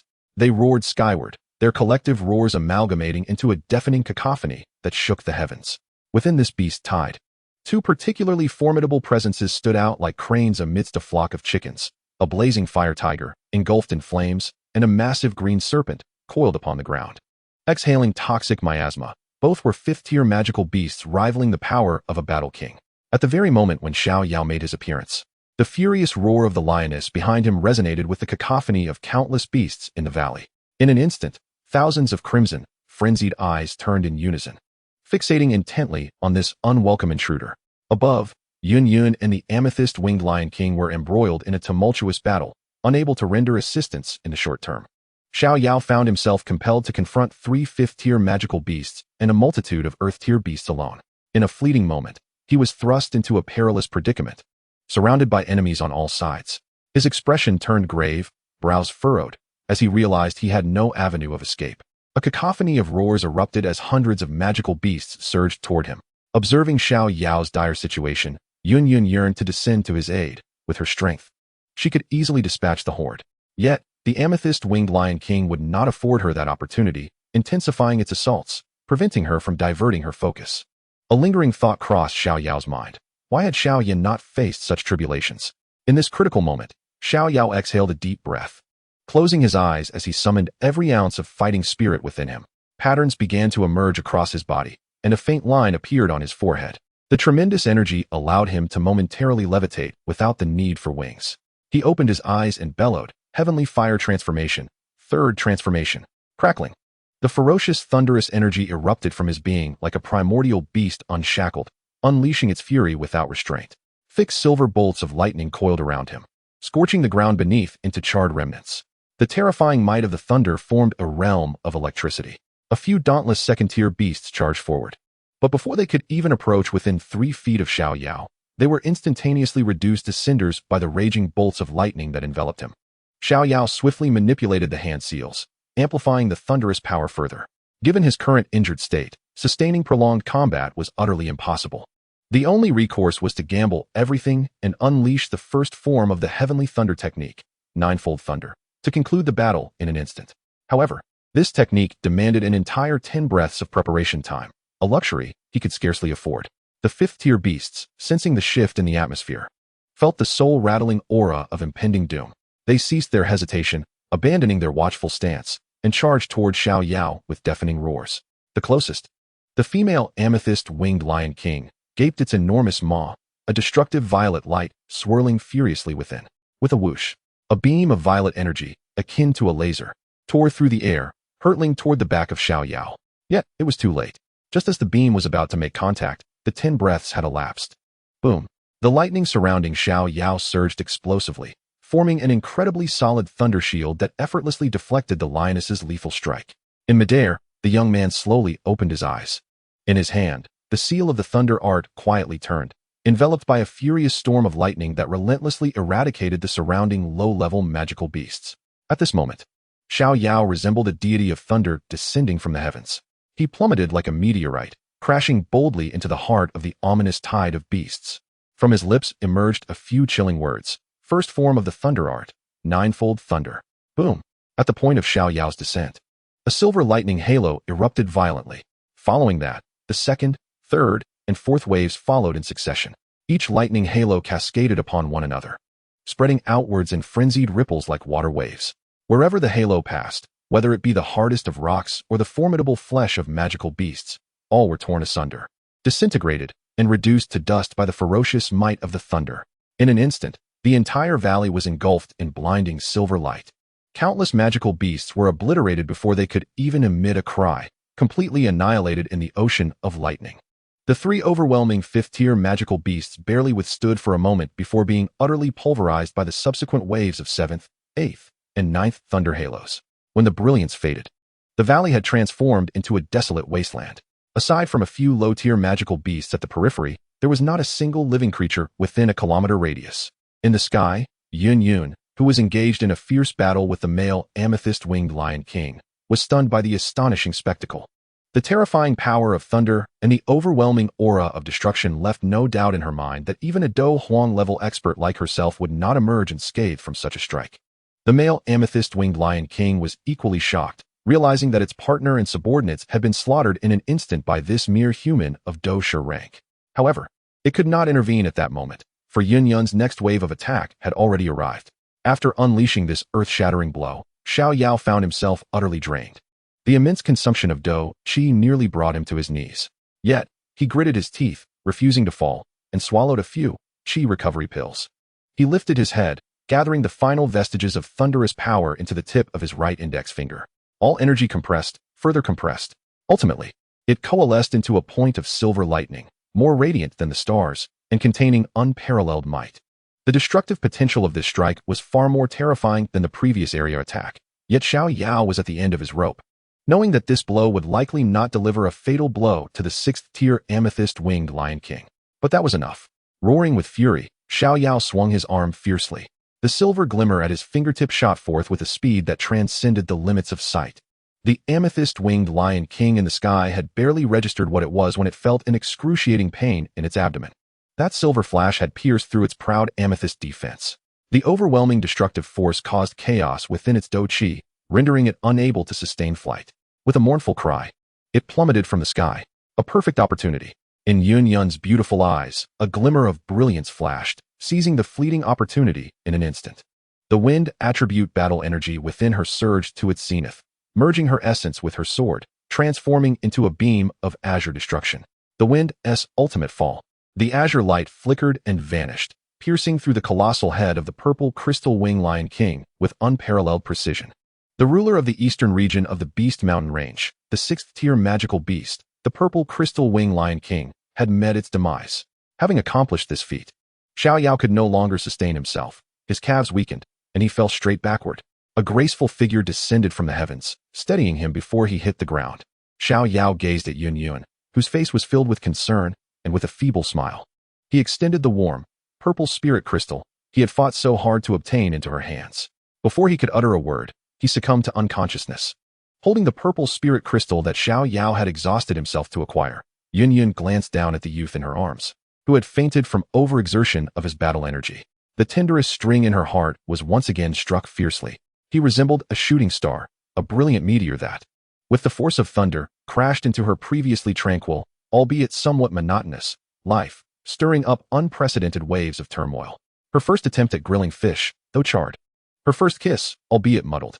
Her first experience of being protected, though ultimately, she resolved the situation herself. Yet, all these moments were experiences she had never encountered in the past several decades. Yun Yun remained perplexed as to why he had exerted himself so fervently to assist her. Their connection was merely a fleeting encounter. Strangely, she recalled a jest he had made upon awakening from a nightmare the day prior. Yunji, if you truly like me, you need not go through such great lengths to find these things. You could simply tell me, I rather like you too. At that moment, she felt a mix of shame and anger, but now, reflecting on it, she pondered that perhaps behind that jest lay a heartfelt truth. It turned out, you had already revealed the answer to me. Regaining her composure, Yun Yun cradled Xiao Yao and discerned the direction, soaring towards the cave where they had previously resided. Meanwhile, in another part of the Beast Mountain Range, Xiao Yan was embroiled in a fierce struggle with a 3rd-tier magical beast when he suddenly heard a thunderous explosion from the sky nearby. He looked up to see 2 figures, one azure and one purple, engaged in a breathtaking battle high above, clashing in a cacophony that darkened the heavens. No longer preoccupied with the 3rd-tier beast, Xiao Yan swiftly distanced himself and focused on the aerial confrontation. Yao Lao emerged from the ring, also captivated by the thrilling conflict above. Xiao Yan, do you wish to witness it? The battle of true warriors. Spurred by Yao Lao's encouragement, Xiao Yan dashed towards the battlefield. However, halfway there, he beheld a terrifying bolt of lightning piercing the heavens, erupting from the valley below, transforming the area into a sea of thunder. Shortly thereafter, the massive purple figure was struck by a bolt of lightning and subsequently brought crashing down from the sky by the azure figure. When Xiao Yan finally arrived at the scene, it was already deserted. The land lay in utter devastation, strewn with the carcasses of magical beasts and marked by enormous, charred craters left in the wake of a cataclysmic battle. What kind of horrific conflict transpired here? Xiao Yan gasped, taking in the apocalyptic scene before him. The formidable lightning attribute battle energy of the woman in green attire suggested she was likely a Dou Huang expert. Elder Yao's voice carried a note of solemnity, yet soon transformed into one of astonishment as he exclaimed, "Look, is that the corpse of the purple crystal-winged Lion King?" With a keen eye, Elder Yao identified the massive lion's body and deduced that this must be the lair of the purple crystal-winged Lion King. It seemed that a fierce battle had erupted here over the coveted purple spirit crystal. Quick, let us venture into the cave and see if any treasures remain. Upon hearing this, Xiao Yan swiftly darted into the cave. Before long, he discovered a milky white orb suspended in midair. Could this be the accompanying source of the purple crystal? Elder Yao's voice brimmed with uncontainable joy. Hurry and see if there's more left. Xiao Yan hastened to investigate and found a considerable amount still intact. Elder Yao chuckled heartily, stroking his beard. Your luck is indeed extraordinary. You've stumbled upon a true windfall. Quickly, gather everything that remains. And those beast corpses outside, look, their cores seem untouched. Go now. This time, you are set to amass a great fortune. The following morning, as sunlight once again flooded the cave, Xiao Yao stirred from his slumber. The first thing he did was scan his surroundings, searching for that familiar figure.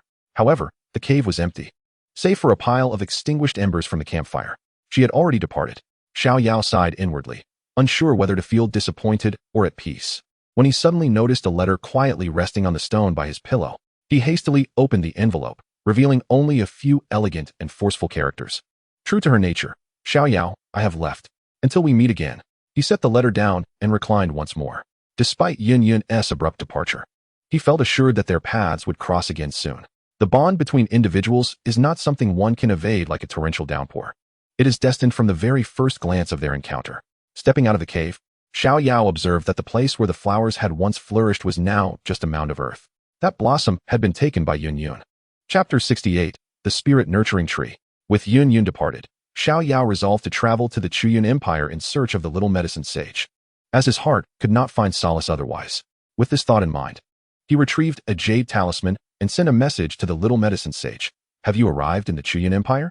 I plan to seek you out in a few days. Are you happy? A swift reply came from her, her tone brimming with uncontainable delight. Really? I have just emerged from the spatial wormhole. My friends want to take me around the vicinity first. There are so many poison masters here, and most of the shops sell toxic herbs. The little medicine sage excitedly rattled on before concluding, Xiao Yao, thank you for your willingness to accompany me. Remember to contact me when you arrive in the Qing Empire. I will come to fetch you. After concluding the call, Xiao Yao exhaled deeply. From the tone of the little medical sage, it was evident that she was in good spirits. In the toxin-riddled realm of the Outcloud Empire, she must have felt a sense of kinship among her peers. Nevertheless, Xiao Yao resolved to first tend to his injuries. He raised his hand, turning his focus inward. Although his meridians were gradually mending under the self-regulating workings of the 5 Extremes True Thunder technique, the toll exacted from his battle against the Amethyst-Winged Lion King, along with the grievous wounds he had inflicted upon himself earlier to protect Yun Yun, had left him severely compromised. His internal organs felt as though they had been relentlessly battered by a colossal hammer, still echoing with pain. The flow of his fighting spirit was far from the fluidity he had experienced at his peak. The Eye of Breaking Illusions quietly activated, revealing a line of pale blue data before his eyes. Character, Xiao Yao. Status, weak, injury recovery. Strength, 1-star great fighter. The gravity of the situation in the Outcloud Empire weighed heavily on Xiao Yao, his gaze sharpening with intensity. It was an even more chaotic and perilous land than the Gamma Empire, where the methods of the Toxin Masters were both bizarre and unpredictable, making them difficult to guard against. Given his current state, recklessly venturing forth would not only jeopardize the safety of the little medical sage, but could also endanger his own life. No, he must first recover and enhance his strength. A clear thought crystallized in his mind. Rising to his feet, he cast a final glance at the cave that bore witness to his complex emotions with Yun Yun. Feeling no pangs of nostalgia, he turned and transformed into a streak of lightning, darting toward another direction in the Beast Mountain range. There lay a tranquil valley that belonged to both him and the little medical sage.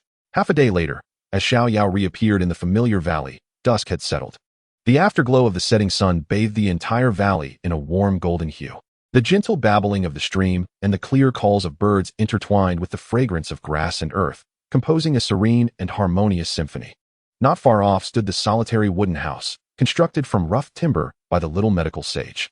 A gust of mountain wind swept by, causing the house to emit a faint creaking sound, as though it were on the brink of collapse. Upon witnessing this scene, a tender smile involuntarily graced Xiao Yao's lips.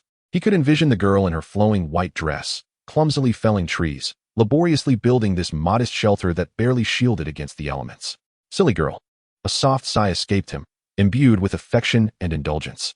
He did not commence his training immediately. The pressing matter was to address his severe injuries. He approached a slab of blue stone by the stream and sat cross-legged. With a thought, an ancient and elegant Dan Wang Ding materialized before him. Following that, dozens of rare herbs flew forth from the stardust ring, hovering in midair, each exuding an impressive aura of energy. With a flick of his finger, a wisp of purple flame erupted, manifesting as the purple heart glazed fire. The purple flames surged with the wind, entering the Dan Ding, which instantly warmed up.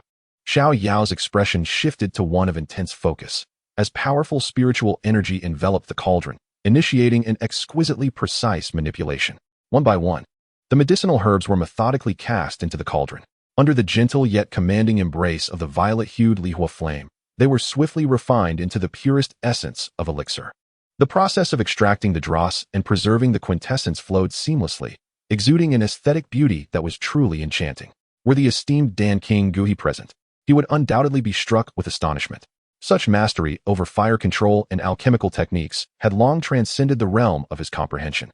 Several hours later, as Xiao Yao executed his final hand seal, the cauldron's lid soared skyward, releasing a rich fragrance of medicine that enveloped the entire valley. 3 pills, each the size of dragon eyes, glimmering in a vibrant green and adorned with intricate, arcane patterns, floated gracefully above the cauldron. The 5th great elixir, the 9 turns flesh rebirth pill, was complete. Xiao Yao nodded in satisfaction, carefully storing the pills in a jade vial. This particular elixir possessed remarkable efficacy in treating external wounds. Even injuries severe enough to expose bone could experience rapid regeneration of flesh and blood. He consumed one of the pills, and an invigorating wave of medicinal power surged through him, enveloping his wounded internal organs and back with a gentle, expansive embrace. The tingling sensation that emanated from the depths of his flesh was far more unbearable than any acute pain. Yet, Xiao Yao remained steadfast, acutely aware that his injuries were mending at an astonishing pace. For the ensuing month, Xiao Yao embarked on a rigorous ascetic training regimen. Each morning, he greeted the dawn, channeling the 5 extremes true thunder technique, drawing in the thunderous energies of the heavens and earth to solidify his foundation. By day, he wielded his combat aura to fell trees and bamboo, reconstructing a humble abode for the little healer while engaging in life and death battles with various magical beasts in the surrounding forests. Progressing from the 3rd to the 4th tier, his combat skills became increasingly refined, and his mastery over the power of lightning grew ever more exquisite. By night, he extracted the magical cores from the beasts he had slain, absorbing their energies to challenge the bottleneck of the great combat master level. Through this intense cycle of training and combat, his aura became denser and more formidable with each passing day. When the final dawn arrived, the exquisite bamboo dwelling he had crafted stood completed. The once crude wooden hut had vanished, replaced by a charming 2-story bamboo structure. The design of the bamboo house was remarkably clever, seamlessly blending with the surrounding scenery, complemented by a path of white pebbles that led to its entrance. The previously overgrown weeds had been cleared, replaced by vibrant patches of blooming flowers, lavender in shades of purple, sunflowers gleaming golden, and white lilies in hues of red and pink, all vying for attention and transforming the valley into a veritable paradise. Countless butterflies danced among the blossoms, infusing the tranquil scene with boundless vitality. Seated by the stream, following a night of cultivation, Xiao Yao felt the combat aura within him, which had reached its zenith, finally shatter the invisible barrier. With a resounding boom, a powerful wave of energy radiated outward from his center. The energy within the valley seemed to be drawn towards him, surging wildly into his being. He had ascended to the rank of a 2-star great combat master. The achievement came as a natural progression. Xiao Yao slowly opened his eyes, a brilliant flash of silver lightning flickering deep within his pupils. He felt the thunderous energy within him, now exponentially more potent than it had been a month prior. And a satisfied smile graced his lips. It was time to depart. As he gazed upon the new home he had painstakingly crafted, a glimmer of satisfaction and anticipation crossed his eyes. He looked forward to the expression of astonishment that would adorn the face of that silly girl upon her return. Without further delay, he moved, becoming a fleeting shadow that vanished at the valley's end. In the eastern region of the Beastmaster Mountains, amidst a dense forest, a heart-wrenching wail pierced the air. A 4th-tier magical beast, the earth rock lizard, whose size rivaled that of a small mountain and was cloaked in tough, earthy yellow scales, crashed heavily to the ground, utterly devoid of life. On its head, a fist-sized gaping wound emitted wisps of smoke, exuding the acrid scent of charred flesh. Xiao Yao's figure descended gracefully from the air. Unfazed, he retrieved the magic core and casually stored the earth rock lizard's corpse in his spatial ring. This marked the 10th 4th-tier beast he had hunted in recent days. Having broken through to the rank of a 2-star great fighter and with the aid of his advanced earth-tier movement technique, the mystical Thunder Shadow Step, hunting these ordinary 4th-tier beasts had become a mere trifle. It was time to set forth to the capital of the Gama Empire. Just as he was about to leave, an elusive and peculiar wave of energy suddenly emanated from behind a nearby rock face. Xiao Yao raised an eyebrow, his formidable spiritual power instantly expanding outward. Behind that rocky facade lay a cave, shrouded by vines and debris, and at its entrance lounged a formidable magical beast. It was a colossal ape engulfed in crimson flames. its eyes a deep scarlet and fangs bared, exuding an aura of fifth-tier strength. The fifth-tier beast, the Crimson Fire Ape. Xiao Yao was all too familiar with such scenarios. The presence of a fifth-tier beast willingly guarding this cave suggested that treasures lay within. His eyes gleamed with excitement. Instead of retreating, he licked his lips, a surge of battle fervor rising within him. Just the perfect opportunity to test the full extent of my current prowess. Roar! The Crimson Fire Ape had evidently noticed the unexpected intruder. It thumped its powerful chest, unleashing a deafening roar, and unleashed a scorching pillar of flame directed at Xiao Yao. What a splendid challenge! Xiao Yao laughed heartily, lightly tapping his toes on the ground as he executed the mystical Thunder Shadow step to its utmost. His figure became a blur, leaving behind silver lightning remnants, while his true self, like a specter, circled to the side of the Crimson Fire Ape. Crackle! He aligned his fingers, transforming his palm into a blade, as the violent, thunderous energy coalesced along the edge of his hand, forming a shimmering silver thunderblade. Without a hint of mercy, he struck towards the beast's neck. However, a fifth-tier magical beast was still a fifth-tier magical beast. The combat instincts of the Scarlet Fire Demon Ape are remarkably formidable. In a moment of dire peril, it suddenly twisted its massive frame and utilized its robust arms to block Xiao Yao's seemingly inevitable strike. A resounding clash echoed, a sound reminiscent of metal striking metal. Lightning and flames erupted violently, and the ferocious shockwaves severed the towering ancient trees around them. Xiao Yao felt an overwhelming force surge toward him, propelling him uncontrollably backward. Simultaneously, the Scarlet Fire Demon Ape was momentarily paralyzed by the thunderous energy in Xiao Yao's grasp, letting out a painful roar. Such immense brute strength. As Xiao Yao performed a mid-air somersault and landed firmly, a flicker of gravity clouded his eyes. It appeared that ordinary attacks would scarcely inflict a fatal wound upon this beast. Hence, Xiao Yao took a deep breath. His hands swiftly forming seals as a far more terrifying thunderous might began to coalesce around him. He was preparing to unleash the ninefold thunder. The Scarlet Fire Demon Ape, evidently sensing the destructive aura that posed a threat to its very existence, exhibited a flicker of human-like fear in its crimson eyes. It ceased hesitating, charging forward like a cannonball, intent on interrupting Xiao Yao's charging. Yet, Xiao Yao would not afford it such an opportunity. At the moment the demon approached, his seals had already been completed. He executed the Heavenly Thunder technique. Instead of unleashing the ninefold thunder, which required extensive coverage, he compressed all the thunderous energy, condensing it to its utmost limit. Ultimately, it converged at the tip of his right index finger, single point piercing, the Spear of Thunder. This was a technique Xiao Yao had devised during his previous venture in the lair of the Amethyst-Winged Lion King, transforming a wide-area attack into a concentrated strike, amplifying its power while reducing the energy and charging time required. Whoosh! A silver spear of thunder, compressed to perfection and no thicker than an arm, shot forth at a velocity surpassing the limits of perception. The Scarlet Fire Demon Ape had no time to react before the thunderous spear pierced through its massive chest. Thud! The spear penetrated its heart, and the rampant, thunderous energy raged within, swiftly obliterating all traces of life. The giant form of the Scarlet Fire Demon Ape collapsed with a resounding crash, engulfing the surroundings in a cloud of dust. The battle concluded. Xiao Yao exhaled and hastened into the cave. Upon entering, an invigorating fragrance enveloped him, rejuvenating his spirit as if his very soul had been cleansed. At the depths of the cave, he beheld a small tree, barely a meter tall, glistening like jade as though sculpted from exquisite stone. This tree bore no leaves, only 9 lustrous branches emitting a gentle, soft white light. Eye of the Broken Illusion, activated. Item name, Spirit Nurturing Tree. Grade, 6th rank Celestial Material. Effect, its branches are the core material for refining high-tier soul elixirs and nurturing soul artifacts. Long-term wear enhances focus, tranquility, and soul perception remarkably. Xiao Yao's heart skipped a beat. The Nurturing Spirit Wood serves as one of the materials for crafting the protective doll. To my surprise, I have encountered it here. Perhaps fortune is not entirely against me. Ha ha ha. Truly, the heavens are assisting me. Xiao Yao laughed heartily, his joy evident in his demeanor.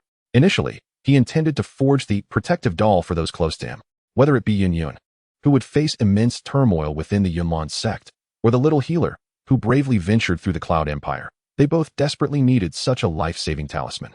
Without further hesitation, he stepped forward, channeling his energy into a blade, swiftly cutting down the 9 invaluable branches of Nurturing Spirit Wood, carefully storing them within the Stardust Ring. Perfect. Having completed this task, he cast one last glance at the empty cave before striding away with purpose. Next, he would head to the imperial capital of the Jaimar Empire. Chapter 69, Recruitment of New Disciples at Yunlan Sect. in the imperial capital of the Jimar Empire. This magnificent city, which has withstood the trials of centuries, stands in stark contrast to the primitive solitude of the Beast Mountain Range. The broad bluestone streets bustled with traffic and throngs of people. Xiao Yao navigated through the bustling crowd, clad in a simple black garment, his presence subdued, akin to a drop of water merging into the vast ocean, utterly inconspicuous. He reveled in this long-lost vibrancy, finally allowing the tension that had gripped him for over a month to ease a little. Though he had acquired the nurturing spirit wood, he still lacked several crucial auxiliary materials for crafting the protective doll, and he required an environment that was absolutely quiet and secure. As Xiao Yao pondered his next course of action, considering whether to seek out the little healer directly or to find a way to meet Yun Yun or perhaps arrange a reunion with Nalan Yanran, a cacophony of excited chatter suddenly reached his ears from a short distance ahead. Look, it's the people from Yunlan's sect.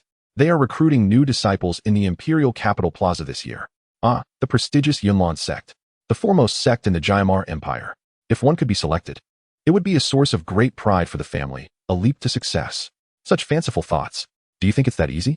I heard the requirements are higher this year. One must reach at least the 6th stage of combat energy before the age of 18 to qualify for enrollment. Goodness.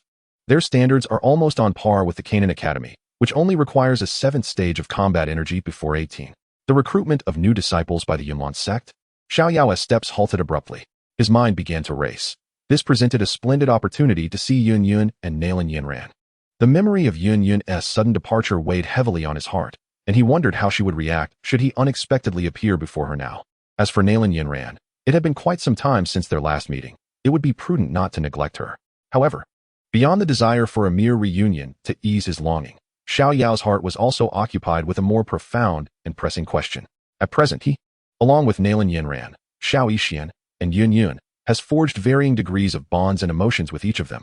However, none of them are aware of each other's existence. In this realm where polygamy is legal, yet societal norms still favor monogamy, the endeavor to embrace them all within his arms is far from simple. He understands that each woman is an independent and proud individual, and persuading them to share a man with others is no trivial task. The mere thought of a day when they might unexpectedly encounter one another, completely oblivious to the situation, sends a shiver down his spine. He astutely realizes he would likely be rendered to pieces, perhaps even beyond recognition. A veritable battlefield of emotions awaits.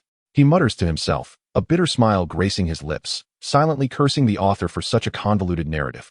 Since the issue is inevitable, evasion is not in his nature. Rather than passively awaiting the storm, he resolves to take proactive measures, strategizing in advance to discern a feasible solution to this predicament. Presently, an exquisite opportunity arises.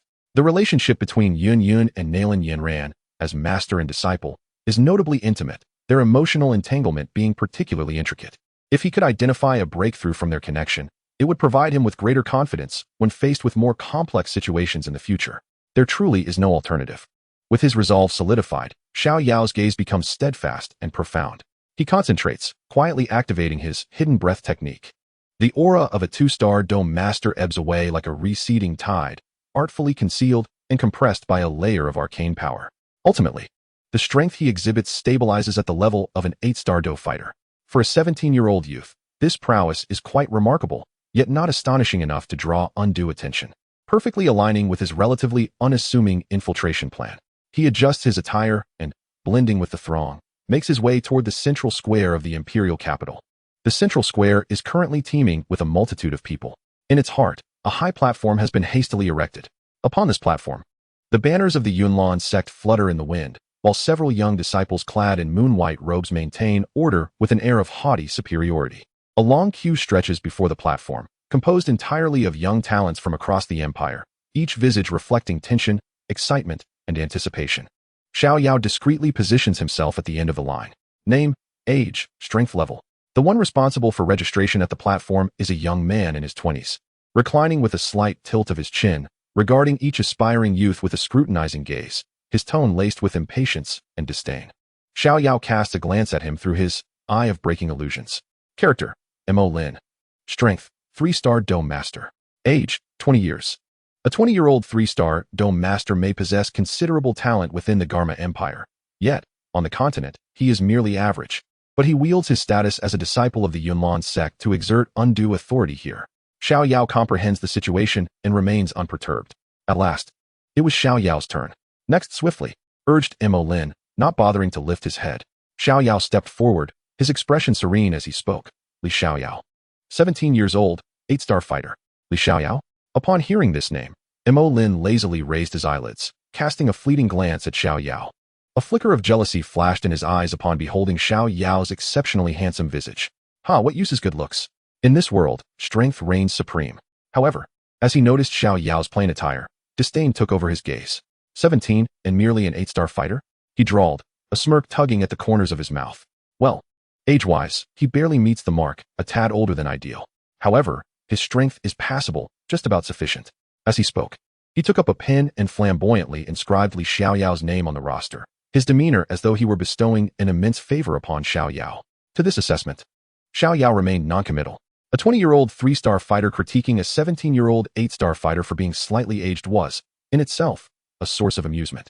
Finding it laughable, a subtle smile instinctively curled at the corners of his mouth, accompanied by an almost inaudible scoff.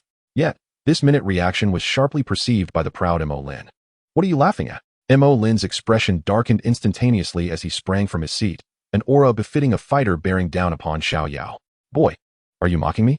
Or do you think our Yunlan sect standards are beneath your genius? His voice escalated, swiftly capturing the attention of everyone around. Alas, that lad is in for trouble. Mo Lin is notoriously petty, whispered the surrounding disciples of Yunlan sect, their chatter clear to Xiao Yao's ears. Undeterred by Mo Lin's oppressive presence, Xiao Yao remained unruffled, as if caressed by a gentle breeze.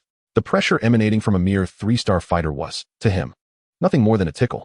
A fool, was Xiao Yao's silent judgment. His composed demeanor, laced with contempt, struck Mo Lin as an even more blatant provocation. Seeking death, Mo Lin's fury reached its peak, his face flushed crimson as azure fighting energy began to coalesce in his palm, ready to strike Xiao Yao publicly. Enough.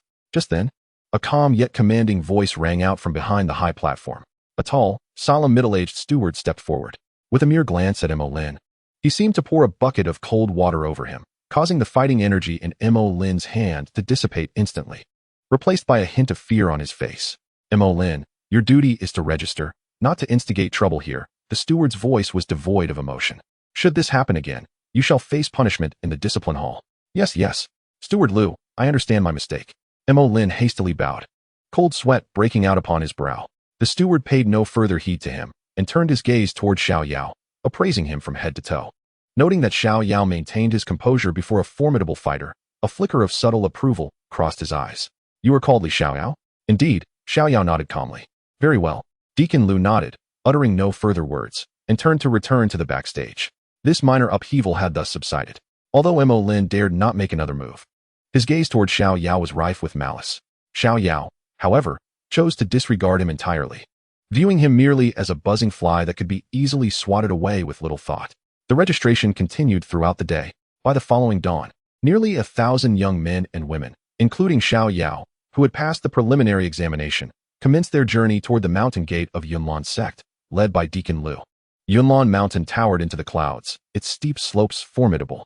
A staircase paved with white rocks twisted like a winding jade dragon, stretching from the mountain's base to the fog-shrouded summit, seemingly without end.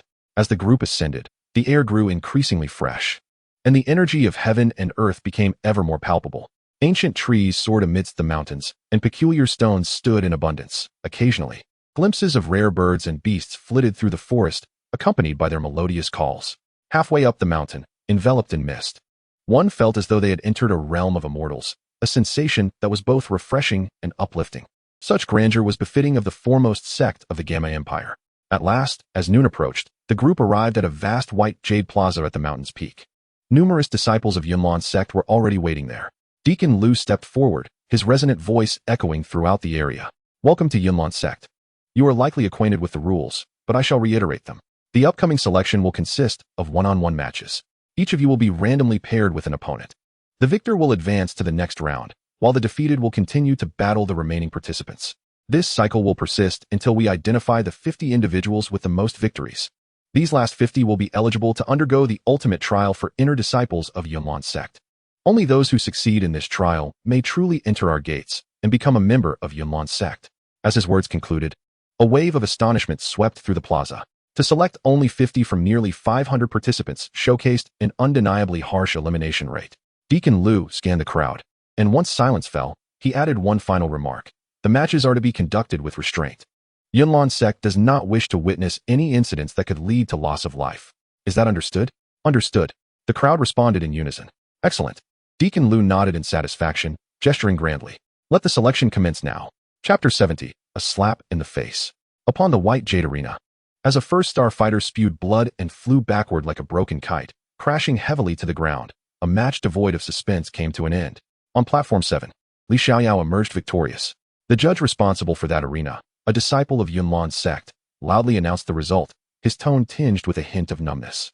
Xiao Yao leapt down from the platform, brushing off non-existent dust from his hands, his expression replete with ennui. This was already the 15th match he had participated in that day, since the commencement of the assessment. The majority of his opponents had merely possessed fighting energy at the 8th or 9th rank. Even those few who had crossed into the realm of fighters were predominantly of the 1st or 2nd star variety. These individuals may be regarded as distinguished scions within their respective families or cities, yet in Xiao Yao's eyes, they lack even the qualifications to serve as mere experience fodder. Each battle he partakes in is resolved within a minute. This is not merely a testament to his capabilities. On the contrary, were it not for his deliberate restraint to avoid drawing attention while at the Yunlan sect, he could easily incapacitate each of those contenders in a single strike. Alas, it is utterly tedious. Xiao Yao settled into a corner seat in the stands, internally sighing.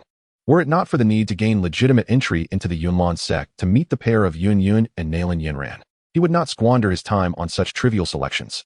Resting his chin on one hand, he casually glanced at the dozens of platforms hosting simultaneous contests, merely to pass the time. Suddenly, a scene from one of the platforms piqued his interest. It was an exceedingly captivating duel. One combatant, a robust figure exuding a calm aura, was a 6-star fighter surrounded by a faint azure aura, clearly a practitioner of wood attribute techniques. His opponent, a lean yet fierce 5-star fighter with piercing eyes, was enveloped in crackling silver arcs of electricity, a rare manifestation of lightning attribute energy. Quite intriguing. Another lightning attribute fighter? The technique appears formidable, but overcoming a higher rank still depends on combat skills and experience, Xiao Yao mused. The battle was imminent. The 6-star fighter, recognizing his opponent's formidable strength, launched an offensive with a deadly move, slamming his hands into the ground. Vines ensnaring cage. Dozens of thick, resilient vines erupted from the earth like colossal serpents, encircling the lightning attribute fighter in an attempt to overwhelm him with sheer numbers. However, the 5-star fighter met the onslaught of vines with a scornful sneer. A mere glimmer of light dares to compete with the brilliance of the full moon? Break for me, he shouted, advancing rather than retreating, as violent arcs of lightning coalesced upon his right fist, ultimately forming the head of a ferocious thunder serpent. Mystical tier intermediate combat skill. Thunder serpent fist. Boom. With a mighty punch, the thunder serpent's head roared, effortlessly tearing a massive gap in the advancing vine cage. In the next instant, he surged forward like lightning, capitalizing on the brief moment of his opponent's shock at the technique's failure, landing a solid second punch squarely against the chest of the 6-star fighter. Uffed. The 6-star fighter, as if struck by lightning, felt his protective energy shatter, and he spewed a mouthful of blood, collapsing at the edge of the platform. In just 2 moves, he had defeated an opponent of a higher rank. The arena fell into a profound silence. This was soon followed by a thunderous wave of astonishment and discussion. The 5-star fighter stood atop the platform, reveling in the sensation of being the center of attention. He slowly approached the edge of the platform, looking down condescendingly at his vanquished adversary, and spoke in a tone dripping with ridicule. A 6-star fighter? I once believed there was great prowess, only to discover it was merely a fool who could manipulate flowers and plants. Remember, in the presence of true genius, the disparity of star levels holds no significance.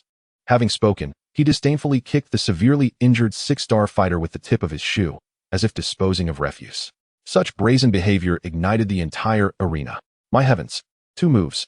He defeated an opponent a star above him in merely 2 moves. Astonishing. This lightning attribute fighting spirit is exceedingly domineering. What is his name? He is called Gao Chong. Without a doubt, he is destined to be the champion of this selection.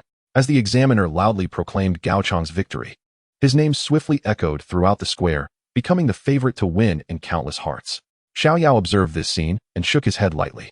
Indeed, Gao Chong's lightning fighting spirit possessed a certain finesse. His cultivation methods and techniques were undoubtedly of a high caliber.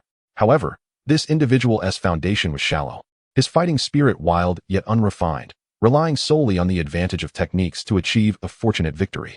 More critically, His arrogant temperament and low character foretold a future of limited achievements, merely a jester. Having rendered his judgment, Xiao Yao chose to withdraw his attention, closing his eyes once more to feign slumber. In the ensuing time, he was summoned to the stage for 2 more selections. Undoubtedly, his opponents remained those 1- or 2-star fighters, whom he effortlessly dispatched within a minute. Upon his 17th victory, as he descended from the arena, the examiner's voice resounded once more. The next match, Arena 7, Xiao Yao versus Gao Chong. Boom. With the announcement of this matchup, the atmosphere of the entire square ignited once again.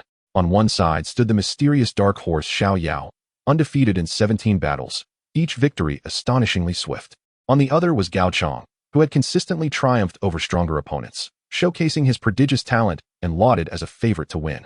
It was a clash of titans. Who do you think will emerge victorious? It is hard to say. Although Xiao Yao has been winning, his opponents seem rather weak, their power levels significantly lower than his. I still favor Gao Chong, a true genius capable of battling above his level. Xiao Yao is merely an 8-star fighter, while Gao Chong, despite being a 5-star, likely possesses combat prowess comparable to that of a 9-star or even a 1-star master. Indeed, Xiao Yao's streak of good fortune has come to an end. He is bound to be defeated by Gao Chong. In a corner of the crowd, the disciple Mo Lin, responsible for registration, was fixated on Arena 7. A cruel smile of schadenfreude playing on his lips. You worthless fool. How dare you mock me before? Now that you face Gao Chong, let us see how arrogant you remain. I hope you suffer broken limbs and become a cripple for life. He harbored malicious curses in his heart. Under the watchful eyes of the multitude, Gao Chong was the first to leap onto the stage. Crossing his arms over his chest and raising his chin, he regarded Xiao Yao with a provocative gaze, as if surveying prey, reveling in the support from the crowd that surrounded him, exuding an air of invincibility. Xiao Yao yawned, and amidst the murmurs of discussion, he ambled onto the stage with a languid demeanor, as if he were merely out for a stroll rather than engaging in competition. So, you are the one deemed fortunate. Gao Chong spoke with an air of arrogance, declaring, I do not care how fortunate you may have been in the past. Now, you have encountered me. I offer you a chance. Kneel down and bow 3 times, then leave the platform immediately to avoid any physical suffering. Otherwise, I shall ensure you are carried down the mountain. Upon hearing this, Xiao Yao finally lifted his eyelids. He was not angry. Instead, he regarded Gao Chong with the tender gaze one might afford to a child with learning difficulties, then earnestly inquired, Are your parents at ease with you venturing out alone? What did you say? Gao Chong was momentarily taken aback, unable to comprehend the implication of the words. Oh, what I mean is, Xiao Yao sighed, his expression one of profound pity. It is truly lamentable to see someone so young, yet their intellect seems as though it has been caught in a door. Fear not. When I strike, I shall be gentle, striving not to further burden your already limited intelligence. A few female disciples in the audience could not contain their laughter, bursting forth with mirth. Gao Chong's face flushed crimson, resembling the hue of a liver. He considered himself a genius and had never endured such humiliation. Infuriated by Xiao Yao's casual taunts, he trembled with rage, speechless. You seek death. In his fury, he forsook even the pretense of civility. Unleashing a roar as lightning crackled beneath his feet, he launched himself at Xiao Yao like a cannonball, propelled by a tempestuous thunder. Finally, we have begun. I was almost dozing off, Xiao Yao yawned lazily. Despite the ferocity of the attack, he did not budge an inch. Just as Gao Chong's fist was about to connect with his face, Xiao Yao's figure swayed gently to the left, akin to willow catkins in the breeze. Whoosh! Gao Chong's fist, accompanied by a fierce gust, merely grazed Xiao Yao's clothing, striking nothing but air. Your reflexes are sluggish, Xiao Yao's voice echoed eerily in his ear. Gao Chong was filled with dread, hastily pivoting to launch a sweeping attack, yet all he encountered were fleeting shadows. Your power is too dispersed. Your speed is inadequate. Are you attempting to massage my back? Might you exert a bit more force? The battle on the platform took a sudden turn. Gao Chong, like a madman, wildly flailed his fists and feet, generating arcs of lightning, a terrifying spectacle. Meanwhile, Xiao Yao moved as if strolling through a tranquil garden, evading each of Gao Chong's attacks with the slightest of movements, in the most artistic manner. While dodging, he incessantly provided technical guidance, each word piercing Gao Chong's inflated pride like a steel needle. I will kill you. Gao Chong was utterly consumed by madness, his eyes aflame with rage, his reason abandoned. He had forgotten this was merely an assessment. His sole desire was to tear the detestable figure before him to shreds. In that fleeting moment when his fury led to a minor opening, a resounding slap echoed across the square. Everyone witnessed as, after narrowly evading Gao Chong's heavy punch, Xiao Yao leisurely retaliated with a firm slap to Gao Chong's face. Time seemed to stand still at that instant. Gao Chong, clutching his stinging cheek, was utterly bewildered. The spectators below were rendered speechless. "You dare strike my face?" Gao Chong let out a hysterical scream. "Hitting you would only dirty my hands." Xiao Yao retracted his hand, shaking his head disdainfully. This remark, imbued with profound contempt, became the final straw that broke the camel's back. "I will fight you to the bitter end. Devour your heart, Thunder Python." Gao Chong channeled all his inner energy into his right arm, summoning a thunder python that was even more solid and ferocious than before, hurtling towards Xiao Yao's heart with lethal intent.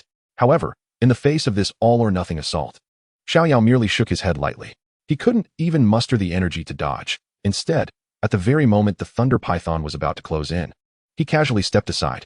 That single step caused Gao Chong's fatal strike to miss its mark once again, and due to overexertion, his body uncontrollably surged past Xiao Yao. A glimmer of mockery flickered in Xiao Yao's eyes as he lifted his right foot, targeting the unguarded posterior of the rushing Gao Chong, and delivered a nonchalant kick. Bang! A dull thud resonated. Under the astonished gaze of thousands, the so-called dark horse of the assessment, the seemingly invincible genius Gao Chong, was struck by Xiao Yao's kick, soaring through the air in a most undignified manner, before crashing face-first into the ground outside the arena, mouthfuls of dirt ensuing. The venue fell into a profound silence. After a moment of stunned disbelief, the examiner hesitantly raised his hand and declared loudly, "The winner is Li Xiao Yao."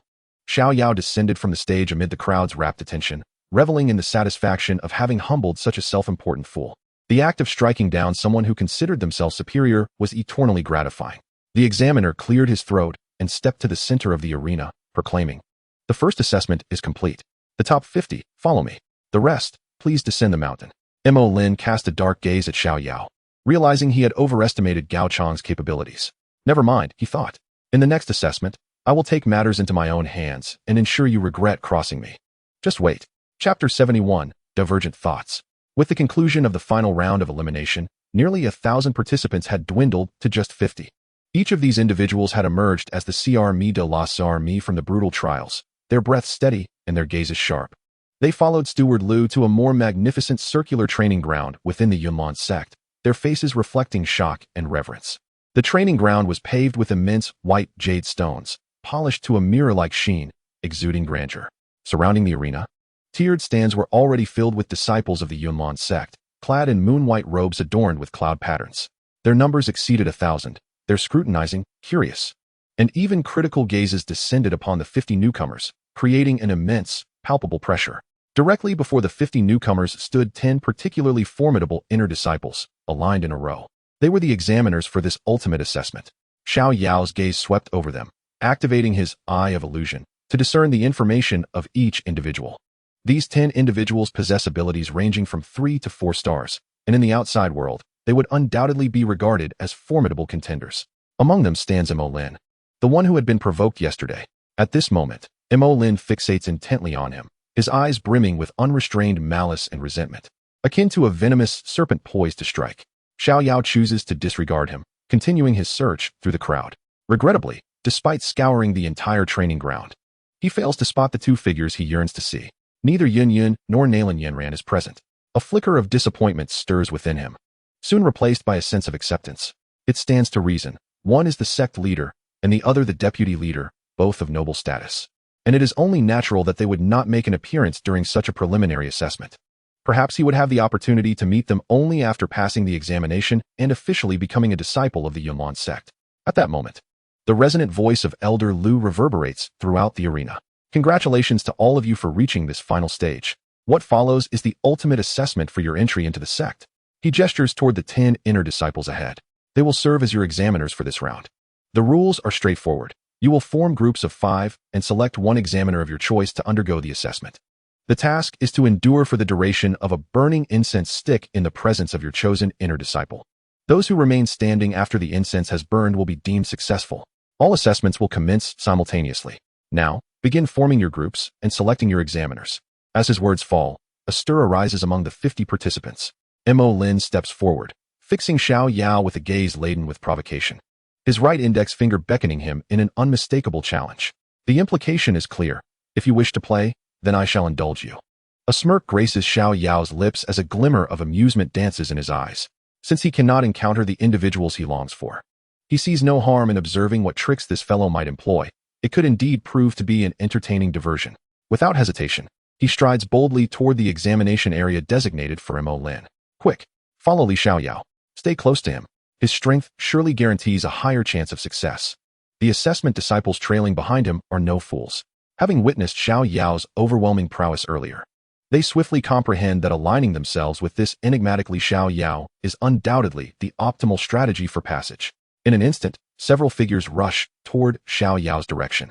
Ultimately, the 4 quickest disciples successfully seize the opportunity to join him, their faces illuminated with expressions of relief.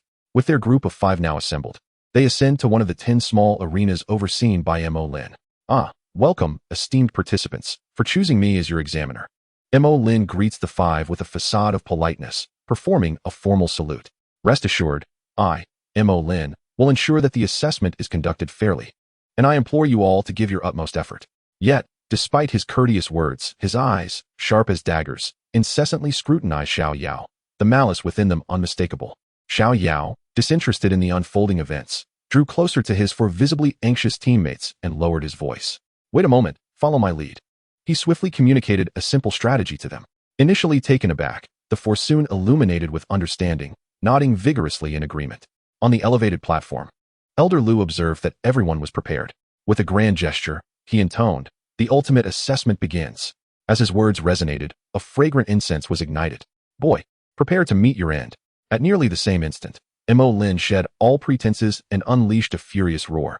His azure wind attribute energy erupted fiercely, transforming him into a whirlwind, charging directly at Xiao Yao. He had resolved to humiliate the one who had caused him such disgrace in the most brutal manner possible. Yet, in the face of this full-force assault, Xiao Yao wore a mask of scorn. Instead of advancing, he retreated, lightly pushing off with his toes and gliding backward to position himself behind his 4 comrades. They, having already received Xiao Yao's directive, displayed no signs of panic. In unison, they shouted, channeling their diverse energies into a formidable barrier of fighting spirit. Boom! Mo Lin's strike collided powerfully against the barrier, producing a thunderous sound. The 4 disciples staggered back, their energies momentarily disrupted, but together they managed to withstand Mo Lin's furious blow. What? Mo Lin's expression shifted, shocked by the unity of these 4. Before he could react, they promptly dispersed according to Xiao Yao's strategy, occupying the 4 cardinal directions and subtly encircling him. Earth Wall Technique, Water Arrow Barrage, Fireball Technique, Wind Blade. The 4 continuously unleashed a barrage of low-tier techniques from distinct angles, persistently harassing Mo Lin. Although these attacks lacked substantial power, their relentless nature and strategic angles left Mo Lin flustered and exasperated. This was the very tactic Xiao Yao had devised. The 4 would serve to distract and harass, while he, the strongest among them, would remain concealed, seeking the opportune moment for a decisive strike. As the skirmish intensified below, a graceful figure appeared in the highest tier of the training grounds viewing platform. Clad in a delicate lavender garment, her figure was elegant and her demeanor refined. It was Nalan Yanran, the young master of the Unveiling sect. Approaching Elder Lu, she inquired coldly, "Elder Lu, how goes this year's assessment?" Noticing the presence of the young master, Elder Lu promptly bowed in respect, reporting to the young master, "The quality of this year's recruits is exceptionally promising. Among them, there are 2 individuals of remarkable talent. With proper guidance, they are destined to become pillars of our sect." Oh, a spark of interest flickered in Nalan Yanran's gaze. "Which 2? Behold." Elder Lu gestured towards one of the arenas, where a combatant named Gao Chong was engaged in battle. He practices the formidable lightning attribute energy, showcasing tremendous combat prowess. Having repeatedly triumphed over opponents of higher rank during the selection, Nalan Yanran followed the direction he pointed towards. At that moment, Gao Chong was engaged in an intense battle with a 2nd-star Dome Master Examiner from the Unveiling sect. The lightning in his hands flickered incessantly, his attacks bold and dynamic, managing to barely withstand the strikes of the 2nd-star Dome Master. Nalan Yanran was about to commend him when an extraordinarily familiar and noble aura suddenly descended from the heavens. A figure of exquisite elegance, adorned with majestic wings of Dou Qi, stood gracefully in midair before silently landing beside Nalan Yanran. It was none other than the sect master of Yunlan, Yun Yun. "Master." Nalan Yanran quickly bowed respectfully. "Sect master." Elder Lu was taken aback, kneeling in trepidation. Yun Yun bestowed a gentle smile upon Nalan Yanran before her gaze coolly settled on Gao Chong. Her voice, cold and clear, resonated. "This young man possesses lightning attribute Dou Qi. demonstrating a certain level of skill. However, his foundation is tenuous. His Dou Qi is wild yet unrefined, relying solely on the high rank of his techniques to exhibit such combat prowess. Surely, his cultivation has been achieved through the accumulation of medicinal pills to reach his current level. His temperament is also lacking. He is not a talent worth nurturing. This incisive critique delivered a fatal sentence on Gao Chong's future. Elder Lu's forehead was drenched in cold sweat, not daring to retort. Nalan Yanran's beautiful eyes narrowed, genuinely admiring her master's keen insight. And the other one? Yun inquired, retracting her gaze and asking coolly. Elder Lu, no longer daring to show off, promptly pointed towards the 7th arena where Xiao Yao was located. Reporting to the sect master, that individual is namely Xiao Yao. He is 17 this year and already an 8-star dome master. It appears he also practices lightning attribute techniques, his strength unfathomable and his demeanor calm and composed. I believe that if he were to join our sect, he would undoubtedly stand out among his peers. Both Yun and Nalan Yanran's eyes turned toward Xiao Yao, only to be momentarily struck dumb upon seeing his figure. A shared question flickered in their minds. How did he end up here? However, unlike Nalan Yanran's mere confusion, there was a tinge of joy within her. Xiao Yao must have come to seek me out secretly, even masquerading as an 8-star dome master and changing his name to Li Xiao Yao. Xiao Yao, Li Xiao Yao. This fellow indeed has a knack for names. If he wanted to see me, he could have simply said so. No need for such elaborate schemes, foolish boy. A smile, which she could no longer contain, crept upon Nalan Yanran's lips. Young girls in their adolescence are easily swayed by even the smallest gestures of thoughtful surprise, capturing their hearts effortlessly. In contrast, Yun's emotions were far more complex, encompassing not just confusion but also entanglement, embarrassment, uncertainty, and a subtle hint of joy. Is Xiao Yao here to find me? Surely he is. I had deceived him into believing I was merely a registered elder of Yunlan's sect. So did he come seeking me through this means? Is he here to ask why I left without a word, or does he simply wish to see me? Yun's heart was laden with unspeakable sorrow. While she felt joy and gratitude that Xiao Yao sought her out, she was also the sect master of Yunlan, bound by the sect's rules, which forbade her from indulging in any romantic entanglements. After years of solitary cultivation, she had steadfastly adhered to her sect's rules. Yet she never anticipated that a journey to the Demon Beast Mountain range would lead Xiao Yao to penetrate her heart in the most unexpected manner. Chapter 72. The Yunlan Sect's Xiao Yao. Upon the 7th arena, the style of combat in which Xiao Yao participated was rather peculiar. Mo Lin, a dignified 3-star battle master and an inner disciple of the Yunlan sect, now resembled a provoked monkey, desperately flailing on the stage. The 4 candidates, who should have appeared as mere ants beneath his might, had transformed into the most bothersome of flies. They strictly adhered to Xiao Yao's tactics, avoiding direct confrontation and instead continuously shifting their positions, flitting around from 4 distinct angles, incessantly employing various low-tier battle techniques to harass him. Earthen walls obstructed his path. Water arrows struck at his eyes, fireballs sealed his positions, and wind blades launched surprise attacks. While the power of these assaults inflicted no substantial harm upon him, the relentless disturbances rendered his formidable abilities utterly ineffective. Unless he exerted his full strength, he found it exceedingly difficult to break the deadlock. Yet, should he resort to his utmost power, he feared the ridicule from his fellow disciples, having to employ full force against mere fighters. A bunch of rabble. Why not confront me head-on? Mo Lin bellowed in frustration, wildly swinging his Azure Wind attribute battle aura, only to have each attempt thwarted. But what humiliated and enraged him the most was that scoundrel Xiao Yao. That fellow sauntered around nonchalantly, arms crossed, as if he were merely observing a performance. Whenever Mo Lin attempted to gather strength to forcibly breach the encirclement of the 4, Xiao Yao would swiftly dart behind him, delivering a forceful kick to his rear, each time laced with a mocking taunt. Aren't you quite impressive? Why not stand up and show it? Your backside seems rather sturdy. Such kicks don't seem to bother you. I thought you were formidable, but is this all you can do? The dull thuds of foot and flesh echoed repeatedly on the arena. Each time, Xiao Yao landed a precise kick upon Mo Lin's posterior. The impact was minimal, causing no actual harm. Yet the humiliation was palpable. He could even sense the gazes of the Yunlan sect disciples in the stands, shifting from initial astonishment to barely suppressed amusement. This fellow is truly wicked. High in the stands, Nalan Yanran observed Xiao Yao's exceedingly despicable tactics. Her delicate features flushed with a blend of crimson and pallor, torn between laughter and the impropriety of the moment, ultimately shaking her head in resignation. This fellow, as unpredictable as ever, still carried that mischievous rogue spirit. Yun furrowed her brows, internally reflecting, this guy remains unchanged. Yet, for reasons unknown. As she watched the man on the arena, clearly possessing superior strength, yet choosing to toy with his opponents in such a manner. A subtle smile, one she herself had not noticed, began to blossom within her, stirred by their reunion. On the arena, although the four teammates were somewhat disheveled from the backlash of Mo Lin's counterattacks, excitement and joy radiated from each of their faces. Success. This assessment is all but guaranteed. Following Xiao Yao indeed proved to be the wisest decision. At long last, after enduring countless kicks to his rear, and amidst the laughter of the disciples below, Mo Lin's reason, overwhelmed by an endless tide of humiliation and fury, shattered completely. His eyes glowed crimson, resembling a frenzied beast. As he disregarded all rules of the assessment, what did it matter that he could not harm others? What were these broken regulations to him? He wanted them dead. You all shall perish. He roared, a sound that was less than human, abandoning the pursuit of Xiao Yao. His focus shifting violently to the young woman encircled by his opponents, the weakest among them, possessing merely the strength of a two-star Dou fighter. He aimed to break the deadlock through her first. The wind attribute Dou Qi within him surged with unprecedented ferocity. Coalescing in his palm into a blade of azure sword energy, several feet long and glimmering with a chilling light. This was the low-tier mystical Dou technique, Gale Slash.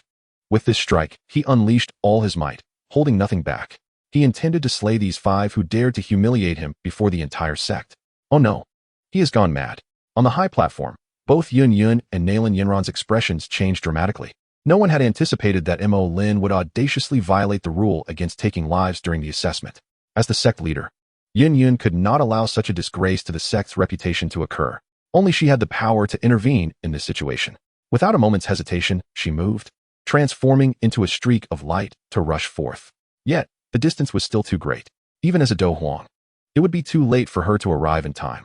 On the arena, the targeted young woman was already rendered pale with fear, her mind blank in the face of the sudden, murderous assault. In her beautiful eyes, only the ever-growing azure sword energy remained, accompanied by endless terror and despair.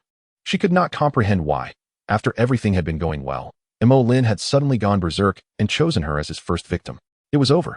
Just as the azure sword energy was about to cleave her in two, a figure moved swiftly. Xiao Yao, who had previously stood outside the combat circle, lost all trace of his playful demeanor, replaced instead by an abyss-like coldness and indifference. In an instant, he appeared beside the young woman. With an impassive expression, he casually extended his left hand and gently pushed on her shoulder. A soft yet irresistible force surged forth, causing her to tilt and be pushed in another direction, narrowly avoiding the deadly sword energy. Cursed, Mo Lin, enraged at his failed strike, sought to attack again. Just then, a voice, as cold as ice and imbued with supreme authority, echoed across the plaza. Stop! A figure cloaked in azure shattered the limits of perception, instantly materializing above the seventh arena. It was Yun Yun. Without even a glance at Xiao Yao below, her stunning eyes were filled solely with piercing coldness and rage. With a graceful hand raised high, a vast and overwhelming Dou Qi cascaded down like a tidal wave. Boom! In an instant, Mo Lin was unable to even utter a cry before being forcefully slammed to the ground by an overwhelming force, causing the white jade arena to crack. His bones shattered completely, and he fainted on the spot. A profound silence enveloped the arena, so quiet that one could hear a pin drop. Everyone was awestruck by the formidable prowess exhibited by the master Yun Yun. With her back turned to Xiao Yao, her icy voice resonated throughout the arena during the assessment.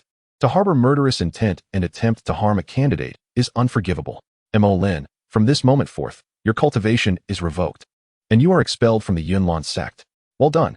Xiao Yao deliberately cheered from the back, clapping his hands to draw Yun Yun's attention.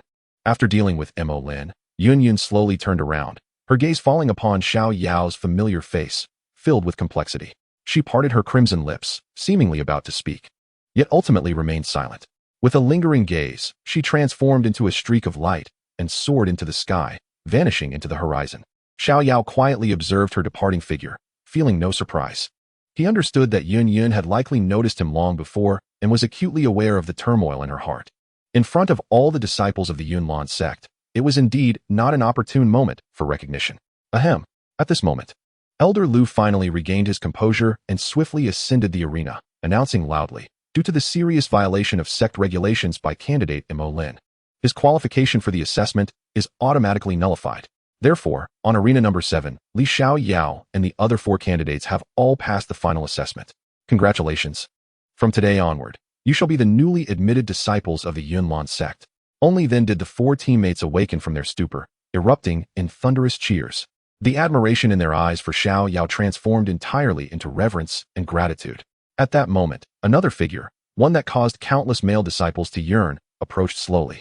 Nalan Yanran arrived before the five, initially surveying them with an air of authority, but when her gaze met Xiao Yao's, she discreetly cast a quick glance his way. Xiao Yao comprehended the inquiry in her eyes, a smirk gracing his lips as he subtly winked at her with his right eye. This minute gesture made Nalan Yanran's heart skip a beat. Clearing her throat to suppress the heat rising to her face, she assumed the demeanor of a young master and spoke in a cool tone. Congratulations on passing the assessment. Please follow me. In the distance, Yun, who had been preparing to depart, felt a strange sensation as she saw Nalan Yanran take the initiative to lead the new disciples.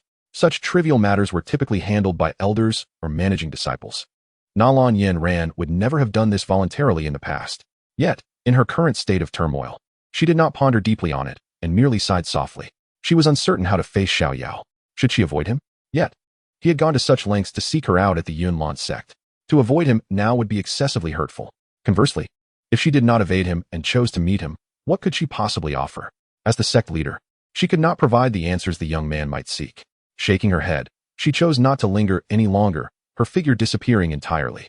Nalan Yanran led Xiao Yao and the others through several plazas, arriving at the inner hall of the Yunlan sect. She instructed a steward disciple. Please take these four new junior brothers and sisters to the Foreign Affairs Hall to complete their entry procedures and arrange their accommodations. Yes, young sect master. The steward disciple respectfully led the four away. As they departed, they did not forget to express their gratitude with a bow to Xiao Yao and Nalan Yanran. Soon, the vast hall was left with only Xiao Yao and Nalan Yanran. With no one else around, Nalan Yanran relaxed her expression and smiled at Xiao Yao, saying, "Follow me." Chapter 73, Finding a Teacher. In the Yunlan sect, at the back mountain, a secluded area designated exclusively for Nalan Yanran's cultivation lay before them, rarely trodden by others. A narrow stone path meandered through a lush bamboo grove. The wind rustled through the treetops, the bamboo leaves whispering like sweet nothings exchanged between lovers. Sunlight filtered through the delicate bamboo leaves, casting dappled golden spots on the ground. While the air was infused with the fresh fragrance of grass and the elegant scent of bamboo, tranquil and far-reaching. At the end of the path stood a charming pavilion by a stream. At this moment, within the pavilion, Nalan Yanran was personally pouring a cup of fragrant tea for Xiao Yao. Without outsiders present, she had shed the cold facade of the young sect master. Her autumn-like eyes sparkling with the brilliance of stars, filled with joy and delight. She pushed the teacup toward Xiao Yao, leaning slightly forward with a hint of curiosity and playful reproach, asking, "Now, tell me, why did you go to such lengths to disguise yourself as a candidate and come to our Yunlan sect? And why the namely Xiao Yao?" Xiao Yao lifted the teacup and took a delicate sip, the refreshing aroma of the tea invigorating his senses. After setting the cup down, he lazily leaned against a pillar of the pavilion and replied in a nonchalant tone, "Of course, it's to see you. What else could it be?" As he gazed at Nalan Yanran's slightly flushed face from his words, a wider smile graced his lips. "You are the esteemed young sect master of Yunlan sect, while I am but an inconspicuous nobody. Without a legitimate reason, how could I possibly meet you?" After much contemplation, this was the most reliable approach. "I don't believe you. You smooth talker," Nalan Yanran playfully chided, yet her crescent-shaped eyes and the smile that she could not suppress revealed her true feelings. No girl could resist the unique surprise meticulously prepared for her by the one she cherished. The feeling of being valued and remembered surpassed any sweet words, nurturing her heart more profoundly. Observing her adorable demeanor of saying one thing while meaning another, Xiao Yao chuckled and shifted the topic. "Of course, besides checking on your well-being, I also wish to explore the Yunlan sect. In a few days, I plan to leave for the Outcloud Empire." Upon hearing the word leave, the smile on Nalan Yanran's face dimmed slightly. Xiao Yao seemed oblivious to this and continued, "However, this Yunlan sect is truly magnificent, and the energy of heaven and earth here is rich. If fortune smiles upon me and I encounter a hidden powerhouse willing to accept me as a disciple, I might consider staying for a while to cultivate." His words flowed casually, as if he were discussing a matter of little consequence. However, in truth, Xiao Yao was intentionally setting a trap for Nalan Yanran. He wished to use her as a means to encounter Yun. Without her assistance, he feared he would never have the chance to see Yun. In his heart, Xiao Yao silently apologized to Nalan Yanran. Indeed, each word he spoke was like a precisely cast stone, stirring ripples in the lake of her heart. Departing for the Cloud Empire? Simply finding a teacher would suffice to remain? Is that truly the case? Nalan Yanran felt a surge of excitement. "Of course, why would I deceive you? Xiao Yao had no choice but to persist in his fabrications. Nalan Yanran's mind raced with thoughts. Given Xiao Yao's unfathomable talent and strength, there were but a few individuals in the entire Yunlan sect qualified to be his mentor. Ordinary elders were entirely inadequate. Counting them, it seemed there were only two candidates. One was the old sect master, Shan, who remained in seclusion and was rarely seen, even by her. The other was her own teacher, the current sect master. Yun. Hope for the old sect master was dim. Thus, only her teacher remained. Yet, her teacher had stated that she would only accept one disciple in her lifetime. However, if her teacher were to witness Xiao Yao's astonishing talent, might she consider making an exception? What if I personally plead on his behalf? Once this notion took root, it burgeoned uncontrollably. To keep Xiao Yao within the Yunlan sect. To keep him by my side. A voice within Nalan Yanran cried out fervently. She abruptly stood, her azure eyes shimmering with an unprecedented determination. I know someone who surely qualifies to be your teacher. She gazed at Xiao Yao, her tone urgent and resolute. You wait here for me. Do not go anywhere. I will return shortly. As her words fell, she transformed into a streak of azure light. Hastily departing the pavilion and rushing down the mountain, she sought Yun, eager to recommend this man she had unequivocally recognized. She believed that with Xiao Yao's talent, her teacher would have no reason to refuse. Yet, no sooner had she dashed beyond the mountain's perimeter than a figure emerged, blocking her path. The newcomer donned the robes of an alchemist, his handsome visage belonging to Lu Ling, a favored disciple of the esteemed Dan Wangguhi. Yanran Jr. sister. Where are you headed in such haste?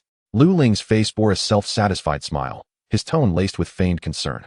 Upon seeing him, Nalan Yanran's earlier urgency and joy vanished instantly, replaced by an icy demeanor that repelled him from a distance. This insufferable fellow. Step aside. Her voice held no warmth. As if two words could freeze the very air. Lu Ling's smile faltered, yet he remained undeterred. Junior sister, if there is anything amiss, do let me know. I said step aside. Nalan Yanran could hardly muster the energy to glance at him again. Her impatience and disdain were unmistakable. I have a matter of utmost urgency to discuss with my teacher.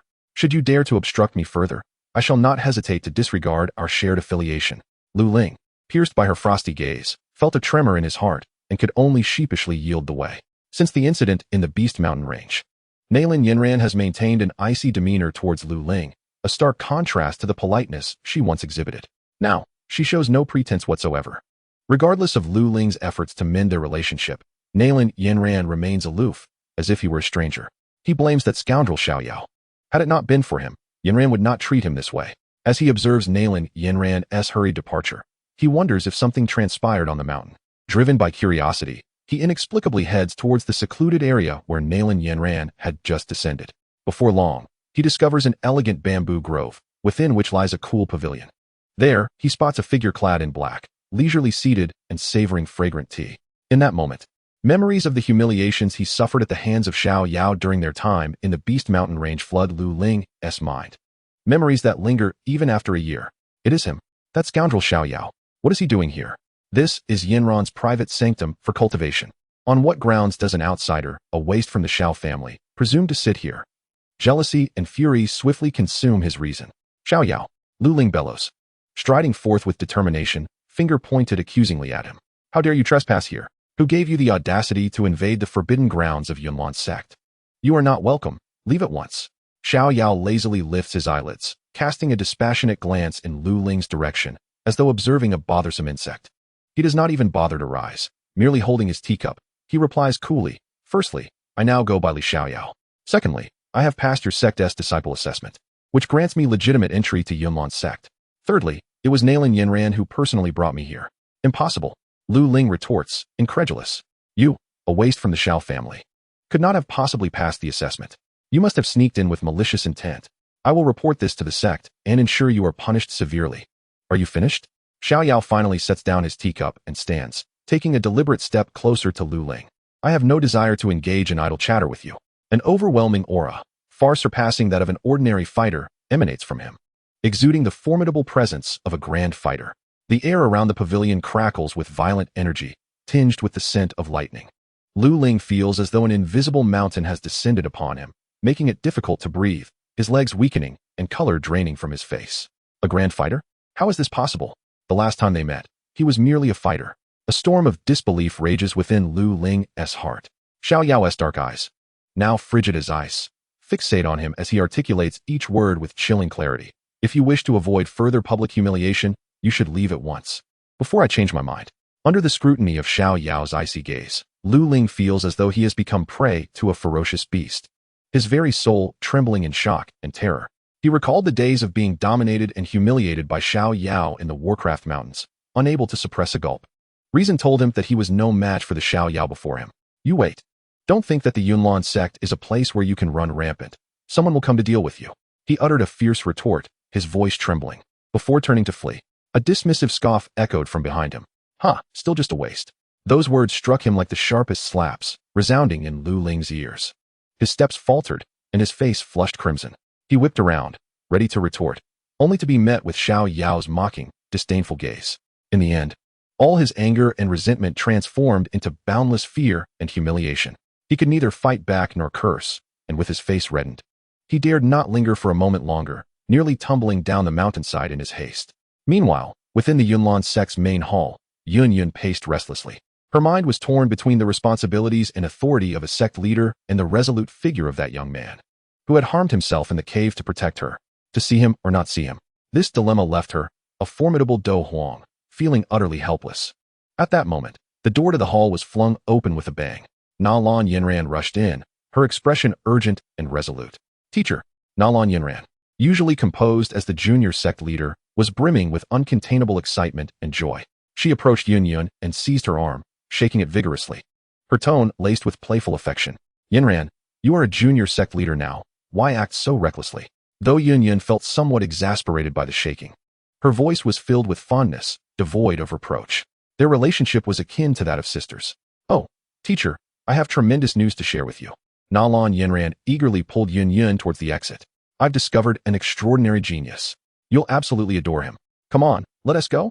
Yun, unable to resist, allowed herself to be led, curiosity swelling within her about who could possibly captivate her discerning disciple, who rarely deviated from her usual demeanor. Meanwhile, at another location within the Yunlan sect, Lu Ling sprinted frantically down the mountainside, his chest aflame with humiliation and rage. His face was ashen, his knuckles white from clenching his fists. He contemplated going to Yun to report Xiao Yao as a traitor, but that thought was quickly extinguished. The bond between the sect leader and Nalan Yanran was profound. Should he approach them, Nalan Yanran could easily sway the sect leader with just a few words. In such a case, not only would he fail to take revenge, but he might also be branded as a slanderer against his fellow sect member. He needed to find someone who was absolutely impartial, someone of sufficient stature and strength. A name emerged in Lu Ling's mind. Yunlan sect, Elder Yunling.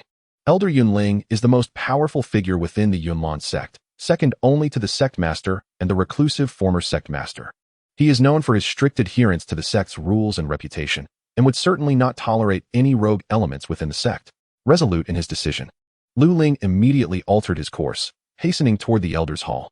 Inside the hall, Yunling was meditating with his eyes closed. Upon hearing Lu Ling's embellished report, his tightly shut eyes suddenly flew open, radiating an intense brilliance.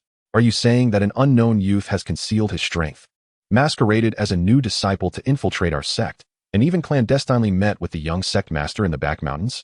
Yunling's voice was deep and authoritative. Indeed, it is absolutely true. Lu Ling immediately bowed, his tone exceedingly earnest. I witnessed it with my own eyes. That youth behaves frivolously and comes from an obscure background. I suspect he intends to approach the young sect master with ill intentions. His heart is treacherous. As a disciple of Master Gu He, I would never jest about such matters. Yunling trusted Lu Ling, not for any other reason, but because of the esteemed alchemist Gu He who stood behind him. A person of such caliber would have no reason to jeopardize his own future by slandering a newly initiated disciple. What audacity! Yunling slammed his hand on the armrest. Rising abruptly, a powerful aura characteristic of a Dou Wang radiated from him. To set one's sights on the young sect master of Yunlan sect is akin to courting death. He turned to Lu Ling. You, lead the way. I am keen to discover which audacious individual dares to wreak havoc in my Yunlan sect. Lu Ling's heart swelled with joy, but seeing Yunling's intention to confront Xiao Yao alone, he feared for the elder's success in capturing him. Thus, he feigned concern and said, Elder, that rogue acts mysteriously. I worry he may have accomplices to assist him. If you go alone and fail to apprehend him, it may compromise your reputation. Yunling furrowed his brow, finding merit in Lu Ling's words. Even a lion uses all its strength when hunting a rabbit. After a moment of contemplation, he coldly snorted, You are correct. For the safety of the sect, we must ensure all is foolproof. He turned and called out to those outside the hall, "Summon my orders. Let elders Yun Fan, Yun Xiao, and Yun E accompany me to the back mountains immediately to capture the infiltrator. The enforcement team shall remain on standby at the foot of the mountain." In the back mountains, at the pavilion, Xiao Yao was quietly enjoying the scenery when he heard a melodious, ringing voice approaching from the distance. Xiao Yao, turning his head, he saw Nalan Yanran hurrying toward him, holding the hand of a stunning woman clad in a moon-white gown adorned with cloud patterns. The woman possessed an alluring figure and an elegant demeanor, her expression tinged with a hint of helplessness, yet her eyes unmistakably revealed her identity. Xiao Yao secretly nodded, a barely perceptible smile gracing his lips. "Yanran, you have indeed lived up to my expectations." Upon seeing Yun, she too caught sight of Xiao Yao. As their gazes met in the air, her heart could not help but race uncontrollably.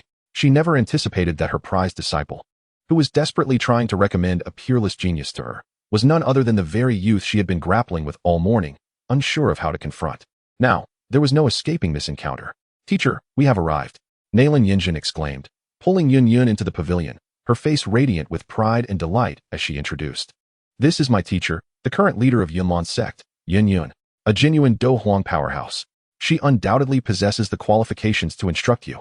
Turning to Yun, she pointed at Xiao Yao with eager expectation, saying, "Teacher, this is a friend of mine named Xiao Yao. His talents are exceptional, and he is keen on finding a renowned master for guidance. If you were to accept him as your disciple, with his potential, he could undoubtedly elevate the strength of our Yunlan sect to new heights." Xiao Yao wore a knowing expression as he rose to his feet, clasping his hands in front of Yun, his tone laced with amusement. "So your true name is Yun, sect leader. You deceived me earlier in the Monster Beast mountain range by claiming your name was Yunji." Yun suppressed the tumult within her, adopting the demeanor befitting a sect leader, and responded with a calm facade. "At that time, we were merely strangers, and it was not inappropriate to introduce myself with a false name." "Oh," Xiao Yao elongated the sound, feigning disappointment. "Well then, after our brush with death, one might say we are quite familiar now, yet I never heard sect leader reveal her true name." Yun was momentarily taken aback by his words. Her cheeks flushed with embarrassment as she retorted with rising irritation. "And you never mentioned that your name is Xiao Yao. You have also been using the pseudonym Li Xiao Yao this entire time." Nalan Yanran observed the peculiar exchange between the two, seemingly engaged in a playful banter, and curiously blinked. "Teacher, do you and Xiao Yao know each other?" Yun nodded, opting for a more subdued explanation. "Previously, when I ventured into the Monster Beast mountain range to seek the purple spirit crystal, I encountered some difficulties and fortuitously crossed paths with him. He lent me a hand, which is how we became acquainted. Since it was our first meeting, I deemed it inappropriate to disclose my identity and introduced myself with the alias Yunji." "Lend a hand?" Xiao Yao waved his hand dismissively, a self-deprecating smile gracing his lips. "Sect leader is far too courteous. I hardly rendered any significant assistance. In fact, I overestimated my abilities and ended up grievously injured, nearly losing my life. Such trivial matters must have long been forgotten by someone as busy as sect leader." His words were delivered with an air of nonchalance, yet to Yun, they pierced her heart like a sharp needle, sending a jolt of pain through her nerves. Forgotten? How could she ever forget? She could never erase the memories of their experiences in the Monster Beast mountain range, which were unparalleled in her years of cultivation and utterly unforgettable. Yun's gaze faltered momentarily, a fleeting shadow of sorrow and guilt flickering in her eyes. She bit her red lip, choosing silence. Nalan Yanran remained oblivious to the subtle shift in her teacher's demeanor, continuing with enthusiasm, "Since you both are acquainted, that is even better. Teacher, you must recognize Xiao Yao's extraordinary talent by now, right? Accepting him as your disciple would be an invaluable opportunity." Yun remained silent, standing still as if lost in thought. "Teacher?" Nalan Yanran noticed her lack of response and gently tugged at her sleeve. Yun came back to her senses, forcing a faint smile onto her face. Yet her voice regained the coldness and detachment befitting a sect leader. "Yanran, I have stated before that in this lifetime, I shall only accept you as my disciple." However, Nalan Yanran wished to plead further. Since sect leader Yun had not indicated her willingness to keep her, it would be inappropriate for her to linger here. At that moment, Xiao Yao interjected. He cast an apologetic glance at Nalan Yanran, as if to say, "I am sorry for your fruitless efforts," and then bowed respectfully to Yun, decisively declaring, "I take my leave." After speaking, he turned to depart without a trace of hesitation. At the instant Xiao Yao brushed past Yun, her fingertips trembled violently. Should he leave today? Everything that transpired in the cave would indeed be nothing more than a fleeting dream. This thought struck her soul like a bolt of lightning. Wait. She could not help herself after all. Xiao Yao halted, yet did not look back. Yun took a deep breath, suppressing the myriad of thoughts swirling within her, and said to Nalan Yanran, Yanran, you should descend the mountain and settle the newly recruited disciples, assisting Elder Lu with subsequent matters. She paused, her gaze lingering on Xiao Yao's retreating figure, and continued, I wish to test Xiao Yao with a few questions alone. Should he pass, I may consider making an exception. Really? Nalan Yanran exclaimed, her face radiating joy. All right, teacher, I shall go at once. Fearing her teacher might change her mind, she playfully winked at Xiao Yao and darted down the mountain. Soon, the vast rear mountain was left with only Yun and Xiao Yao. The bamboo forest rustled. The stream babbled softly. A gentle breeze stirred, lifting the strands of Yun's hair and fluttering the edges of Xiao Yao's garments. After a brief silence, Yun finally spoke first, her voice tinged with a tremor she herself had not noticed. Why have you come here? Inside the pavilion, silence reigned, broken only by the wind. The breeze swept through the bamboo grove, causing the leaves to brush against one another with a soft rustling sound, akin to suppressed sighs. Yun stood there, gazing at the familiar yet unfamiliar young face before her, and finally asked the question that had lingered in her mind all morning. Her voice was so soft it seemed it might be whisked away by the wind. Why have you come? Xiao Yao did not respond immediately. He merely regarded her quietly, his deep, dark eyes reflecting her slightly flustered figure. After a long pause, he finally smiled faintly and countered, What do you think? Without waiting for her answer, he continued, his tone imbued with a sense of fateful acceptance. I happened to be wandering the streets of the imperial capital when I fortuitously heard of your Yunlan sect's recruitment of disciples. By chance, I also meet all your requirements. He stepped closer, narrowing the distance between them. You left a message saying that we would meet again if fate allowed. I believe this is destiny. It has no patience to wait any longer. Thus, it brought me here to find you. Destiny. Yun seemed to have heard something amusing. Instinctively stepping back to create a distance that made her uneasy, she compelled herself to meet his gaze, her voice carrying a hint of the coldness of a sect leader. This was merely an opportunity you forcibly manufactured. It cannot be deemed fate. So what? Xiao Yao's tone was nonchalant, yet imbued with unwavering conviction. Whether it be a destined connection or a contrived chance, the outcome remained unchanged. He took a step closer, this time leaving her no opportunity to retreat. Now, I stand before you. His hand, warm and strong, grasped her palm, which had unconsciously grown cold, in a manner that brooked no refusal. Yun sought to withdraw her hand, yet it was held firmly. In that moment, she suddenly realized that everything around her had vanished. The sounds of wind, bamboo, and flowing streams were all rendered inaudible. After presiding over her sect for numerous years, her heart, which had been honed to be as steadfast as rock and had never wavered even in the face of countless formidable opponents, now surged violently for the youth before her. Like the first crack in the ice of a frozen lake in winter, so minuscule as to be almost imperceptible, yet causing the entire ice sheet to tremble. I have come today solely to convey one message. Xiao Yao's voice rang clear in her ears, every word resonating within her heart. He spoke no further, merely taking her hand and gently placing it upon his chest. Through a layer of fabric, she could distinctly feel the steady and powerful rhythm of a heart pulsating robustly beneath. He gazed at her, his pitch-black eyes resembling the deepest night, yet shining brighter than any star. His voice, though soft, carried an undeniable certainty, as if he were proclaiming a truth already substantiated. He spoke slowly, his tone deep and husky. Whether you are Yunji or Yun, Dou Huang or the leader of Yunlan's sect, it matters not in the slightest. To me, you are simply the one who, in the cave of the Beast Mountain, burns the fish to a crisp, yet still strives to prepare a meal for me, and the one who occasionally loses her temper and strikes my head with the sword sheath. A surge of warmth rushed from her heart to her eyes. She bit her lip fiercely to stave off the flood of emotions threatening to turn into tears. The veneer of reason was rapidly becoming riddled with cracks. Yet, Xiao Yao's next words shattered her composure. You are the one who went to great lengths to procure the embarrassing poison and insisted on feeding it to me. Yun's expression instantly fell. She abruptly withdrew her hand, summoning her sword, and struck Xiao Yao's head soundly with the sheath. Ouch! Xiao Yao cried out, clutching his head with both hands. Yun huffed coldly, showing no sympathy for Xiao Yao. How dare you speak such nonsense? Do you not allow me to speak the truth? Xiao Yao protested. And what more do you have to say? Yun raised her sword, poised to strike again. Xiao Yao hurriedly blocked her, exclaiming, no more, haha.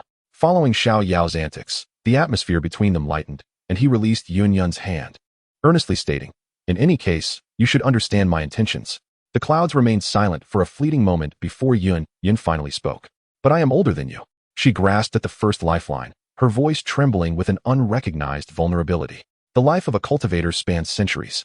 In a few hundred years, you will only be slightly older than I am. Xiao Yao's voice was calm and powerful, effortlessly shattering her initial excuse. But you are now a disciple of my Unveiling sect, and I am the sect master. Our statuses differ, which contravenes human principles. Yun found her second rationale. That is utterly absurd, Xiao Yao replied succinctly. The disciple you recruited for the Unveiling sect is Li Xiao Yao, not me, Xiao Yao. I only participated in this recruitment to see you. With those words, he dismantled her second line of defense. A shiver coursed through her body. But I am the sect master of Yunlan. At last, she voiced the heaviest and most insurmountable shackle, her tone filled with profound exhaustion and bitterness. The sect has its rules. Every sect master throughout history must sever personal attachments and devote themselves entirely to the sect. As the sect master, I cannot break this precedent.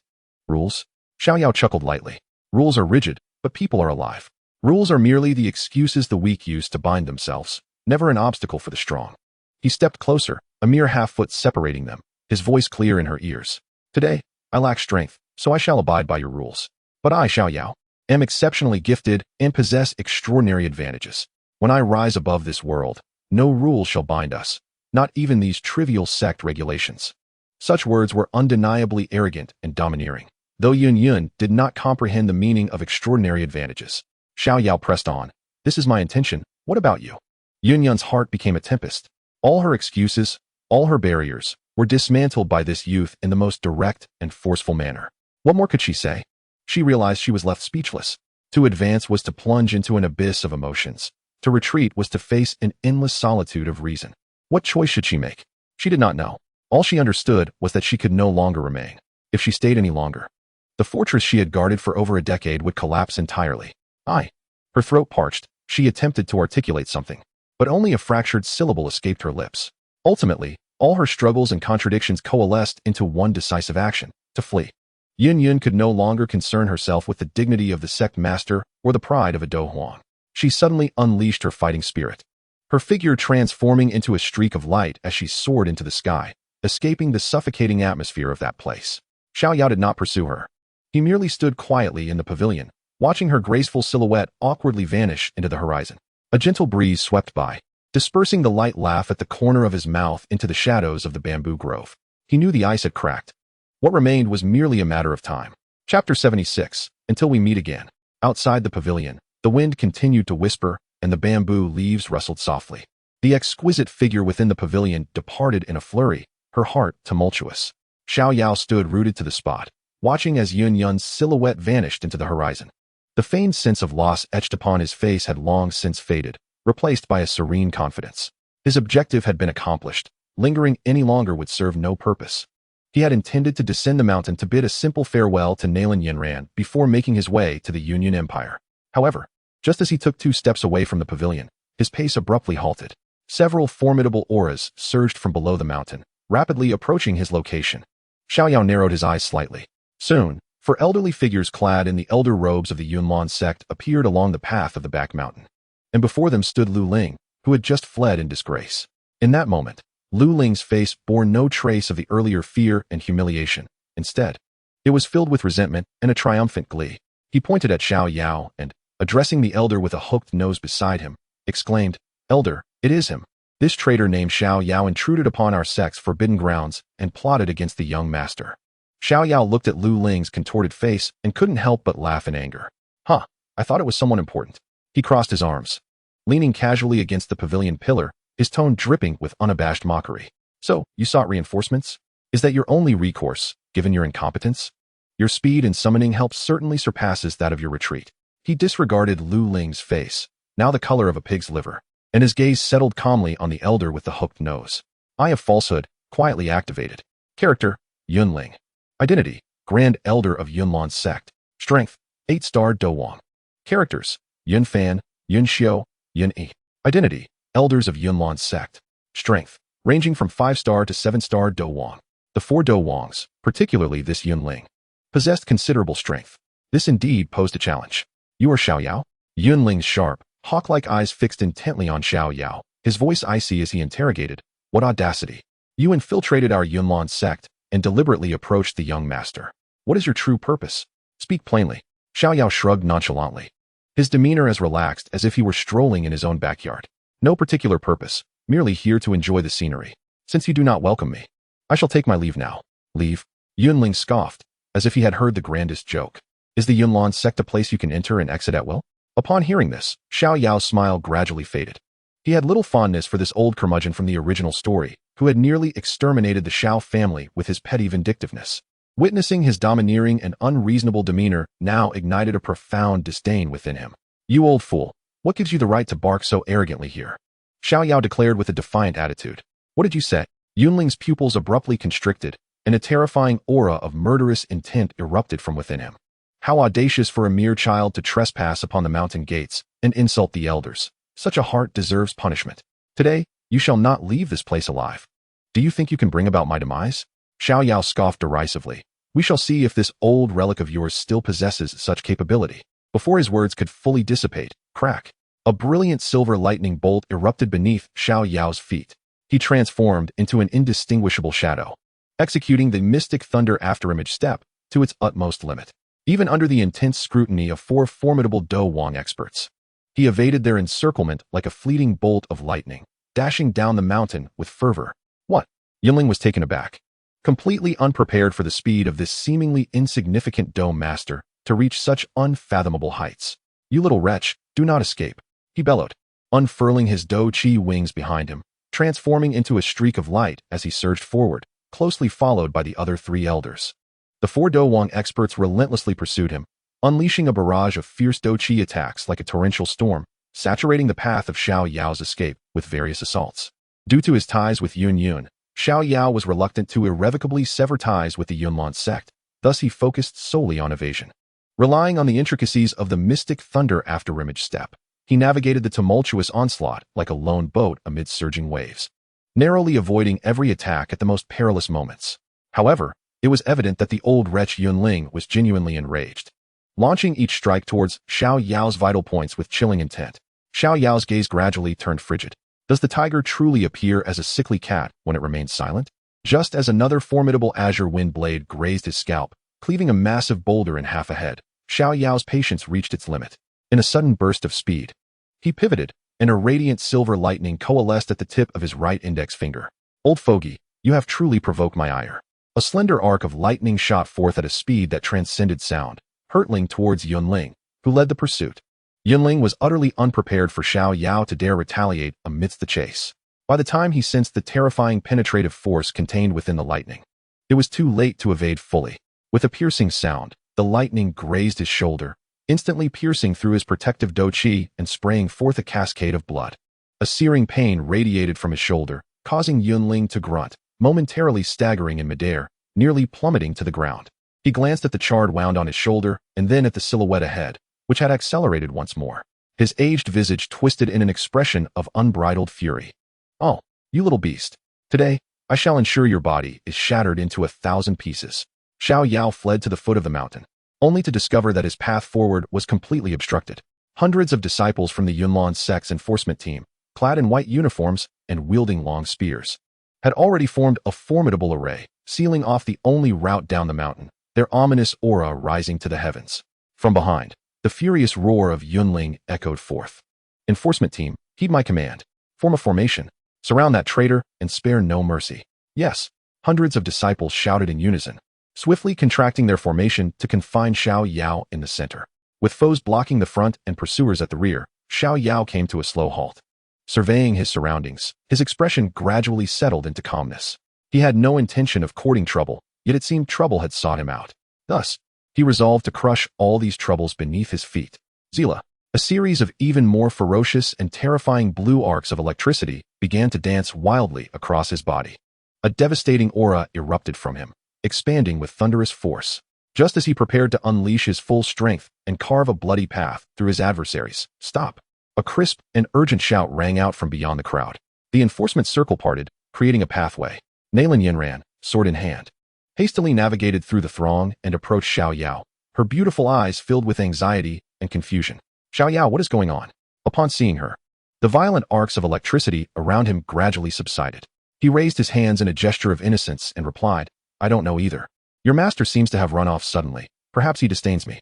Just as I was about to descend the mountain, your senior brother Luling arrived with these old fogies, insisting that I was a traitor and must be captured.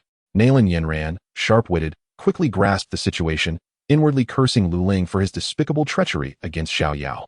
She turned to Yunling, who had just landed, and bowed respectfully, saying, "Elder, there seems to be a misunderstanding. Xiao Yao is my friend, not a traitor." "Friend?" Yunling scoffed, voice laced with skepticism. Why would he conceal his identity, masquerading as a new disciple to infiltrate our Yunlan sect? Moreover, he spoke disrespectfully just now, insulting the elders of Yunlan sect. What kind of friend is that? Who knows what ulterior motives he harbors? Nalan Yanran was momentarily speechless. She could not possibly reveal before the entire sect that he had devised such a foolish plan merely to see her in secret. At that moment, Luling caught up from behind. Seeing him, Nalan Yanran exclaimed sharply, "Luling, you should quickly clarify the situation to the elder." Liuling's face turned pale, knowing that any chance he had with Nalan Yanran had vanished. Resolute, he gritted his teeth and declared, "Elder, the young sect master has undoubtedly been bewitched by Xiao Yao's honeyed words. This lad is a traitor. Please, elder, see through his deception." "You." Nalan Yanran trembled with rage. "Well, what a silver-tongued traitor," Yunling thundered, silencing any chance for rebuttal. "Seize this boy immediately and await the sect master's judgment." Though he commanded the capture, the fighting spirit coalescing in his hands brimmed with lethal intent. He was acutely aware that with Nalan Yanran present, the prospect of killing Xiao Yao was utterly unattainable. However, under the guise of capture, inflicting grave injuries and crippling his cultivation was still within reach, and he presumed there would be no repercussions. As he was ostensibly acting to uphold the reputation of the sect, before his words had faded, he transformed into a streak of azure shadow, charging fiercely toward Xiao Yao. Xiao Yao observed the unmasked intent to kill emanating from Yunling, and his gaze turned icy. He gently rested his hand on the fragrant shoulder of Nalan Yanran, causing her to stiffen momentarily. Then, a warm voice whispered in her ear, "I apologize, we shall meet again." In the next instant, a gentle yet irresistible force pushed her aside. Meanwhile, a tempest of thunderous energy erupted from Xiao Yao, as if a volcano had awakened. Ignoring the oncoming Yunling, he set his sights on the impenetrable formation of the law enforcement team. He was determined to charge through. Chapter 77, A Ruckus at Yunlan's Sect. "I apologize. We shall meet again." The warmth of his breath lingered in Nalan Yanran's ear. In an instant, she felt a gentle yet compelling force nudging her aside. The youth who had just whispered sweetly to her now radiated an aura of electric energy, transforming into a bolt of lightning. With a crackling sound, a wild silver arc of electricity danced frantically around his body. Without a moment's hesitation, he became a streak of thunderous light, hurtling directly toward the most vulnerable point of the law enforcement team's formation. From the array, block him. The disciples of the law enforcement team, well trained, stood resolute in the face of Xiao Yao's formidable presence. The leading dozens of disciples bellowed in unison, their battle energy surging forth as they swiftly wove together a solid wall of azure composed of whirling winds. "Break!" Xiao Yao uttered a single, chilling word. Clenching his fist, a multitude of thunder converged upon his arm. That seemingly ordinary punch contained the power to shake mountains. It was devoid of flashy techniques, embodying the purest, most primal, and most domineering strike. Boom! The sturdy wind wall, under the might of his thunderous fist, crumpled like fragile paper, instantly yielding a colossal breach. The ferocious aftershock of the thunder surged outward. The foremost dozen disciples of the law enforcement team, struck hard, emitted muffled groans as they were flung backward, their faces paling. However, Xiao Yao, mindful of Yun and Nalan Yanran's sentiments, had tempered his strength. The violent lightning, seemingly terrifying, was skillfully retracted just as it was about to invade the bodies of those disciples. Consequently, they suffered only minor injuries from the shock, their lives spared. With a single punch, he shattered the formation. Xiao Yao's figure surged forth, breaking free from the encirclement. "Useless! A pack of useless fools!" Behind him, Yunling erupted in fury at the sight. He bellowed at the three other elders, "What are you waiting for? Trap him!" The three elders exchanged glances, not daring to delay. Their battle energy wings unfurled, and they immediately pursued Xiao Yao from three different directions. In an instant, three formidable warriors encircled Xiao Yao, forming a triangular blockade that sealed off his escape route. Waves of differing hues of fighting spirit descended from above, intertwining to create an impenetrable net that loomed ominously over him. Xiao Yao furrowed his brows. His only desire was to vacate this place of turmoil swiftly, avoiding excessive entanglement with them. With flickering lightning beneath his feet, he executed the Xian Lei residual shadow step with exquisite finesse, moving through the dense tapestry of assaults like an elusive specter, deftly evading every strike by mere inches. Although the three elders unleashed their attacks, they did not possess the ruthless ferocity of Yunling. Their assaults, though powerful, lacked lethal intent. Yet, just as Xiao Yao was becoming fatigued from dodging, a profound sense of peril surged from behind him. It was Yunling. This old scoundrel, disregarding his dignity and reputation, brazenly launched a surprise attack from behind against a great fighter. A solidified azure blade of wind hurtled toward Xiao Yao's back with an audacious angle. Old scoundrel, have you no shame? A glimmer of cold fury ignited in Xiao Yao's eyes, finally pushing him to the brink of wrath. He was compelled to turn, delivering a thunderous punch that shattered the wind blade. However, this momentary delay allowed the other three elders to seize the opportunity. They had, unbeknownst to him, occupied the three cardinal points, swiftly forming seals with their hands and chanting incantations. Wind, fire, and wood barrier. Three torrents of overwhelming fighting spirit surged into the sky, converging midair, and in an instant, a triangular barrier of light materialized between them. Boom! An indestructible cage formed instantaneously, ensnaring both Xiao Yao and the just-arrived Yunling within. Success! One elder's face brightened with joy. Elder Yunling, the next step is yours. This barrier is a combined technique forged by the three of them. Even a Do Huang would find it exceedingly difficult to breach in a short time. Outside the barrier, Nalan Yanran watched the scene unfold, her heart gripped with anxiety. She realized that the situation had escalated beyond her control. The only one capable of resolving this crisis was a singular individual. Without hesitation, she turned and dashed toward the main hall of the sect. Inside the barrier, Xiao Yao clenched his fist and struck the barrier with a powerful blow, only to be met with a fierce rebound that sent him staggering back. Truly, it was a formidable barrier, crafted by the combined might of three Do Wang. He praised its strength, yet his face bore no trace of fear. Humph, you little wretch, where do you think you can run now?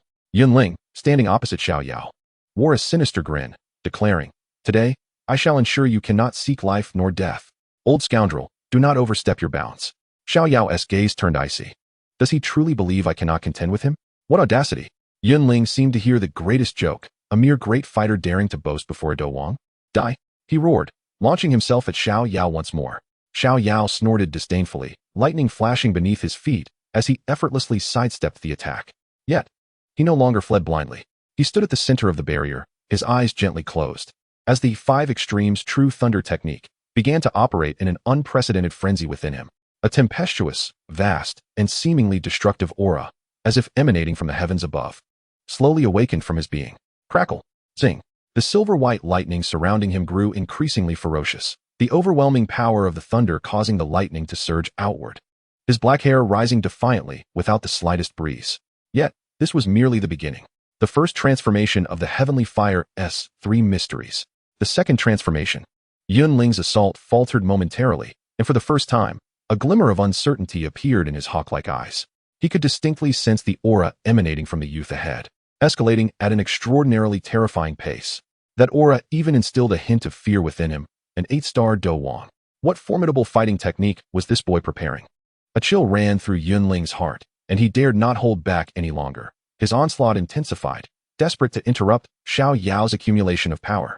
Yet, Xiao Yao merely evaded, allowing Yunling's attacks to rain down upon him like a tempest, his entire focus immersed in the surging power within him, poised to shatter everything. Damn it! Frustrated by the stalemate, Yunling finally lost his patience. You little wretch, I shall no longer indulge you. Prepare to meet your end. He abruptly clasped his hands together before his chest, powerful wind attribute Dou Qi furiously coalescing before him, ultimately transforming into an immense azure hand, solid and formidable, measuring over 10 zhang in size. The shattering wind palm. Just then, the boy, who had kept his eyes shut, slowly opened them. Old fool, you brought this upon yourself. His voice brimmed with anger, his eyes sparking with lightning. Arrogance. Yunling felt no fear at all. His Dou Qi pushed to its extreme. He bellowed, shattering wind palm. The colossal azure handprint, imbued with the power to rend all, surged toward Xiao Yao with ferocity. Xiao Yao's expression remained unchanged as he crossed his hands before his chest, then suddenly flung them wide open. A thunderous roar erupted from his lips. That cry overshadowed the howling wind, the crackling thunder, and all sounds in the world. In the next instant, an unparalleled torrent of violent energy exploded between his outstretched arms. Boom! Centered around Xiao Yao. A deep blue lightning ring erupted with ferocity. The imperious azure hand, upon mere contact with this lightning ring, faltered not even for a breath. disintegrating like snow beneath the blazing sun, fading into nothingness. Yet, this was merely the beginning. Boom, boom, boom, boom. Following it was the second, the third, the fourth, each more solid than the last, each more tempestuous, each more destructive. Layers upon layers of lightning rings, like ripples of death, spread wildly in all directions. This was the first move of Xiao Yao's heavenly thunder technique, the ninefold thunder. No, it's impossible. Outside the barrier, a colossal storm surged within Yunling's heart. He could scarcely believe that a grand fighter could unleash such cataclysmic and terrifying combat techniques. His soul quaked in fear as he immediately channeled all his internal energy into a formidable defensive shield, utilizing his most potent defensive technique. Boom, boom, boom. The thunderous rings struck the barrier in relentless waves, each impact resonating with ferocity.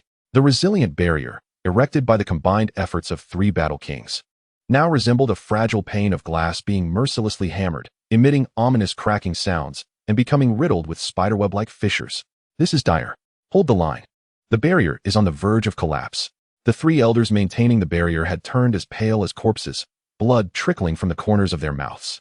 They exerted every ounce of their strength to feed energy into the barrier. Should it shatter, the unleashed energy would obliterate the plaza at the foot of the mountain. Flee this place. One elder, expending every last bit of his strength, bellowed desperately at the law enforcement disciples, who were frozen in shock at the apocalyptic scene unfolding around them.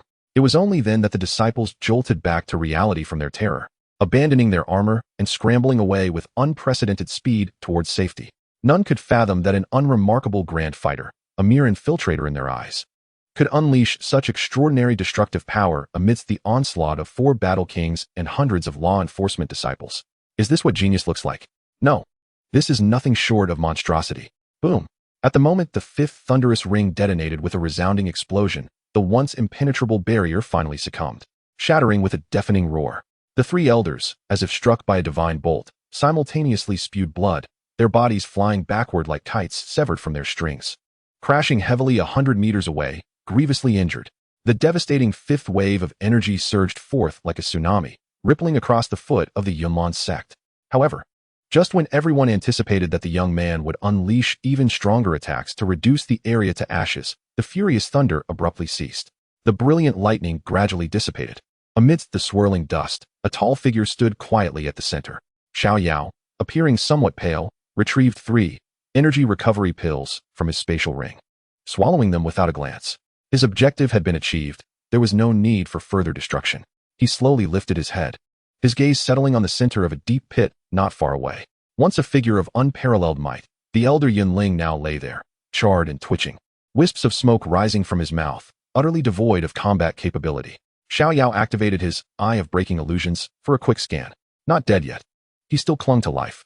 Had it not been for Yunyun's reputation, Xiao Yao would have unleashed the third transformation of the heavenly fire, and the ninth thunder would have assuredly claimed Yunling's life right then and there.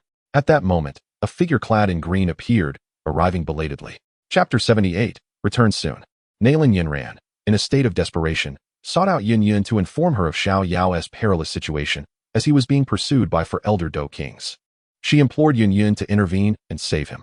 Yunyun was deeply shaken. Without a moment to comfort Nalan Yanran, she hastened towards the scene.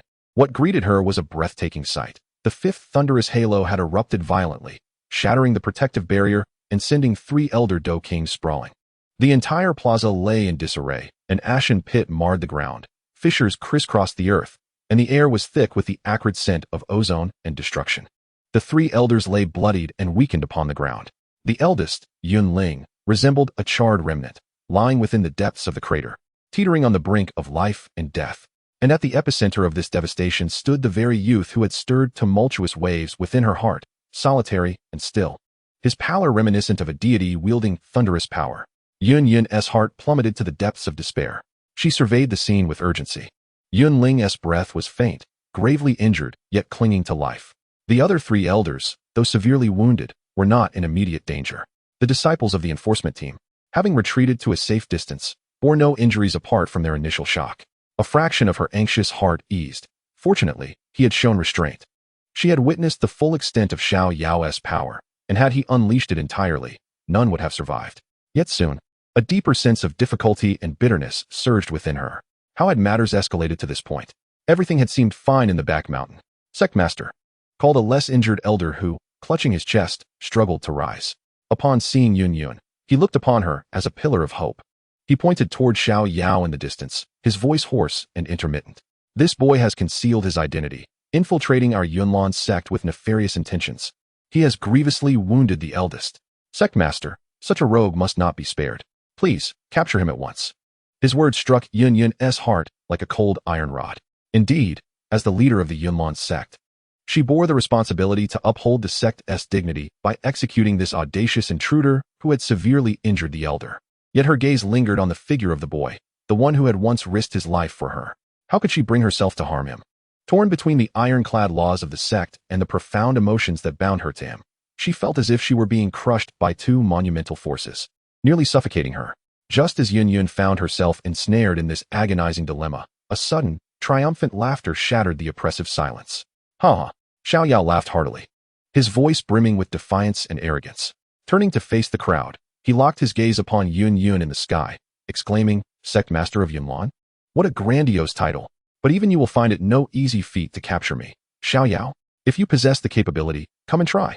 Before his words had fully escaped his lips, he pointed his finger like a sword, unleashing a slender bolt of palm lightning that drifted effortlessly toward Yun. In the next moment, the lightning beneath his feet erupted once more as he executed the Xianlei shadow step to its utmost limit, transforming himself into a streak of electric light, swiftly fleeing toward the dense forest below the mountain.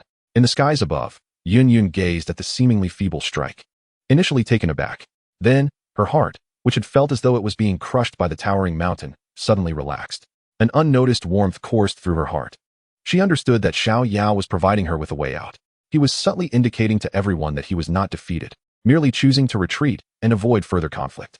In doing so, he temporarily liberated her from the shackles of her status as sect leader. A whirlwind of emotions surged within Yun. In an instant, she comprehended Xiao Yao's intentions and ceased her hesitation, deciding to play along. With a gentle wave of her delicate hand, she effortlessly dispelled the palm lightning. Her eyes instantly filled with a tempest of fury, and she directed a piercing shout toward the direction of Xiao Yao's escape, her voice echoing throughout the entirety of Yunlan Mountain. "Thief, do not flee. Dare to harm an elder of my sect. Today, come what may, I shall capture you." No sooner had her words faded than her magnificent dual wings of battle aura unfurled, transforming into a streak of azure light even swifter than Xiao Yao, relentlessly pursuing him. The two engaged in a chase, swiftly leaving the borders of Yunlan Mountain and delving into a desolate forest. Once he confirmed that no prying eyes remained, Xiao Yao came to a halt. Leaning against a towering tree, he gasped for breath, repeatedly gesturing to the descending Yun behind him. "No more running, no more running. I can't escape, I concede, I concede." Having just unleashed the ninefold thunder, his battle energy had already been severely depleted, and after a frantic flight, he now felt genuinely weakened. Yun landed before him, her expression complex as she couldn't help but inquire, "What on earth just transpired? Why did you strike so fiercely?" Xiao Yao plopped down onto the ground, succinctly recounting the events. "After you left, I intended to depart directly. However, that disciple of the Pill King Gu He from your Yunlan sect, Lu Ling, arrived with 4 elders of the Battle King level, insisting that I was a spy. Those Battle Kings were as foolish as could be, believing every word they heard, especially that old coot Yunling, who was most infuriating, aiming to take my life at every turn. I could endure no longer, which led to my counterattack." Yun fell silent upon hearing this. Being astute, she naturally recognized the truth in Xiao Yao's words. Indeed, Elder Yunling was known for his rigid and tyrannical demeanor, intolerant of any dissent. "In light of your circumstances, I have shown mercy." Xiao Yao stood, brushing off the dust from his clothes. "Aside from those 4 who relentlessly pursued me, I have not harmed a single other disciple of your Yunlan sect." Yun nodded slightly, her voice finally tinged with a hint of remorse. This matter was indeed precipitated by Elder Yunling's excessive actions. However, given the state in which he was left, it can be considered balanced. "Then I suppose it's still your fault." Xiao Yao suddenly approached Yun, a signature mischievous grin adorning his face. "If you hadn't run off so abruptly back then, you could have stayed to clarify things for me. How could there have been these subsequent troubles? You left me all alone, and I truly find myself at a loss for words." Yun, infuriated by his brazen reversal of blame, huffed in annoyance and instinctively turned her head away, avoiding his twinkling eyes. "How was I to know such events would transpire? Moreover, aren't you devoid of issues at present? It is we, from the Yunlan sect, who suffered the humiliation of having 4 Battle King's elders pursue a Grand Battle Master only to end up grievously wounded. This mess is one I must return to rectify for you.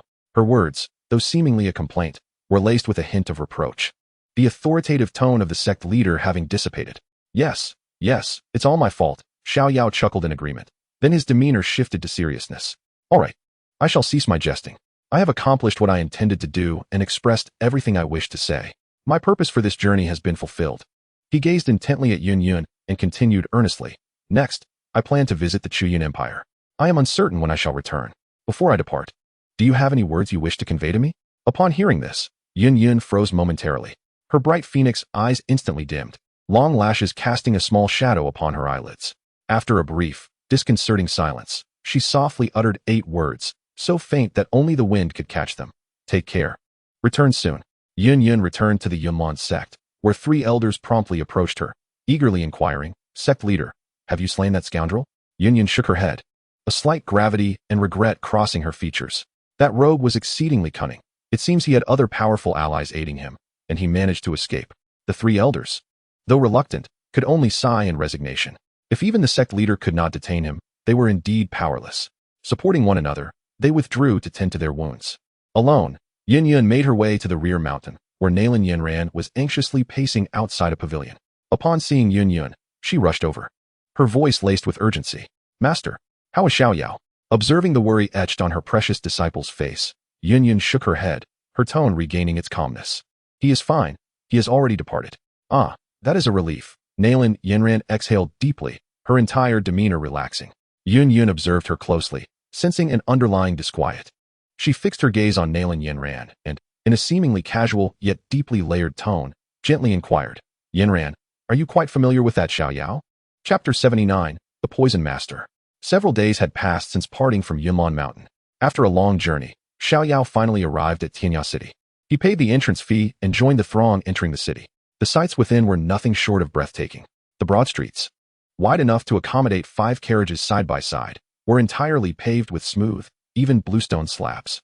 On either side of the street stood a series of exquisite buildings, their vibrant banners fluttering in the evening breeze.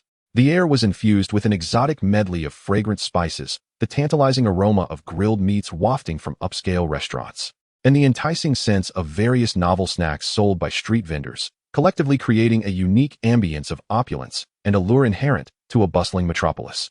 Xiao Yao's purpose for this journey was to utilize the spatial wormhole of Tianya City to venture into the Outyan Empire, where a notorious poison master held sway. In search of the little medical fairy, however, as dusk approached, the spatial wormhole had already closed. Unperturbed, he decided to rest for the night and set forth the following day. With a sense of curiosity, he wandered leisurely along the street, his formidable spiritual power enabling him to effortlessly discern the value of the items at various stalls. The quality of the 300-year-old Huiyang grass was commendable. Is that star sand?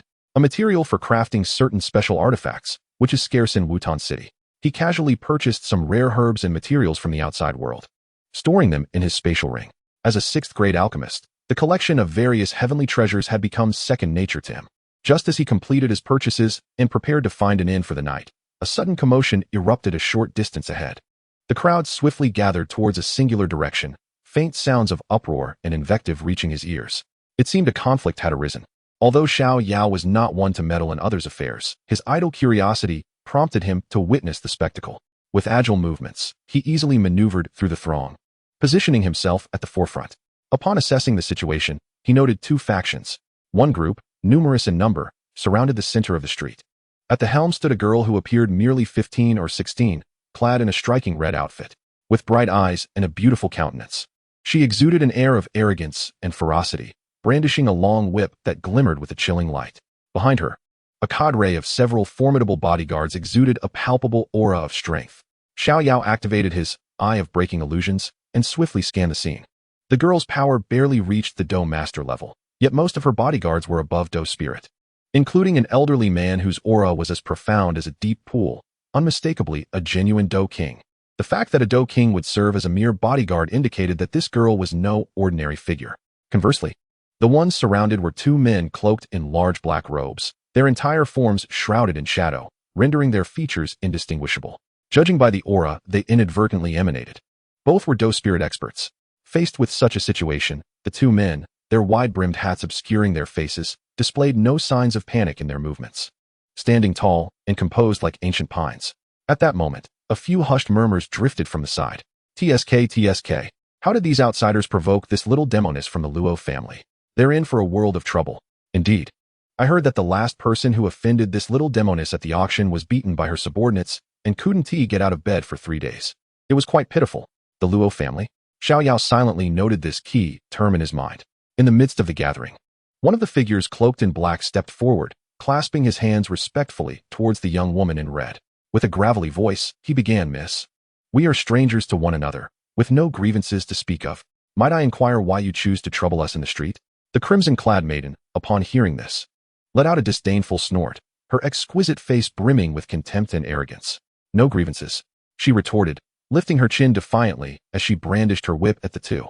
"You two have just acquired the venomous serpent essence at the auction in the Rare Treasures Pavilion, something I had set my eyes upon long ago. How dare you snatch it from my grasp?"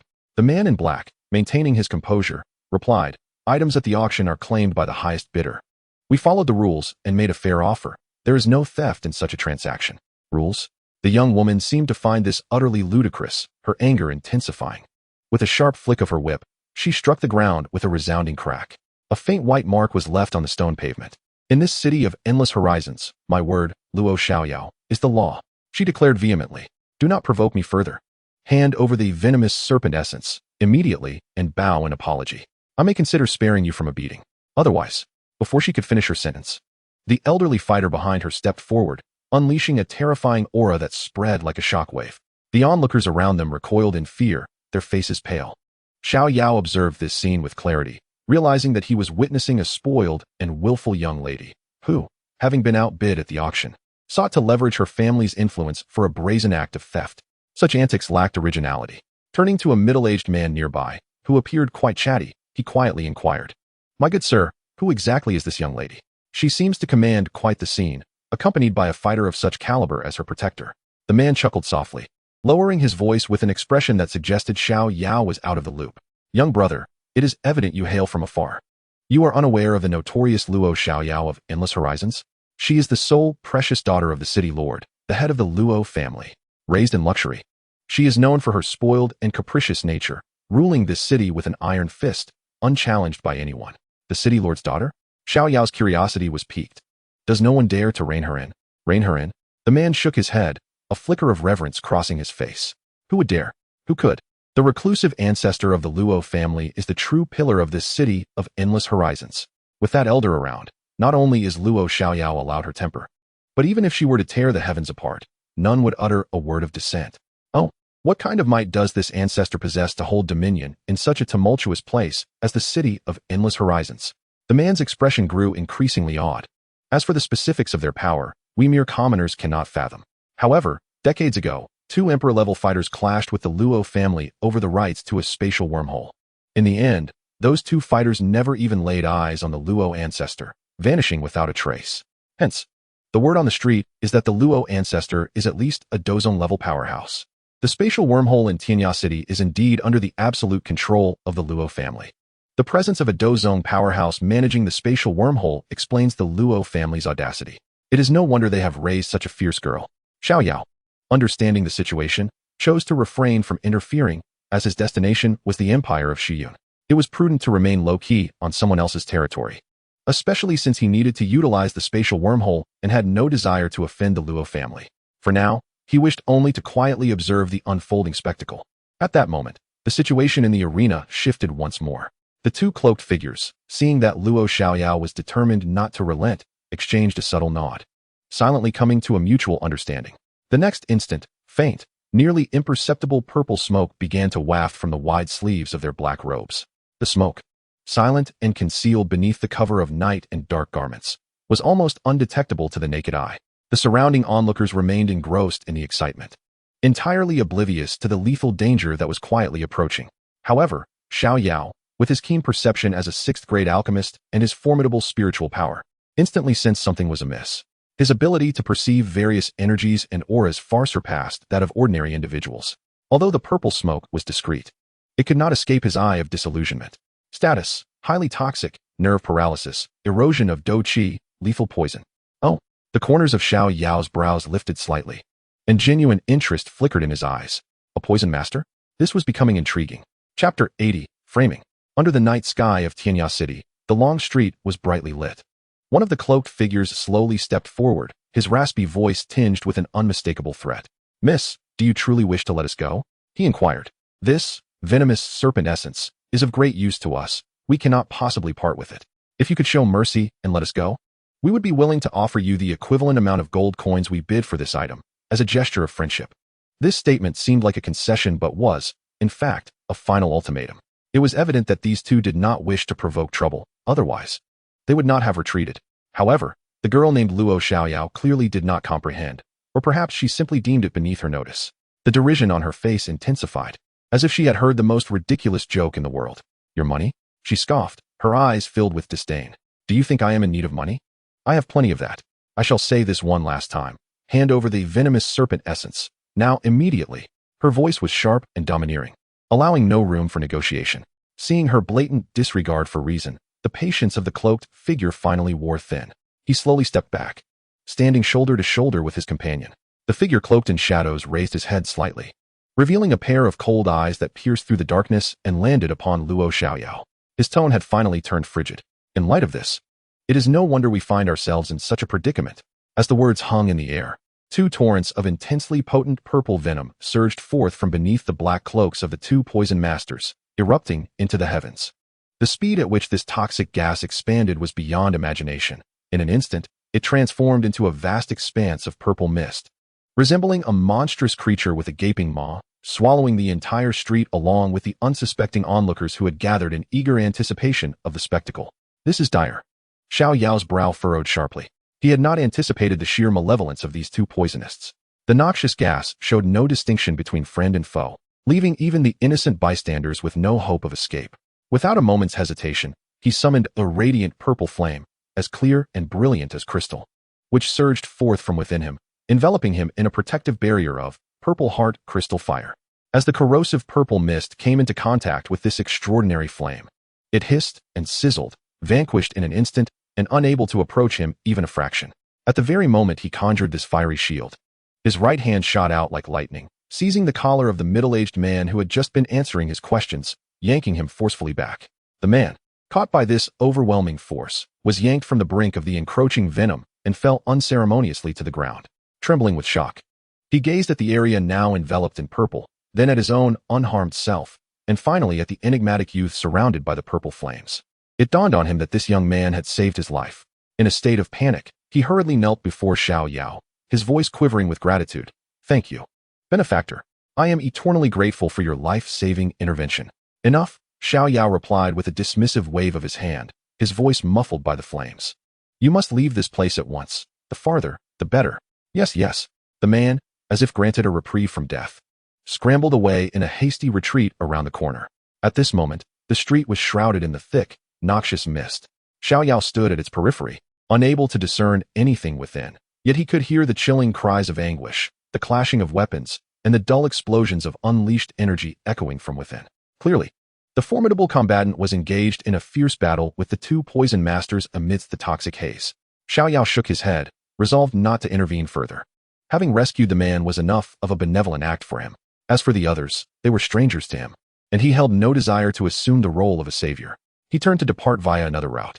However, as he pivoted, two dark figures suddenly burst forth from the thick fog, darting towards him with lightning speed. It was the two poison masters.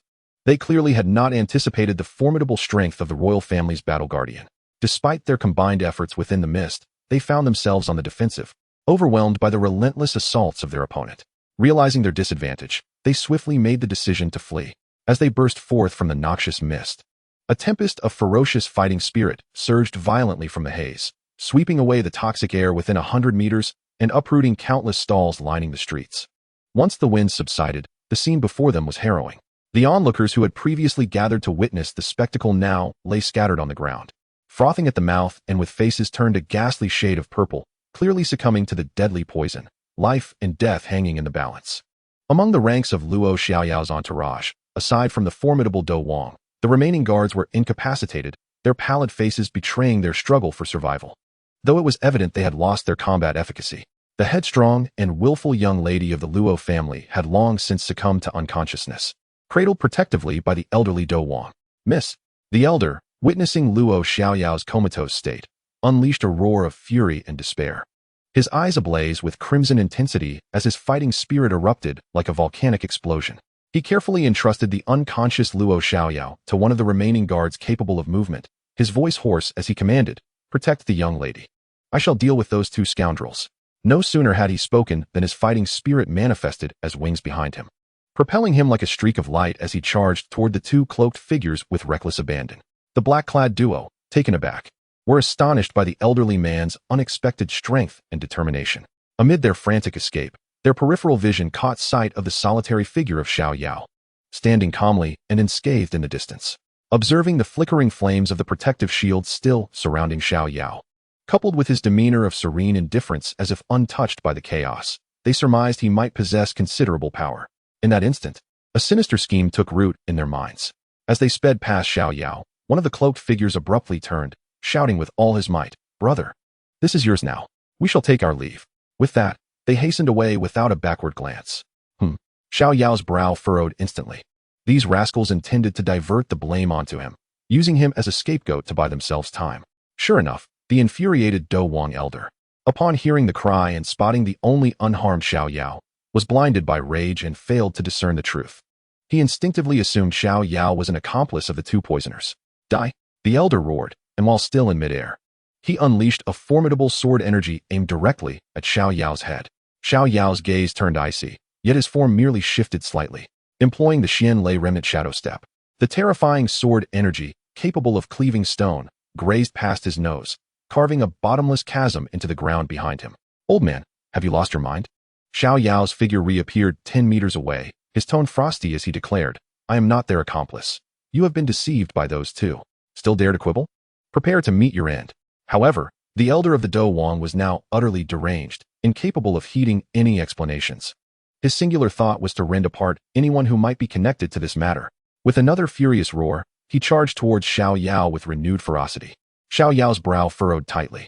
Given his current prowess as a great Dou master, defeating an enraged Dou Wang without resorting to the Heavenly Thunder technique was nearly an impossible feat yet.